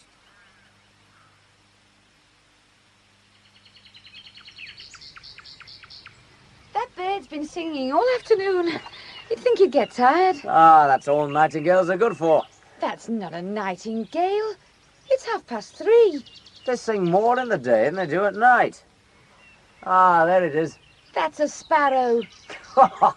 Yeah, he's too big for a sparrow. He's not up to much. Looks like nothing at all. Ah, how's the drapery for the hunt ball coming along? Oh, it's a lot of work. She'll look good in it, though.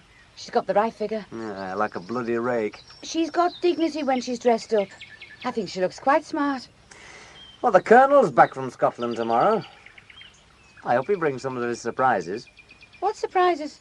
Oh, he usually has a few knickknacks in his pocket. Are you coming down to the pub tomorrow? Yes, Jim. By myself. Perhaps I'll find you brought your wife this time. Home, June 23rd, 1945. Dear Molly, getting your letter is like the sun shining through the Windsor. You sound very happy. I wish I could say the same for us. I told you that Charlie had a stroke while he was emceeing at the Dunlop Works dance. Well, he had another one last week. Nin has to run the shop now, and you should hear her giving Charlie the payout. They talk about Jack all the time. I suppose the war will end this summer, not before time. I've had enough of it to last me a lifetime. Why don't you want to walk back with me? I'm quite happy on my own. You ride your bike. Oh, I'd rather walk with you. It's a nice night. I'm not coming here again. Oh, that's what you said last time. But where else is there in this dump? They only have a dance once every Preston Guild. There's no life here. You're a good dancer, aren't you, Mo? Good enough. Oh, I love dancing. I could dance with you. Not likely. Not with you. I'm not bad. You'd be dancing with your wife, wouldn't you, Jim? Like a good lad. Wouldn't you bring her out of the cupboard for one evening out? She doesn't like going out. You'd never take her anywhere. That's no way to treat her. She sits in that cottage from Sunday to Saturday. He was a dancer, wasn't he? Your fella? Yes. He was the best dancer in Liverpool. We were a good team. Oh. I've got no chance, have I? No chance at all, Jim. For how long? Your guess is as good as mine. He was 1 in a million. You mean he's 1 in a million now? He always was, Jim. You're knocking on the wrong door. You'll change. You've got to change. There's a lot more where I've come from. Ah, you'll never get away with it. It'll be a waste of a good woman, Molly. And if you don't take your arm away, there'll be a waste of a good man in a minute. God, Lizzie, you're an hard woman to live with. How would you know, you dirty stop-out? Come on, what is it? Eh? You'd start around an empty house. These. What? My darling Joe. Oh. What made you stick 'em under the carpet in the best room? Did you think I never cleaned in there? Oh, don't answer, Joe. I know why. It's when you slept in there last week when you didn't want to be near me. Give 'em to me. Darling Joe, thanks for the £5. Thanks for this, thanks for that. You're keeping her. I get £3 bloody pounds a week to run this place, and she gets 5. That's what you've become, Joe Drew. I'm sorry, Lizzie. I've been under the arm. You put her away, Joe. Do you hear? I've got enough to put up with. Lizzie... She's not... Put her away. Oh, and while we're about it, I'll take her weekly wages. If you can afford it for her, you can afford it for me. That was just some gold nuggets, love. Weekend stuff. It's not regular. When your sick pay was coming through, I found out how much you was getting, Joe. I've kept quiet till now. I want £8 a week from now on, then we'll see if she still wants you with the water cut off. Lizzie, can't we try and get Aunt Molly and the boys back home? This house has been a morgue since they left. It gets me down. Oh, she's got her own life to lead.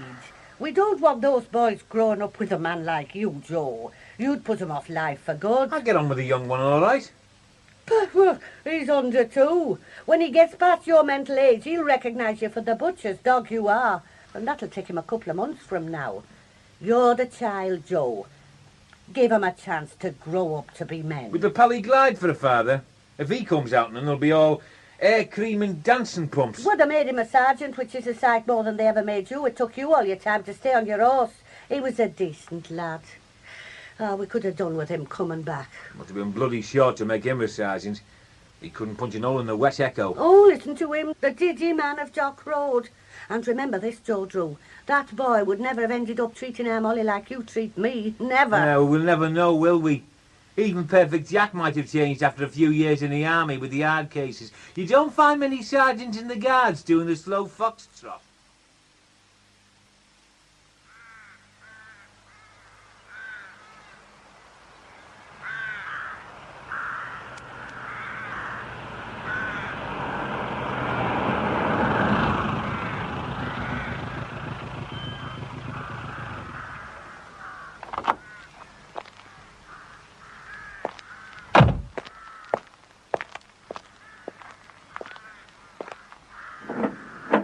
Here, James.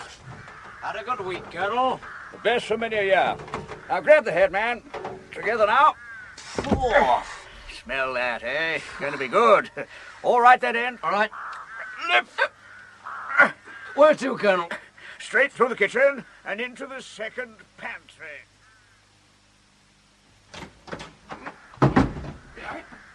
Christ! Open the door to the second pantry, Molly. Hurry up. This fellow's heavy. What's that stink? It's terrible. Let's get past now. Just ease his ankles round the door. All right? Yeah, that's right. I'll bring the back round now. Wibbly Molly, let it. What is it? It's a stag, girl. A fine stag. Lay it on the slab, James. We'll quarter it tomorrow. Can I shut the door now before it stinks out my kitchen? Colonel Denise, what am I expected to do with that poor thing? Don't worry, Mrs. Callahan. I'll introduce you to the mistress. But what about this quartering? I'll do that for you, and the skinning. I'm keeping the head. It's a good 12-pointer. We'll hang the quarters for another 2 weeks. In there? Well, where else? Isn't there anywhere else outside? It's the smell. That's what the second pantry is for, Mrs. Callahan. Oh, there's another parcel in the boot, James. Will you fetch it for me? All right, Colonel. I think I'm going to sit down. Now, when James brings the other parcel, put that in the second pantry as well. Oh, I'd like some tea in about half an hour, after I've had my bath. Bringing that dirty great thing into my kitchen. What does he think this is, a bloody slaughterhouse? Oh, that stink. Here's surprise packet number 2. Well, what's in this one? Shrunken heads. Look. Oh, the size of it. Aye. I reckon it weighs 25 pounds. He's been on the Tweed in Scotland. He always brings a big salmon back. Mum, can I... Hey, what's that? It's a fish. Isn't it huge? Its eyes are open. Who caught it? The Colonel. He must be good at fishing to catch one this big. It's as big as our bill. Oh, don't be so impressed. I've never seen such a smashing fish. Go and have a look in the second pantry, Havildar. Is there something else? Oh, yes, there's certainly something. Now, don't take it out on the kid, Molly. Little soldier, look at my kitchen. Have I got to live with that horrible nip for a fortnight till it's rotten enough for him? Oh, no. What's the matter, son? Oh, that poor animal. He's left it with its eyes open. Oh, look, it's a deer, son. Come on now. What's Come so on, different love. about the deer, Dan? What about the old fish here? The fish isn't nearly human. Yeah, all right, Havildar. Stop calling me Havildar. I'm not Havildar. I'm Dan. Home, July 8th, 1945. Dear Molly, you may as well find out about this business now as later. Here's a clipping from the Echo which will explain itself. It's not the first time he's been in the news lately. He was on a drunk charge some time back, but I didn't see the point in worrying you. The woman's husband made quite a mess of him. You know he's not very strong. From what I hear, this woman could tuck him under her arm for a crutch. Your father didn't want the case prosecuted, but the police said he wasn't up to him as the assault was in a public place. It doesn't make sense to me. Anyway, everybody knows about it now. I can't go down to the co-op. Nin does the shopping for me. The men are never the same when they come back. You do seem very expert with that machine, Molly, dear. How are we doing? About halfway, Mrs. Denise. There's only a week. It'll be ready. Home, July 12th, 1945. Dear Molly, I wish you'd try and write to me more often. It broke my heart to write that last letter, and I thought you might write back straight away. This is to tell you that your father's lost his job as a superintendent, and he's now going back to be a warehouse captain. You can guess how he's taken it. He won't crack on that it's happened, but I've been told by another party. I can't take much more of it, Molly. Oh, your sisters come round, but they don't say much. And afterwards there'll be iced melon. Don't forget the ginger, Molly, dear. The venison should be just right after these 2 nice days. Let's have a look at it, shall we? What's that you're cooking, Molly, dear? It's called scouse, Mrs. Denise. Scouse? I've never heard of that. No, I don't suppose you have. Aren't you and the boys having some venison? You usually have what we have at table, when there's enough. It's too rich.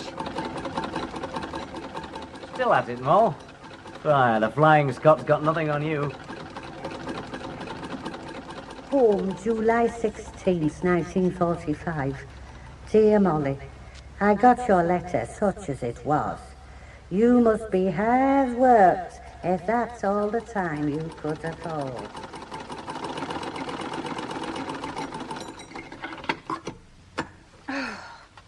Thank God that's finished. I'm just going to pop down to the kitchen to show Molly. We're already late. It won't take a moment. She's worked very well. Don't you think it's superb? Yes, charming. You'll have to hurry. I won't be long. If you bring the car round, I'll meet you at the front door. There we are, Molly, dear. How does it look? That's the one you were making, the green one. Oh, you look very smart. It suits you. Thank you, dear.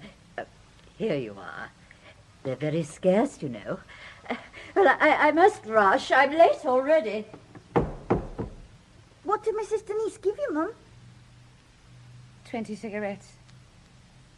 She gave me 20 cigarettes. Why are you crying, Mum? Be quiet and eat your dinner. You're making our Bill cry. He's crying because you're crying. I think I'm going to cry as well. Then we can all 3 of us cry together.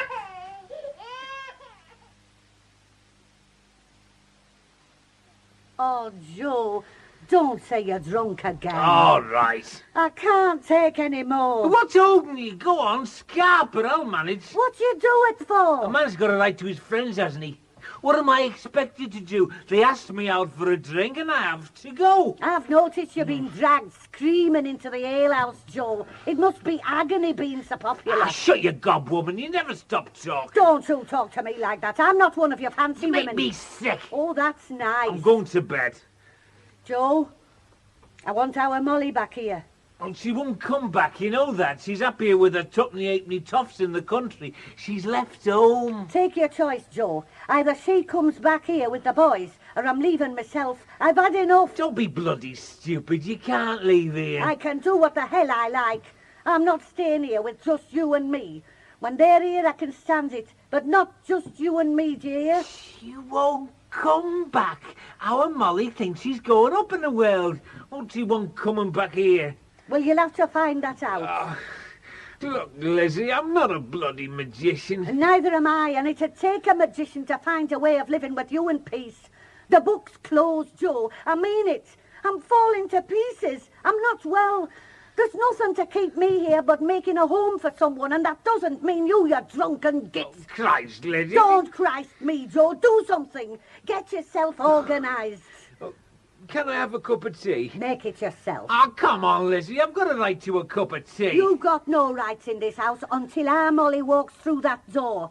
I need her, Joe, and I need those boys. And so do you if you want a house to come home to a chucking out time. You're mad. She's probably got some nice lad courting her already over there. I don't care if a bloody Duke's asked her to marry him. Oh. I want her here. So get on with it.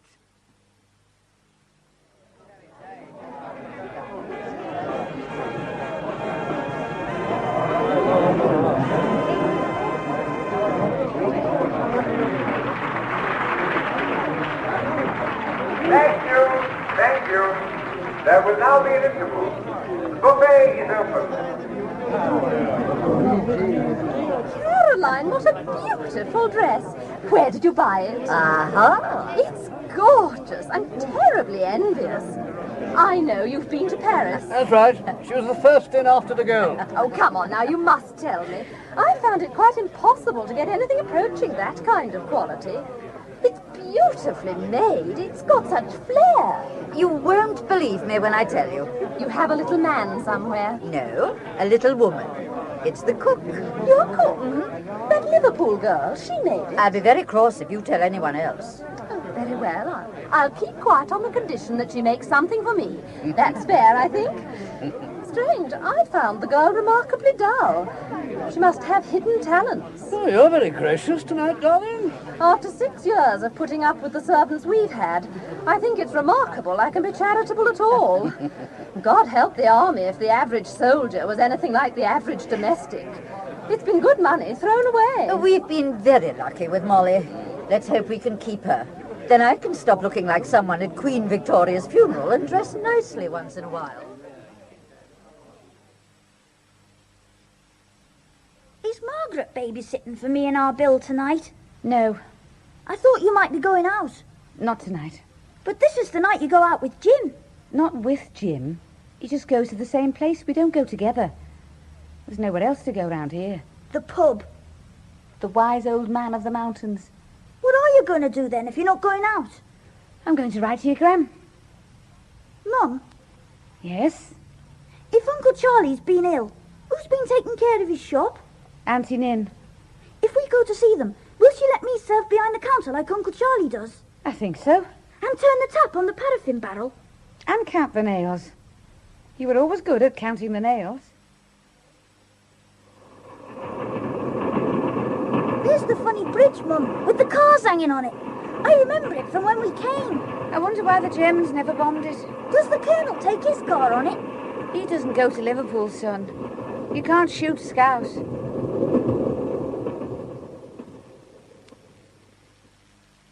Thanks for taking all this trouble, ma'am, inviting everyone round to see me. It was a lovely idea. Here, put these plates on that tray. Can I carry something? Oh, it's too heavy, son.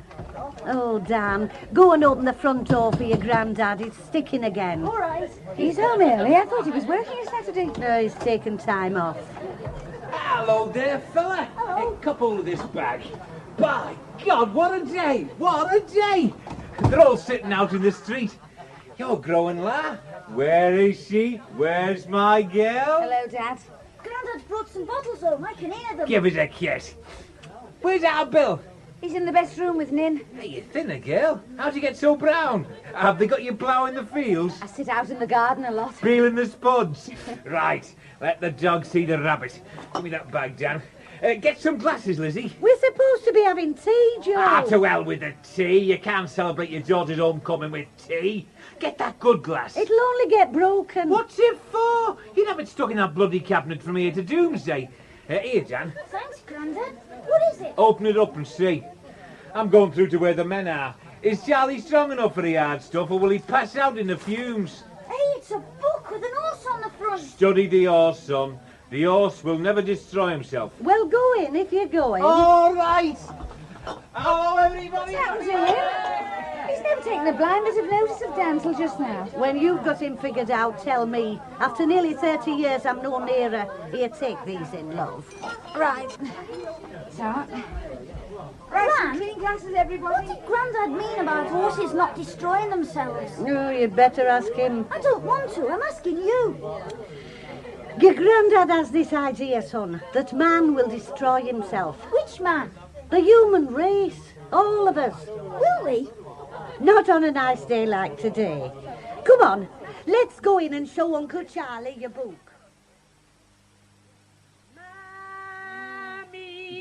Mammy, the sun shines east, the sun shines west, but I know where the sun shines best. Mammy,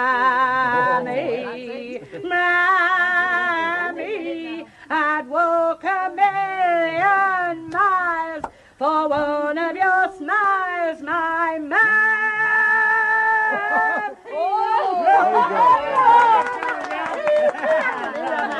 Get your red, white, and blue drawers on. The end is nigh. The bus are on the way out. Forward the guns. What do you mean, get 'em on? I'm gonna know. You're like a bugger in those, Lizzie. Get 'em up there. Please up on the ground. Please up on the ground. I'm telling you must go.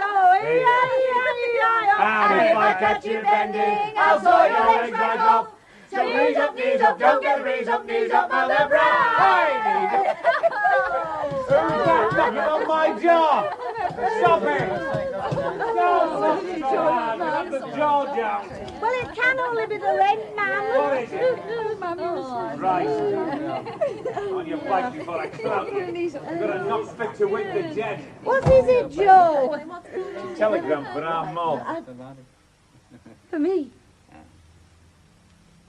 For me? Don't tremble, love. Don't tremble like that. They've made a mistake.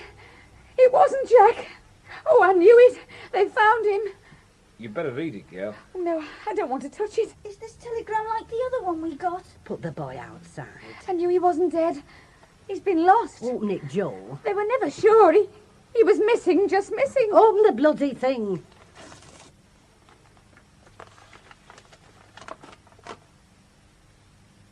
It's from your employers. The Colonel is ill. They want you to go back. But she's only just got here. Here.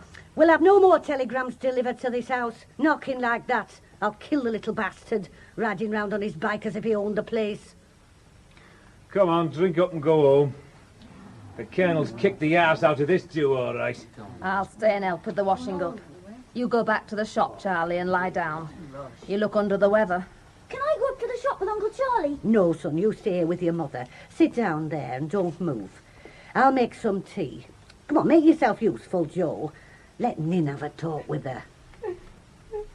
I'll catch your bad news coming out of the post office yard one day and I'll stick a stick through his bloody spokes. Come and help me wash these glasses. You'll only nag if I break 'em. I don't like telegrams, Auntie Nin. Have you seen the book Grandad gave me? That's nice, son. My mum hasn't cried for ages like this.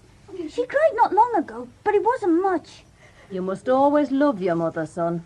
Forget her and it'll be the rock you'll perish on. How could I forget her? She's me mum. And never forget who your father was. He was a soldier. He was your father first, and his name was Jack Callahan. No, Min. They all enlisted, first in the queue. Every man in the family, except Charlie. He's not well now, but he's still emceeing the dances. He's had a rheumatic heart and it's kept him alive. There was no talking to them. The queues stretched down the pavement. Does he know about his grandfather? I don't think he likes me very much. Not him, your father's father. He was a sailor. He was what they called a captain's tiger on the Lusitania. When she sailed from Liverpool in spring 1915, he had to miss the boat. He had pneumonia. When the Germans sank her, he got out of bed and went round to the Liverpool King's recruiting office in his pyjamas to join up. In his pyjamas? Did he walk down the street in his pyjamas? Heck. He was killed 2 weeks after getting to France. He couldn't get it fast enough. He was a soldier as well, then. If I ever hear of you becoming a soldier, I'll come round and get you locked up in the madhouse. There can't be another one, Min. There can't. Let's talk about something else. Here's the tea. Do you want some, Dan? Me and our Bill have milk. Oh, well, pour some in a cup, then. Bill's asleep upstairs. Gran? Yes, son? If the party had gone on a bit longer, would you have sung Little Billy Wilkins for me? I should think so, if you'd behaved yourself. My mum's like Little Billy Wilkins. Where's that? She doesn't feel very happy when she gets cigarettes off Mrs. Denise. That's enough, Dan. What's he talking about? Well, Mrs. Denise came in to show us her new dress that Mum had made for her, and she gave Mum some cigarettes, like little Billy Wilkins bought for himself. And Mum had to cry. And me and our Bill had to cry as well. So you're a dressmaker as well, are you? By God, those people that take their pennies off a dead man's eyes. I was glad to do it. She's been very good to me. For what she can get out of you. Oh, you talk to her, Nin. She's working herself into the ground for this old couple. It's not right. You've got it all wrong, Ma'am. I like it there. If I do any sewing for Mrs. Denise, I do it because I want to. The boys are happy there. They're not your own, Molly. They can't understand what you've been through. You belong here. This is your home. I'd like it better if we were a bit nearer Uncle Charlie's shop. Dan, go and play in the backyard. Oh. Molly, your mother's right. They're just making use of your love. You're a floor cloth. Well, look at this telegram. You've only just got home and they want you back. You see why? The Colonel's ill. Is she a cripple? And what about this Margaret, the housemaid? Since the old fella's not up to the mark, he won't be eating much, will he? What do they need you for? Because I'm part of the place. I know what needs doing. I know what needs doing. You need your bloody head felt. Well, you're not going back today or tomorrow. You can go back on Monday. Ma'am, I said no, and that's flat.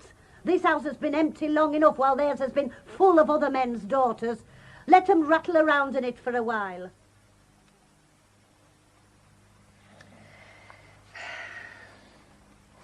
Joe, wake up. Yes, Ma. Come on, wake up. I want to talk to you about Molly. What's there to talk about? She's telling us a pack of lies. Oh, she doesn't want us to think she can't manage on her own. It's pride. But she's getting a taste for living with toughs. Molly can't cook to save her life. I know it and she knows it. When the war's over, they'll show her the door and get a real cook. They won't have any patience with her. Best thing would be for her to get married again. If she stays with the Colonel, she might meet some bright lad out the top drawer. No, not Molly. She's stuck with Jack. Don't Catholics believe in divorce, even if one half's dead? He wasn't all Catholic, Joe. His mother had him baptised, that's all. He was never a churchgoer. He can't wash off that water. Might as well have had his head stuck in a tar barrel. She's got to give him a notice. That's right. Wave your magic wand. I'm going back to sleep. I have to be up in the morning. But didn't you get my telegram, Molly dear? I sent it first thing Saturday morning. Yes, I couldn't leave straight away. But it was an emergency, dear. The Colonel is very ill indeed. I needed you there and then. I'm sorry. This was the earliest I could get back. I'm a little disappointed, Molly dear. You know how I depend on you. Things have been dreadful throughout the weekend. Margaret is worse than useless when she has to hurry. You know that. How's the Colonel now? He's very ill. The doctor is here twice a day. If he could move him without the risk of making him worse, he'd put him in hospital. What's the matter with the Colonel? Malaria, dear. It's the recurring type. He caught it in India 20 years ago, and he's never been able to shake it off. And there are complications I don't pretend to understand. I've left your menu written out for this evening, plus the diet for the Colonel. He's no appetite at the moment, but we do have to try. Ah, they got you back then. I had a bet with myself you'd be here yesterday. You know it all, Jim. Did you ever bother to go to school? Yeah, she's got you just where she wants you. Has she now? She could have managed by herself. The old bag's lazy, that's all. They're all like that, pretending they're helpless. Why do you hang round then? You don't have to work here. Because they're the only ones with gardens big enough. The working class don't employ gardeners, Molly. What a luxury. Not for us all, Jim. To some of us, you're just a flaming nuisance. Why don't you come away with me? We'll get out. We'll go somewhere else. There'll be plenty of jobs when the war's over. We could emigrate, if you like, go to Australia or Canada. You're out of your mind. I'll be a good father to the boys. Like you're a good husband to your wife. That's all over, Molly. We hardly talk. She was your wife's little girl as well, you know. Christ, you men drive me mad. You're not worth the dirt you stand on. Oh, that's not fair, Molly. I'm trying to tell you that I want you to marry me. You can't, you fool. You're married already. I wouldn't have you anyway, not even if you were done up with a bow. Ah, yes, you would. I know you would. Run a beans, Jim. Wheel your barrow and keep your hands clean. I'll bring you a bottle back tonight. You'll be sitting up with him. Oh, no, I won't. Oh, you'll make a good nursing sister, Molly. Hold his hand. And some new potatoes. They'll be small. Like the man that lifts them. You're an hard woman. Molly, dear, I can't trust Margaret to do as she's told. I've told you the Colonel is extremely ill. There must be someone with him the whole time. I've only got one pair of hands, Mrs. Denise. I can't serve a dinner for 4 people and sit with the Colonel. Once you have finished the cooking, Margaret and I will have to serve. Why can't you cancel the dinner? That's none of your business, dear. Do I get paid any extra? Extra? For nursing the Colonel. Have you taken leave of your senses, dear? All you're doing is sitting with him, not nursing him. I see. You have changed, Molly, dear. Did you have an absolutely awful weekend? This doesn't sound like you talking. He's got a lot of pictures in his room, hasn't he, Mum? Hush, Dan. Look at that one. On the horses with those long poles. Were they knights, Mum? Was the Colonel a knight? Be quiet. He can't hear me. He's asleep. You'll have to go to bed in a minute. It's nearly your bedtime. Is he in the pictures, Mum? Somewhere. Has he been crying? His face is all wet. That's sweat. The Colonel has a fever. Go on. And be quiet as you go down the landing. Mum, are any of these pictures of the enemy? Which enemy? The Colonel's enemy. The one he was fighting. But he wouldn't want a picture of him on his bedroom wall, would he? Who was he? Was he Hitler or Mussolini? I don't know who he was. Perhaps he was an Indian. That's where the Colonel was posted. Good night, Mum. Can I read for a while? 5 minutes. Switch your own light out. And I don't want to come along there and find you still reading when I come to bed. Hello there. Is this Cranwell House? Ah, that's right. Well, it didn't say so on the gate. Oh, well, that's to mix up the German spies. I'm looking for my daughter, Molly Callahan. Are you her mother? Well, if I'm not, I went through a lot for nothing. Oh, that's right, I remember now. I came over that day with Molly in the car. Well, you've lost a lot of weight. Cheeky bugger. Go on, lead the way, and I'll show you my operation scar. You're her mother, all right. Oh, that bus conductor told me it wasn't a long walk from the stop to here, the liar. Oh, I'm blowing for tugs. Eh? God, you're ignorant. Come on, let's be having you. A visitor for you. Oh, hell. Oh, let me sit down. Well, Thanks, Jim. You can go now. What are you doing here? My feet are killing me. Oh, that's better. Is there any tea in that pot? I said, what are you doing here? I've left home. Oh, don't be daft. Well, I'm here, aren't I? After all this time, I don't believe you. You're having me on. Molly, I've given up. On the day you went back, he was in trouble again with the police. They brought him home in a black Mariah for the whole street to see. Ma'am, he's done worse. What's so special about now? I'll tell you what's worse.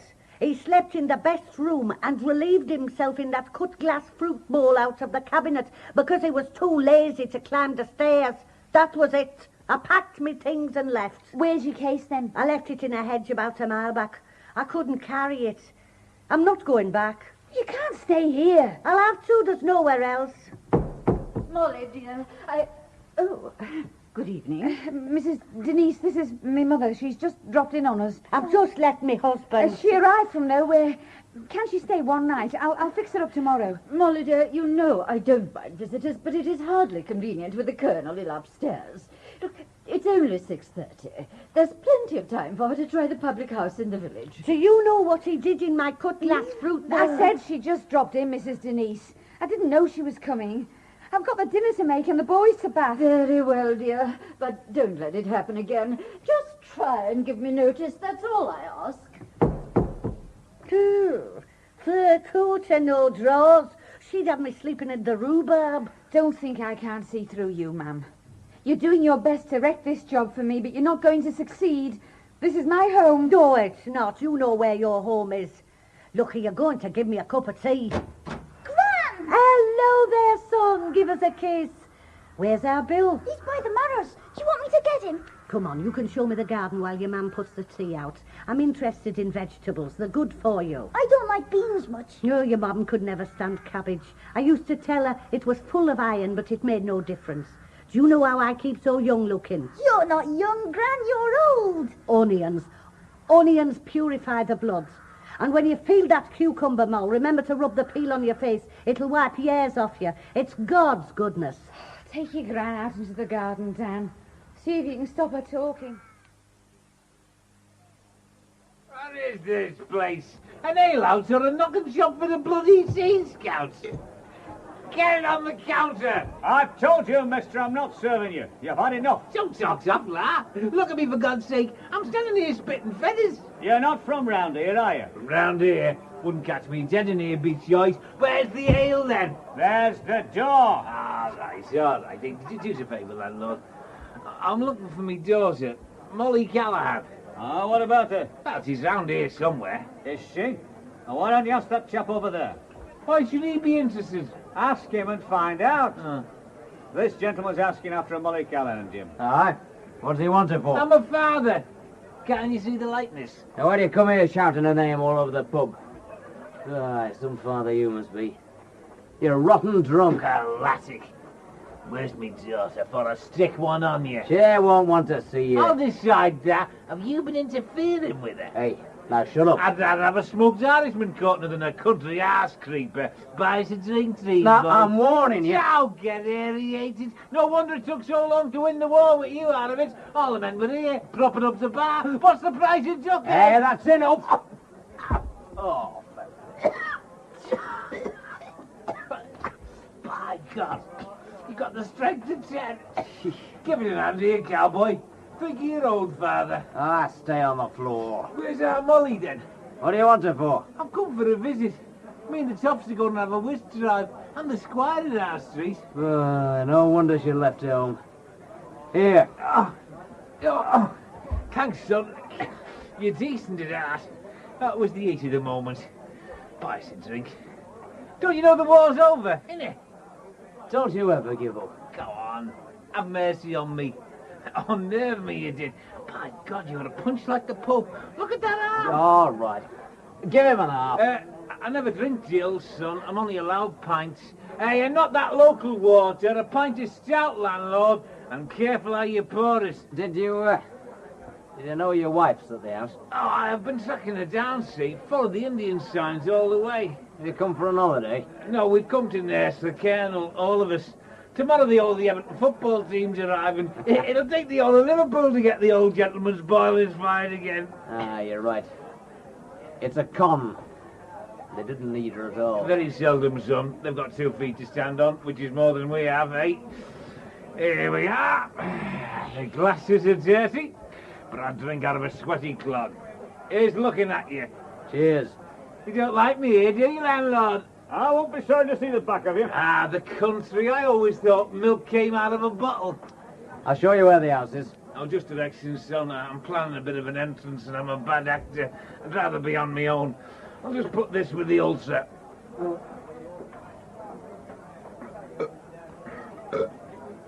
That'll keep the heads down. Right. Give us the bearings. Turn right and go to the T-junction. Turn left there and just keep going. It's about 2 miles on the left. You're a fella, aren't you? I wish I was. Good luck. Get her out. Good night, landlord. I hope your private life is better than your ale. Molly, go up to the Colonel, please. But I'm in the middle of... At once. He's much worse. I have to telephone. Don't shout at me. I'm not deaf. Please, hurry up. Will you carry on peeling those, ma'am? Not likely. Not for old Hardface. Don't you like slicing beans, Gran? I do them sometimes. Does she have you stoking the boilers? No, Jim has to do that. I thought he was the gardener.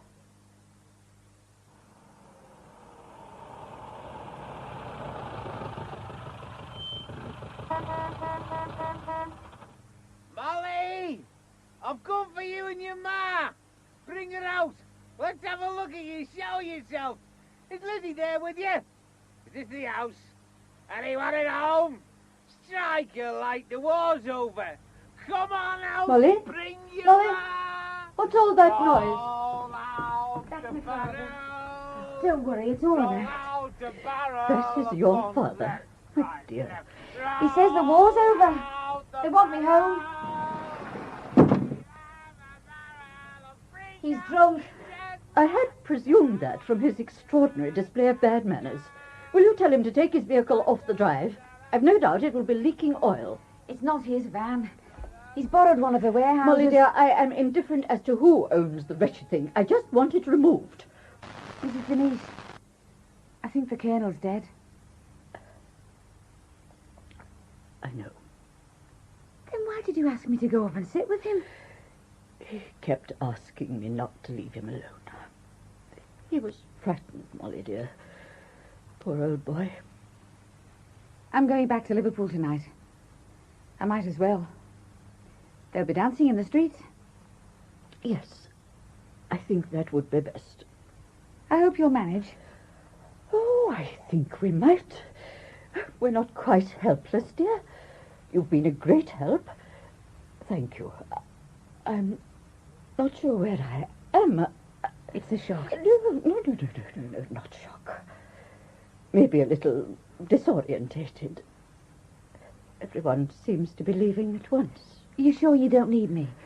I could stay a few days. Make your mind up, Molly, dear.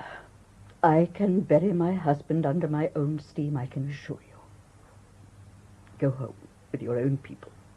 Well, if you don't mind me running off and leaving There'll you... be plenty of old friends coming over to help me. You know how they gather round at a time like this.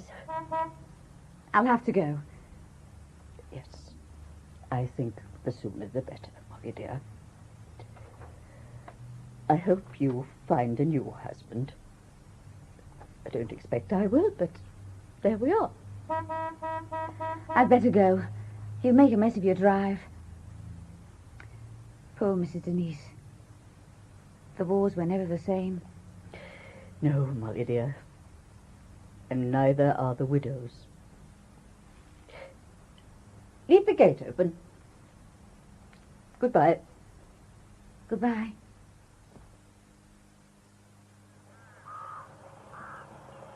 Aren't you going to say cheerio? I'm sorry. I was going to write a letter. Leaving me here among the beans? Will she be all right? Oh, is that all you're worried about? She takes good care of herself. Will her daughter come back from Switzerland to help out? Not Scylla? No. Why not? God, all you want to talk about is them. What about me? Take me seriously for a minute. Come on, Molly. As I said, I'll write you a letter. But why won't this Scylla come back and help out? She's not in Switzerland, love. She's in a mental hospital near Manchester. She's a vegetable. Like me. Oh, dear God. Goodbye, Jim. Goodbye.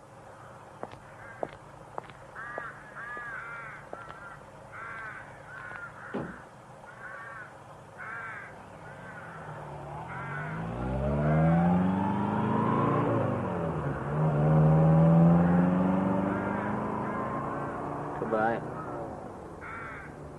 To the daughter of the house.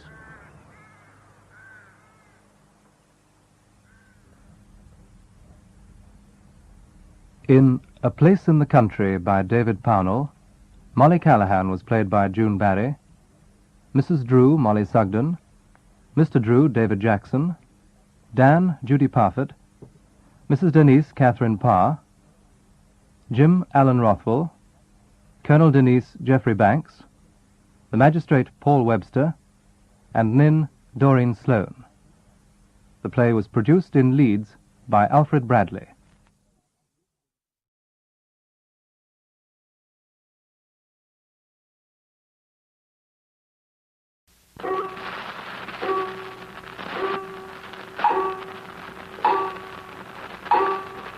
Time and the little grey cells. They will always catch the criminal. Agatha Christie's Poirot.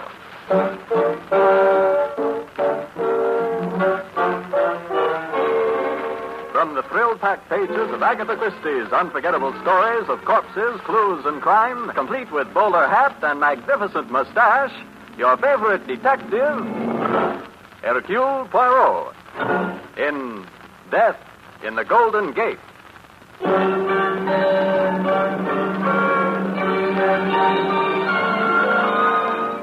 Tonight's story of detective fiction finds Hercule Poirot in San Francisco at the time of the United Nations Conference. Really, Mr. Poirot, you don't have to take me to dinner. All I asked for was an interview. No, but I insist. I owe you one dinner, Miss Blaine, for the great compliment you have paid me.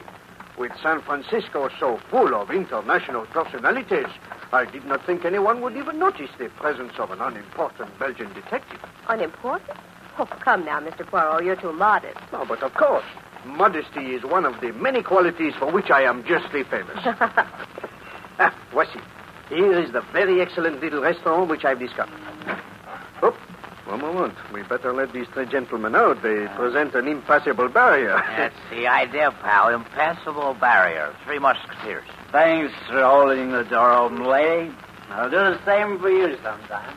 Well, kind of early in the day for drinking. If they are intoxicated, mademoiselle, it is from your San Francisco air. They have not been drinking. Of that I'm quite certain. The characteristic aroma is absent. Maybe, but they've got the characteristic staggers. Think I'll make that car all right? Yes, I think so. Shall we go in? Oh, yes, of course. Well, here's a table right by the window. Ah, you see? They're having trouble starting the car. But why does the driver keep stamping on the brake instead of the starter? How do you know he's... Oh, I see the stoplight in the rear. Flashing on... Ah, success. They're off. Yes. Now we can devote our entire attention to dinner. I'm as hungry as... What is it, Mr. Poirot? Oh, that gentleman at the corner table. The corner table? Oh, that foreign-looking chap with a peculiar expression on his face? Wait, that is the one. It's rather distinguished looking. What about him? It is strange. The shape of the head, the hair, the general figure of the man is so familiar. And yet the face is that of a stranger. He's getting up now. He's getting ready to leave. Oh, sacre bleu, that is most disturbing. You know, I will not be able to rest until I have identified him. There's only one thing I do know. Seeing him has given me a very unpleasant feeling. Our past association was decidedly not friendly. He's probably a famous jewel thief. He looks it. He's passing this way. Bonjour, monsieur. I beg your pardon? Oh, monsieur, have I changed then so much you do not recognize me? My name is Poirot. Hercule Poirot. I'm afraid there's a mistake. Oh, no, my friend. Where was it we met now? In Amsterdam, n'est-ce pas? I have never been in Amsterdam. Now, if you'll excuse me, sir. Goodbye. Bonjour, monsieur. That voice, I have heard before. He certainly gave you the cold shoulder. It is obvious he does not relish my attention. I wonder... Ma foi! What is it? Why did I not realize it before? Mademoiselle, those men who just left the restaurant, I think they are connected with this gentleman. The three drunkards who got into the car? No, mademoiselle, they were not drunk. The two who wished to appear drunk. They were holding the third and abducting him. Abducting him? Oui, mademoiselle. Now I understand why he kept applying the brake so the red light would flash. Why? Because he was in trouble. He was seeking help, as one might flash an SOS. An SOS? Well, that sounds as though there might be a story here. Oui, mademoiselle. And perhaps an unpleasant one. But what can we do? They're gone now, all of them, including your mysterious friend. Yes, but fortunately this flashing light business made me suspicious, so I wrote down the license number. Come, mademoiselle. We will find out who owns the car and pay him a little visit.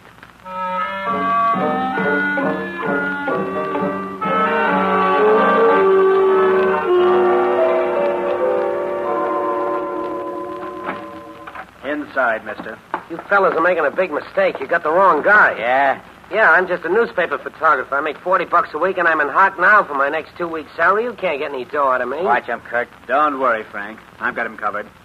Now, sit down. All right, come on, let's have it. What do you want? Nothing. We just like your company. Well, I don't like yours. How long do you think I'm going to stay here? Long enough. Says you. I got an important assignment at 9. Oh, you're not interested in your career. Now, sit still. Take it easy, will you, pal? You want that thing to go off? Guy can tie his shoelaces, can't he? All right, but don't... Look out, Kurt. He's diving for your leg. No, you don't. You stay down. Frank, gun. He's reaching for it.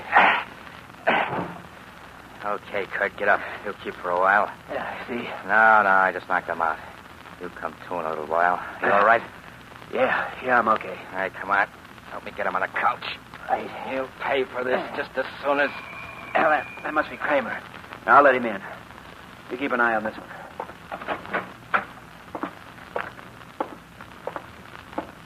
Who is it? It is Von Kramer.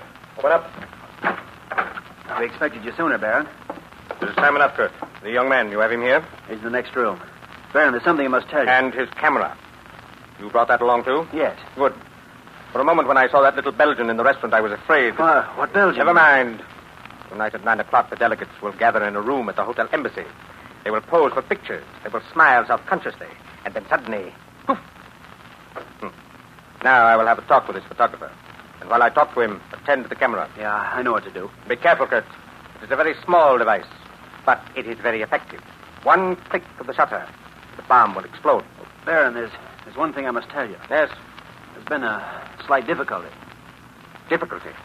Yes, it was an accident. What happened? Quickly. Well, he attempted to escape. The gun went off. You stupid swine. Come. I told you to treat him well. Well, he'll be coming to in a minute. Are you sure this is the man we want? Yeah, he's Larry Doyle, all right. But there's He has a very stupid face. Typically American. Kurt, cold water, towels. Yes, Baron, right away. Baron, huh? I thought your name was Kramer. I thought this was a simple snatch so you could get the guy's press card. I don't want any part of this bomb business. I just heard you talking about the Kurt.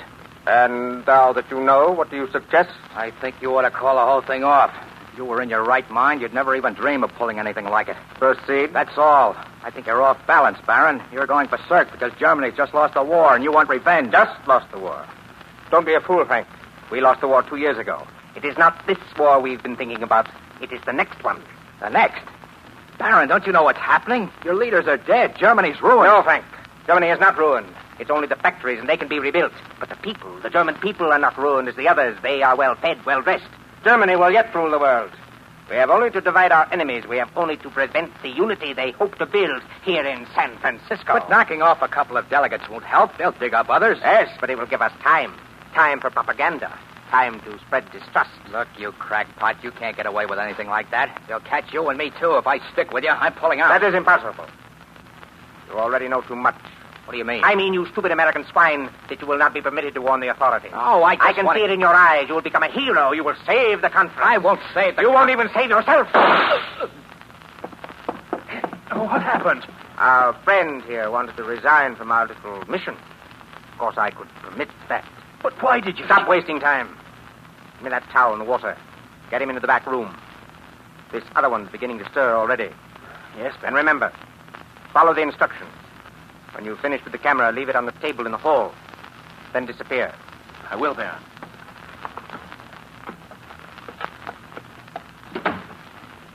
Yeah. Oh. Here, young man, drink this. Oh. Can you hear me? You're all right. Oh, my head. Nothing. You were stunned. You're all right now. Ooh, everything's wobbly. Take that thing away. It's only a towel. What is your name, young man? Let me go. Yes, sit up. So, you're better? Yes? Who are you? What do you want? Only to extend my apologies. My friends have been guilty of a great mistake. For days now, I've been followed by a suspicious-looking man. They mistook you for him. Oh, they did. Well, I had to tell that to the police. There's a law against kidnapping. Kidnapping? No, my friend. I am well known to the police. I'm under their protection. And now you had better go. Why are you so anxious to get rid of me all of a sudden? Well, my friend, as you came out of your unconsciousness, you kept muttering, I've got to get there at 9 o'clock. I would not want you to miss an important engagement. Oh, yeah. Thanks.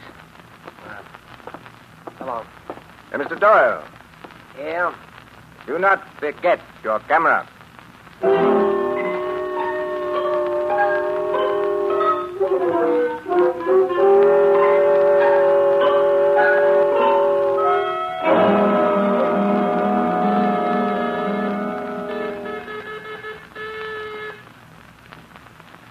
Well, there's nobody home. You sure this is the right place? Oh, there is the name over the bell, Lawrence Doyle. This is the address the police gave to me. Perhaps the door is... Hey there, just a minute. Where do you think you're going? Oh, monsieur, are you Lawrence Doyle? Well, what if I am? Monsieur Doyle, is it not true you were abducted in your automobile earlier today by 2 other gentlemen? You seem to know a lot about my affairs. How come you're so nosy? It is my business to be nosy, monsieur. Sometimes a stitch in time saves the whole garment, n'est-ce pas? Permit me to present myself. I am Hercule Poirot, and this is Miss Blaine of the Time-Star. Oh, how are you, Blaine? Hey, are you that famous detective? Well, I am a detective, monsieur, and I am not entirely unknown. I was supposed to take pictures of you tomorrow. Come on in a minute, will you? I think you're just the guy I'm looking for.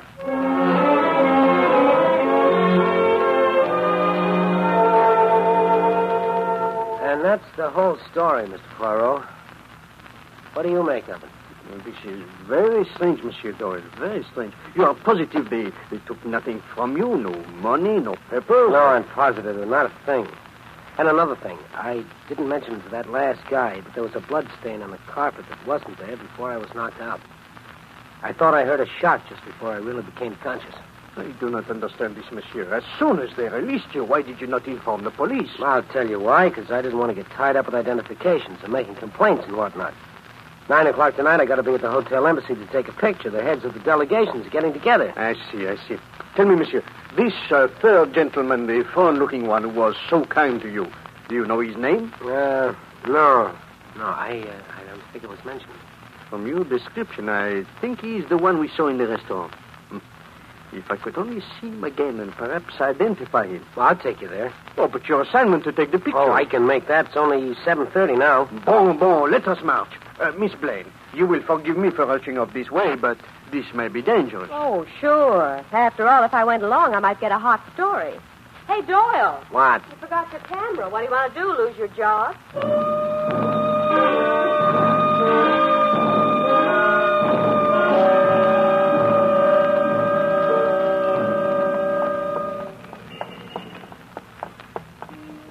You are sure this is the street, monsieur? This is it, all right.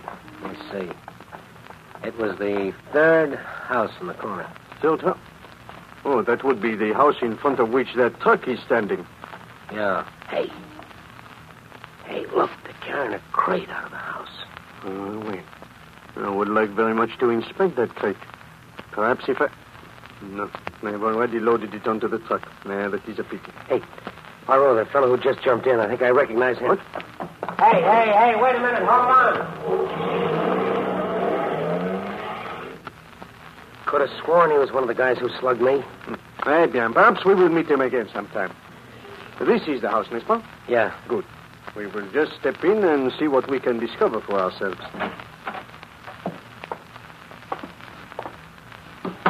Suppose, they find us.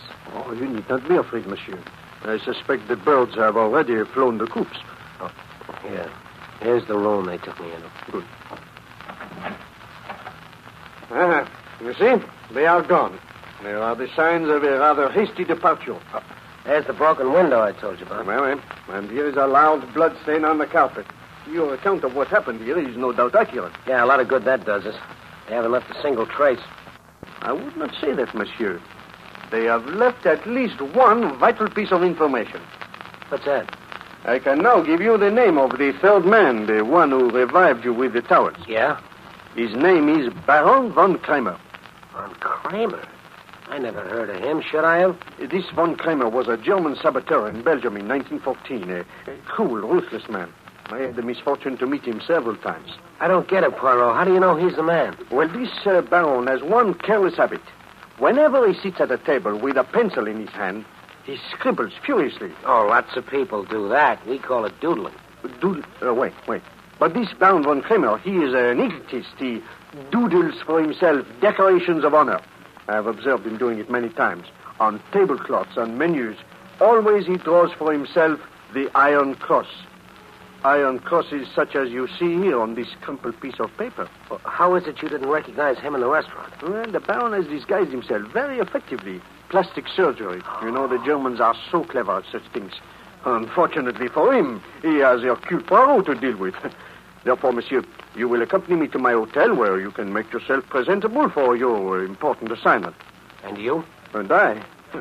I, too, have an important assignment.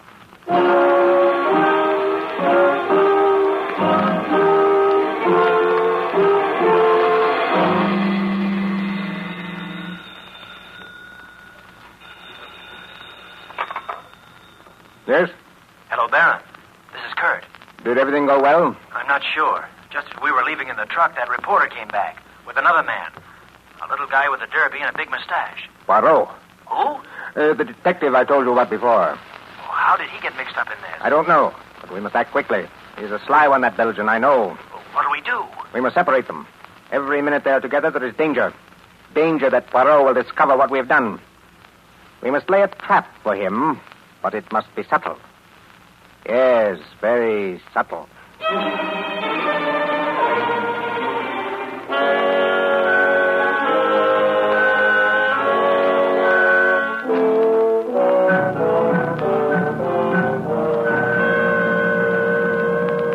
Well, Mr. Poirot, thanks for your hospitality. I used up all your towels, but I feel a lot cleaner. Hope you weren't bored. No, Bonito. I occupied myself with a few little tasks. Hello. Now that you are once again presentable, you can proceed to take your pictures. What about those guys? Oh, do not derange yourself, monsieur. I will pursue this. Entrez. Mr. Poirot? Oui? My name is Smith. Oh, come in, Monsieur Smith. Yes? I'd like to discuss something with you.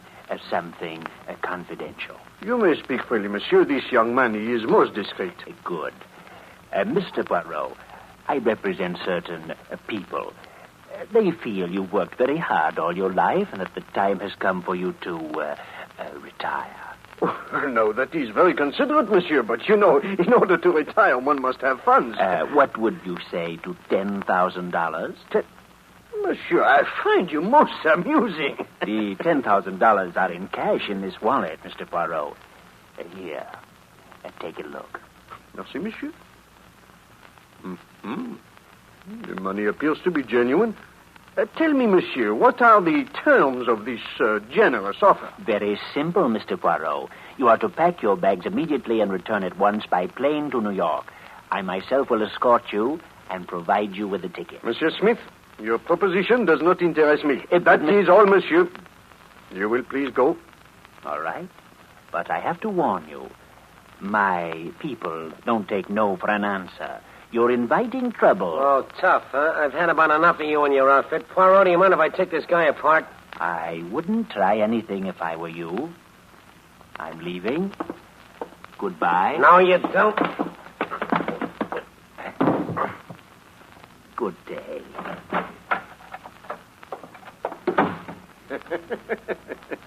Eh bien, Monsieur Doyle, this is not one of your lucky days. Oh.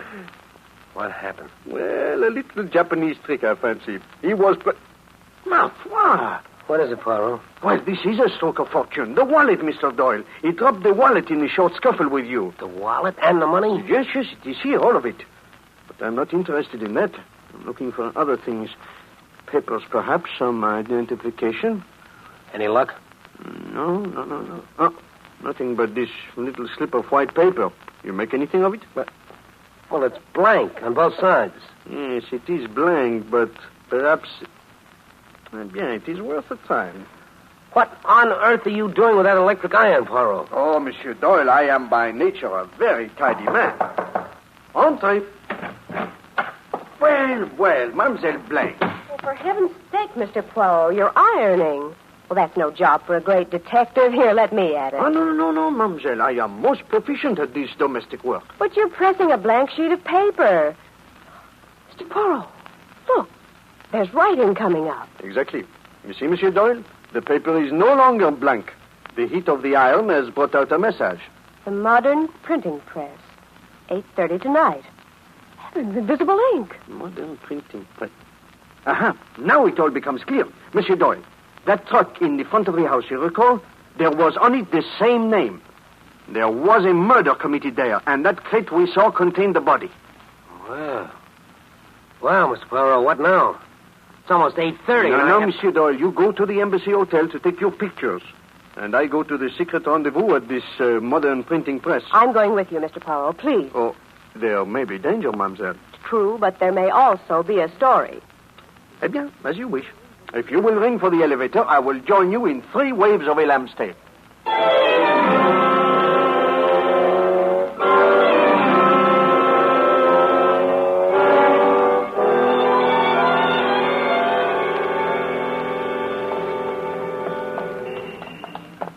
Mademoiselle, I do not like this. I do not like this at all. You should not have come with me. I know, Mr. Poirot. I'm so impetuous.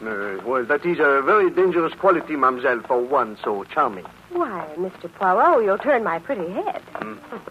Well, this is the place, modern printing press. Doesn't look to me as if there's any secret meeting going on in here. Mademoiselle, that is the purpose of secret meetings, you know? Quiet, please, now. Open. Come in, mademoiselle. I'm right with you. Can't see a thing. There is a little light coming in from the lamp in the street. Your eyes are not accustomed to the dark. I think we can remedy that.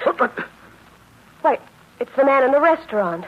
Oui, otherwise known, mademoiselle, as Baron von Kramer. So, Poirot, you did see through my disguise. I was afraid you might. That is why I made such elaborate preparations to receive you. Sit down. Merci, Monsieur le Baron. Well. I did not expect to find such sumptuous quarters back here. The printing shop does not... Printing shop. That, too, is a cover. I see. Oh, pardon, I have not presented my companion. This is Mademoiselle Blaine, a reporter. I am so sorry, Miss Blaine, that you have stumbled into this situation. It is most unfortunate. You see, Mademoiselle Blaine, the Baron, like all of his people, is exceedingly chivalrous. I remember how remorseful he was on one occasion when he had to let his lady accomplice die so he could escape. You are clever, Poirot, but not quite clever enough. You fell into my trap. Trap? You do not even yet realize what has happened. The piece of paper, Poirot, which Mr. Smith accidentally dropped in your room. Oh, very clever, Baron. Ah, well, I know you, Poirot. The trap. To trap anyone else, the writing would have to be so plain, so explicit. But for Poirot, only invisible ink will do. You knew I would discover it, eh? Très bien. I must compliment you, monsieur. You are still resourceful. I've had to be, to put you at my mercy. So this is the end, Poirot. The end of our long association. Only one of us will leave here alive. Excuse me. Do not move, either of you. I will not hesitate to shoot. Yes? Yes. Mr. Poirot, isn't there anything we can do? Yes. Must we stay here? It does not look good for us, mademoiselle. Well, I won't stay here. No, Miss Blaine, do not move. But I am not quite as stupid as he believes. I did not fall into his trap. I have only pretended to. You mean? I know Monsieur Smith was not sent in a serious hope of bribing me. Von Kramer knows me too well for that. Then why was he sent? Obviously, to lure me into a trap. Then why did you come down here? Have no fear, mademoiselle. I called the police from my hotel room. They will be here presently. Yes, Quiet. Very interesting. Good work, Otto. But I owe you an apology. Again, I have underestimated you.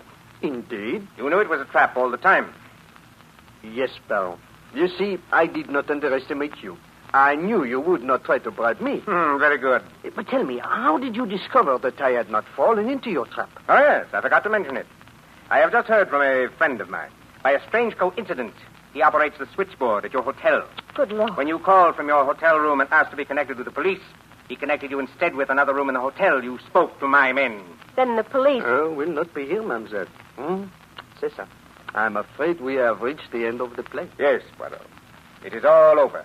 That is to say, it will be all over in exactly 3 minutes. 3 minutes? In 3 minutes, Poirot, at precisely 9 o'clock. Young Mr. Doyle will walk into a room at the hotel embassy to take a picture. When he clicks the shutter, he will set off a powerful charge, a bomb that will wreck the building. A bomb? Oh, a masterpiece of sabotage, Baron. You have gone far since the old days. Yes, and I will go further. In a week or two, I will join my superiors in South America. And as for you, perhaps you have some last requests. Monsieur le Baron, I have lived according to certain rules and ideals, you know. I should very much like to, perhaps, drink a toast to those ideals. That is good. And I will drink to mine. A glass for each of us. And for the lady. Nothing.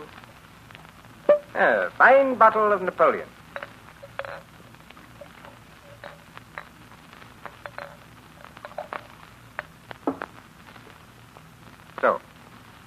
one moment.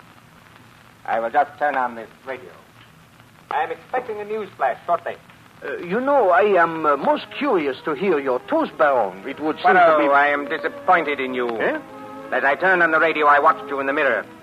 It seemed to me you passed your hand over my glass. You think I put something in it?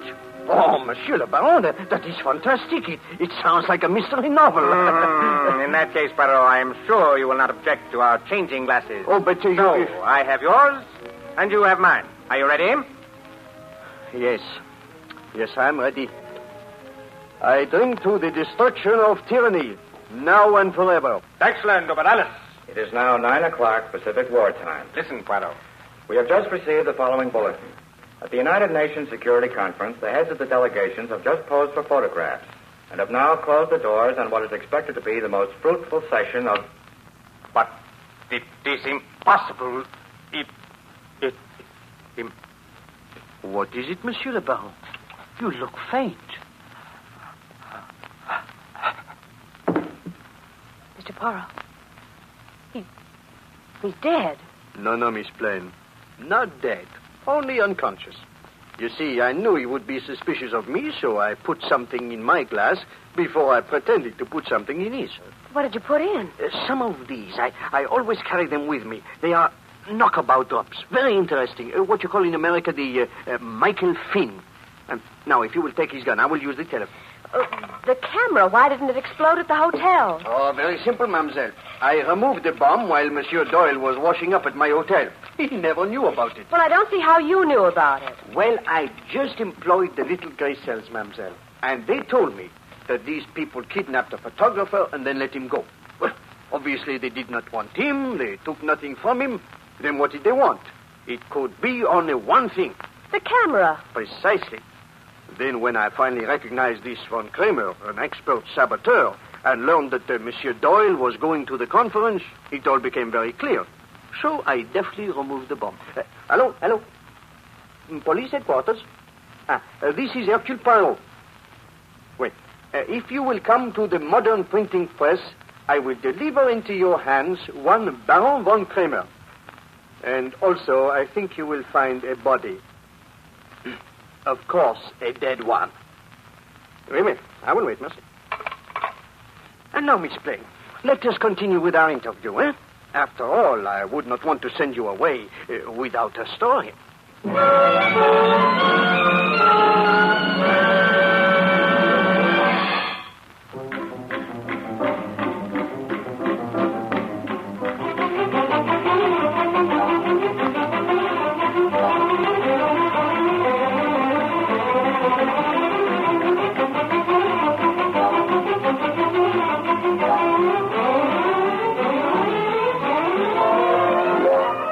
You have heard Death in the Golden Gate, a fiction adventure of Agatha Christie's great detective, Hercule Poirot.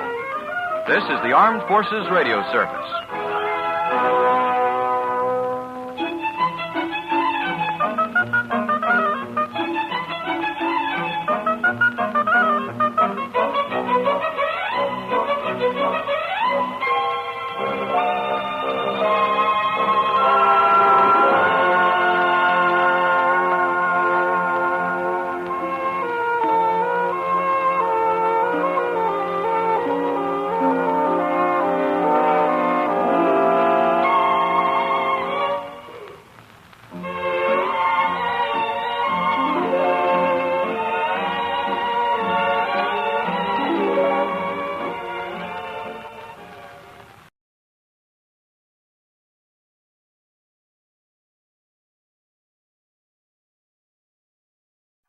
The Everlasting Man by G.K. Chesterton.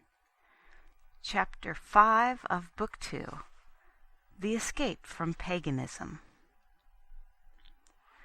The modern missionary, with his palm leaf hat and his umbrella, has become rather a figure of fun. He is chaffed among men of the world for the ease with which he can be eaten by cannibals, and the narrow bigotry which makes him regard the cannibal culture as lower than his own. Perhaps the best part of the joke is that the men of the world do not see that the joke is against themselves. It is rather ridiculous to ask a man just about to be boiled in a pot and eaten at a purely religious feast why he does not regard all religions as equally friendly and fraternal. But there is a more subtle criticism uttered against the more old-fashioned missionary, to the effect that he generalizes too broadly about the heathen and pays too little attention to the difference between Mohammed and mumbo-jumbo. There was probably truth in this complaint, especially in the past. But it is my main contention here that the exaggeration is all the other way at present.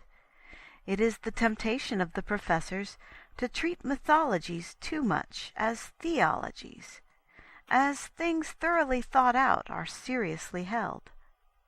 It is the temptation of the intellectuals to take much too seriously the fine shades of various schools in the rather irresponsible metaphysics of Asia. Above all, it is their temptation to miss the real truth implied in the idea of Aquinas contra Gentiles, or Athanasius contra mundum. If the missionary says, in fact, that he is exceptional in being a Christian, and that the rest of the races and religions can be collectively classified as heathen, he is perfectly right. He may say it in quite the wrong spirit, in which case he is spiritually wrong. But in the cold light of philosophy and history, he is intellectually right. He may not be right-minded, but he is right. He may not even have a right to be right, but he is right. The outer world to which he brings his creed really is something subject to certain generalizations covering all its varieties, and is not merely a variety of similar creeds. Perhaps it is, in any case, too much a temptation to pride or hypocrisy to call it heathenry. Perhaps it could be better simply to call it humanity. But there are certain broad characteristics of what we call humanity, while it remains in what we call heathenry. They are not necessarily bad characteristics. Some of them are worthy of the respect of Christendom. Some of them have been absorbed and transfigured in the substance of Christendom. But they existed before Christendom, and they still exist outside of Christendom, as certainly as the sea existed before a boat and all round a boat. And they have as strong and as universal and as unmistakable a savor as the sea. For instance, all real scholars who have studied the Greek and Roman culture say one thing about it. They agree that in the ancient world, religion was one thing and philosophy quite another. There was very little effort to rationalize and at the same time to realize a real belief in the gods. There was very little pretense of any such real belief among the philosophers. But neither had the passion, or perhaps the power, to persecute the other, save in particular and peculiar cases. And neither the philosopher in his school, nor the priest in his temple, seems ever to have seriously contemplated his own concept as covering the world. A priest sacrificing to Artemis in Calydon did not seem to think that people would some day sacrifice to her instead of to Isis beyond the sea. A sage following the vegetarian rule of the Neo-Pythagoreans did not seem to think it would universally prevail and exclude the methods of Epictetus or Epicurus. We may call this liberality if we like. I am not dealing with an argument, but describing an atmosphere. All this, I say, is admitted by all scholars, but what neither the learned nor the unlearned have fully realized, perhaps, is that this description is really an exact description of all non-Christian civilization today, and especially of the great civilizations of the East. Eastern paganism really is much more all of a piece, just as ancient paganism was much more all of a piece than the modern critics admit. It is a many-colored Persian carpet, as the other was a varied and tessellated Roman pavement. But the one real crack right across that pavement came from the earthquake of the crucifixion. The modern European seeking his religion in Asia is reading his religion into Asia. Religion there is something different. It is both more and less. He is like a man mapping out the sea as land, marking waves as mountains, not understanding the nature of its peculiar permanence. It is perfectly true that Asia has its own dignity and poetry and high civilization. But it is not in the least true that Asia has its own definite dominions of moral government, where all loyalty is conceived in terms of morality, as when we say that Ireland is Catholic or that New England was Puritan. The map is not marked out in religions in our sense of churches. The state of mind is far more subtle, more relative, more secretive, more varied and changing, like the colors of the snake. The Moslem is the nearest approach to a militant Christian, and that is precisely because he is a much nearer approach to an envoy from Western civilization. The Moslem in the heart of Asia almost stands for the soul of Europe. And as he stands between them and Europe in the matter of space, so he stands between them and Christianity in the matter of time. In that sense, the Moslems in Asia are merely like the Nestorians in Asia. Islam, historically speaking, is the greatest of the Eastern heresies. It owed something to the quite isolated and unique individuality of Israel, but it owed more to Byzantium and the theological enthusiasm of Christendom.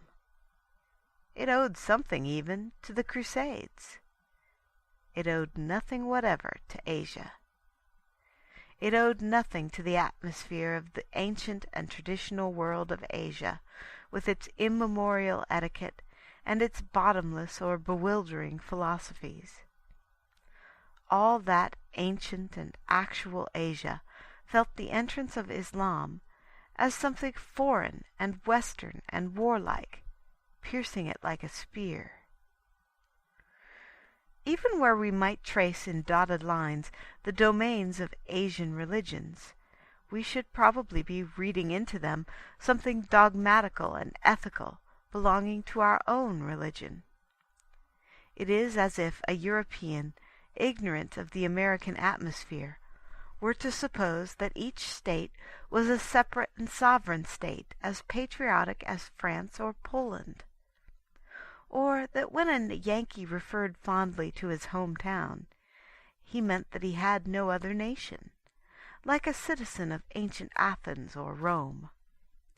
As he would be reading a particular sort of loyalty into America, so we are reading a particular sort of loyalty into Asia. There are loyalties of other kinds, but not what men in the West mean by being a believer, by trying to be a Christian, by being a good Protestant or a practicing Catholic. In the intellectual world, it means something far more vague and varied by doubts and speculations. In the moral world, it means something far more loose and drifting. A professor of Persian at one of our great universities, so passionate a partisan of the East as practically to profess a contempt for the West, said to a friend of mine, "You will never understand Oriental religions, because you always conceive religion as connected to ethics. This kind really has nothing to do with ethics." We have most of us known some masters of the higher wisdom, some pilgrims upon the path to power, some Eastern esoteric saints and seers, who had really nothing to do with ethics. Something different, something detached and irresponsible, tinges the moral atmosphere of Asia and touches even that of Islam. It was very realistically caught in the atmosphere of Hassan, and a very horrible atmosphere, too. It is even more vivid in such glimpses as we get of the genuine and ancient cults of Asia. Deeper than the depths of metaphysics, far down in the abysses of mystical meditations, under all that solemn universe of spiritual things, is a secret, an intangible and a terrible levity. It does not really very much matter what one does, either because they do not believe in a devil, or because they do believe in a destiny, or because experience here is everything and eternal life something totally different. But for some reason they are totally different. I have read somewhere that there were 3 great friends famous in medieval Persia for their unity of mind. One became the responsible and respected vizier of the great king. The second was the poet Omar, pessimist and Epicurean, drinking wine in mockery of Muhammad. The third was the old man of the mountain, who maddened his people with hashish, that they might murder each other people with daggers. It does not really much matter what one does. The Sultan in Hassan would have understood all those 3 men. Indeed, he was all those 3 men. But this sort of universalist cannot have what we call a character. It is what we call a chaos. He cannot choose, he cannot fight, he cannot repent, he cannot hope. He is not in the same sense creating something, for creation means rejection. He is not, in our religious phrase, making his soul. For our doctrine of salvation does really mean a labor like that of a man trying to make a statue beautiful, of victory with wings. For that there must be a final choice, for a man cannot make statues without rejecting stone. And there really is this ultimate unmorality behind the metaphysics of Asia. And the reason is that there has been nothing through all those unthinkable ages to bring the human mind sharply to the point, to tell it that the time has come to choose. The mind has lived too much in eternity. The soul has been too immortal, in the special sense that it ignores the idea of mortal sin. It has had too much of eternity, in the sense that it has not had enough of the hour of death and the day of judgment. It is not crucial enough, in the literal sense that it has not had enough of the cross. But that is what we mean when we say that Asia is very old. But strictly speaking, Europe is quite as old as Asia.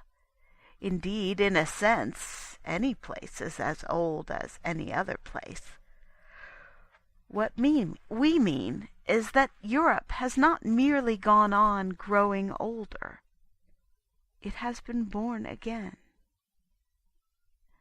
Asia is all humanity, as it has worked out its human doom. Asia, in its vast territory and in its varied populations, in its heights of past achievement and its depths of dark speculation, is itself a world, and represents something of what we mean when we speak of the world. It is a cosmos rather than a continent. It is the world as man has made it, and contains many of the most wonderful things that man has made. Therefore, Asia stands as the one representative of paganism and the one rival to Christendom. But everywhere else, where we get glimpses of that mortal destiny, they suggest stages in the same story. Where Asia trails away into the southern archipelagos of the savages, or where a darkness full of nameless shapes dwells in the heart of Africa, or where the last survivors of lost races linger in the cold volcano of prehistoric America. It is all the same story. Sometimes, perhaps, later chapters of the same story. It is men entangled in the forest of their own mythology. It is men drowned in the sea of their own metaphysics. Polytheists have grown weary of the wildest of fictions. Monotheists have grown weary of the most wonderful of truths. Diabolists here and there have such a hatred of heaven and earth that they have tried to take refuge in hell. It is the fall of man, and it is exactly that fall that was being felt by our own fathers at the first moment of the Roman decline. We also were going down that side road, down that easy slope, following the magnificent procession of the high civilizations of the world. If the Church had not entered the world then, it seems probable that Europe would be now very much what Asia is now. Something may be allowed for a real difference of race and environment, visible in the ancient as in the modern world.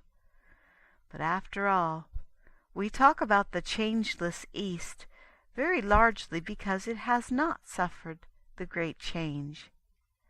Paganism in its last phase showed considerable signs of becoming equally changeless. This would mean that new schools or sects of philosophy would not arise, as new schools did arise in antiquity and do arise in Asia. It does not mean that there would be no real mystics or visionaries, as there were mystics in antiquity and are mystics in Asia. It does not mean that there would be no social codes, as there were codes in antiquity and are codes in Asia. It does not mean that there could not be good men or happy lives, for God has given all men a conscience, and conscience can give all men a kind of peace. But it does mean that the tone and proportion of all these things, and especially the proportion of good and evil things, would be in the unchanged West what they are in the changeless East.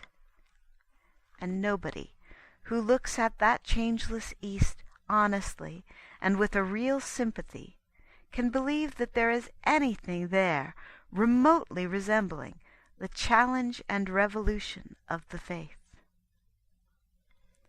In short, if classical paganism had lingered until now, a number of things might well have lingered with it, and they would look very like what we call the religions of the East. There would still be Pythagoreans teaching reincarnation, as there are still Hindus teaching reincarnation. There would still be Stoics making a religion out of reason and virtue, as there are still Confucians making a religion out of reason and virtue. There would still be Neoplatonists studying transcendental truths, the meaning of which was mysterious to other people and disputed even amongst themselves, as the Buddhists still study a transcendentalism mysterious to others and disputed among themselves. There would still be intelligent Apollonians apparently worshipping the sun god, but explaining that they were worshipping the divine principle, just as there are still intelligent Parsees apparently worshipping the sun, but explaining that they are worshipping the deity.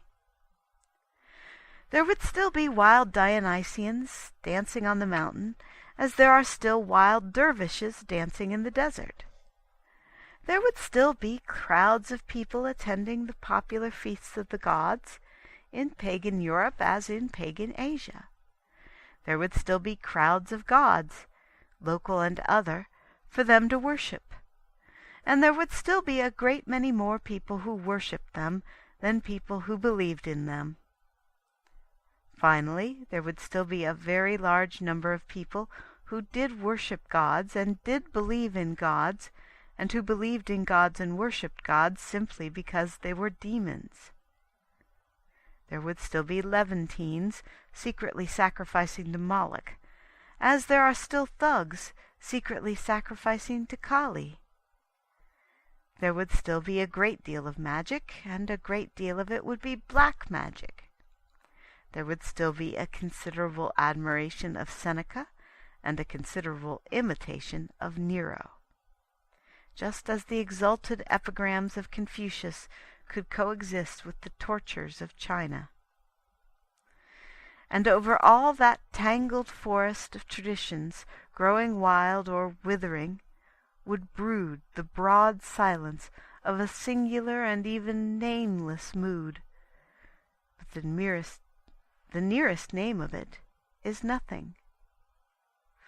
All these things, good and bad, would have an indescribable air of being too old to die.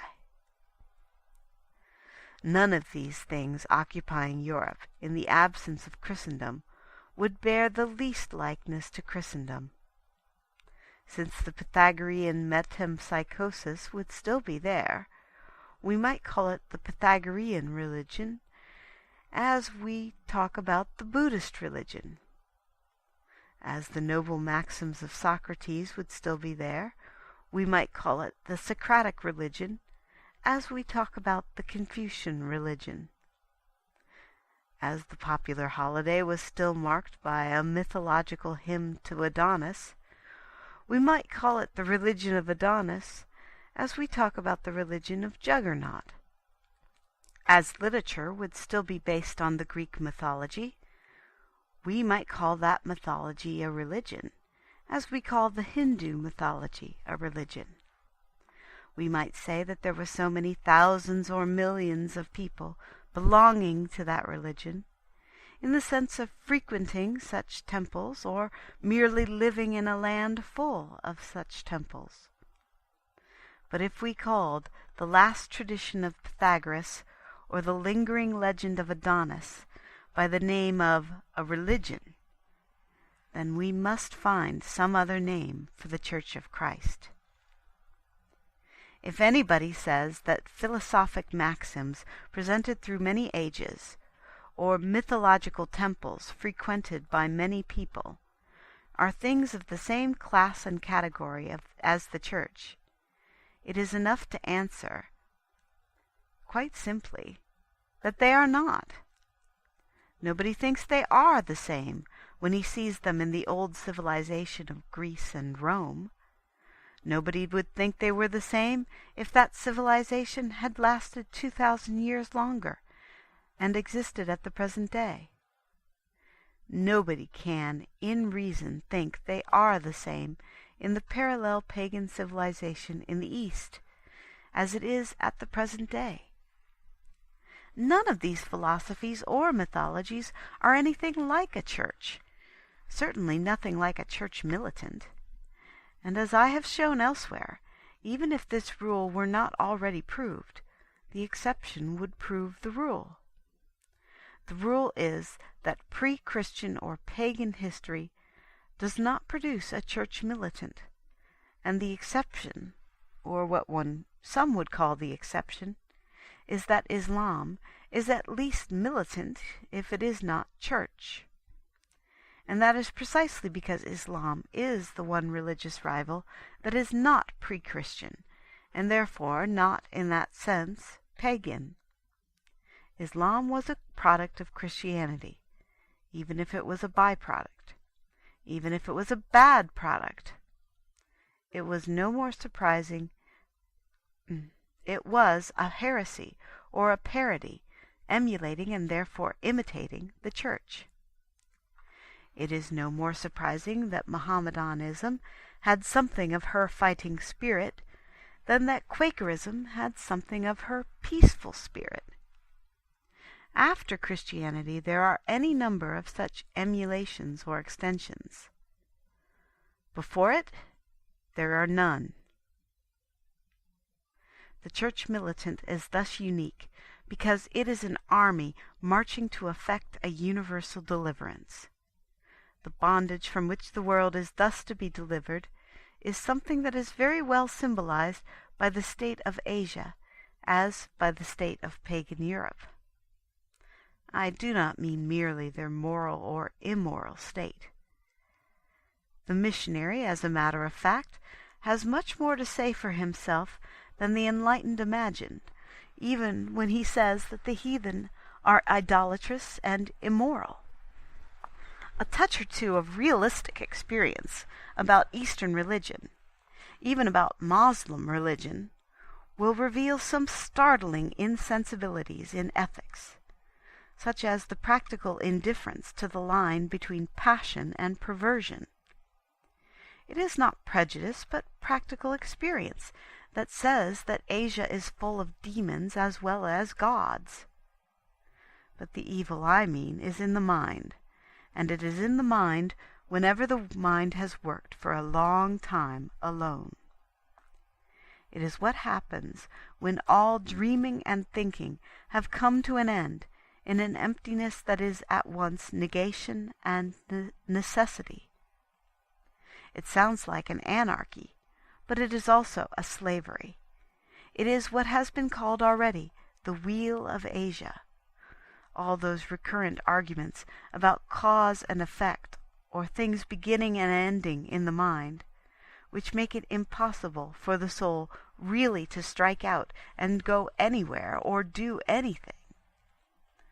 And the point is that it is not necessarily peculiar to Asiatics. It would have been true in the end of Europeans, if something had not happened. If the church militant had not been a thing marching, all men would have been marking time. If the church militant had not endured a discipline, all men would have endured a slavery. End of Part 1 of Chapter 5 of Book 2 of The Everlasting Man. The Everlasting Man by G.K. Chesterton. Book 2, Chapter 5, Part 2. What that universal yet fighting faith brought into the world was hope. Perhaps the one thing common to mythology and philosophy was that both were really sad, in the sense that they had not this hope, even if they had touches of faith or charity. We may call Buddhism a faith, though to us it seems more like a doubt. We may call the Lord of Compassion a Lord of Charity, though it seems to us a very pessimist sort of pity. But those who insist most on the antiquity and size of such cults must agree that in all their ages they have not covered all their areas with that sort of practical and pugnacious hope. In Christendom, hope has never been absent. Rather, it has been errant, extravagant, excessively fixed upon fugitive chances. Its perpetual revolution and reconstruction has at least been an evidence of people being in better spirits. Europe did very truly renew its youth like the eagles, just as the eagles of Rome rose again over the legions of Napoleon, or we have seen soaring but yesterday the silver eagle of Poland. But in the Polish case, ever revolution went always with religion. Napoleon himself sought a reconciliation with religion. Religion could never be finally separated even from the most hostile of the hopes, simply because it was the very source of the hopefulness. and the cause of this is to be found simply in the religion itself. Those who quarrel about it seldom ever consider it in itself. There is neither space nor place for such a full consideration here.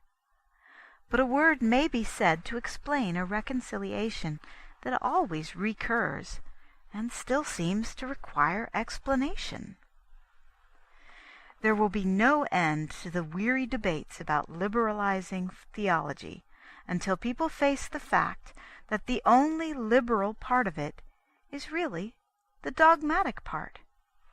If dogma is incredible, it is because it is incredibly liberal.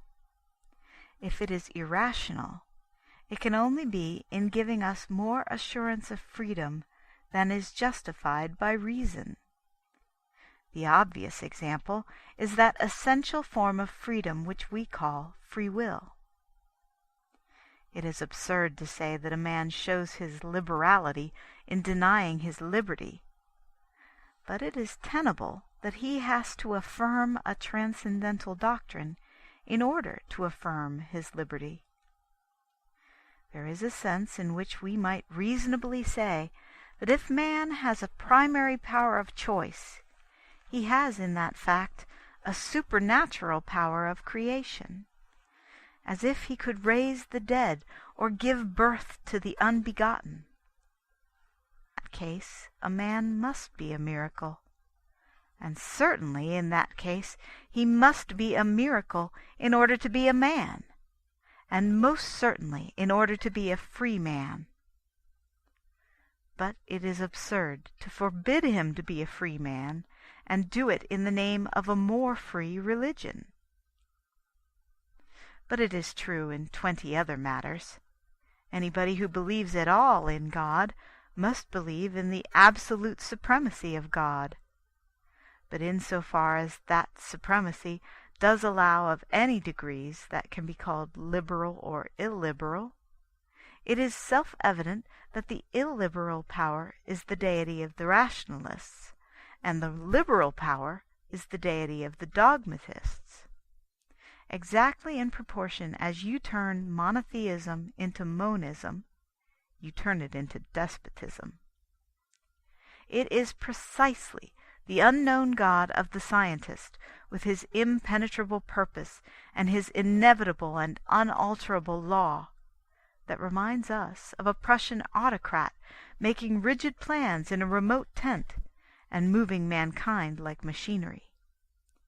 It is precisely the God of miracles and answered prayers that reminds us of a liberal and popular prince, receiving petitions, listening to parliaments, and considering the cases of a whole people.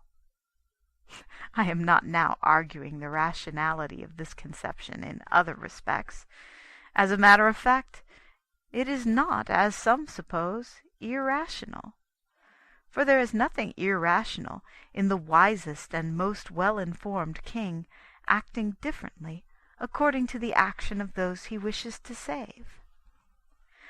But I am here only noting the general nature of liberality, or of free or enlarged atmosphere of action. And in this respect it is certain that the king can only be what we call magnanimous, if he is what some call capricious. It is the Catholic who has the feeling that his prayers do make a difference when offered for the living and the dead, who also has the feeling of living like a free citizen in something almost like a constitutional commonwealth. It is the monist who lives under a single iron law, who must have the feeling of living like a slave under a sultan. Indeed, I believe that the original use of the word suffragium, which we now use in politics for a vote, was that employed in theology about a prayer. The dead in purgatory were said to have the suffrages of the living, and in this sense of a sort of right of petition to the supreme ruler, we may truly say that the whole of the communion of saints, as well as the whole of the church militant, is founded on universal suffrage. But above all, it is true of the most tremendous issue, of that tragedy which has created the divine comedy of our creed. Nothing short of the extreme and strong and startling doctrine of the divinity of Christ will give that particular effect that can truly stir the popular sense like a trumpet. The idea of the King himself serving in the ranks like a common soldier.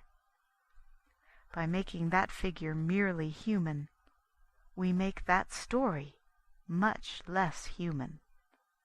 We take away the point of the story, which actually pierces humanity, the point of the story which was quite literally the point of a spear. It does not especially humanize the universe to say that good and wise men can die for their opinions, any more than it would be any sort of uproariously popular news in an army that good soldiers may easily get killed. It is no news that King Leonidas is dead any more than that Queen Anne is dead. And men did not wait for Christianity to be men, in the full sense of being heroes. But if we are describing, for the moment, the atmosphere of what is general and popular and even picturesque, any knowledge of human nature will tell us that no sufferings of the sons of men, or even of the servants of God, strike the same note as the notion of the master suffering instead of his servants. And this is given by the theological, and emphatically not by the scientific deity.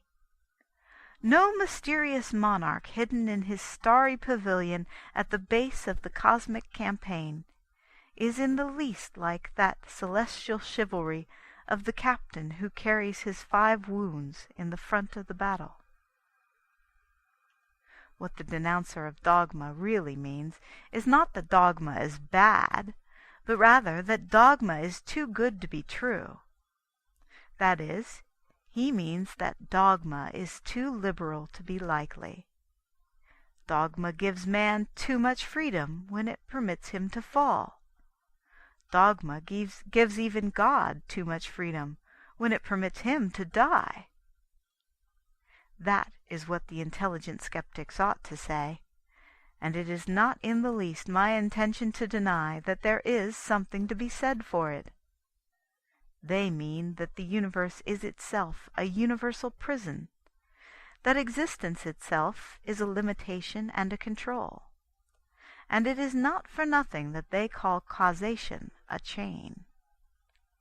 In a word, they mean simply that they cannot believe these things, not in the least that they are unworthy of belief.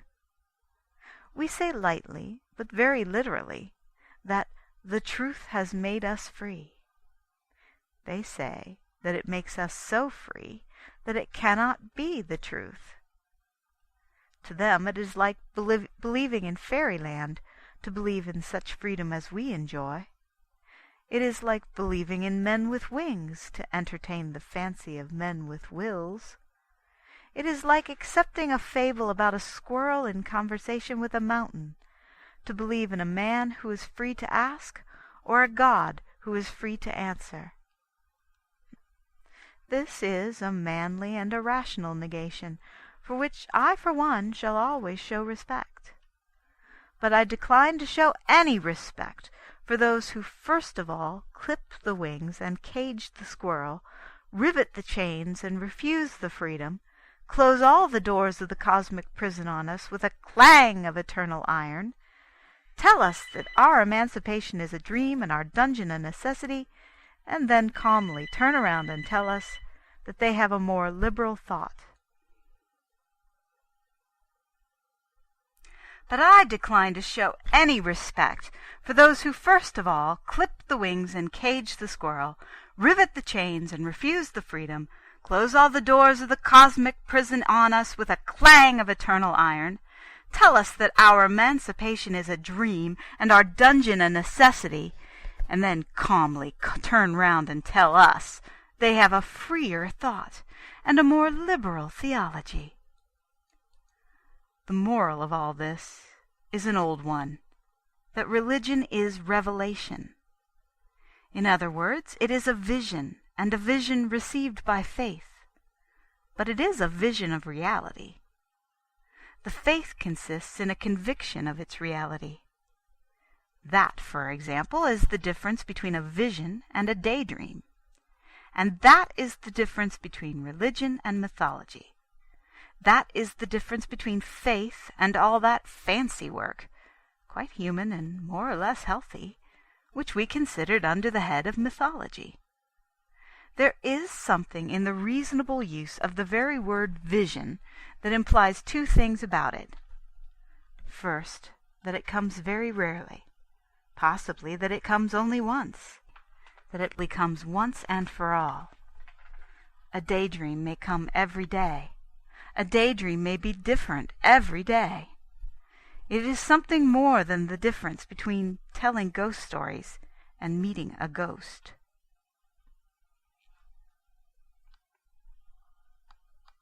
But if it is not a mythology, neither is it a philosophy. It is not a philosophy because, being a vision, it is not a pattern, but a picture.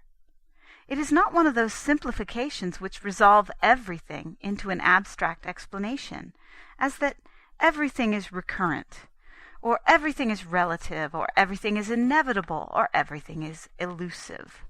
Another plan on white paper, as the Christian Scientists do, and explain away somehow such dots or smudges as may be difficult to deny.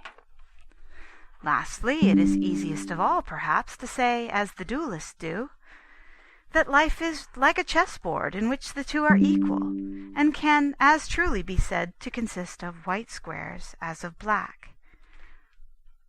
Of white squares on a black board, or of black squares on a white board. But every man feels in his heart that none of these three paper plans is like life, that none of these worlds is one in which he can live. Something even tells him that the ultimate idea of a world is not bad or even neutral. Staring at the sky or the grass or the truths of mathematics or even a new-laid egg, he has the vague feeling, like the shadow of that saying of the great Christian philosopher, St. Thomas Aquinas, every existence as such is good. On the other hand, something tells him that it is unmanly and debased and even diseased to minimize evil to a dot or even a blot. He realizes that optimism is morbid. It is, if possible, even more morbid than pessimism. These vague but healthy feelings, if he followed them out, would result in the idea that evil is in some way an exception, but an enormous exception, and ultimately that evil is an invasion, or yet more truly, a rebellion. He does not think that everything is right, or that everything is wrong, or that everything is equally right and wrong. But he does think that right has a right to be right, and therefore a right to be there. And wrong has no right to be wrong, and therefore no right to be there. It is the prince of the world, but it is also a usurper. So he will apprehend vaguely what the vision will give to him vividly, no less than all that strange story of treason in heaven and the great desertion by which evil damaged and tried to destroy a cosmos, and its proportions and its lines and colors are as arbitrary and absolute as the artistic composition of a picture. It is a vision which we do in fact symbolize in pictures by titanic limbs and passionate tints of plumage, all that abysmal vision of falling stars and the peacock panoplies of the night.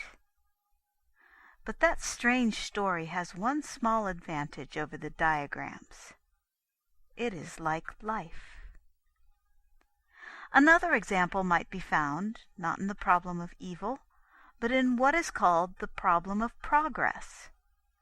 One of the ablest agnostics of the age once asked me whether I thought mankind grew better or grew worse or remained the same.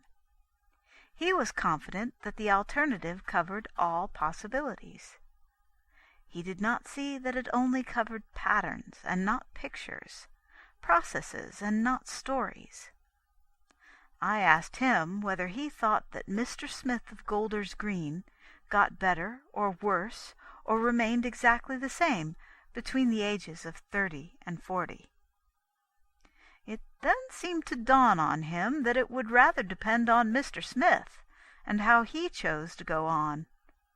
It never occurred to him that it might depend on how mankind chose to go on, and that its course was not a straight line or an upward or downward curve, but a track like that of a man across a valley, going where he liked and stopping where he chose, going into a church or falling down into a ditch.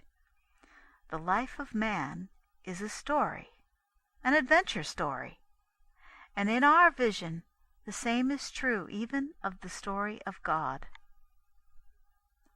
The Catholic faith is the reconciliation, because it is the realization both of mythology and philosophy.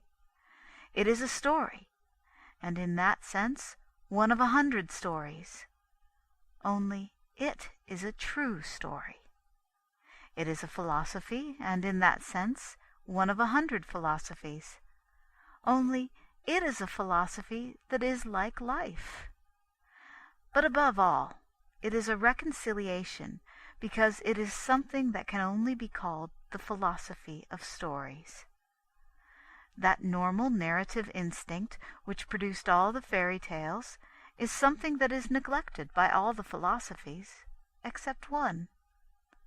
The faith is the justification of that popular instinct, the finding of a philosophy for it, or the analysis of the philosophy in it. Exactly as a man in an adventure story has to pass various tests to save his life, so the man in this philosophy has to pass several tests and save his soul.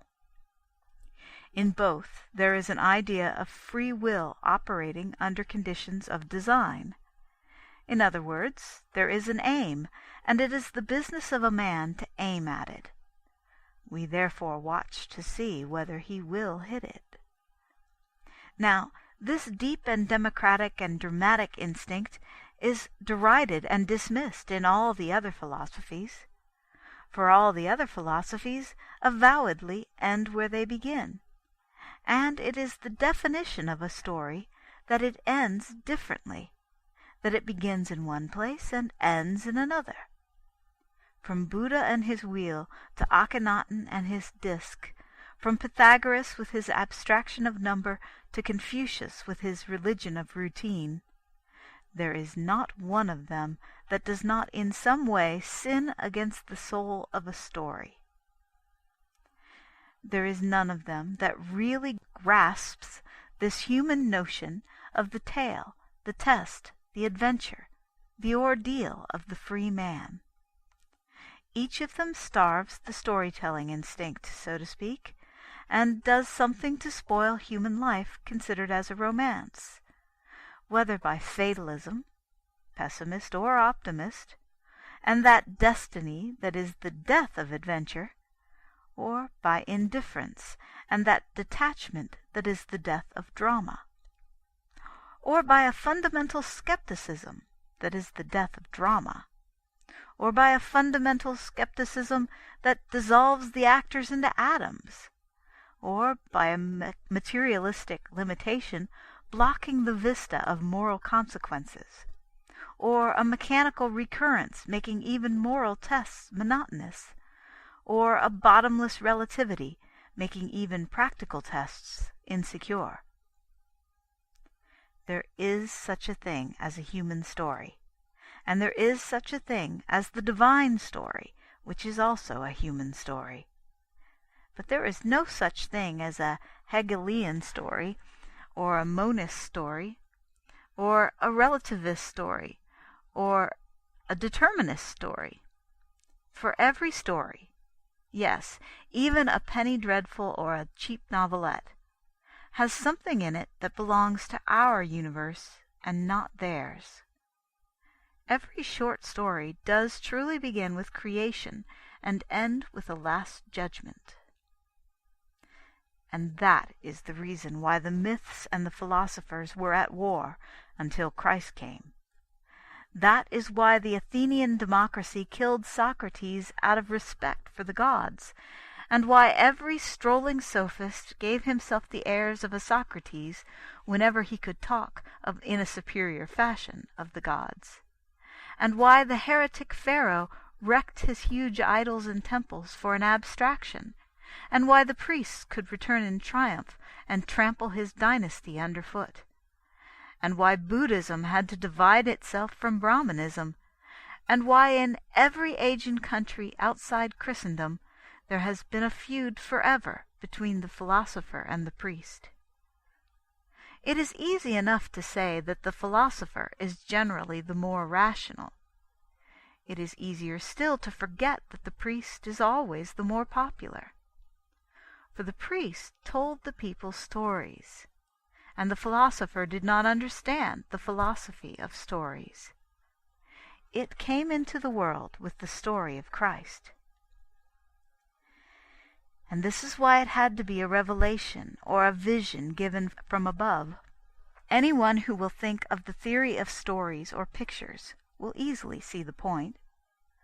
The true story of the world must be told by somebody to somebody else.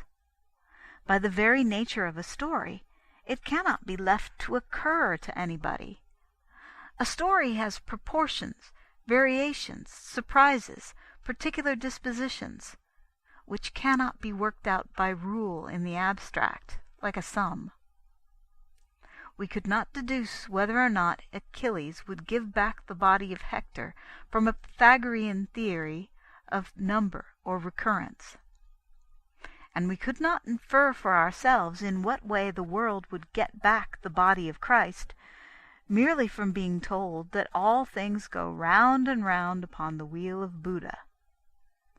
A man might perhaps work out a proposition of Euclid without having heard of Euclid, but he would not work out the precise legend of Eurydice without having heard of Eurydice. At any rate, he would not be certain how the story would end, and whether Orpheus was ultimately defeated. Still less could he guess the end of our story, or the legend of our Orpheus rising, not defeated, from the dead. To sum up, the sanity of the world was restored, and the soul of man offered salvation by something which did indeed satisfy the two warring tendencies of the past, which had never been satisfied in full, and most certainly never satisfied together. It met the mythological search for romance by being a story, and the philosophical search for truth by being a true story. That is why the ideal figure had to be a historical character, as nobody had ever felt Adonis or Pan to be a historical character. But that is also why the historical character had to be the ideal figure, and even fulfill many of the functions given to these other ideal figures. Why he was at once the sacrifice and the feast, why he could be shown under the emblems of the growing vine or the rising sun. The more deeply we think of the matter, the more we shall conclude that if there be indeed a God, his creation could hardly have reached any other culmination than this granting of a real romance to the world. Otherwise, the two sides of the human mind could never have touched at all, and the brain of man would have remained cloven and double, one lobe of it dreaming impossible dreams, and the other repeating invariable calculations. The picture-makers would have remained forever painting the portrait of nobody. The sages would have remained forever adding up numerals that came to nothing. it was that abyss that nothing but an incarnation could cover, a divine embodiment of our dreams. And he stands above that chasm, whose name is more than priest, and older even than Christendom. Pontifex Maximus, the mightiest maker of a bridge. But even with that, we return to the more specially Christian symbol in the same tradition, the perfect pattern of the keys. This is a historical and not a theological outline, and it is not my duty here to defend in detail that theology, but merely to point out that it could not even be justified in design without being justified in detail, like a key. Beyond the broad suggestion of this chapter, I attempt no apologetic about why the creed should be accepted. But in answer to the historical query of why it was accepted and is accepted, I answer for millions of others in my reply. Because it fits the lock.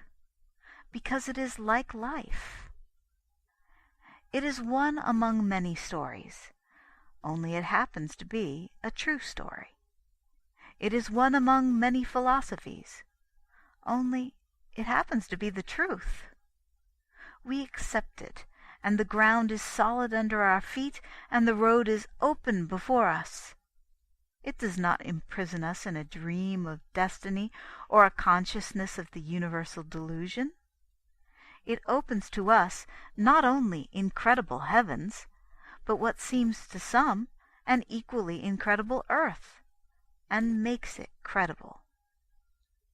This is the sort of truth that is hard to explain, because it is a fact. But it is a fact to which we can call witnesses.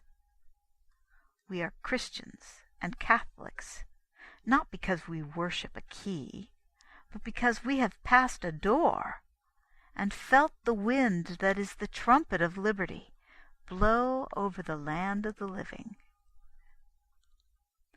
End of Book 2, Chapter 5.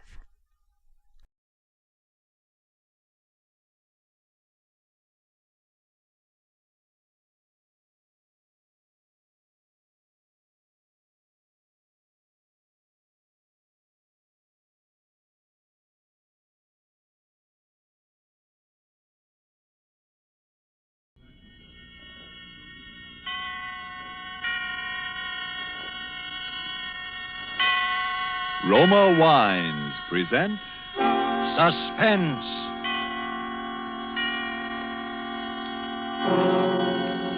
Roma Wines, made in California for enjoyment throughout the world. Salud. Your health, senor. Roma Wines toast the world. The wine for your table is Roma Wine, made in California for enjoyment throughout the world.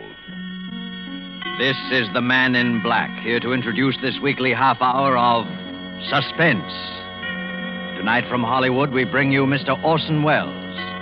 Mr. Welles will appear as star of the suspense drama called The Dark Tower, from the play by George S. Kaufman and the late Alexander Woollcott. But before we raise the curtain on this evening's tale of suspense, here is a message from your host, the Roma Wine Company of Fresno, California.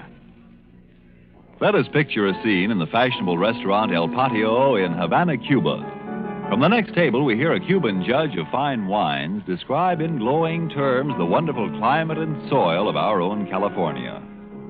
When his American guest points out that his Cuban host has never been to the United States, the Cuban answers, "Well, it's true I've never visited your California, but from only such perfect wine country could come sherry of such superb quality as that we have enjoyed, Roma California Sherry." Yes, by their example, wine connoisseurs of many other lands tell you that in Roma wines are all the great qualities that must be present in a wine for great enjoyment. It's for this reason these wine experts of other lands import Roma wines from great distances to be enjoyed as a rare luxury. But for you, this luxury of other lands becomes a daily pleasure, because you can enjoy any of Roma wine's many different taste-appealing wine types without additional charge for import duties and expensive shipment from great distance. These two great Roma wine features, superb quality and small cost, have made Roma wines America's largest selling wine. I'll spell out the name for you. R-O-M-A, Roma Wines, made in California for enjoyment throughout the world. And now with The Dark Tower, and with the performance of our star, Orson Welles, as that noted actor, Damon Wellington, scion of the celebrated royal family of stage and screen, we again hope to keep you in suspense.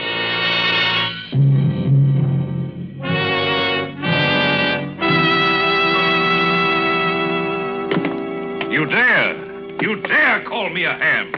Varlet, I will prove to the world there are no brains within that thick Teutonic skull. I'll cleave it open like an overripe melon. Who thus profanes the rehearsal of my lines?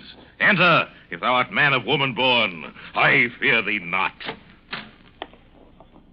Hello, Damon.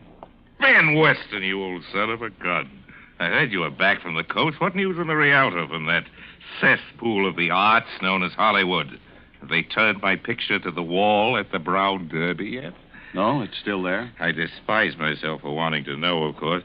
It's marvelous to have you back, Ben, old boy. Seen Jessica yet? Yes, I've seen her. Isn't she looking fine? Feeling better than she has for years, I think. You got a great thing in this play, Ben. Changed quite a bit from the original, of course. Sort of a satire on the family. Perhaps it might be more dignified to say that the family is a satire on the play. Yes, I heard about it. For instance, those lines you heard me declaiming at the end, it actually happened to me once, you know. That German, what's his name, who directed Macbeth, he called me a ham.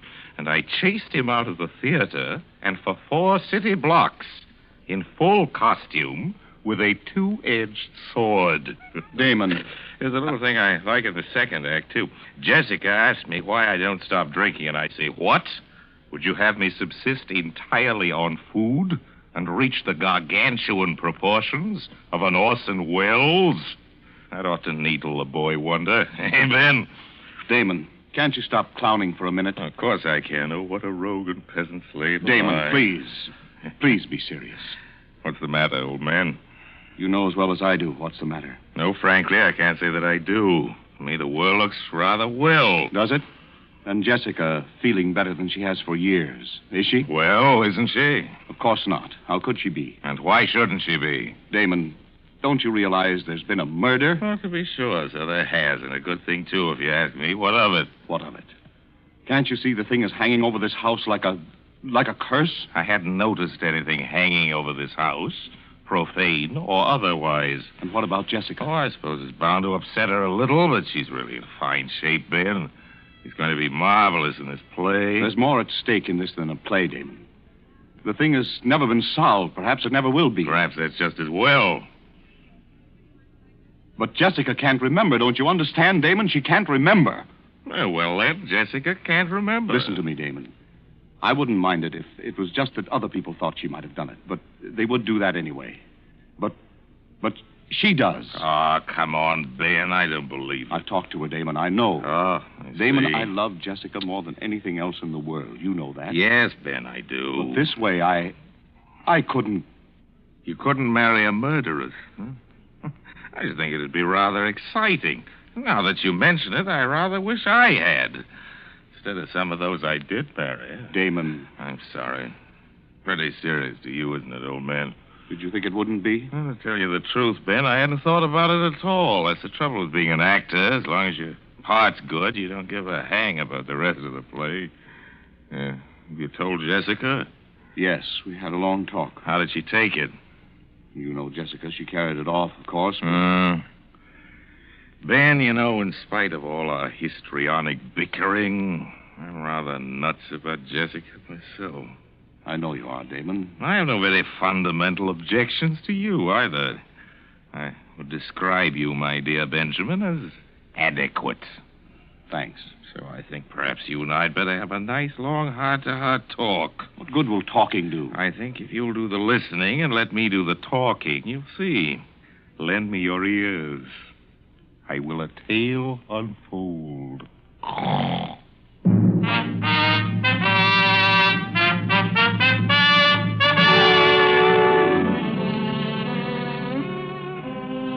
Jessica, as you know, had been in a sanitarium for nearly a year. She hadn't been on the stage in more than 2 years. The Dark Tower was to be her first attempt to work again. All that time. I know it isn't the greatest play in the world, but it has a surefire box office appeal. Jessica needed that to get her confidence back. Well, we were just polishing up a few last-minute changes here at the house. David Torrance, the producer, you know, he was there with us. And, of course, there are the usual little differences. And another thing, Damon. When you kick me in the middle of the second act... Where? You know perfectly well where. Is it absolutely essential that you boot me halfway across the stage? What do you want me to do, pull my punches? That's one of the high spots in the show. It may be a high spot to you, darling, but it's just a black and blue spot to me. Very well. Henceforth, I shall appear for the second act on crutches. You know, Uncle David, that's not a bad idea. Oh, now, Damon, let's be serious. There's a lot of work to do. I'm quite serious. I could throw him at her. You might try throwing me a cue once in a while. The use of having a play if you just make up the lines as you go along. The critics thought my ad-libbing very witty, remember, dear? Oh, Damon, you're such an insufferable ham. A ham? A ham? Me? A Now, ham? now, children, please. I fail to see why I should permit that little minx to insult me with impunity, David. How dare you speak to me that way? You started it. I did not. You started. You called me a ham. You are ham, ham, ham. Minx, minx, minx! Stop that brawling. But soft. What light through yonder window breaks? It is the east, and Martha is the sun. I quite agree. What? That you're a ham. Gad, I am beset by harpies. David, haven't you any control over these hirelings of yours? Oh, I'm only the producer, my dear Martha. You at least are a member of the family. And you at least can quit. We're terribly sorry, Aunt Martha. We've been a nuisance, I know, and I apologize. Damon, I even apologize to you. Don't be silly, Jim. I've been much the worst, I know, but I've really been terribly keyed up working again, and... You know, Ben is coming east for the opening. Love rears its ugly head. Don't be hurried, Damon. It's all right. I couldn't even be angry if he was. Anyway, I'll have a husband to protect me by this time next week. I can lick him with one hand tied behind me. Damon, seriously. I know not. Me? I hadn't actually realized how far I'd gone. These last 6 months have been like coming alive again. The play and Ben. Thanks, Damon. Good Lord. Now I think I'll dress for dinner. Let's all go out to the... I'll get it. Aunt Martha, where would you like to go? To a rest home. Hello? Who? No. No, he's not here. He's not here, I tell you. He's dead. Oh, darling, what is it? It was for Stanley. For Stanley? Yes. Never mind, darling, it's all right. Just some fool who didn't know. Of course. Damon, you take David and Martha out to dinner, will you?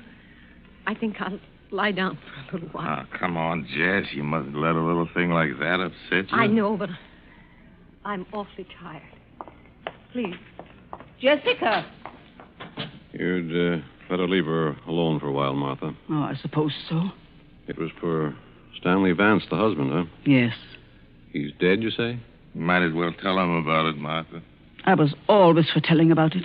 Well, you don't have to. I'd rather. He was the cause of her breakdown, of course. Should have been an actor. That's why Jessica married him. She married him because he forced her to marry him. He controlled that girl's mind like some sort of fiendish hypnotist. My dear Martha, I've always said that if Jessica was fool enough to marry a psychoanalyst... Damon, stop playing the heartless brother. You saw what Stanley did to her. I was in Hollywood. Perhaps that's why Damon went to Hollywood, huh? Well, what could one do? She was legally married to the man. She'd listen to no one but him. Here's what happened, David. She went to this fellow to be psychoanalyzed, and in the process, something happened. I don't know what it was, but Vance acquired a power over Jessica's mind that was utterly inhuman. He married her quite frankly to have her support him. Then he found he'd overplayed his hand and sent her into a complete mental collapse. When he found he couldn't snap her out of it, and she was no longer a source of revenue to him, he simply decamped. You say Vance is now dead? We heard the happy news about 6 months ago. Some public benefactor had shot him. I've always meant to look that fella up. From that very day, she began to get better. From the moment she heard the news, it was as though a spell had been lifted. Now she's practically all well. You know, it's odd at that, someone phoning for him after all these months. Probably the sheriff just catching up. Oh, I wonder who that could be. Damon. You don't suppose... I'll go. It may be a peasant with a petition. Good evening. My dear Martha, you are positively psychic. The Honorable Stanley Vance. Thank you. I trust the shock will not be too great. One knoweth not the place nor the hour when the bridegroom cometh, does one? My luggage will be here shortly. Listen to me, Stanley Vance. Good evening, Martha. I regret to arrive so unceremoniously. I have been ill. So we have been told. We have been assured, however, that your illness was fatal. Damon, I thought Stanley. Jessica. My poor, poor darling. Stanley. Oh, but you're ill, my dear, aren't you? You're ill. You should be resting. You're tired and exhausted, aren't you? Terribly, terribly tired. Yes. I am tired. Oh, great. Terribly tired. I'll take you up to your room, darling. I take it we still have the same room, Martha. Listen to me, Stanley Vance. The poor girl, you can see how weak she is. If you think you're going to stay under this roof for a single minute, get out! Very well. Get out! Very well, if you insist on being inhospitable, Martha. You'll pack your things, Jessica. We'll go to an hotel. Yes. Yes, Stanley. Jessica. But I'm so tired.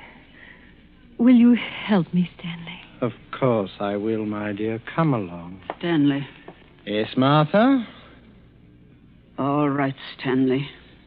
You win. You're asking us to avail ourselves of your hospitality, Martha. Yes. You can stay. That's very sweet of you, Martha. Isn't it, darling? Yes. Yes, Stanley.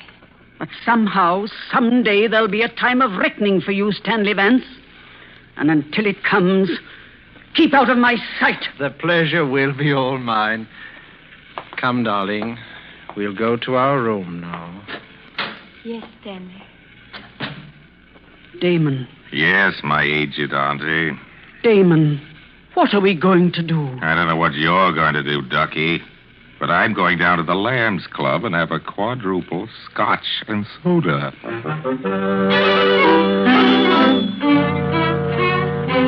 You may think it heartless of me, but during the next few days I simply stayed away. I think you'll understand my reasons later. As for Jessica, she was, of course, completely in his power again, and about a week later there appeared upon the scene a gentleman who was destined to play a very substantial role in our little drama. I think you've already met him, at least on one occasion.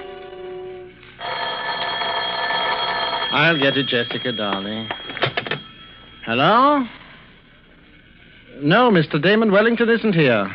Can I take a message, please? Mr. Max Hartsfeld. Hartsfeld. I'll tell him you called, Mr. Hartsfeld. I really couldn't say. Well, you can come up and wait if you like, of course, but I can't promise he'll see you. Very well, goodbye.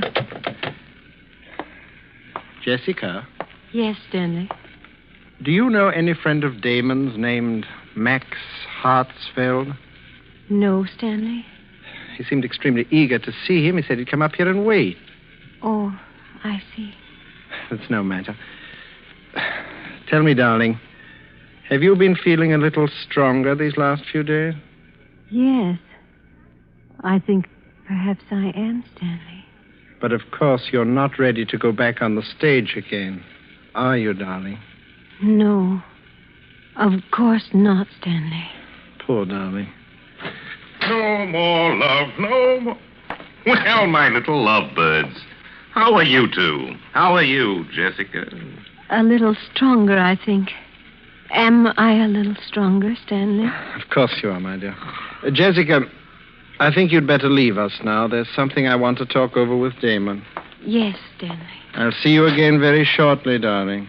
Yes, Stanley. Well, Damon, I've been wanting to talk to you for some time. Really, I wish I could say the same. I suppose you realize, Damon, that it's out of the question for Jessica to go on in the play in her present condition. Kind of the point, will you, Vance? I have a pressing engagement with a pin-up girl, and I have got to change into my zoot suit. No, seriously, Damon, I know that you somehow connect me with Jessica's condition. By an odd coincidence, I do. What of it? I know it would make you and everyone very happy if Jessica could go on in the play. Aha, the light at last illuminates my addled wits, so it's a shakedown. A shakedown, is it, Stanley? My dear Damon, I really don't know what you're talking about. Look here, my larcenous in-law. I've been shaken down by experts on every conceivable count, including the man act in my time, and I can smell 'em a mile away. What you propose is that for certain financial considerations, you will leave this happy home, Jessica will recover, and she can go on in the play. The answer is no. There won't be any play without her, Damon. Are you suggesting that my name is not sufficient to draw the suckers? I can get a dozen people to play Jessica's part. Margaret O'Brien, Marjorie Main, Daisy, Agnes Moorehead. Makes no difference to me. Anybody at all. Don't try to bluff me, Damon. After all this build-up, you won't dare go on without Jessica. You little know me, Stinky. You may consider your little farce as having closed on opening night. As for Jessica, I'm very much afraid that she's made her bed, and now she'll have to lie in it. There's no cure for her short of murder with yourself as a victim, and I do not propose to put my neck in the hangman's noose. Good night. I think you'll see things my way a little later, Damon. By the way, did I have any calls? Oh, yes. Max Hartsfeld called. Said he was coming up here to wait for you. Good heavens, when? He's on his way now, I imagine. Look, tell him I'm out. Will you go on to Hollywood or something? Fella's been pestering me all week, wants to buy into the show, and I simply don't want to see him. Oh, he wants to buy into the show. Yes, he does not share your lamentable lack of faith in my talent, Stanley, and he's dying to buy into the show. Does he know Jessica won't be able to appear? Of course he does, you idiot. Everybody does. Don't you read the trade papers? And now good night, repulsive. I have other fish to fry. Toodaloo, flat top. Jessica. Oh, Jessica, my dear. I'm coming, Stanley. Tell me, Jessica, The Dark Tower, the play you are going to appear in with Damon, you have an interest in it, don't you? Yes. Yes, I think I do. An equal interest with Damon? With Damon, yes. How much do you suppose that interest is worth, Jessica? $100,000, I think. $100,000, huh? Yes, that was it. Have you thought about what you're going to do with it now that you can't appear in the play yourself? No, Stanley, I haven't. You see, I'm not at all sure the play will be a success without you, Jessica. I don't know, Stanley. And so it might be wise to sell your share of it before it opens. Don't you agree, Jessica? Yes. Yes, I do agree. And, Jessica, if I could find a buyer, and I think perhaps I can, it might be best if I were to handle the details for you. Don't you think? Yes, Stanley. You handle it. The fact of the matter is, there's a man coming up here this evening, a friend of Damon's, Max Hartsfeld. Do you remember I asked you about him? Yes. It won't be any trouble to you, darling. All you'll have to do is sign the necessary papers. Excuse me.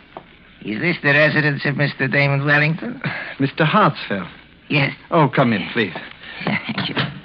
Mr. Wellington is at home? No, and we don't expect him, but he's discussed with me the reason for your visit, and I think perhaps you and I can reach a satisfactory agreement. And you are? Stanley Vance. I'm Miss Wellington's husband. This is my wife. How do you do? How do you do? I'm very glad. Sit down, please, Mr. Hartsfeld. May I have your hat and coat? Thank you. And your gloves, please. I'm sorry. It's eccentricity. Perhaps I always keep them on.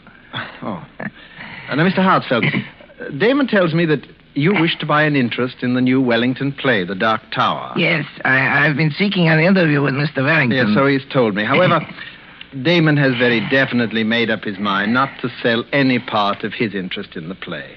You are sure of this, Mr. Vance? Oh, yes, quite sure. I had a long talk with him about it only this evening. I see. I will not conceal from you that this is a source of great disappointment to me, Mr. Vance. I have such a deep admiration for the talents of Mr. Wellington. I'd ventured in a few previous theatrical enterprises. Now, at last, I hope... I quite understand your feelings, Mr. Hartsfeld, and I think that I may be able to help you. Yes? Yes. You see, Damon owns only half of the Wellington interest in the play.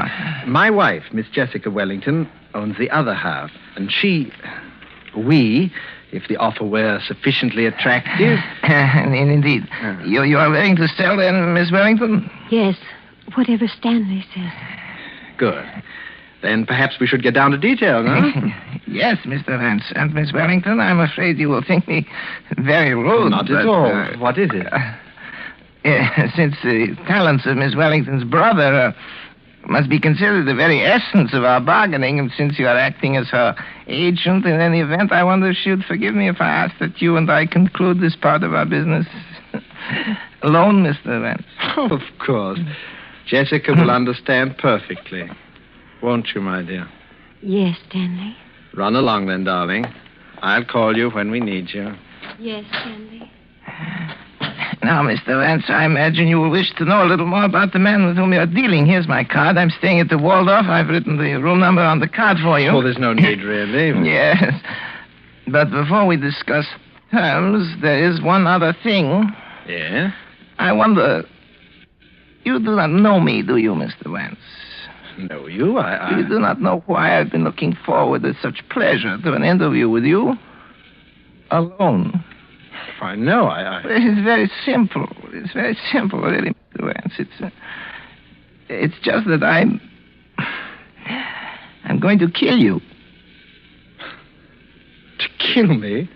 Really, Mr. Hartsfeld? With these two hands.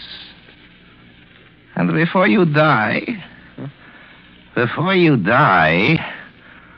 I want you to know the reason. Jessica. No.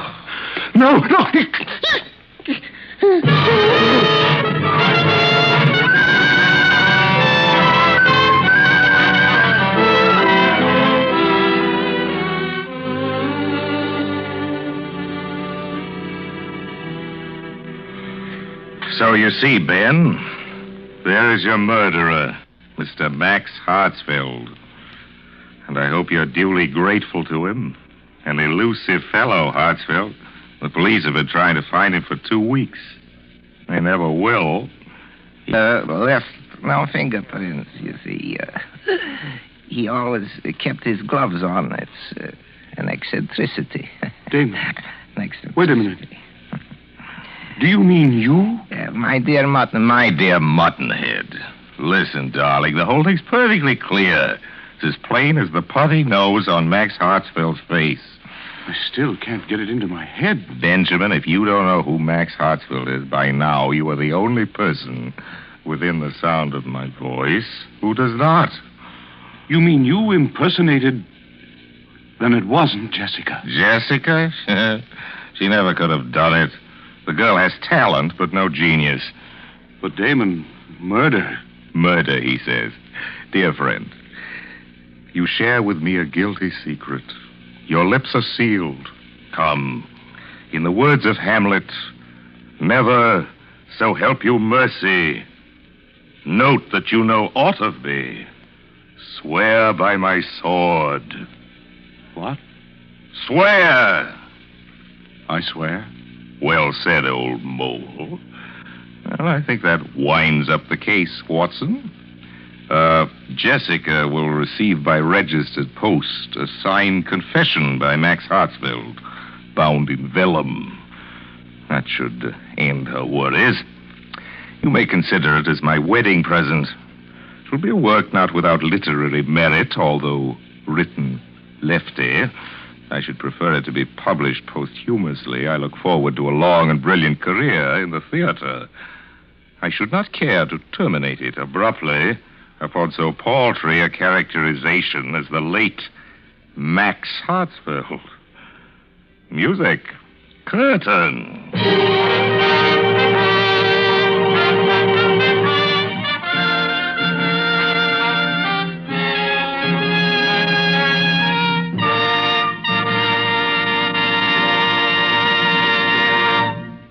And so closes The Dark Tower by Alexander Woolcott and George S. Kaufman, and starring Orson Welles, tonight's tale of Suspense. Suspense is produced and directed by William Spear. If we could bring to this microphone a man typical of all Roma wine dealers, this is what he might tell you. I sell a lot of the good Roma wines. They are, you know, America's largest selling wines. My Roma wine customers, I've noticed, are sociable people who enjoy entertaining friends. Talking with me, they give a lot of credit for the success of their entertaining to the enjoyable Roma wines they serve. They're thrifty people, too, these buyers of Roma wines. What else could offer so much enjoyment for so little cost? Only pennies a glass by actual check. Now, that doesn't leave much for me to add, except this, perhaps. If you are not already one of the millions enjoying Roma wines regularly, make your own taste test of any of Roma wine's many different taste-delighting California wine types, such as the delicious tangy Roma Sherry, or the hearty Roma Burgundy, or the sweeter, heavier Roma Port, and discover for yourself why Roma wines are winning international praise, voiced in this phrase: Roma wines are truly magnificent. Let me repeat the name: R-O-M-A, Roma wines, made in California for enjoyment throughout the world. This is Orson Welles, ladies and gentlemen. Next week's Suspense will, as is its policy from time to time, do the unexpected in the way of casting. Because you're going to hear the country's leading comic juvenile, Mr. Eddie Bracken, as a dramatic actor. I look forward to hearing that. I know you do, too. Insure your baby's future by insuring your country's future. Buy war bonds for your baby today. Don't forget, then, next Thursday, same time, you will hear Eddie Bracken in Suspense. Presented by Roma Wines. R-O-M-A, made in California for enjoyment throughout the world. This is CBS, the Columbia Broadcasting System.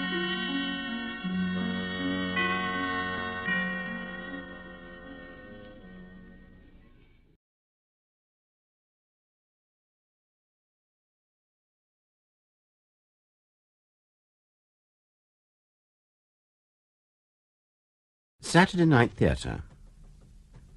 The King's Colours, a play for radio by Roy Bolitho, with Norman Bowler, Neil Stacey, and Mary Larkin. The play is set in Cornwall in the summer of 1644, during the time of the Civil War. The King's Colours. What is it like to die? If someone could just tell me. Perhaps I won't die. Perhaps is a very big word, though. I sound like a child, yet I'm a musketeer wearing the King's colours, a man, a soldier. But I'm lonely for the warmth of love.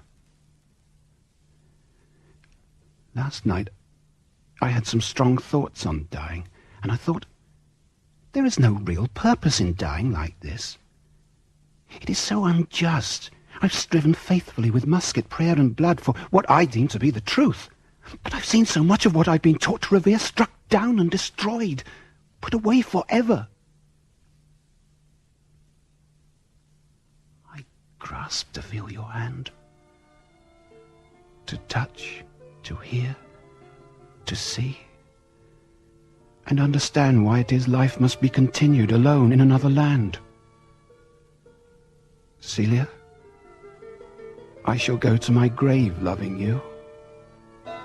Loving you.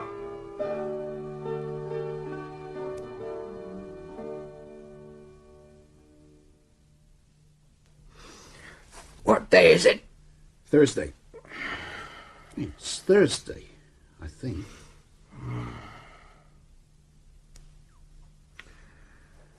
What's the weather like? The weather outside? Warm, sunny. The summer of 1644, Jacko. I'm thirsty. Oh, to walk and walk. Breathe the warm summer air. See the poppies, the marigolds, the trees. Oh, my leg aches. My leg aches something terrible. The harvest. What sort of harvest will it be this year? I forget. I do forget the days. You're a good man, Jacko Thomas. And a brave one. What good's bravery now? Tell me that, Corporal. What good's bravery now? Oh, Richard, not Corporal. Call me Richard. Call me Richard, please. We fought for the king. But what did the king know of us? What do we care, eh? Can he tell me that? I only know I felt I was under the king's personal protection. Yes, I'm proud to wear his cloth. Long live the king! God save King Charles! And God curse them Puritan dogs. Rebel dogs. I hate them. I hate them. Oh, I do not hate them. You don't? What, after all? No, not hate. I have seen God's fingerprints on the faces of our enemies, Jacko. No. I have shouted love, brotherhood. And then I have killed.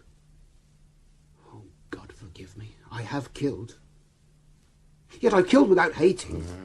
'Tis them or us. I have fought to uphold the church, the bishops, the prayer books. But 'tis still them or us. I see the killing and the devastation. And I feel anguish. Real anguish. I see all the brutality. Yet I think of a loving God. Isn't that strange? I suppose you think that's strange, don't you, Jackal? Everything's strange in war. Oh, you can't think too much about it. Oh, you can't think much. God. My God. I accept the resurrection. Symbol of the triumph of love. While all about me violence has become commonplace. Still, I have to. Them Puritans started it. If it weren't for them, I'd be home, working on Mr. Radford's farm. My superiors want to convince me that our enemies are moved by mindless bloodlust, that they seek to kill and destroy only for the sake of it. That's right. No. No, Jacko, that's not it. Eh? It is not so. What are he saying? I see them as people. People who found a new comforter. People mistaken, but people with strong beliefs nevertheless. I don't understand. I don't understand that talk. Oh, my bloody leg. It's aching terrible. What is so sad about civil war is that it divides families, as it has divided mine. I ain't got no family. Nobody. Not no more. My brother Jonas fights for the parliamentary army. What about your parents? Who do they support, then? Oh, they're for the king. My mother and my father and my sister Mary. Yes, they are for the king. Me, I got nobody. My parents is dead. My father was killed by a Puritan sword. Them bastards, they killed my father. Well, that's what made me start all this. I never killed no more than chickens and pigs before I joined this army. Now I got used to killing men.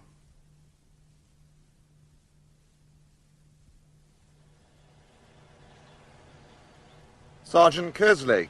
Sir? Now, you are aware, I believe, that we hold your brother captive. Yes, sir. He's under guard in that cowshed over there, together with another prisoner. Yes, sir. They're facing execution. You're going to hang them? That was my decision, Sergeant, yes. I see. How do you feel about that? If that is your decision... But what are your feelings? He is your brother, is he not? I think of the cause first, sir. I try not to let personal feelings intrude. You're a cold fish, Sergeant Kerslake. What is his name? My brother? Richard, sir. Richard John Kerslake. Younger or older? Younger, sir. He's 23. I'm 25. He killed 5 of my men before we took him. 5 of my best men with his musket. And the other prisoner killed 2 of my men in cold blood with his pike. That is why I decided to hang them both. Of course. Your brother has deadly skill with a musket, Sergeant. Yes, sir. It's something I can't understand. He's so opposed to killing. Always has been. In fact, I've always thought of him as rather soft. Soft? Soft? Well, he's a deeply religious man, sir. That's why I can't understand what happened to him. Your brother has uncanny accuracy with a musket. I could wish he was on our side, Sergeant. He doesn't believe in what we believe in, sir. He believes in the king? Yes, sir. And not the people? Yes. That is why I no longer think of him as a brother. You're very loyal to the cause, Sergeant. Thank you, sir. But your brother, how loyal would he be to the king, I wonder, if, well, just supposing his family were threatened? Don't know, sir. I'm not sure what you mean, sir. He's not married? No, sir. But he loves one Celia Harris of Liscard. I see. Sergeant, I have an idea. Yes, sir? Listen. Listen carefully. Perhaps it's easy, really, to die. Everything distant, no pain, no fire, no noise, just peace, just darkness and peace. Dying is easy. To think that it all ends. Yes. Yet sometimes, when I'm in the middle of doing something good, I think it can never end. I often think, yes, I'm going to die. Just like that. I think of my father, you see, and the way he died. So suddenly. Then I think I'm going to die. Oh, Richard, it makes me afraid. Oh, don't be afraid, Celia, my love. You will live a good, long life. I know you will. But you... Now you have joined the... The colours.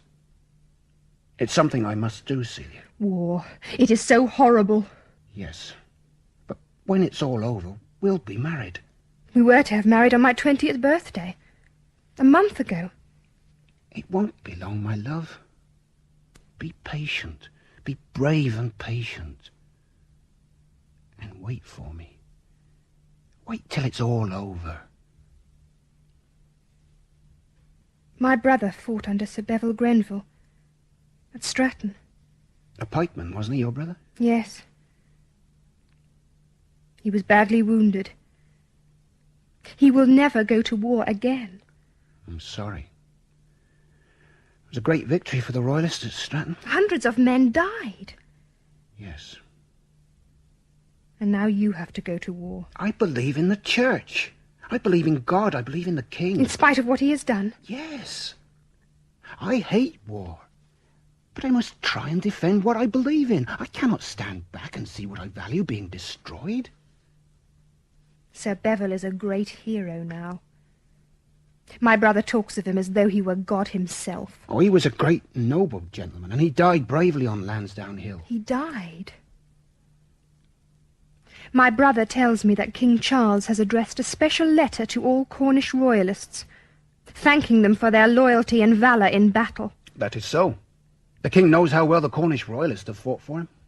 When a man goes to war, he sees only the glory. A woman sees nothing but the grief.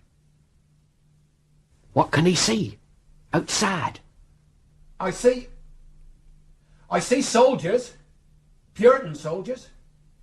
Their uniforms are dirty, ragged. There's a guard just outside. He wears a cap with a broken peak. Can he see the gallows? Is the rope in position? I don't see any rope. No. Cannot see any rope. Oh. Wonder where they'll hang us then. I don't know. Here, Corporal. Richard. Afraid to die, are he?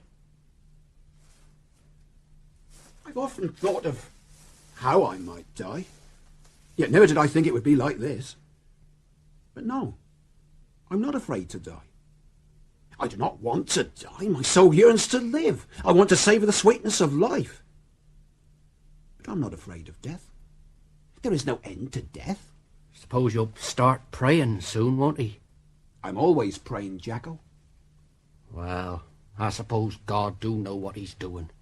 If he want to take me now, 'tis all right by me.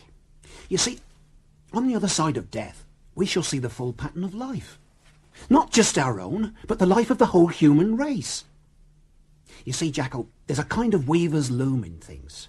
As life is spun out, we cannot see what it's becoming. But there'll come a day when the pattern of things will be clear. then we'll see not only God, but ourselves, and we'll know even as we shall be known. All the suffering, all the killing. Why do God allow all that? Can he tell me that, Richard? Jacko, suffering comes because of the greed and ignorance of men, not from God. And the way out of suffering is through it, not by avoiding it or denying its existence. You heard the voice of God, have you, Richard? Me, I never heard his voice. I hear the voice of God every day, Jacko. What do he say? He tells me to wait, to be patient. I hear the voice of God, and it tells me he is just.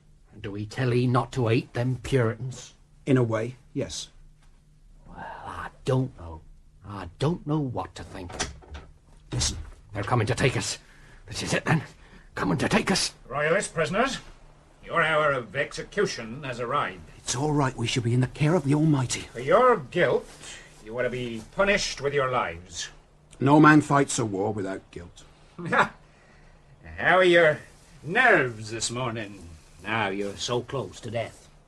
Death is no mystery. But you must be afraid. No. No? Oh, you don't speak the truth, prisoner. You must be afraid. To die in silence. Silence? That is best. To die in silence. No cannon fire, no shouting. Die silent. Fade into darkness. Easily said. Easily done. Preacher. Were you a preacher before you joined the army? I was a school teacher. Also a church warden. I suppose you think that God is on your side, on the side of the royalists who fight for the king. I think God is on every side. How so? It pleases God to bless, and it pleases God to damn. We're God's tools. What?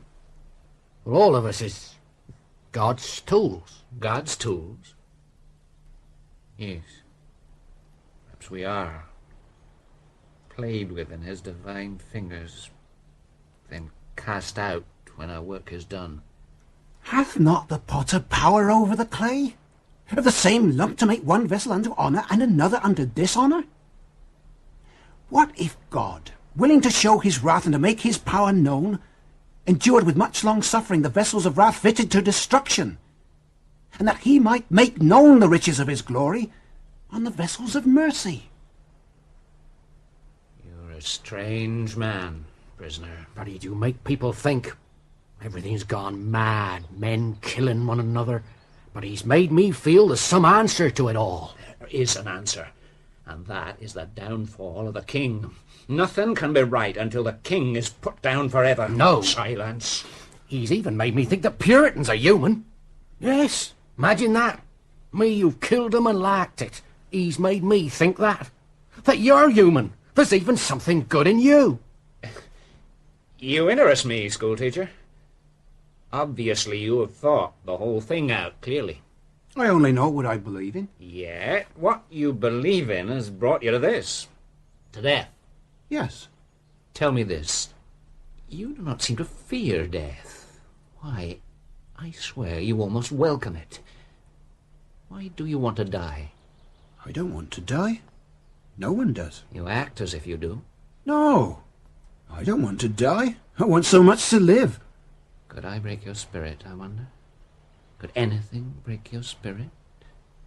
Will the sight of the gallows break your spirit, perhaps?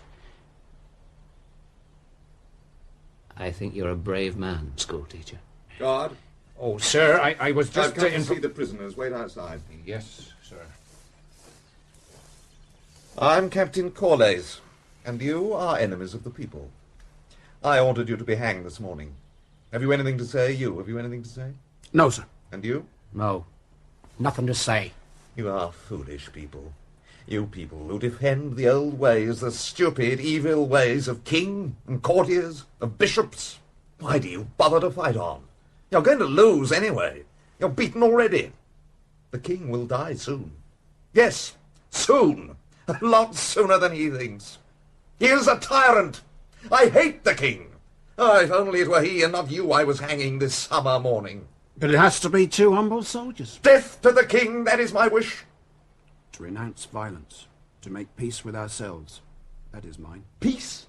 There can be no peace until we have rid the land of tyranny. And we have torn the living skin off the people and left them with bare tissues, muscles, and nerves quivering. So? So, isn't that right?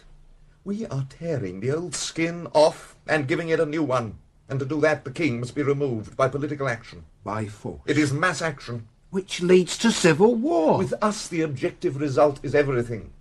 Our country cannot bear the oppression any longer. The regime must be eradicated. The evil ended for all time.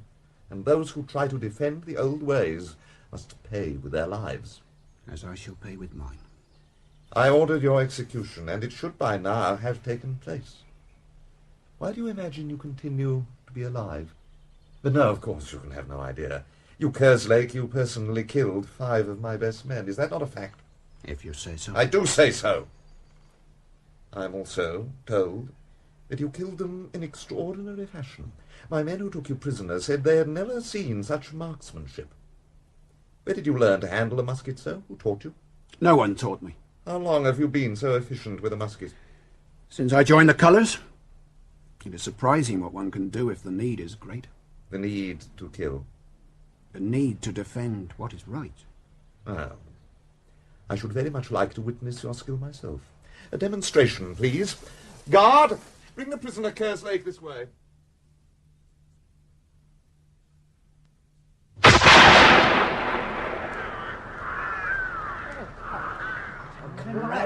My men were right. Your skill with the musket is extraordinary. I still don't understand the purpose.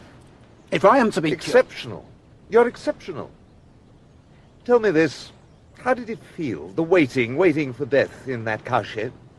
You look perplexed, Kerslake. I cannot conceal it, Captain. I am. Ah. Well, what do you have in mind? Obviously you have something in mind. I'm thinking of granting you freedom. You jest, of course. I never jest. But first, tell me how it feels, soldier, waiting for death. I think of Jesus' words. Oh, what are they? I am the resurrection and the life. He that believeth in me, though he were dead, yet shall he live. And whosoever liveth and believeth in me shall never die. You believe that to be true? With absolute certainty. God's answer to death is life. The Bible preaches a faith based on life, not death. It teaches us that what appears to be death only seems so. That the real fact is life eternal. Nevertheless, you still wish to live? Yes. Then life and freedom will be yours. If you will do something for us. For you? Why should I do anything like that? I think you will, when you hear the terms. Ah, the terms. Yes. You see, I wish you to dispose of someone. Kill someone? Correct. Now listen, Royalist soldier, and listen well. I'm assigning you to kill a certain man. Kill him with your musket. You will go to Lostwithiel, and if you successfully complete your assignment, you and your fellow soldier will go free. Of course I cannot do that. I think you will, when I tell you more. When I tell you something about your family. My family? What has my family got to do with this? I will tell you in a minute. But first... Why me? Why me, Captain? Because of your remarkable skill with the musket, that's why. You're the one man I know who could make a success of this plan. Now, from a carefully concealed position in a house in Lostwithiel, where lives a staunch Puritan, you will shoot at and, I hope, kill this man. And who is this man? He is the king, Charles Stuart. Captivity has not made me lose my mind, Captain. I trust not. Nevertheless, I think you will do what I ask. The king? The king in the streets of Lostwithiel? I know more than you do, Royalist soldier. I know you see that he is due to appear in person tomorrow in Lostwithiel. My information is correct. He has captured Rostormel Castle. That will not be for long. Oh, no. Oh, you're wasting your time, Captain. Kill my own king, you're mad. Listen. You have a father and a mother and a sister Mary? Yes. And, I believe, you have a sweetheart, one Celia Harris of Liscard? Did you hear me? Answer me. You are hoping to marry this Celia Harris? Yes. She and your parents and your sister are all under surveillance. They are in your hands? Indeed they are that. And if you do not do what I ask tomorrow, they will be hanged, one by one. Your eyes are closed, Corporal Kerslake. You are perhaps imagining the scene. I mean what I say. Well? I do not believe you. I am a liar. You think I lie. What a man will do to see his glorious visions You think come I'm true. trying to trick you, don't you? Take me back to the cowshed. The cowshed, which is my cell. You're as good as dead already, you know. I'm prepared to die. But what of your family, your sweetheart? If you refuse me, Corporal Kerslake, you will have murdered them. It's no use, Captain. Please. You think I am lying? All right, you stubborn fool. If it's proof you want, I'll give it to you. Guard! Sir? Here. Sir? Take the prisoner back.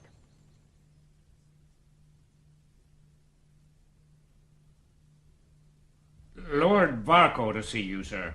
Ah, yes. A good day to you, my lord. Ah, Captain Corliss, I've been considering your plan. It is certainly an extraordinary one. Extraordinary things do happen in war, my lord. Have you chosen your man? Yes, sir. And who is he, this exceptional marksman of whom you talk? His name is Corporal Kerslake, of the Royalist Army, a prisoner of ours. What? A Royalist? Have you taken leave of your senses, Captain? No, my lord. I have made my plans most carefully. The king to die by the hand of a Royalist? What madness is this? He is the only musketeer I know who could succeed. I have tested him, and truly he is remarkable. I do not have a man in my company who has yet mastered the firing of a musket as well as this soldier. It is not easy, as you know. If I had such a marksman, I would, of course, use him, but time is short, my lord.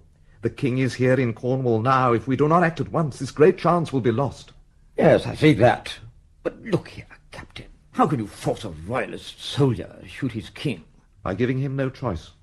By telling him that if he refuses to do as we instruct, we will take the lives of his family and sweetheart. If the king dies, his loved ones will live. And the soldier? Once the deed is done, it will matter little what happens to him. There is much doubt in this scheme, Captain, but I fear it will fail. The killing of the king by one of his own musketeers. Nevertheless, it may be tried. Yes, my lord. Also, it is a most cruel scheme of yours. Your soul, perhaps, craves importance in life? To be responsible for the killing of Charles Stuart? We must win this war, my lord. It is part of my duty to be cruel. Tell me this, Captain. Do you see yourself as a weapon more than a person? I am an instrument of the parliamentarians, yes, but also an instrument of God, and I have learned to kill because it is necessary. Tell me this also, Captain. How exactly do you see this conflict? I see it as a struggle between two principles, the one being the common right of humanity, and the other the divine right of kings. The Royalists see themselves as popes have seen themselves, as the vice-regents of Christ upon earth. They say, you toil and work and earn bread, and we will eat it. The king bestrides the people and lives by the fruit of their labours. It is a tyrannical principle and must end. What we are doing is right, my lord. It is right. And I have profound confidence in the holiness of our aims. I believe what our great leader Oliver Cromwell tells us, that we are regiments of godly men. You are a good officer, Captain Corliss. Go to work at once. We have no time to lose.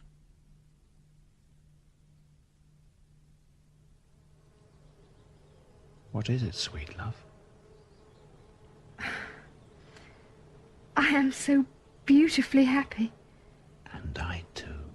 We have kissed and drawn apart from the world into a world of our own. But not once have I heard you say, I love you. Until now, this moment. I do love you, Celia. I'm yours only. Wherever I am is yours. Put your arms around me. Yes, dear love. Will you marry me? Oh, yes. Yes. Dear Richard, yes. I hope I'm permitted to remember this moment forever. The afternoon on which you made me yours. For always, my love. What are you thinking of, Richard? Remembering. Just remembering. I tried to get a bit of sleep, but 'tis no good. I can't sleep. What did that captain want? The captain? Oh, he wants... He tried to persuade me to change my allegiance, Jacko. Change? Why, you must be mad. To think of you changing? Why, 'tis unthinkable. Yes. Christ, I wish they'd get it over with. Why don't 'em hang us and have done with? Why are 'em waiting like they say? Why? Here they come. Jonas. I want to talk to you. Guard, take the other prisoner outside. Yes, Sergeant. Come on, you. Out. Are you going to hang me now, then? No, not yet. Why not, eh? Why not? Why don't he kill me now? What are he waiting for? Hang me, kill me, get it over with. Kill me, damn you. What are he waiting for? Come with me. Come on. Go, Jacko. Come on. Well, my brother. Yes, Jonas? It gives me no pleasure to see you here like this. Oh, if only I could have made you understand in the beginning. I understand that you have killed women and children. That way we'll win the war, my brother. An enemy is most vulnerable where he's most weak. And women and children are his weakest spot. Kill enough of them, and the enemy tires of war. Then he'll talk peace. How you have changed, Jonas. You seem almost to feast on the killing. Look at it this way. Everyone we kill brings us that much closer to victory. And we can all go home. If we kill enough now, we'll never have to fight another war. The shrieking of men fills my head with a roaring that will never go away. It's war, brother. Kill or be killed. And I know only one thing. That I am fighting for the cause, for a glorious ideal. We're fighting for a new world. Nobody's going to think about a few dead when the world sees what we build. Can't you see it that way, my brother? Can't you see? I see anguish. I see good men dying all round me. Don't you understand? Men dying is a cheap price for glory. Our cause makes anything we do just. Think of that, Richard. The justice lies in our reasons, not in our acts. Oh, your golden dream. Not a dream. It's happening. I hope God is merciful. God? Where is your God now? Now, when you need him. Where is he? Where is he? He is near, as he always is. God is dead, brother. God is dead. What has happened to you, Jonas? What has happened to your mind? You say God is dead, but you've made your own God out of darkness, out of misery and pain. You reek of blood and fire. This is the way it has to be. No. You're making a cell out of our beautiful land, a cell. We are building a new and better world. You're putting chains on people. Around their necks, in their hearts, chains. Our principles are right. People are more unhappy now than before. Our will is pure. We bring truth. In your mouths, everything becomes a lie. We bring hope. You destroy. Once we were close, Jonas, you and I. We were happy. What has happened to that happiness? That peace? Oh, why is it you king's men always talk of the past as if it were beautiful? It's best to crush the past. The sooner the better. What do you want of me, Jonas? Why have you come here? I had something to tell you. Oh? It'll upset you. I'm waiting. Our mother and father and our sister Mary are being held captive. Not far from here. What? And Celia, too. Celia? Richard, they'll die if you do not do what Captain Corlys wants you to do. Richard, you must do what he says. You must kill King Charles. Captain Corlys believes you to be the right man for this mission. The way you handle a musket, it's almost uncanny. It'll take great accuracy. The captain... The captain is a heretic. War has brought him to madness. But you have to do it, Richard. Our family, your Celia, the one you love, they mustn't die. Now, what's the life of one man against the lives of those you love? So help me God. I do not know if my own brother speaks the truth. I speak the truth. The king. He is a tyrant. And he must die, as our family must live. Now, we'll all live if you do this one thing, Richard. How can you ask me to do such a thing? How can you think I would do it? There is a tide that's sweeping away the evils of this country. The rising tide of the people's long-lost freedom. Now, you cannot stop it, try as you will. In the end, you'll lose. Try keeping the old ways of tyranny, and you must lose. You may deflect the tide for a moment, Richard. You may fight in rivers of blood. But in the end, you'll fall back exhausted in your own blood and leave mankind to liberty and freedom. Well, will you do it? Leave me now, Jonas. I must think. Leave me alone, please. You don't have long. If you refuse, our parents, our sister, and Celia Harris will die. And if I fail? If I fail to kill King Charles? You won't fail. I've seen your skill with a musket. You're a fine shot. But if I do fail? Then it'll be death for you and our family. Leave me now. Leave me.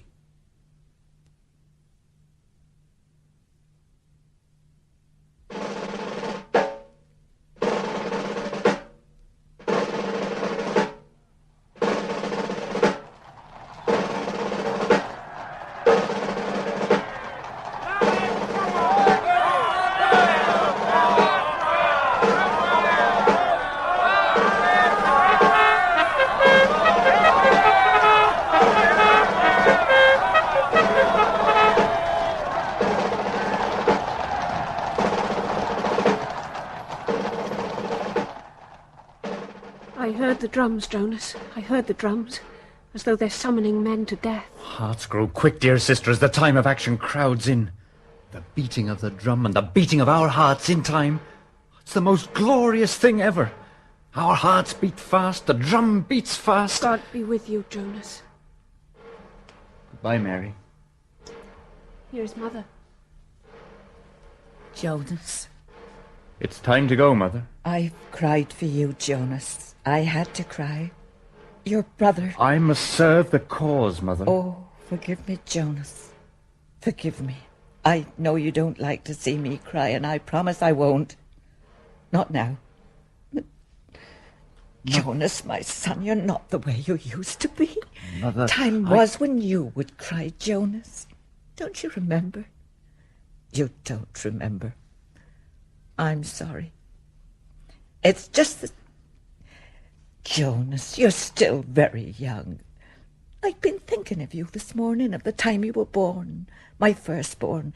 It was the answer to the prayer I'd made to the Lord that I'd have a son, and I did. God gave me you, Jonas. You were no ordinary child either. You were a gift from God. Oh, how I wish then that my dear father had lived to see the day. Oh, Jonas, I love you so much.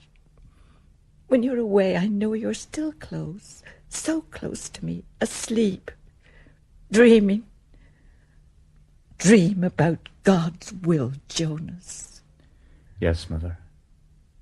And I'll dream about my duty. Goodbye, Mother. Richard? Yes, Jacko? You're not asleep, then? No. I cannot sleep this night. Nor me. When I drop off, nightmares do possess me. It's a silent night. 'Tis warm. I'm sweating. This could be our last night on this earth. Jacko, I'll tell you what's been bothering me. We could go free tomorrow if... Hey? Captain Cordes has offered me a job. For you? What do we mean? And if I do it successfully, he's promised to set us free. Ah, the promise of a Parliament man. The word of a Cromwellian. Oh, I think he means what he says. For if I do what he wants me to do, he'll become a hero. What do we want you to do? Shoot the king. What? King Charles has just won a great victory at Stormwood Castle. And tomorrow he will walk in triumph through the streets of Lostwithiel. The captain wants to conceal me in a position where I can kill him with my musket. I've never heard of such a thing. Oh, my Jesus Christ, is a raving mad idea. Fancy asking you. Well, it seems he admires my skill with a musket. Oh, so that's why I wanted to see you use it. I'm afraid so. Well, what did he tell him? That we'd sooner die? My brother Jonas has told me something which, if true, is alarming. That my parents and sister and Celia are being held prisoner. Oh, my God, no. And if I refuse to carry out his mad scheme, he will hang them. Oh, my soul. But I think the captain is lying. I think my brother lies too. But what if 'tis true? The swine will kill him. Dirty Puritan swine, he got no mercy, nor any good feeling anywhere.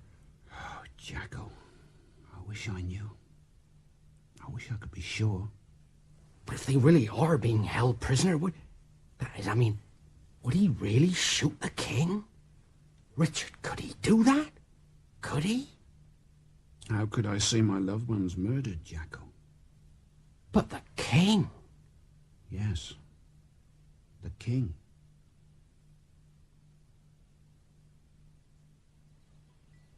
Morning, sir. It's a good morning.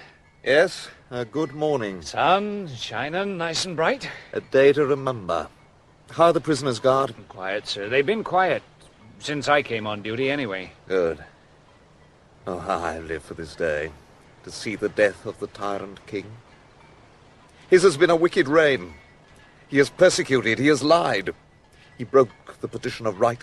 He promised never to raise taxes. He promised never to force loans without the consent of Parliament. He promised never to rule his subjects by military law, nor put a man to prison without lawful reason. All these things he promised.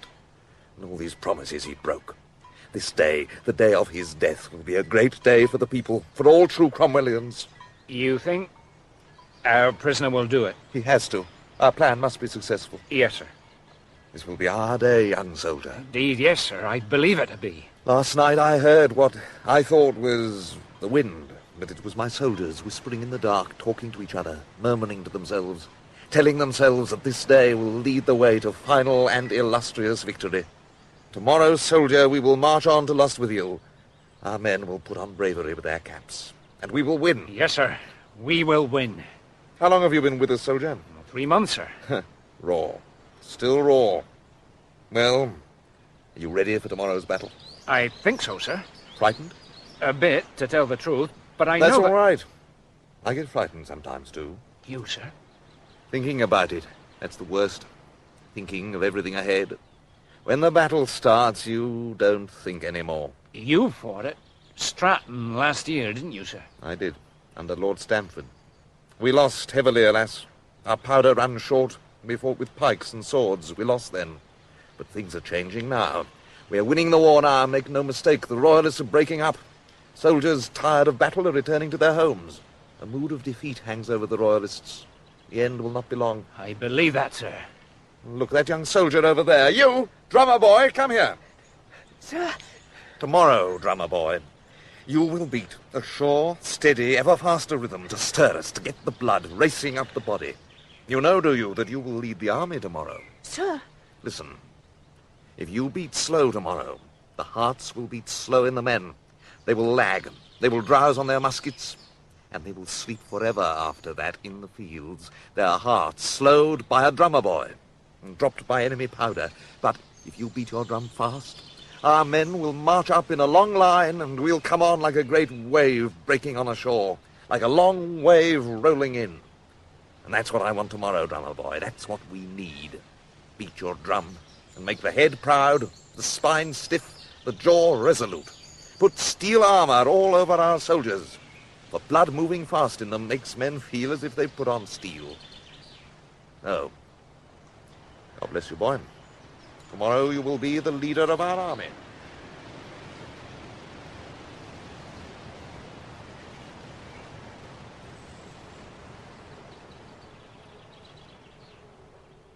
Under the scent of a green tree, I sit dreaming of my love. When the wind in the garden takes up the theme, and left and right, and all about the flowers, the grasses, speak to me with quiet voices.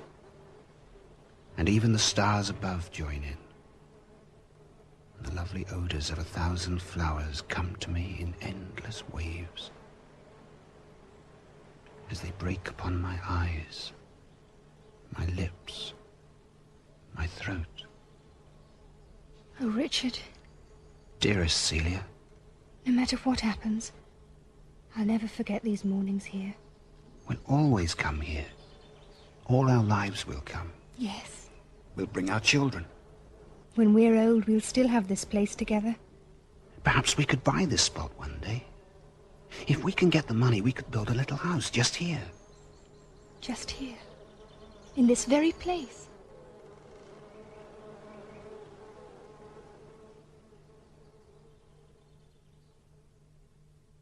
Ah, wonder how 'twill all end. How? How? With both sides believing the other side will just give up, and soon. And the war will be over, and they'll all go home. 'Tis all wrong, really, fighting wars. Wrong as a head put on handside front and a man marching backward through life. Yes. Mr. Radford at the farm never liked me fighting with the King's army. But I ain't fighting with no army right now. Wonder what my father would have thought, seeing us here waiting to die at the hands of the Puritans. I cutting down them Puritans. John Henry Thomas, he was called, my father. He had a big laugh. And you know something, Richard? A witch woman come and read his hand sometime. More than once. She told him where to look for a lost cow once. And once she told him my mother would die afore she reached 30. She were right, that old witch woman. And she said my father was going to get killed too. My father, he laughed at her, old witch woman. But she were right. Some do say 'tis best the dead is forgot. You don't believe that, do ye, Richard? No, Jacko, I do not. And some do say you can remember too much about the dead. You take where I live. 'Tis haunted. Hundreds of these haunts all round. Some say people should forget dead folk so's everybody can rest. Them and us, the living and the dead. You can got much in common, I suppose, except that the living will die and the dead has lived. Yes, some people do say as long as you think about somebody dead, you keep him from resting. You stir him up, see, so he's got to get up and drift round like. Can't sleep, see. Me, I believe in ghosts.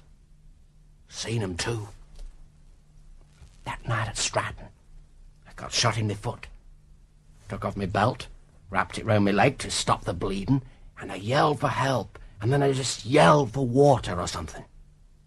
Well, then I lay down to die. Knowed I was going to die, see, so just lay down to wait for it. But I didn't die. I got picked up and took back wounded. Lord, Lord, that was a time. All that screaming and dust and noise, and the way men cried for their mothers in the night, and dead men farting. Yes, there was a dead man lying close to me, and in the night he farted. I swear to God he did. Reckon there was plenty of ghosts round that night. Ghosts of men that died the day afore, and ghosts jumping loose for men that just died. Well, I swear I could feel my own ghost trying to get loose from my body. And I could see other ghosts, too, plain as I see you now. And you know something else? Reckon I could go right back to Stratton now and call 'em up, them ghosts. Reckon they wouldn't like it neither. Still, 'twill all be forgot one day. It will never be forgotten. Don't you think so, then? I do. Pretty soon there don't be nothing but wind. You take 100 year from now. You give Stratton and them other places 100 year. Reckon there won't even be a ghost left then. All them men that died, and there won't be nothing. 100 years, and we'll all be at rest then. All dead and dust. Perhaps 'tis a good thing to rest. Just be resting under the old earth. And maybe somebody'll stir me up now and again. Wouldn't mind that myself, come to think of it. Be good to see how things are going. Sometimes I do think about dead people I knowed. Sometimes I think about old Walker Mudge, dead and buried these last 10 year. Blacksmith he was. Lord, he was a big man, was Walker. I tell you what I seen once, with me own eyes. There was a horse that kicked him when he was putting on his shoe. But you know what old Walker did? Why, he grabbed that old horse by the leg and picked him up and heaved. And you know what? Why, that great horse just fell over on his ass. Truly, he was a strong man, that Walker Mudge. Strongest man I've ever seen is Anthony Payne. Oh, yes, the Cornish giant. He was at Stratton, too. Great chap, over 7 foot. Good job he run our side. Richard, what are you going to do? Made up your mind, have you? I don't know, Jacko. I feel so helpless. If only... I've brought someone to see you, prisoner. Oh, Mary! My God! Little Mary! Richard. Little sister, tell me the worst. Tell me. Speak. Richard,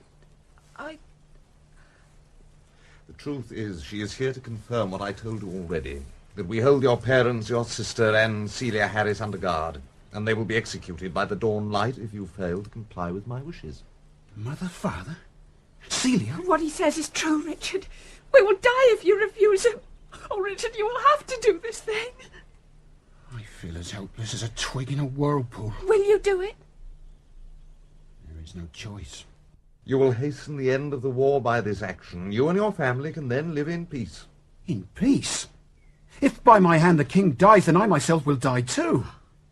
I could not live the rest of my days with the knowledge that I had murdered the king. No, Richard. Another man, what difference does it make? A man is a man, no more, no less. You've killed before. In action? But this, no.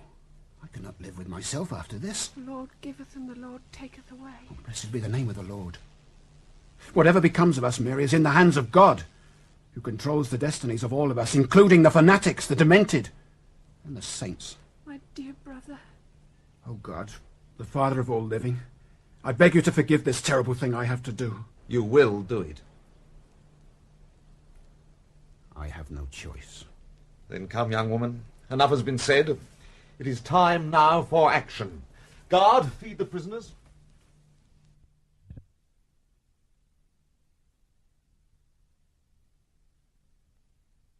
History? It is a strange thing. It is not just dates. It's so much more. It is accomplishment, frustration, victory, loss, hope, despair, love, hate. It is the dust left in this world as a million human lives slide between the millstones of death from this earthly granary of God. It is us. All of us.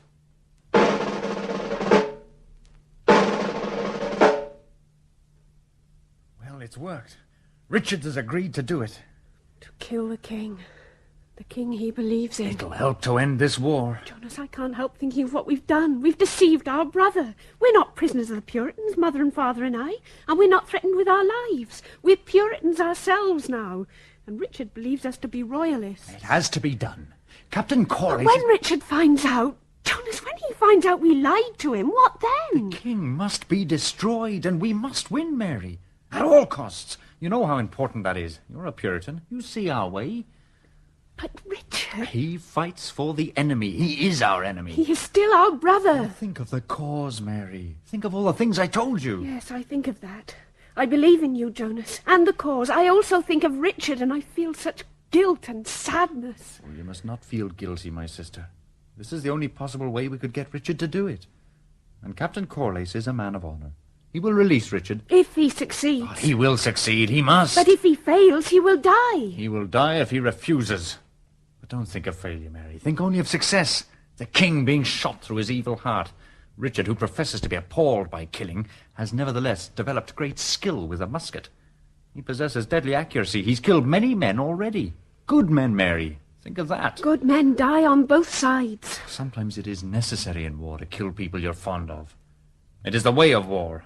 I'd kill Richard today. He's an enemy. After the war, how would you feel then? After all this?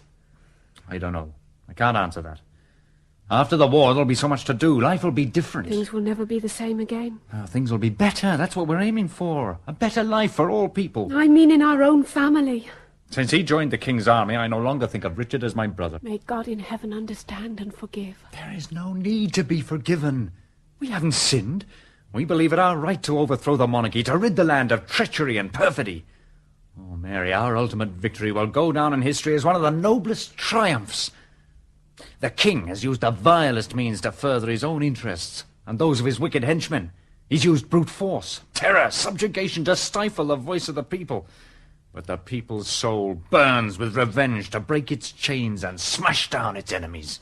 Yet the people of Lostwithiel will welcome the king today after his victory at Restormel. Not all the people of Lostwithiel. Not all by far. We have many supporters in the town. We'll soon have many more. Those who support the king now are fools. They're blind. But they'll see it our way before long. You wait. Yes. Yes, Jonas.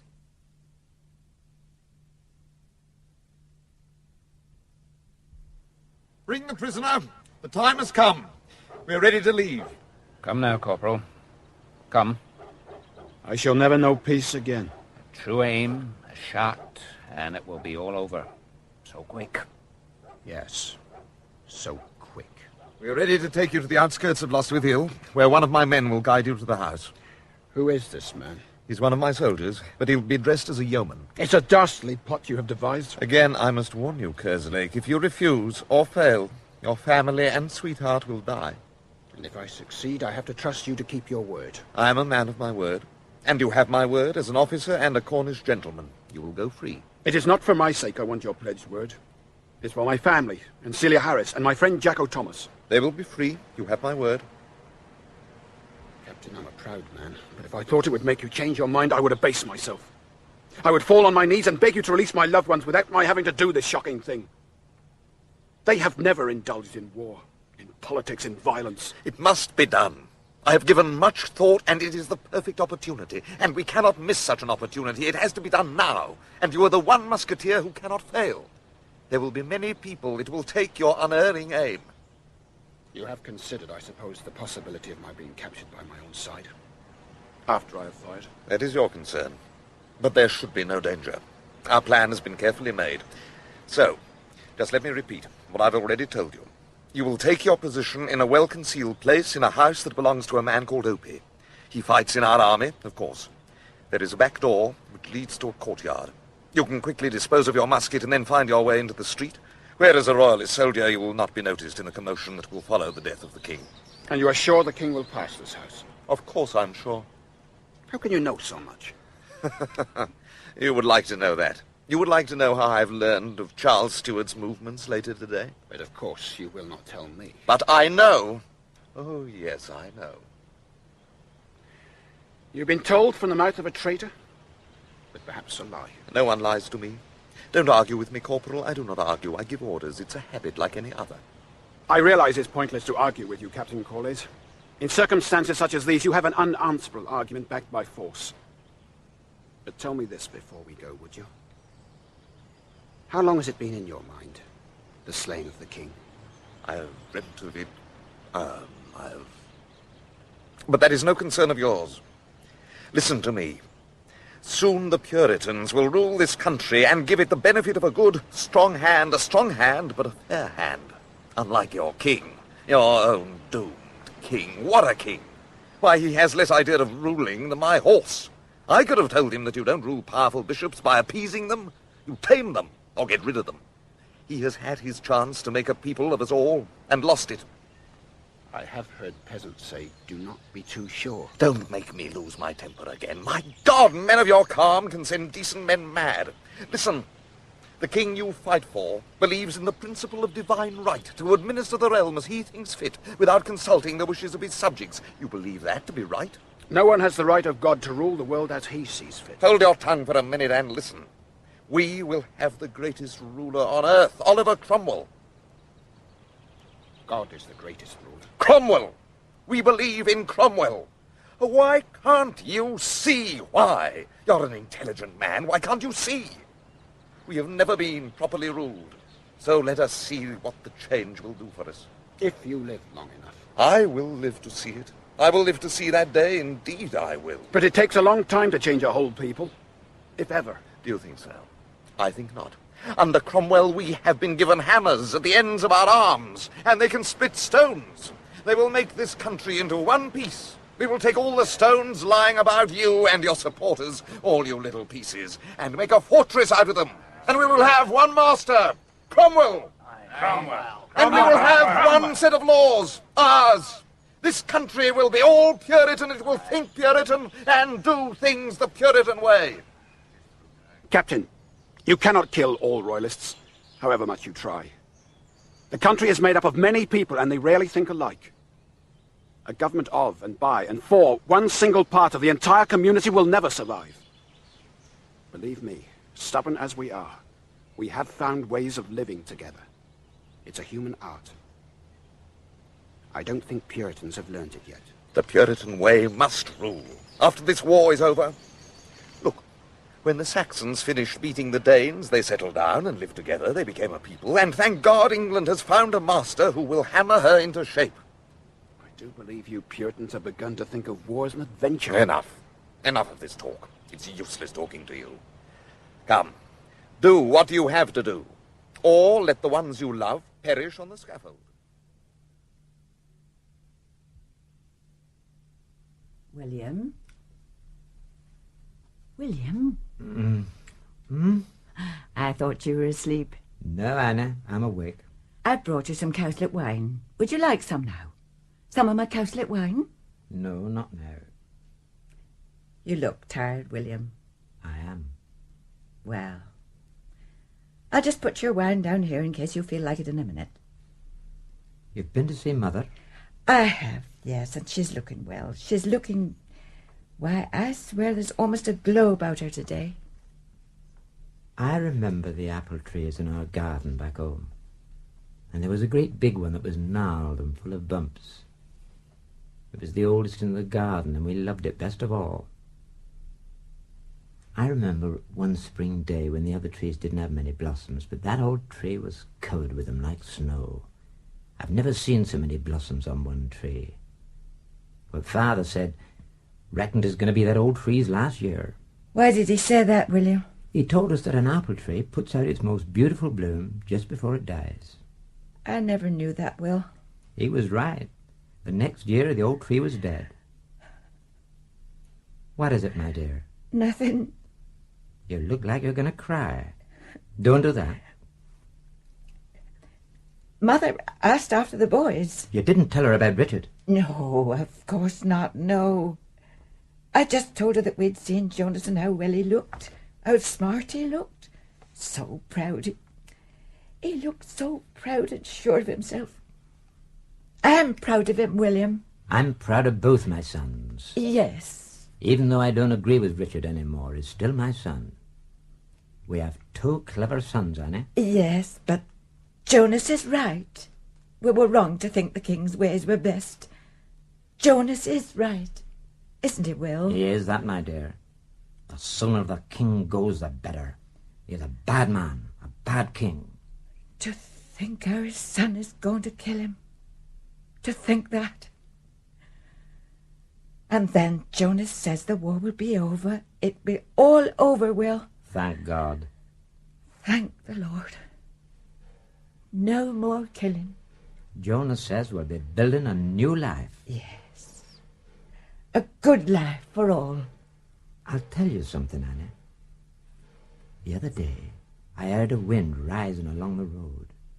A strange wind. I heard it howl, yet it didn't move the leaves. So I thought, why, that must be Satan. I thought, that's surely Satan passing overhead. Satan, the horse God rides. The wrath of God must be going by, I thought. You believe in hell, don't you, Will? I do. I believe in hell and all its torments. But none of us are going there, are we, Will? I mean... No. And I don't fear death, either. As a good Christian, you needn't fear death if you live so that death finds us prepared for God. You've got to remember the life God showed us through his only Son, and in our turn, live so that each day we can say to ourselves, today I did God's will. Oh, Will, I hope he'll be all right. Richard? Our son. Don't start crying again. I can't help it.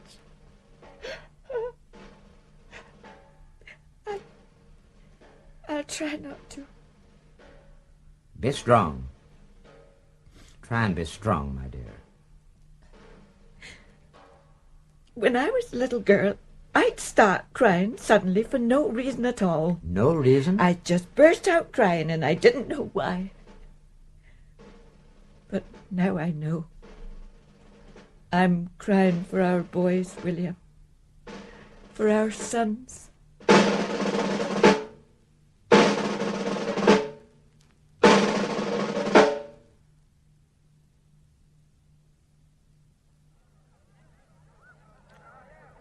Life has no place for me now. When my deed is completed, I must depart forever from the fleeting world.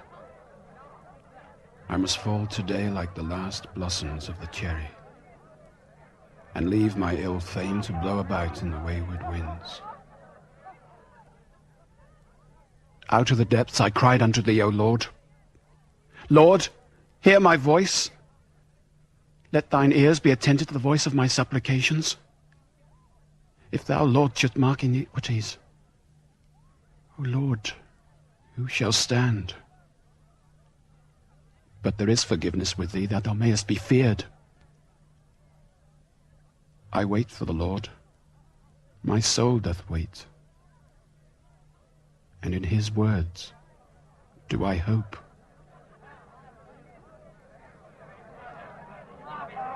It is a perfect position. A clear view. And I'm close enough. They choose well. How long now? How long? There is nothing I can do now except wait. Wait. Wait. Death has 1,000 doors to let out life. Oh, dear God. I cannot escape, and I must not fail. This thing I have to do for the lives I love best. They must live. But I'm afraid. Fear is growing over me like another skin. The king. The king is coming. My agony is complete. The fatal moment has come. I feel sick. I must stop trembling. I must be calm.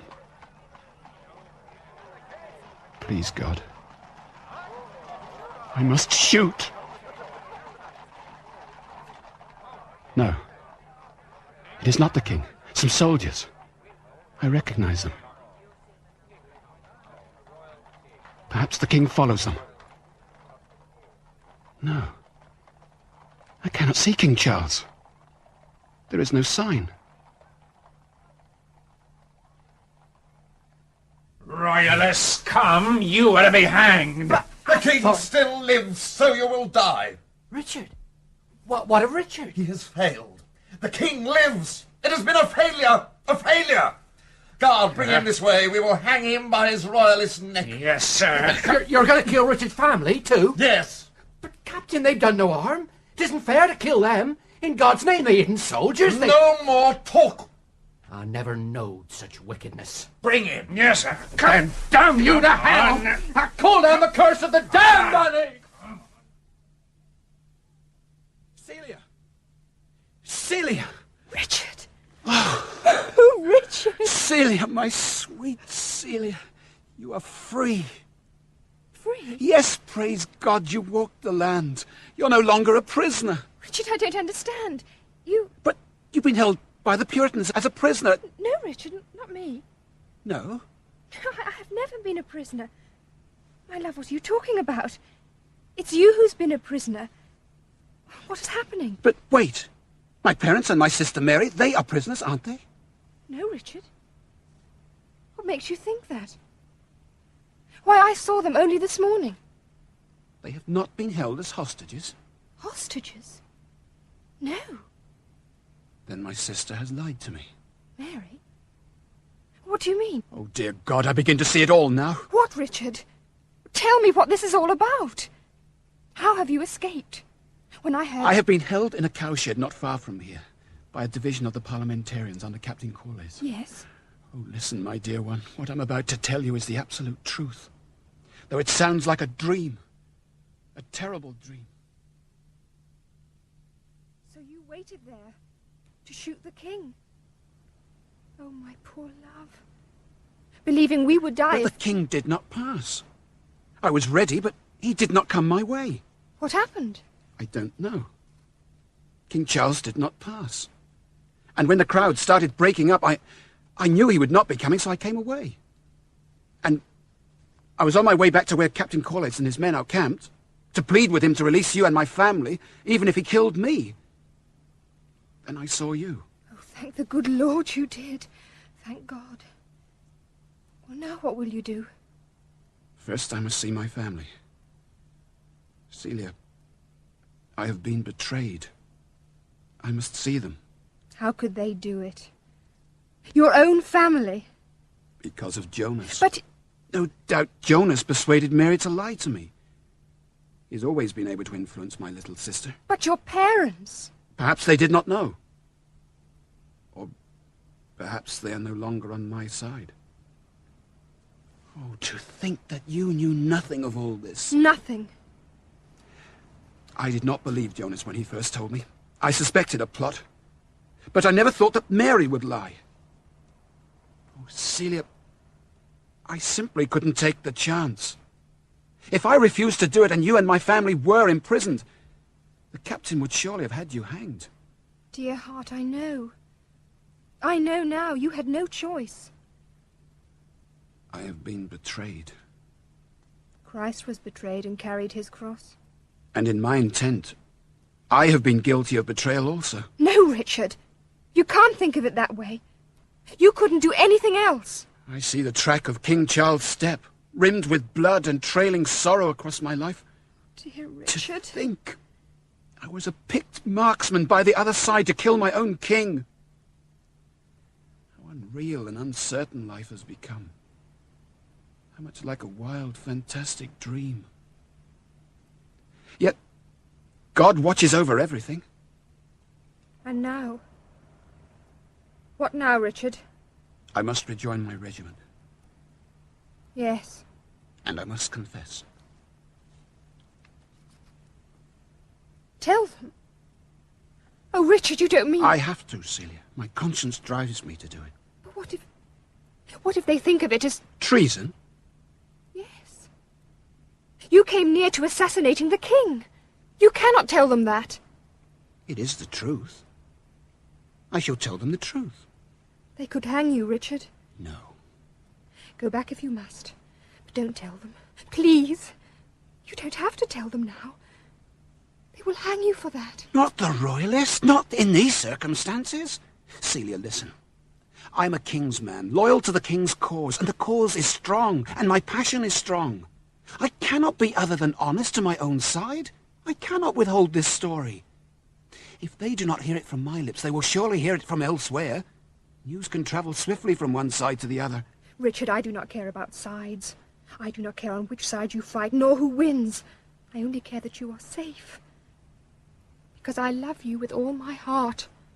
My dear Celia, your voice is like cool water after all the hot words. I love you so much. Then run free, Richard. Escape. Escape? Celia, there is no escape now. I must see to the end what has been started. There must be somewhere. There must be an escape somewhere. Escape or desertion. But, Richard... My duty is to return to my regiment. Duty? Conscience? You talk of these things. But what of love, Richard? What of me? What of your love for me? If they take your life... In this world, no one knows how long a man may live. My love for you is as strong as ever. If you love me... I cannot love a dead man. Life is short. Love is long. Think of that, dear Celia. Even in the next world, my love will not die. Oh, Richard. I love you more than causes. More than the whole world. I have never met anyone in my life who suited me as well as you do. We go together.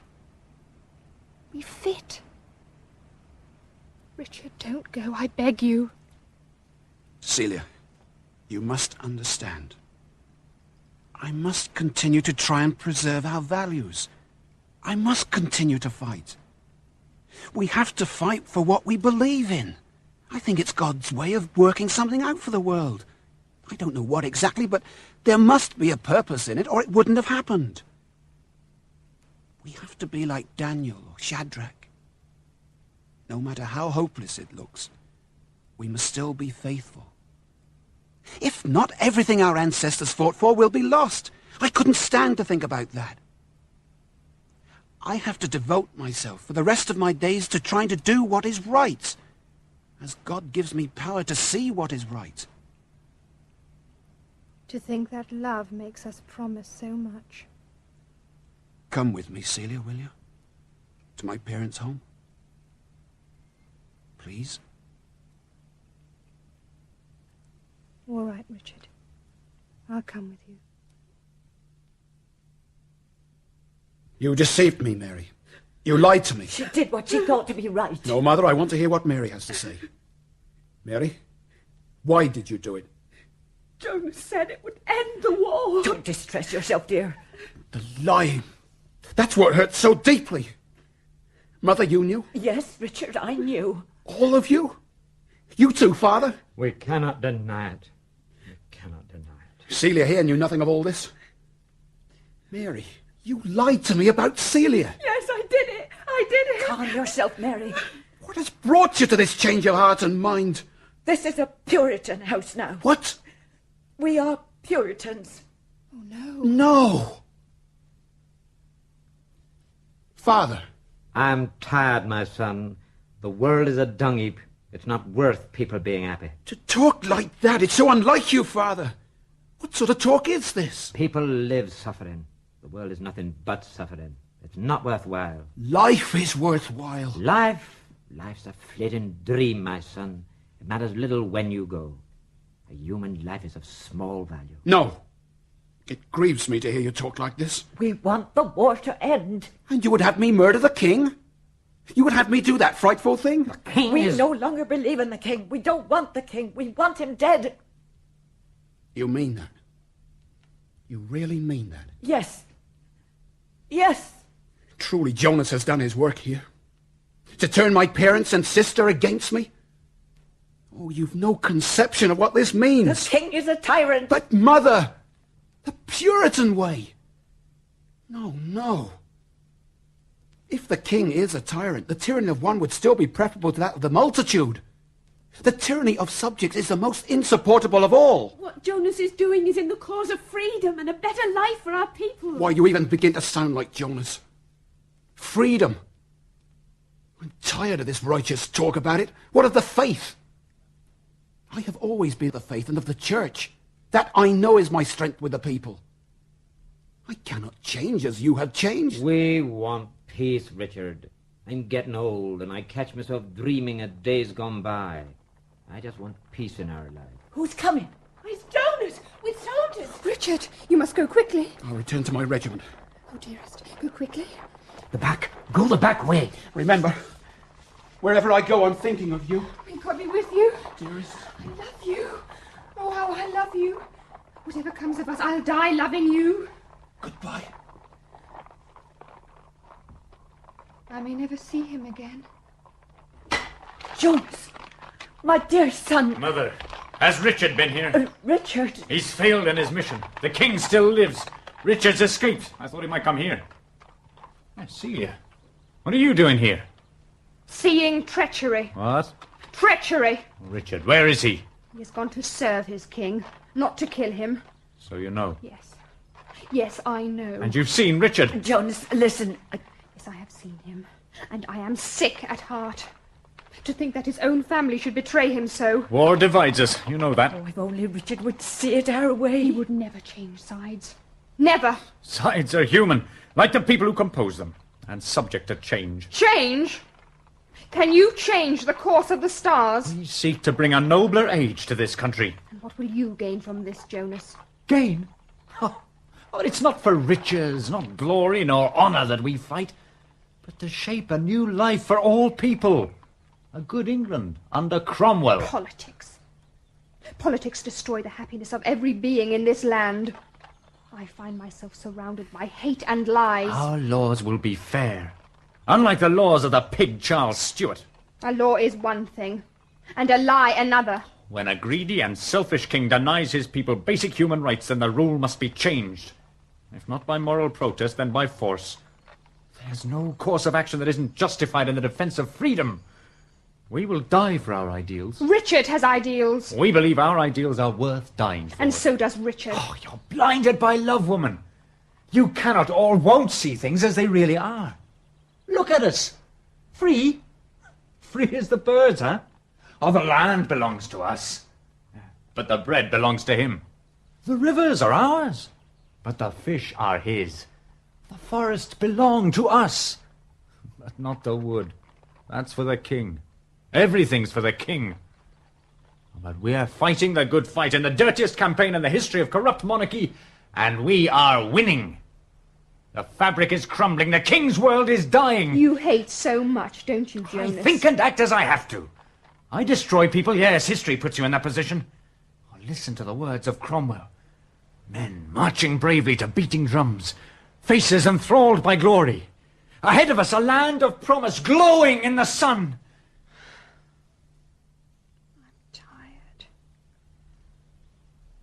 I'm tired of death. I thought I could save Richard from this horror. I thought I could save him for my love. But I've succeeded in nothing. Nothing! I think you'd better go home, my dear. Best go home now.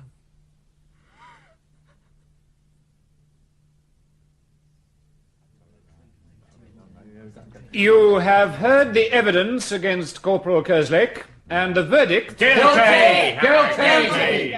Accused, step forward.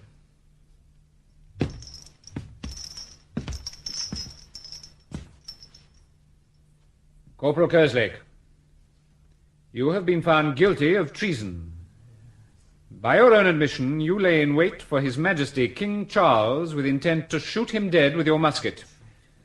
You were foiled because the king, in his wisdom, changed his plan and did not appear in the streets of Lostwithiel that day. Have you anything to say? Only that I've told the truth.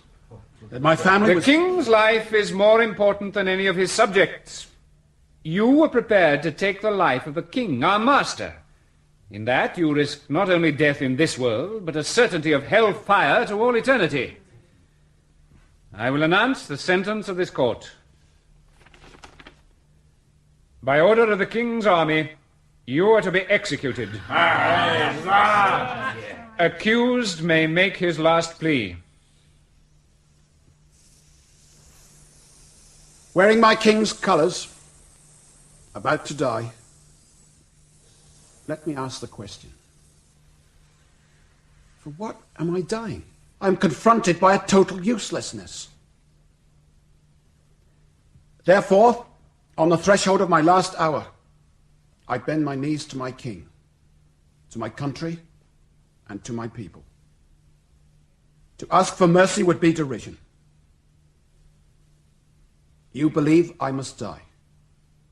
Then I must die. So be it. There is a sound of trumpets high up in the lonely place. Good luck will ride with your honor. You will conquer your enemies. But those who love you will betray you. The sky goes black. The sound of trumpets in the mountains has turned to thunder. Rain falls.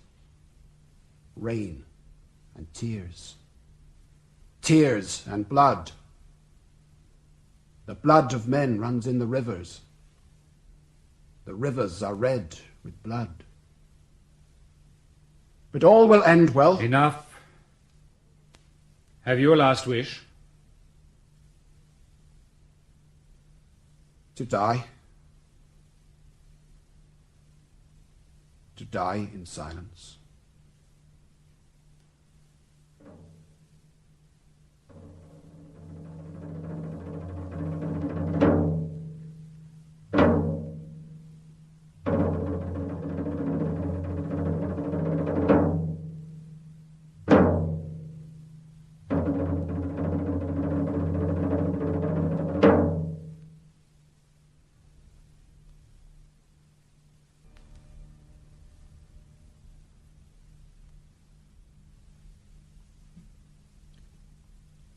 The King's Colours was written for radio by Roy Belitho, with Norman Bowler as Richard Kerslake, Neil Stacey as Captain Corlays, and Mary Larkin as Celia.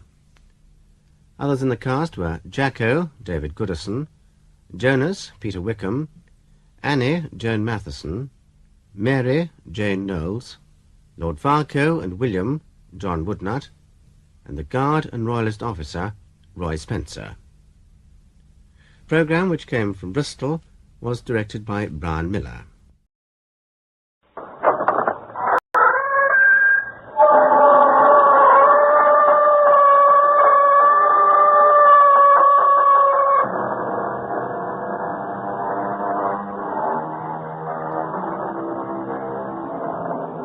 Come in. Welcome. I'm E.G. Marshall. A person is always startled when he hears himself seriously called old for the first time, said Oliver Wendell Holmes. Startled, and perhaps more than just a trifle disconcerted. But as with so many things, age is something most of us eventually get used to. So used to, in fact, that in some cases we seem to become unrecognizable from the persons we were in our youth. But are we? Our mystery drama, Dr. Heidegger's Experiment, is based on a story by Nathaniel Hawthorne. It was adapted especially for Radio Mystery Theater by Percy Granger and stars Gordon Heath and Robert Dryden. It is sponsored in part by Contact, the 12-hour cold capsule, and Buick Motor Division.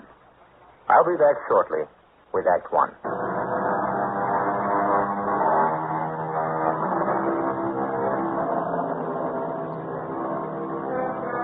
Life and time are our only real possessions, someone once said. And it would seem to follow that no one who is alive can be said to be totally indigent. Yet, don't we all know people who have given up on life, who have allowed the burden of failure and disappointment to reduce them to mere ciphers, content only to wait out their time? There is perhaps only one thing which could bring back such a person within the pale of the living. We're in a small New England village. The time is the last century. An eccentric older man, Dr. Heidegger, is about to pay the last of 4 visits to ancient friends of his on a very singular mission. Yes, Charles Medbourne? Yes, who's that? Oh, Dr. Heidegger. What do you want? I didn't send for you. I've come of my own accord. Why? You performed some of your sorcery and seen me marked for illness in the curling smoke of a candle? I was hoping I might have a word with you. Oh, it's a social visit then? No, not entirely. Though I'm always delighted to see my oldest friend. Well, come in, come in. Thank you. And how are you getting on, Charles? I'm, as you see me, Doctor, not so very far from the grave. I shall be glad to be delivered of this life.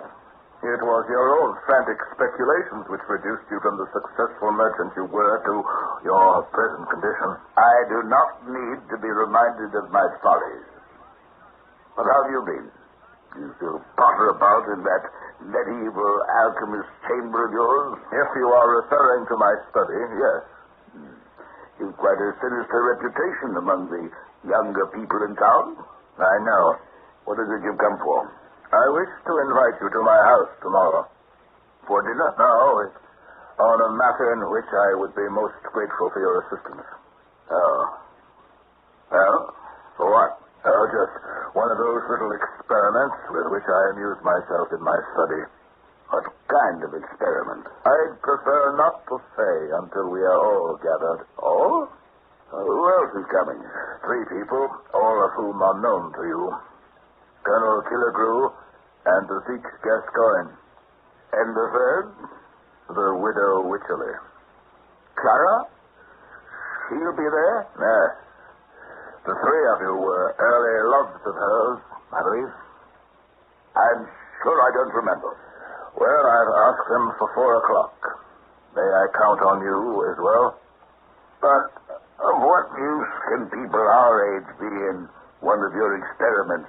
You'll understand tomorrow.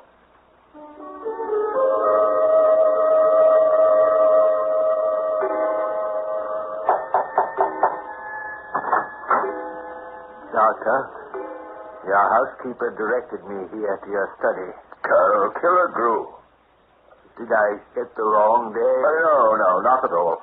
Come in, please. Forgive my expression of surprise, but you see, I fancy myself as a student of human nature, Colonel, and it was not my estimate that you would be the first to arrive. I admit I was never known for my reliability in the old days, Doctor, but a man can change, can he not? I hope so. I'm not a hypocrite, Doctor. I won't say I'm better than I am, but when one is in constant pain with the gout and divers other disorders as I am, the wages of a debauched youth, it serves as a far more effective reproof against sin than 1,000 sermons. I fancied when you accepted my invitation yesterday, it was less from curiosity than in hope of obtaining a glass or two of port. No, my only desire is that this afternoon's activity will distract me from my pain for a brief hour or two. As for liquor, I've long since sworn off it. An admirable resolution. Ah, I see you plan to put me to the test. Oh, I've no such thought. But there are 4 champagne glasses set out on your table here, and a pitcher of a most serious sparkling liquid. The liquid is water, Colonel. Simple water. Water? In champagne glasses? Yes. It is, as one might say, the essence of the experiment I propose to do. Tell me, is Lady Wycherley coming? She is. And Charles Midland? And Zeke Gascoigne? Yes. Not afraid to gather all her suitors together in the same room. But I hardly think we shall have to trouble ourselves with the ancient rivalries of youth. I hope not, Colonel. I wonder what you have in mind. I never did feel at ease in this gloomy chamber, Doctor, with all these reminders of the past. That portrait of Sylvia there. You remember her? She was your fiancée. Yes. The most dreadful sorrow of my life. You know I killed her, don't you? What? Sylvia. I poisoned her on the eve of our wedding. I thought she took sick. She did. It was a minor thing, a trifle. She would have recovered from it on her own soon enough. It was not the disease, Colonel, but the physician. I tended her myself. I mixed a powder for her, and by some error of calculation, that simple prescription sent her to her grave. Oh, Doctor, that story's well known. It was not your fault. You do wrong to blame yourself, especially after all these years. Excuse me. Dr. Heidegger?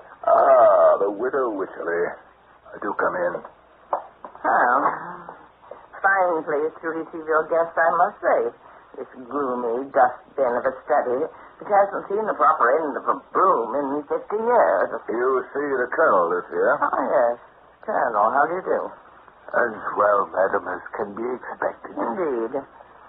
Dr. Heidegger, I do not believe you told me that this person, whom above all others I should wish to avoid, would be here today. Indeed, madam, I did tell you, and you, as I recollect, registered no complaint at the time. Oh, well, then perhaps I did not hear you.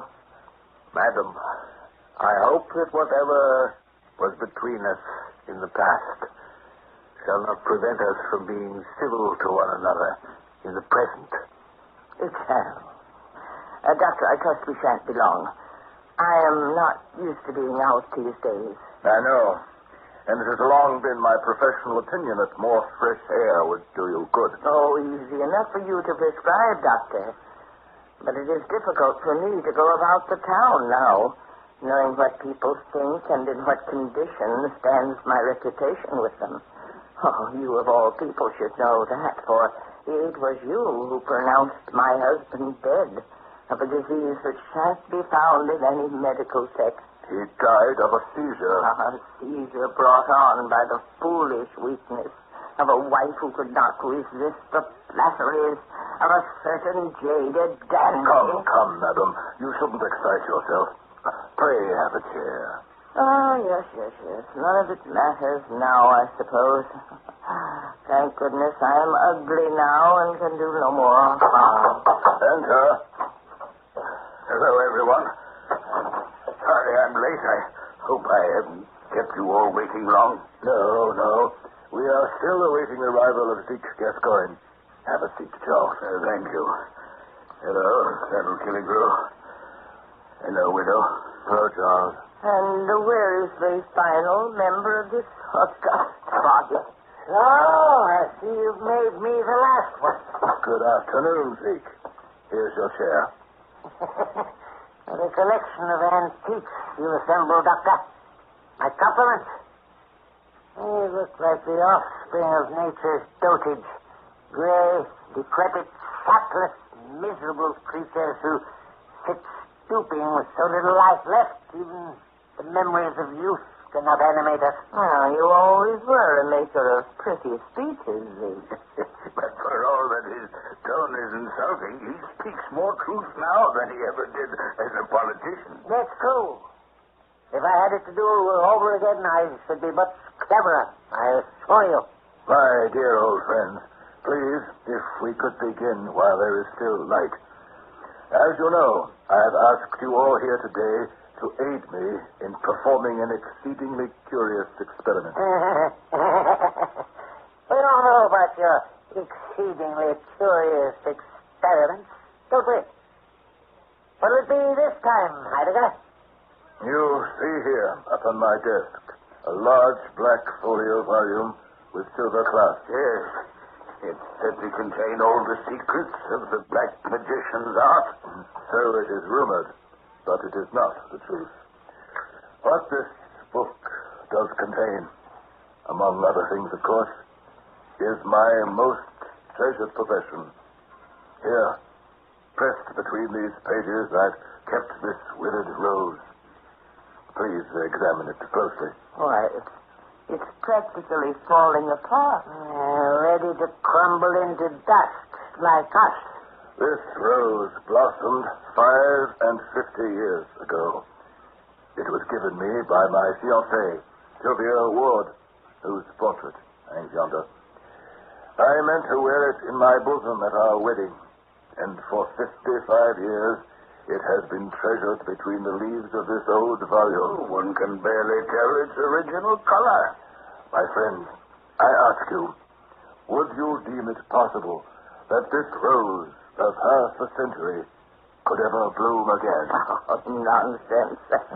You might as well ask whether an old woman's wrinkled face could ever bloom again. So I would think, too. But please, direct your attention now to this table over here. You see this pitcher of cut crystal? It contains a sparkling liquid. I will lay this weird rose on its surface. Well, it floats. What of that? Any flower will do the same. But wait. It's beginning to move. Look, its leaves are stirring. It's changing color. Good heavens, it's reviving. You see? It's regaining its original hue. Oh, and the stalk, it's turning from brown to green. It has revived from its death-like slumber. It looks now as it did when Sylvia first gave it to me. Well, do tell us how you effect it. Yes. You told us that pitcher contained nothing but water. And so it does. But how could mere water have such an effect? Have you ever heard of the Fountain of Youth? What? Which Ponce de Leon, the Spanish explorer, went in search of 2 or 3 centuries ago. Oh, that's a myth. Like El Dorado, the city of gold. Perhaps. But you see before you the results of that myth. But he never found it. Because he never sought it in the right place. The Fountain of Youth, if I am rightly informed, is situated in the southern part of the Floridian Peninsula, not far from Lake Macaco. Its source is overshadowed by several gigantic magnolias which, though numberless centuries old, have been kept fresh as violets by the virtues of this wonderful water. An acquaintance of mine, knowing my curiosity in such matters, has sent me what you see in the picture. All this is very interesting, if true, Doctor, but what may be the effect of this fluid on people? That, my dear Colonel, you shall judge for yourself, for that is why I have asked you here today. I should like you, all of you, to partake of this liquid, that I may observe the degree of its potency upon the human frame.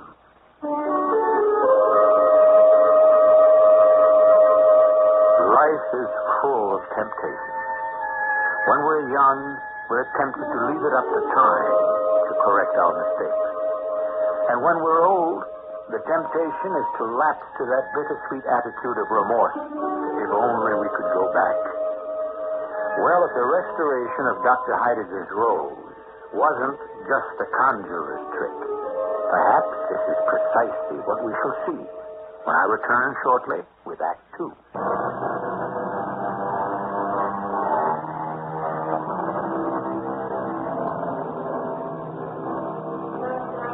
Which of us has not at one time or other had the fantasy of returning to the days of his youth, armed with the knowledge of a lifetime, an experienced mind in a fresh body?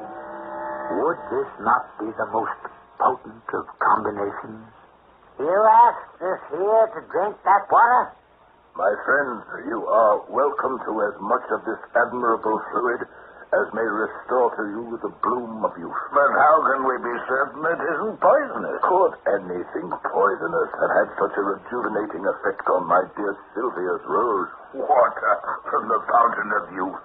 I don't believe it. Well, there's only one way to find out, isn't there? Colonel, may I take it then that you consent to this experiment? It's probably hokum, Doctor, but I'm game. I've certainly got nothing to lose. And perhaps a great deal to gain. Doctor. Yes, madam. I see only 4 glasses on the table, but there are 5 of us in this room. True. With your permission, I will merely watch the progress of the experiment. I have chosen you 4 because I have at one time or other heard each of you profess regret over the follies and passions of your youth. Well, if the Colonel is willing to drink it, so am I. And just remember, the doctor's not infallible. The others have all consented, Zeke. What about you? I don't know. It seems... You never did know, Zeke. Pour 4 glasses, Doctor. I'm not the ignorant fool I used to be. Excellent. At last, the experiment can begin. Mrs. Wycherley? It does have a nice sparkle to it. Colonel? I just hope it's not intoxicating. Charles? Not too much, Doctor. Moderation is a virtue. And Zeke? I'm just glad there's no one else here to see us 4 old people making such fools of ourselves. I beseech you, stay a moment before you drink. A word of caution.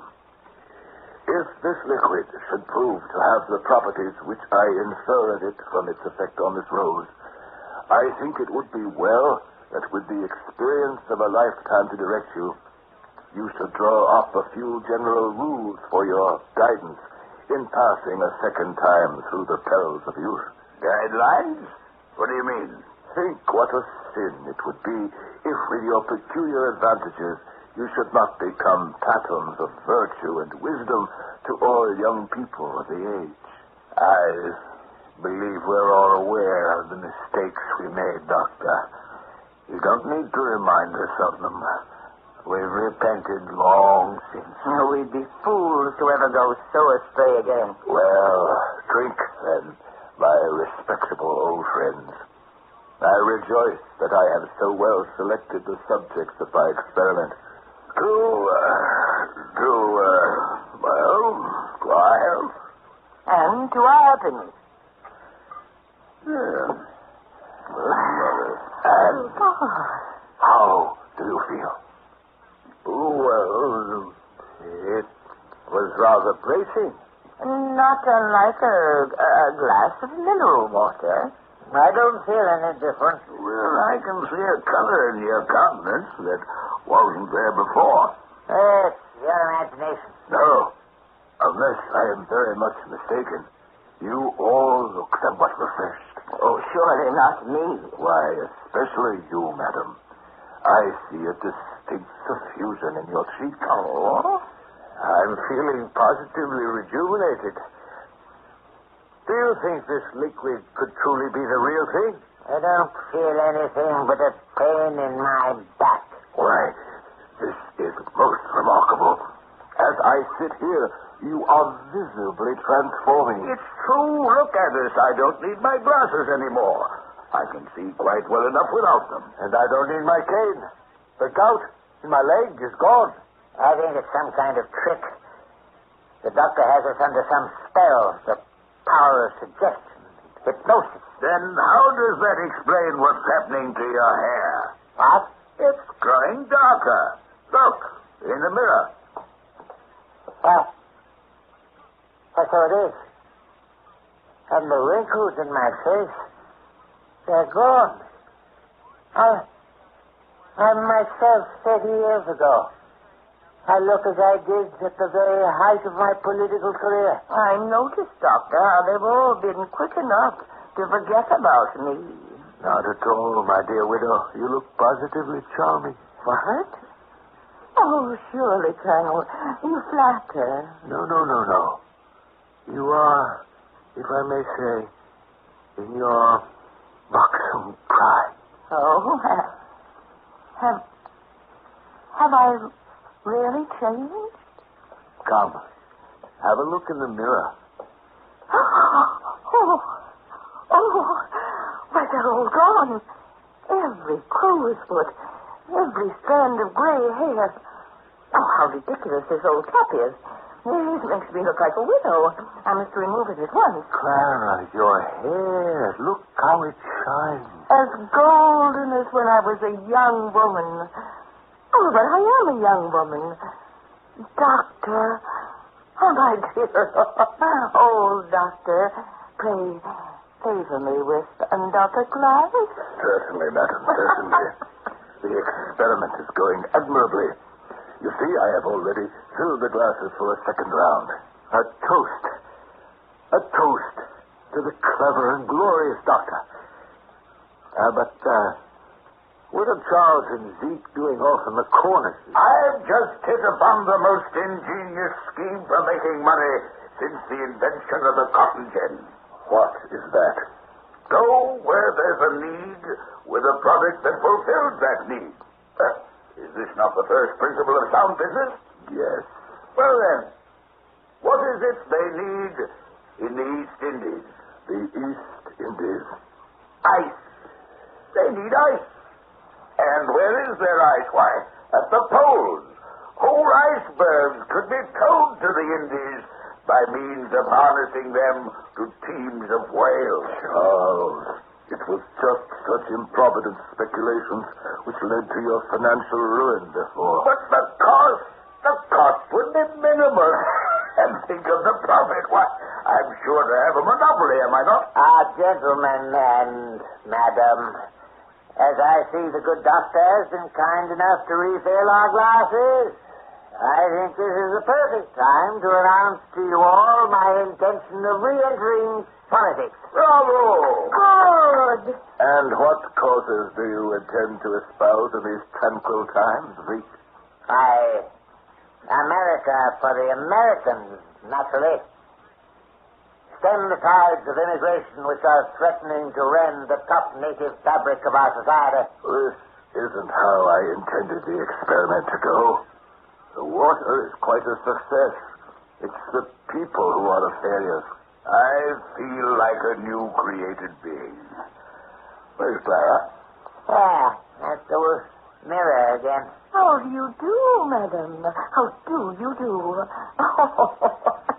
Look at these ridiculous clothes we wear. How unflattering they are, and how old-fashioned. Remember how we used to walk, all bent over and limping from the gout?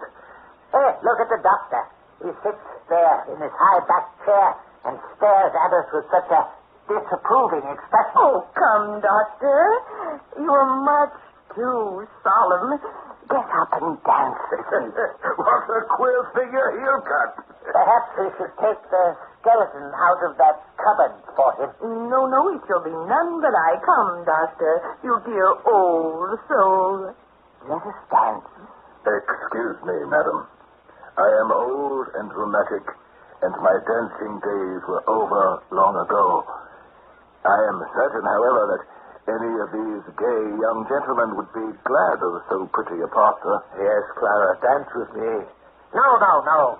I will be her partner. It was me she promised her hand to 50 years ago. No, she promised it to me. But it is I who have always loved her the most. If that is true, Colonel, why did you not make good your vows at the time of my husband's death? I was free then. Permit me to do so now, Clara. If only we can go somewhere and be alone. Colonel, stand aside. What can you offer her but a life on an army post? Whereas I will someday be a senator. It is I who can offer you the most, Clara, for I will be rich beyond all your wildest imagining. With your silly ice scheme. Both of you out of our way. Good heavens. What? Oh, doctor, we'd almost forgotten you were here. What is it? I was watching you just now, the four of you quarreling, when my eye was caught by your reflections in the mirror. I could swear I saw a ridiculous contention among three old and withered grandsires for the skinny ugliness of a shriveled granddam. What? What did you call me? Dr. Heidegger, how dare you? Please, I'm sorry. I didn't mean to be insulting. Of all the impudence. The unnaturalness of what I saw made me forget my tongue. Indeed, sir. If your age did not serve as your protection, What would you do, Colonel? Would you challenge me to a duel?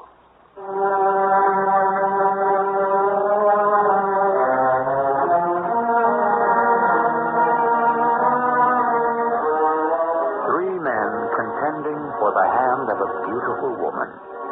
It's a timeless thing, so to speak. And that is precisely the problem in our story. Time. Are we in the past or the present? Or both? Perhaps what the doctor sees before him is reality, and what he saw in the mirror was truth. However we try to define the situation, one conclusion is inescapable. Dr. Heidegger's experiment is not going the way he expected it to. I shall return in a moment with Act 3.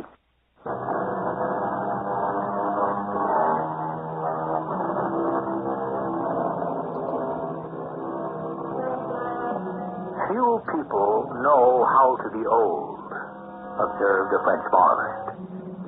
Unfortunately, his observation might be extended, for, at least in the story to which we're about to return, it would seem that few people know how to be young, either. You would challenge me to a duel, Colonel Killigrew? No, of course not, Doctor. Forgive me, please. I will. And in turn, I ask pardon of Mrs. Wycherley for my ill-chosen words. We were having such a good time. And you quite spoiled it, Doctor. A good time? Why, it seemed to me that in another minute You all should have come to blows. Nonsense. Of course not. Never mind.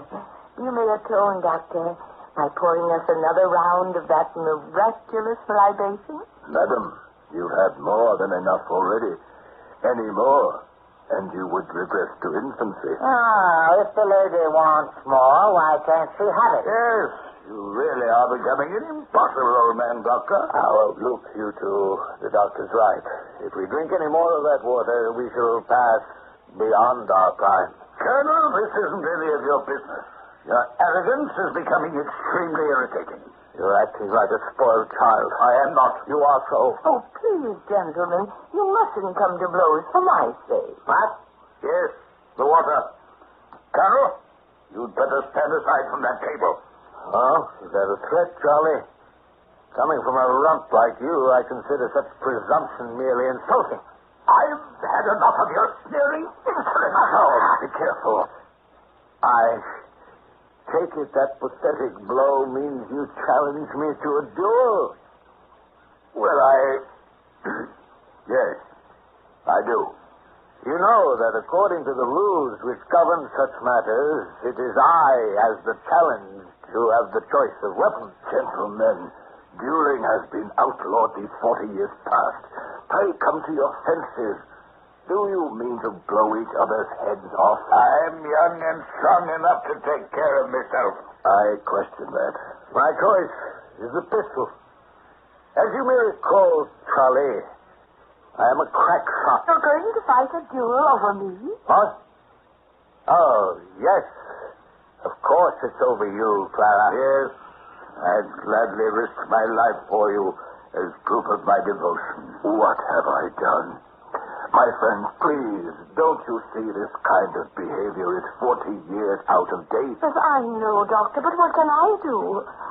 Poor Zeke, do you feel left out? I would do anything for you, Clara. Anything. Well, then, perhaps you'll be so kind as to walk me home? It would make me the happiest man in this room. Clara, you can hardly expect to arrive safely at your door on the arm of this dishonest politician. Dishonest? Think of your reputation. This man's habit for graft and scandal is known everywhere. And what are you? Nothing but a castaic libertine. If you allow this man to take your hand, Clara, you better count your fingers afterward to make sure he hasn't stolen one. Listen, Colonel, if that's what you really are... What do you mean? A person your age couldn't be more than a lieutenant. And a second lieutenant at that. Sir, I will defend my rank to the death. Very well. It is you who have challenged me, Colonel. You've been a thorn in my side long enough. And just as you have struck me, so I will strike you. My choice of weapons is the sword. But people don't even have swords anymore. This is madness. No, Doctor. I have a brace of old cavalry swords at home which should serve us admirably. If you will accompany me, gentlemen, I shall dispose of you one at a time. But what about me? Oh, before I go to the field of honor in your cause, Clara, I should deem it a privilege to walk you home. Thank you, Charles. She's already promised that privilege to me. No. It was my offer she first accepted. Take your hand from her waist. Here comes. Gentlemen. Come, madam. I really must protest against the fire. Be careful of that table. You'll knock over the pitcher. My spilled the water. That's Sylvia's rose. Don't touch it. Thank goodness it's all right. The water is flowing all over the floor. Your conduct is disgraceful. Have the lessons of your own past lives been so lost on you that you would now go for each other's throats a second time? Words have been said that cannot be taken back. This time nothing is going to stop us from settling accounts. And once the accounts are settled, what then? Will you, Zeke, go on to promote the political corruption that led to your ultimate infamy and obscurity? And you, Charles Medbourne, You will invest in foolish, greedy schemes like floating ice to the equator until your funds are as exhausted as your dreams, and you dwindle once again into a beggar. And, Colonel, have you so quickly forgotten the pains you suffered? Do you not see that this is precisely the kind of behavior which was the source of so much unhappiness in your first lifetime? My honor. It was their fault. I didn't start nothing. Wycherley, I appeal to you as the reason for all this contention to help me promote some common sense in this room. Well, perhaps, Doctor, it would be best if you saw me home. An admirable solution, madam, and one in which no one has to feel he has lost faith. You're right, Doctor. We behaved badly. We seem to have no more control over our passions now than we did before. See how the sun is going down. Dusk is settling over the room. The shadows are growing longer. I don't think I want to be young anymore. Neither do I. Doctor, you've condemned us to lead our lives a second time. And all the wisdom in the world won't stem the weariness we are bound to feel. I can't imagine we shall continue to find life interesting. My friends, I am sorry. I proposed this experiment without fully considering its consequences. I think now, too late, I see the lesson it has to teach me. That it is wrong to attempt to alter the natural order of things, for there is a reason why they are so. Doctor, what's happening to your hand? What? It's the rose you're holding. It's stirring. What? The petals. They're shriveling. So they are. My poor Sylvia's rose is fading again. All its beautiful color gone. How quickly it regressed. It's as dry and fragile as when I first threw it into the pitcher. Colonel, what's the matter? It's funny. I thought I felt a twinge in my leg. A pain, perhaps. No. It's nothing, really. I think it is, Colonel. I suspect it is a pain remarkably like the gout.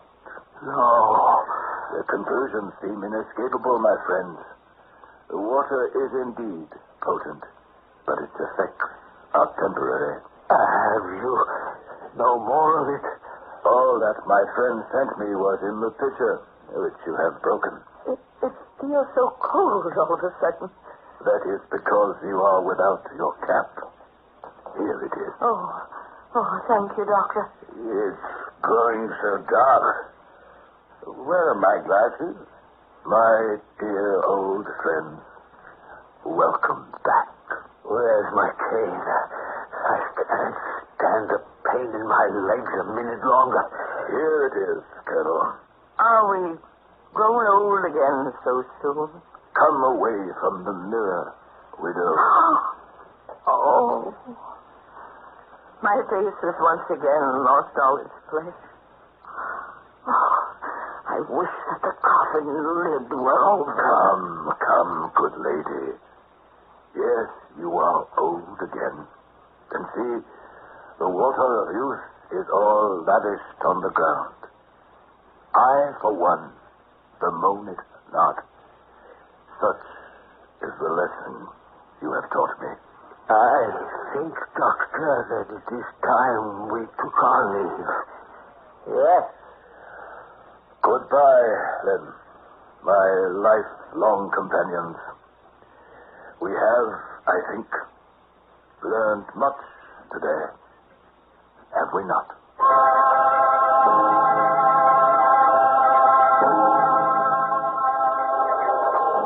The middle of summer. It feels as cold to me as the last day of November. Would you like me to see you home, widow? No, I can make my own way. As you wish. But, as we all live in the same direction, why don't we walk together a ways? I have a matter I wish to discuss with you. Does it have anything to do with Dr. Heidegger's experiment? It does. The doctor was certainly censorious, wasn't he? Indeed. Still, I think the lesson is well taken. You, John. You relish the prospect of returning to that miserable hovel of a room you live in? I see no alternative. No alternative? Do none of you remember what the doctor said? These were his exact words. The Fountain of Youth, if I'm rightly informed, is situated in the southern part of the Floridian Peninsula, not far from Lake Macaco. Zeke, are you proposing that we travel to Florida? We know the general vicinity. But think about the events of the past hour. We came to blows. Who knows where it might have led if the effects of the water had not worn off? Now, shall we return, each of us, to his solitary torment? Or shall we make a pilgrimage to find this miraculous fountain?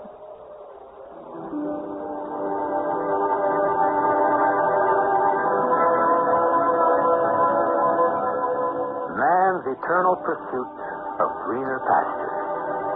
Why does it so rarely occur to us to simply cultivate our own gardens?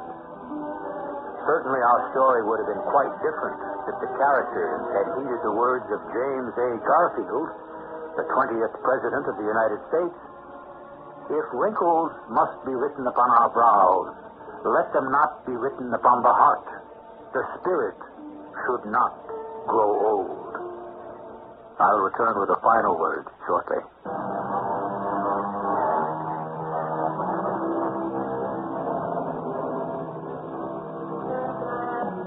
Nathaniel Hawthorne, upon whose story our drama was based, is credited by some with having established the short story as an art form. His tales often dealt with the occult, and sometimes with the loneliness and eccentricities of New Englanders. Dr. Heidegger's experiment dealt with all three. Our cast included Gordon Heath, Mary Jane Higby, Guy Sorrell, and Robert Dryden. The entire production was under the direction of Hyman Brown. This is E.G. Marshall inviting you to return to our Mystery Theater for another adventure in the macabre. Until next time, pleasant dreams.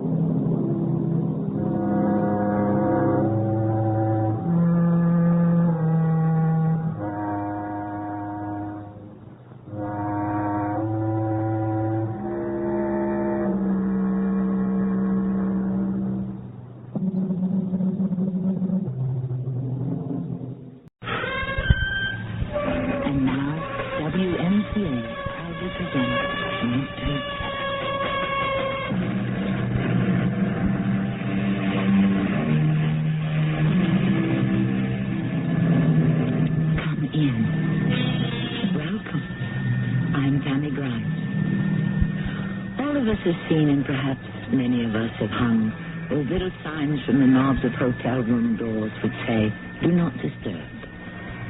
Do not disturb, when you analyze its meaning, is a polite way of saying, "Don't bother me." And in this context, it becomes an invisible sign that hangs from millions of doors all over the world. Don't bother me. I don't want to hear bad news. Please, don't rock the boat. How many times and in how many ways and to how many people has each of us said, "Do not disturb"? I promised her.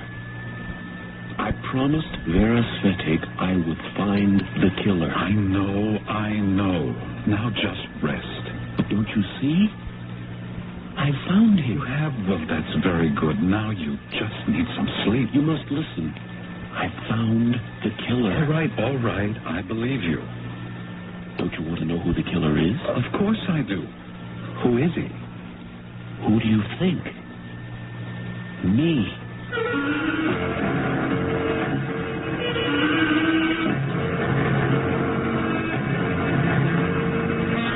Our mystery drama, I Am the Killer, was written especially for the Mystery Theater by Sam Dan and stars Kid Lay.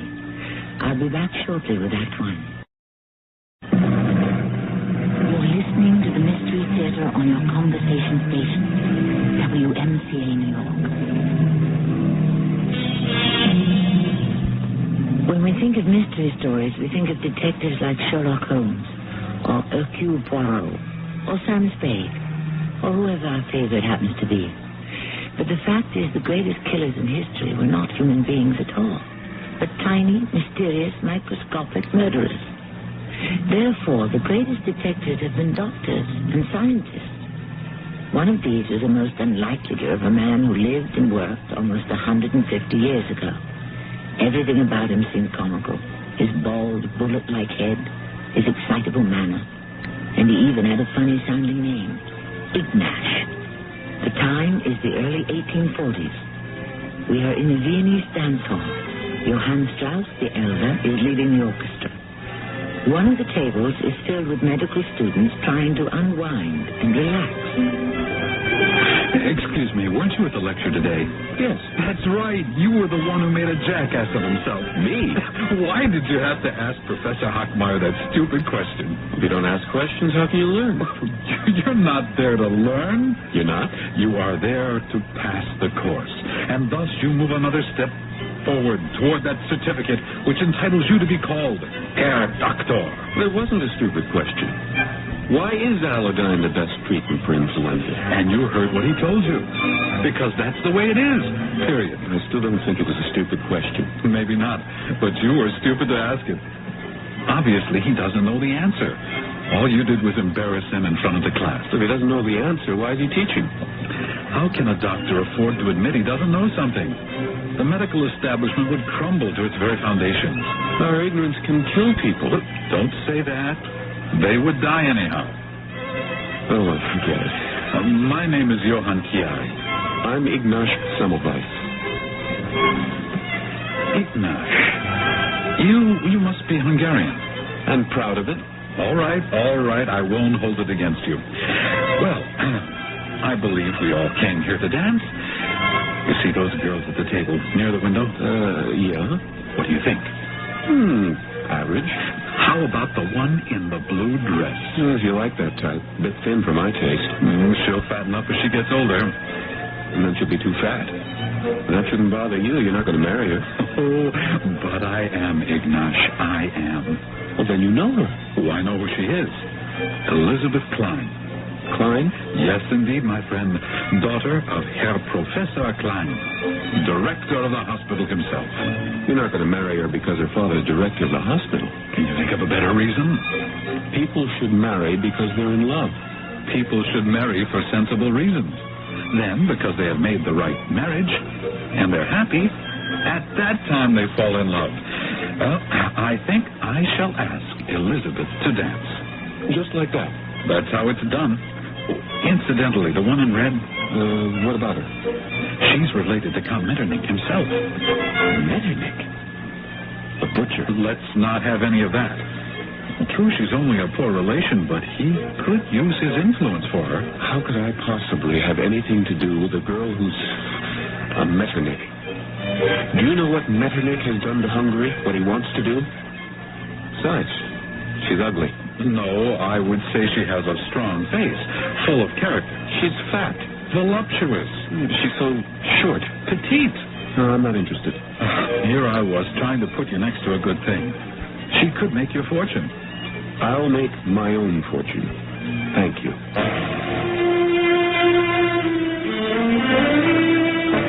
That was my friend, Ignash Semmelweis. Caustic, abrasive, corrosive, like acid. A constant irritation to his professors. But causes the disease, Professor Klein? That is not your concern, Herr Sommerbaus. What is my concern, Herr Professor? Your concern is to show the proper respect to your teachers and your superiors. But how am I being disrespectful? By wasting the time of the class on foolish questions. Excuse me, Herr Professor. Why are these questions foolish? It is not the province of a doctor to determine the cause of a disease. His mission is to cure it. But how can we cure it? Herr Semmelweis, we have already wasted enough time. You could expect it in every class, at every lecture. He would always interrupt to ask, how? Can this be proved? Why, Professor?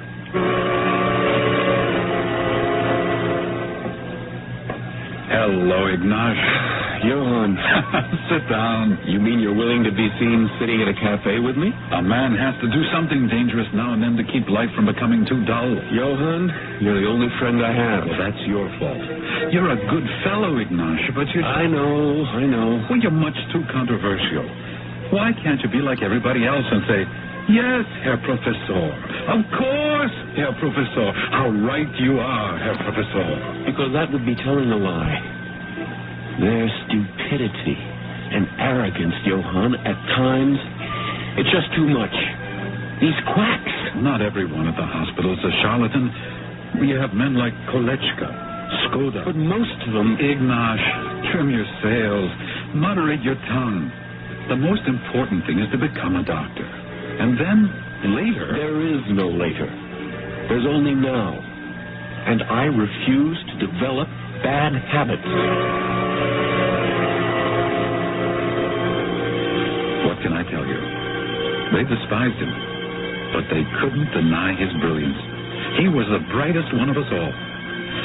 I was made a resident in the Department of Obstetrics and Gynecology. I like to think it was on merit, but the fact is I did marry Elizabeth Klein.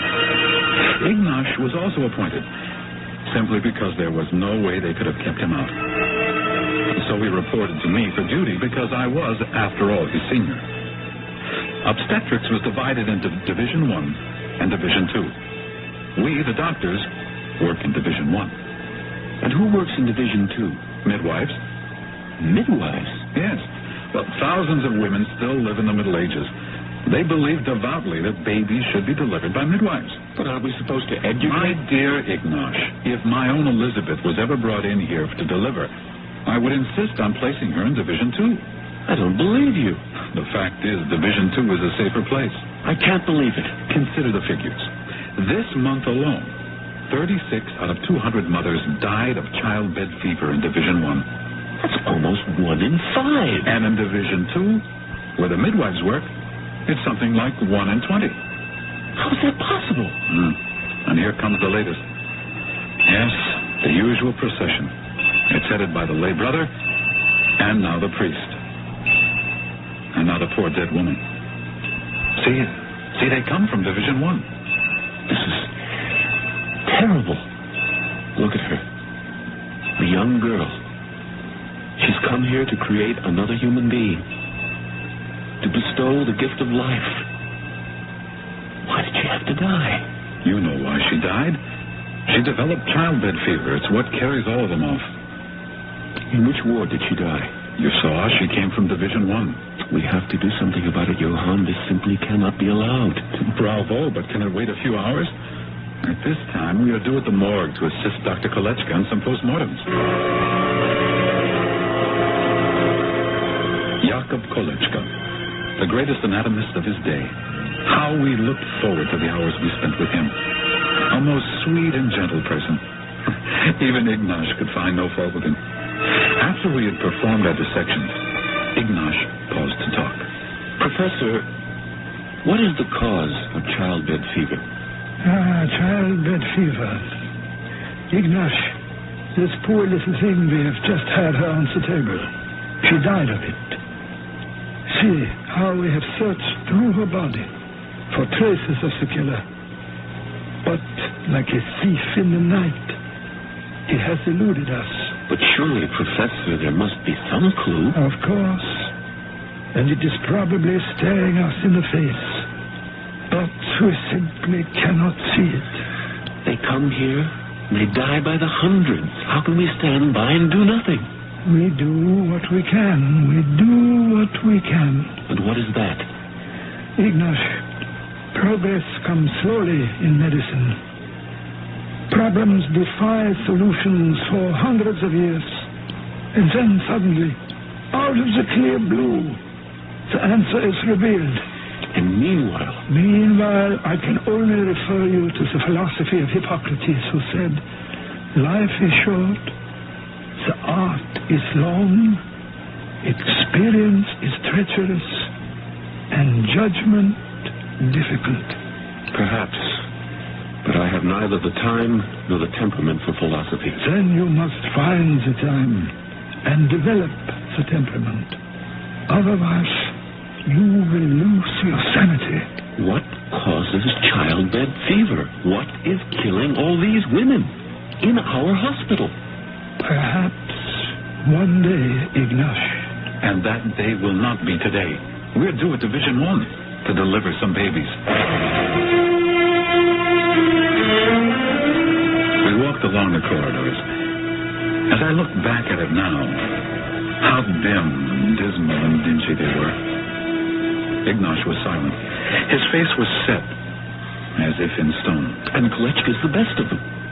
How can he sleep at night? You'll fall asleep at night too, Ignash, after a while. Listen, another one. You'll get used to that too. I don't want to see it. Let's walk around the other way. It's coming from Division 1, isn't it? Yes, Ignash. Look, if this is how you feel, perhaps you should not have chosen obstetrics. If I hadn't, would that have changed anything? The killer disease would still exist. The women would still be murdered. Where his patients were concerned, I had never seen such tenderness, such sympathy.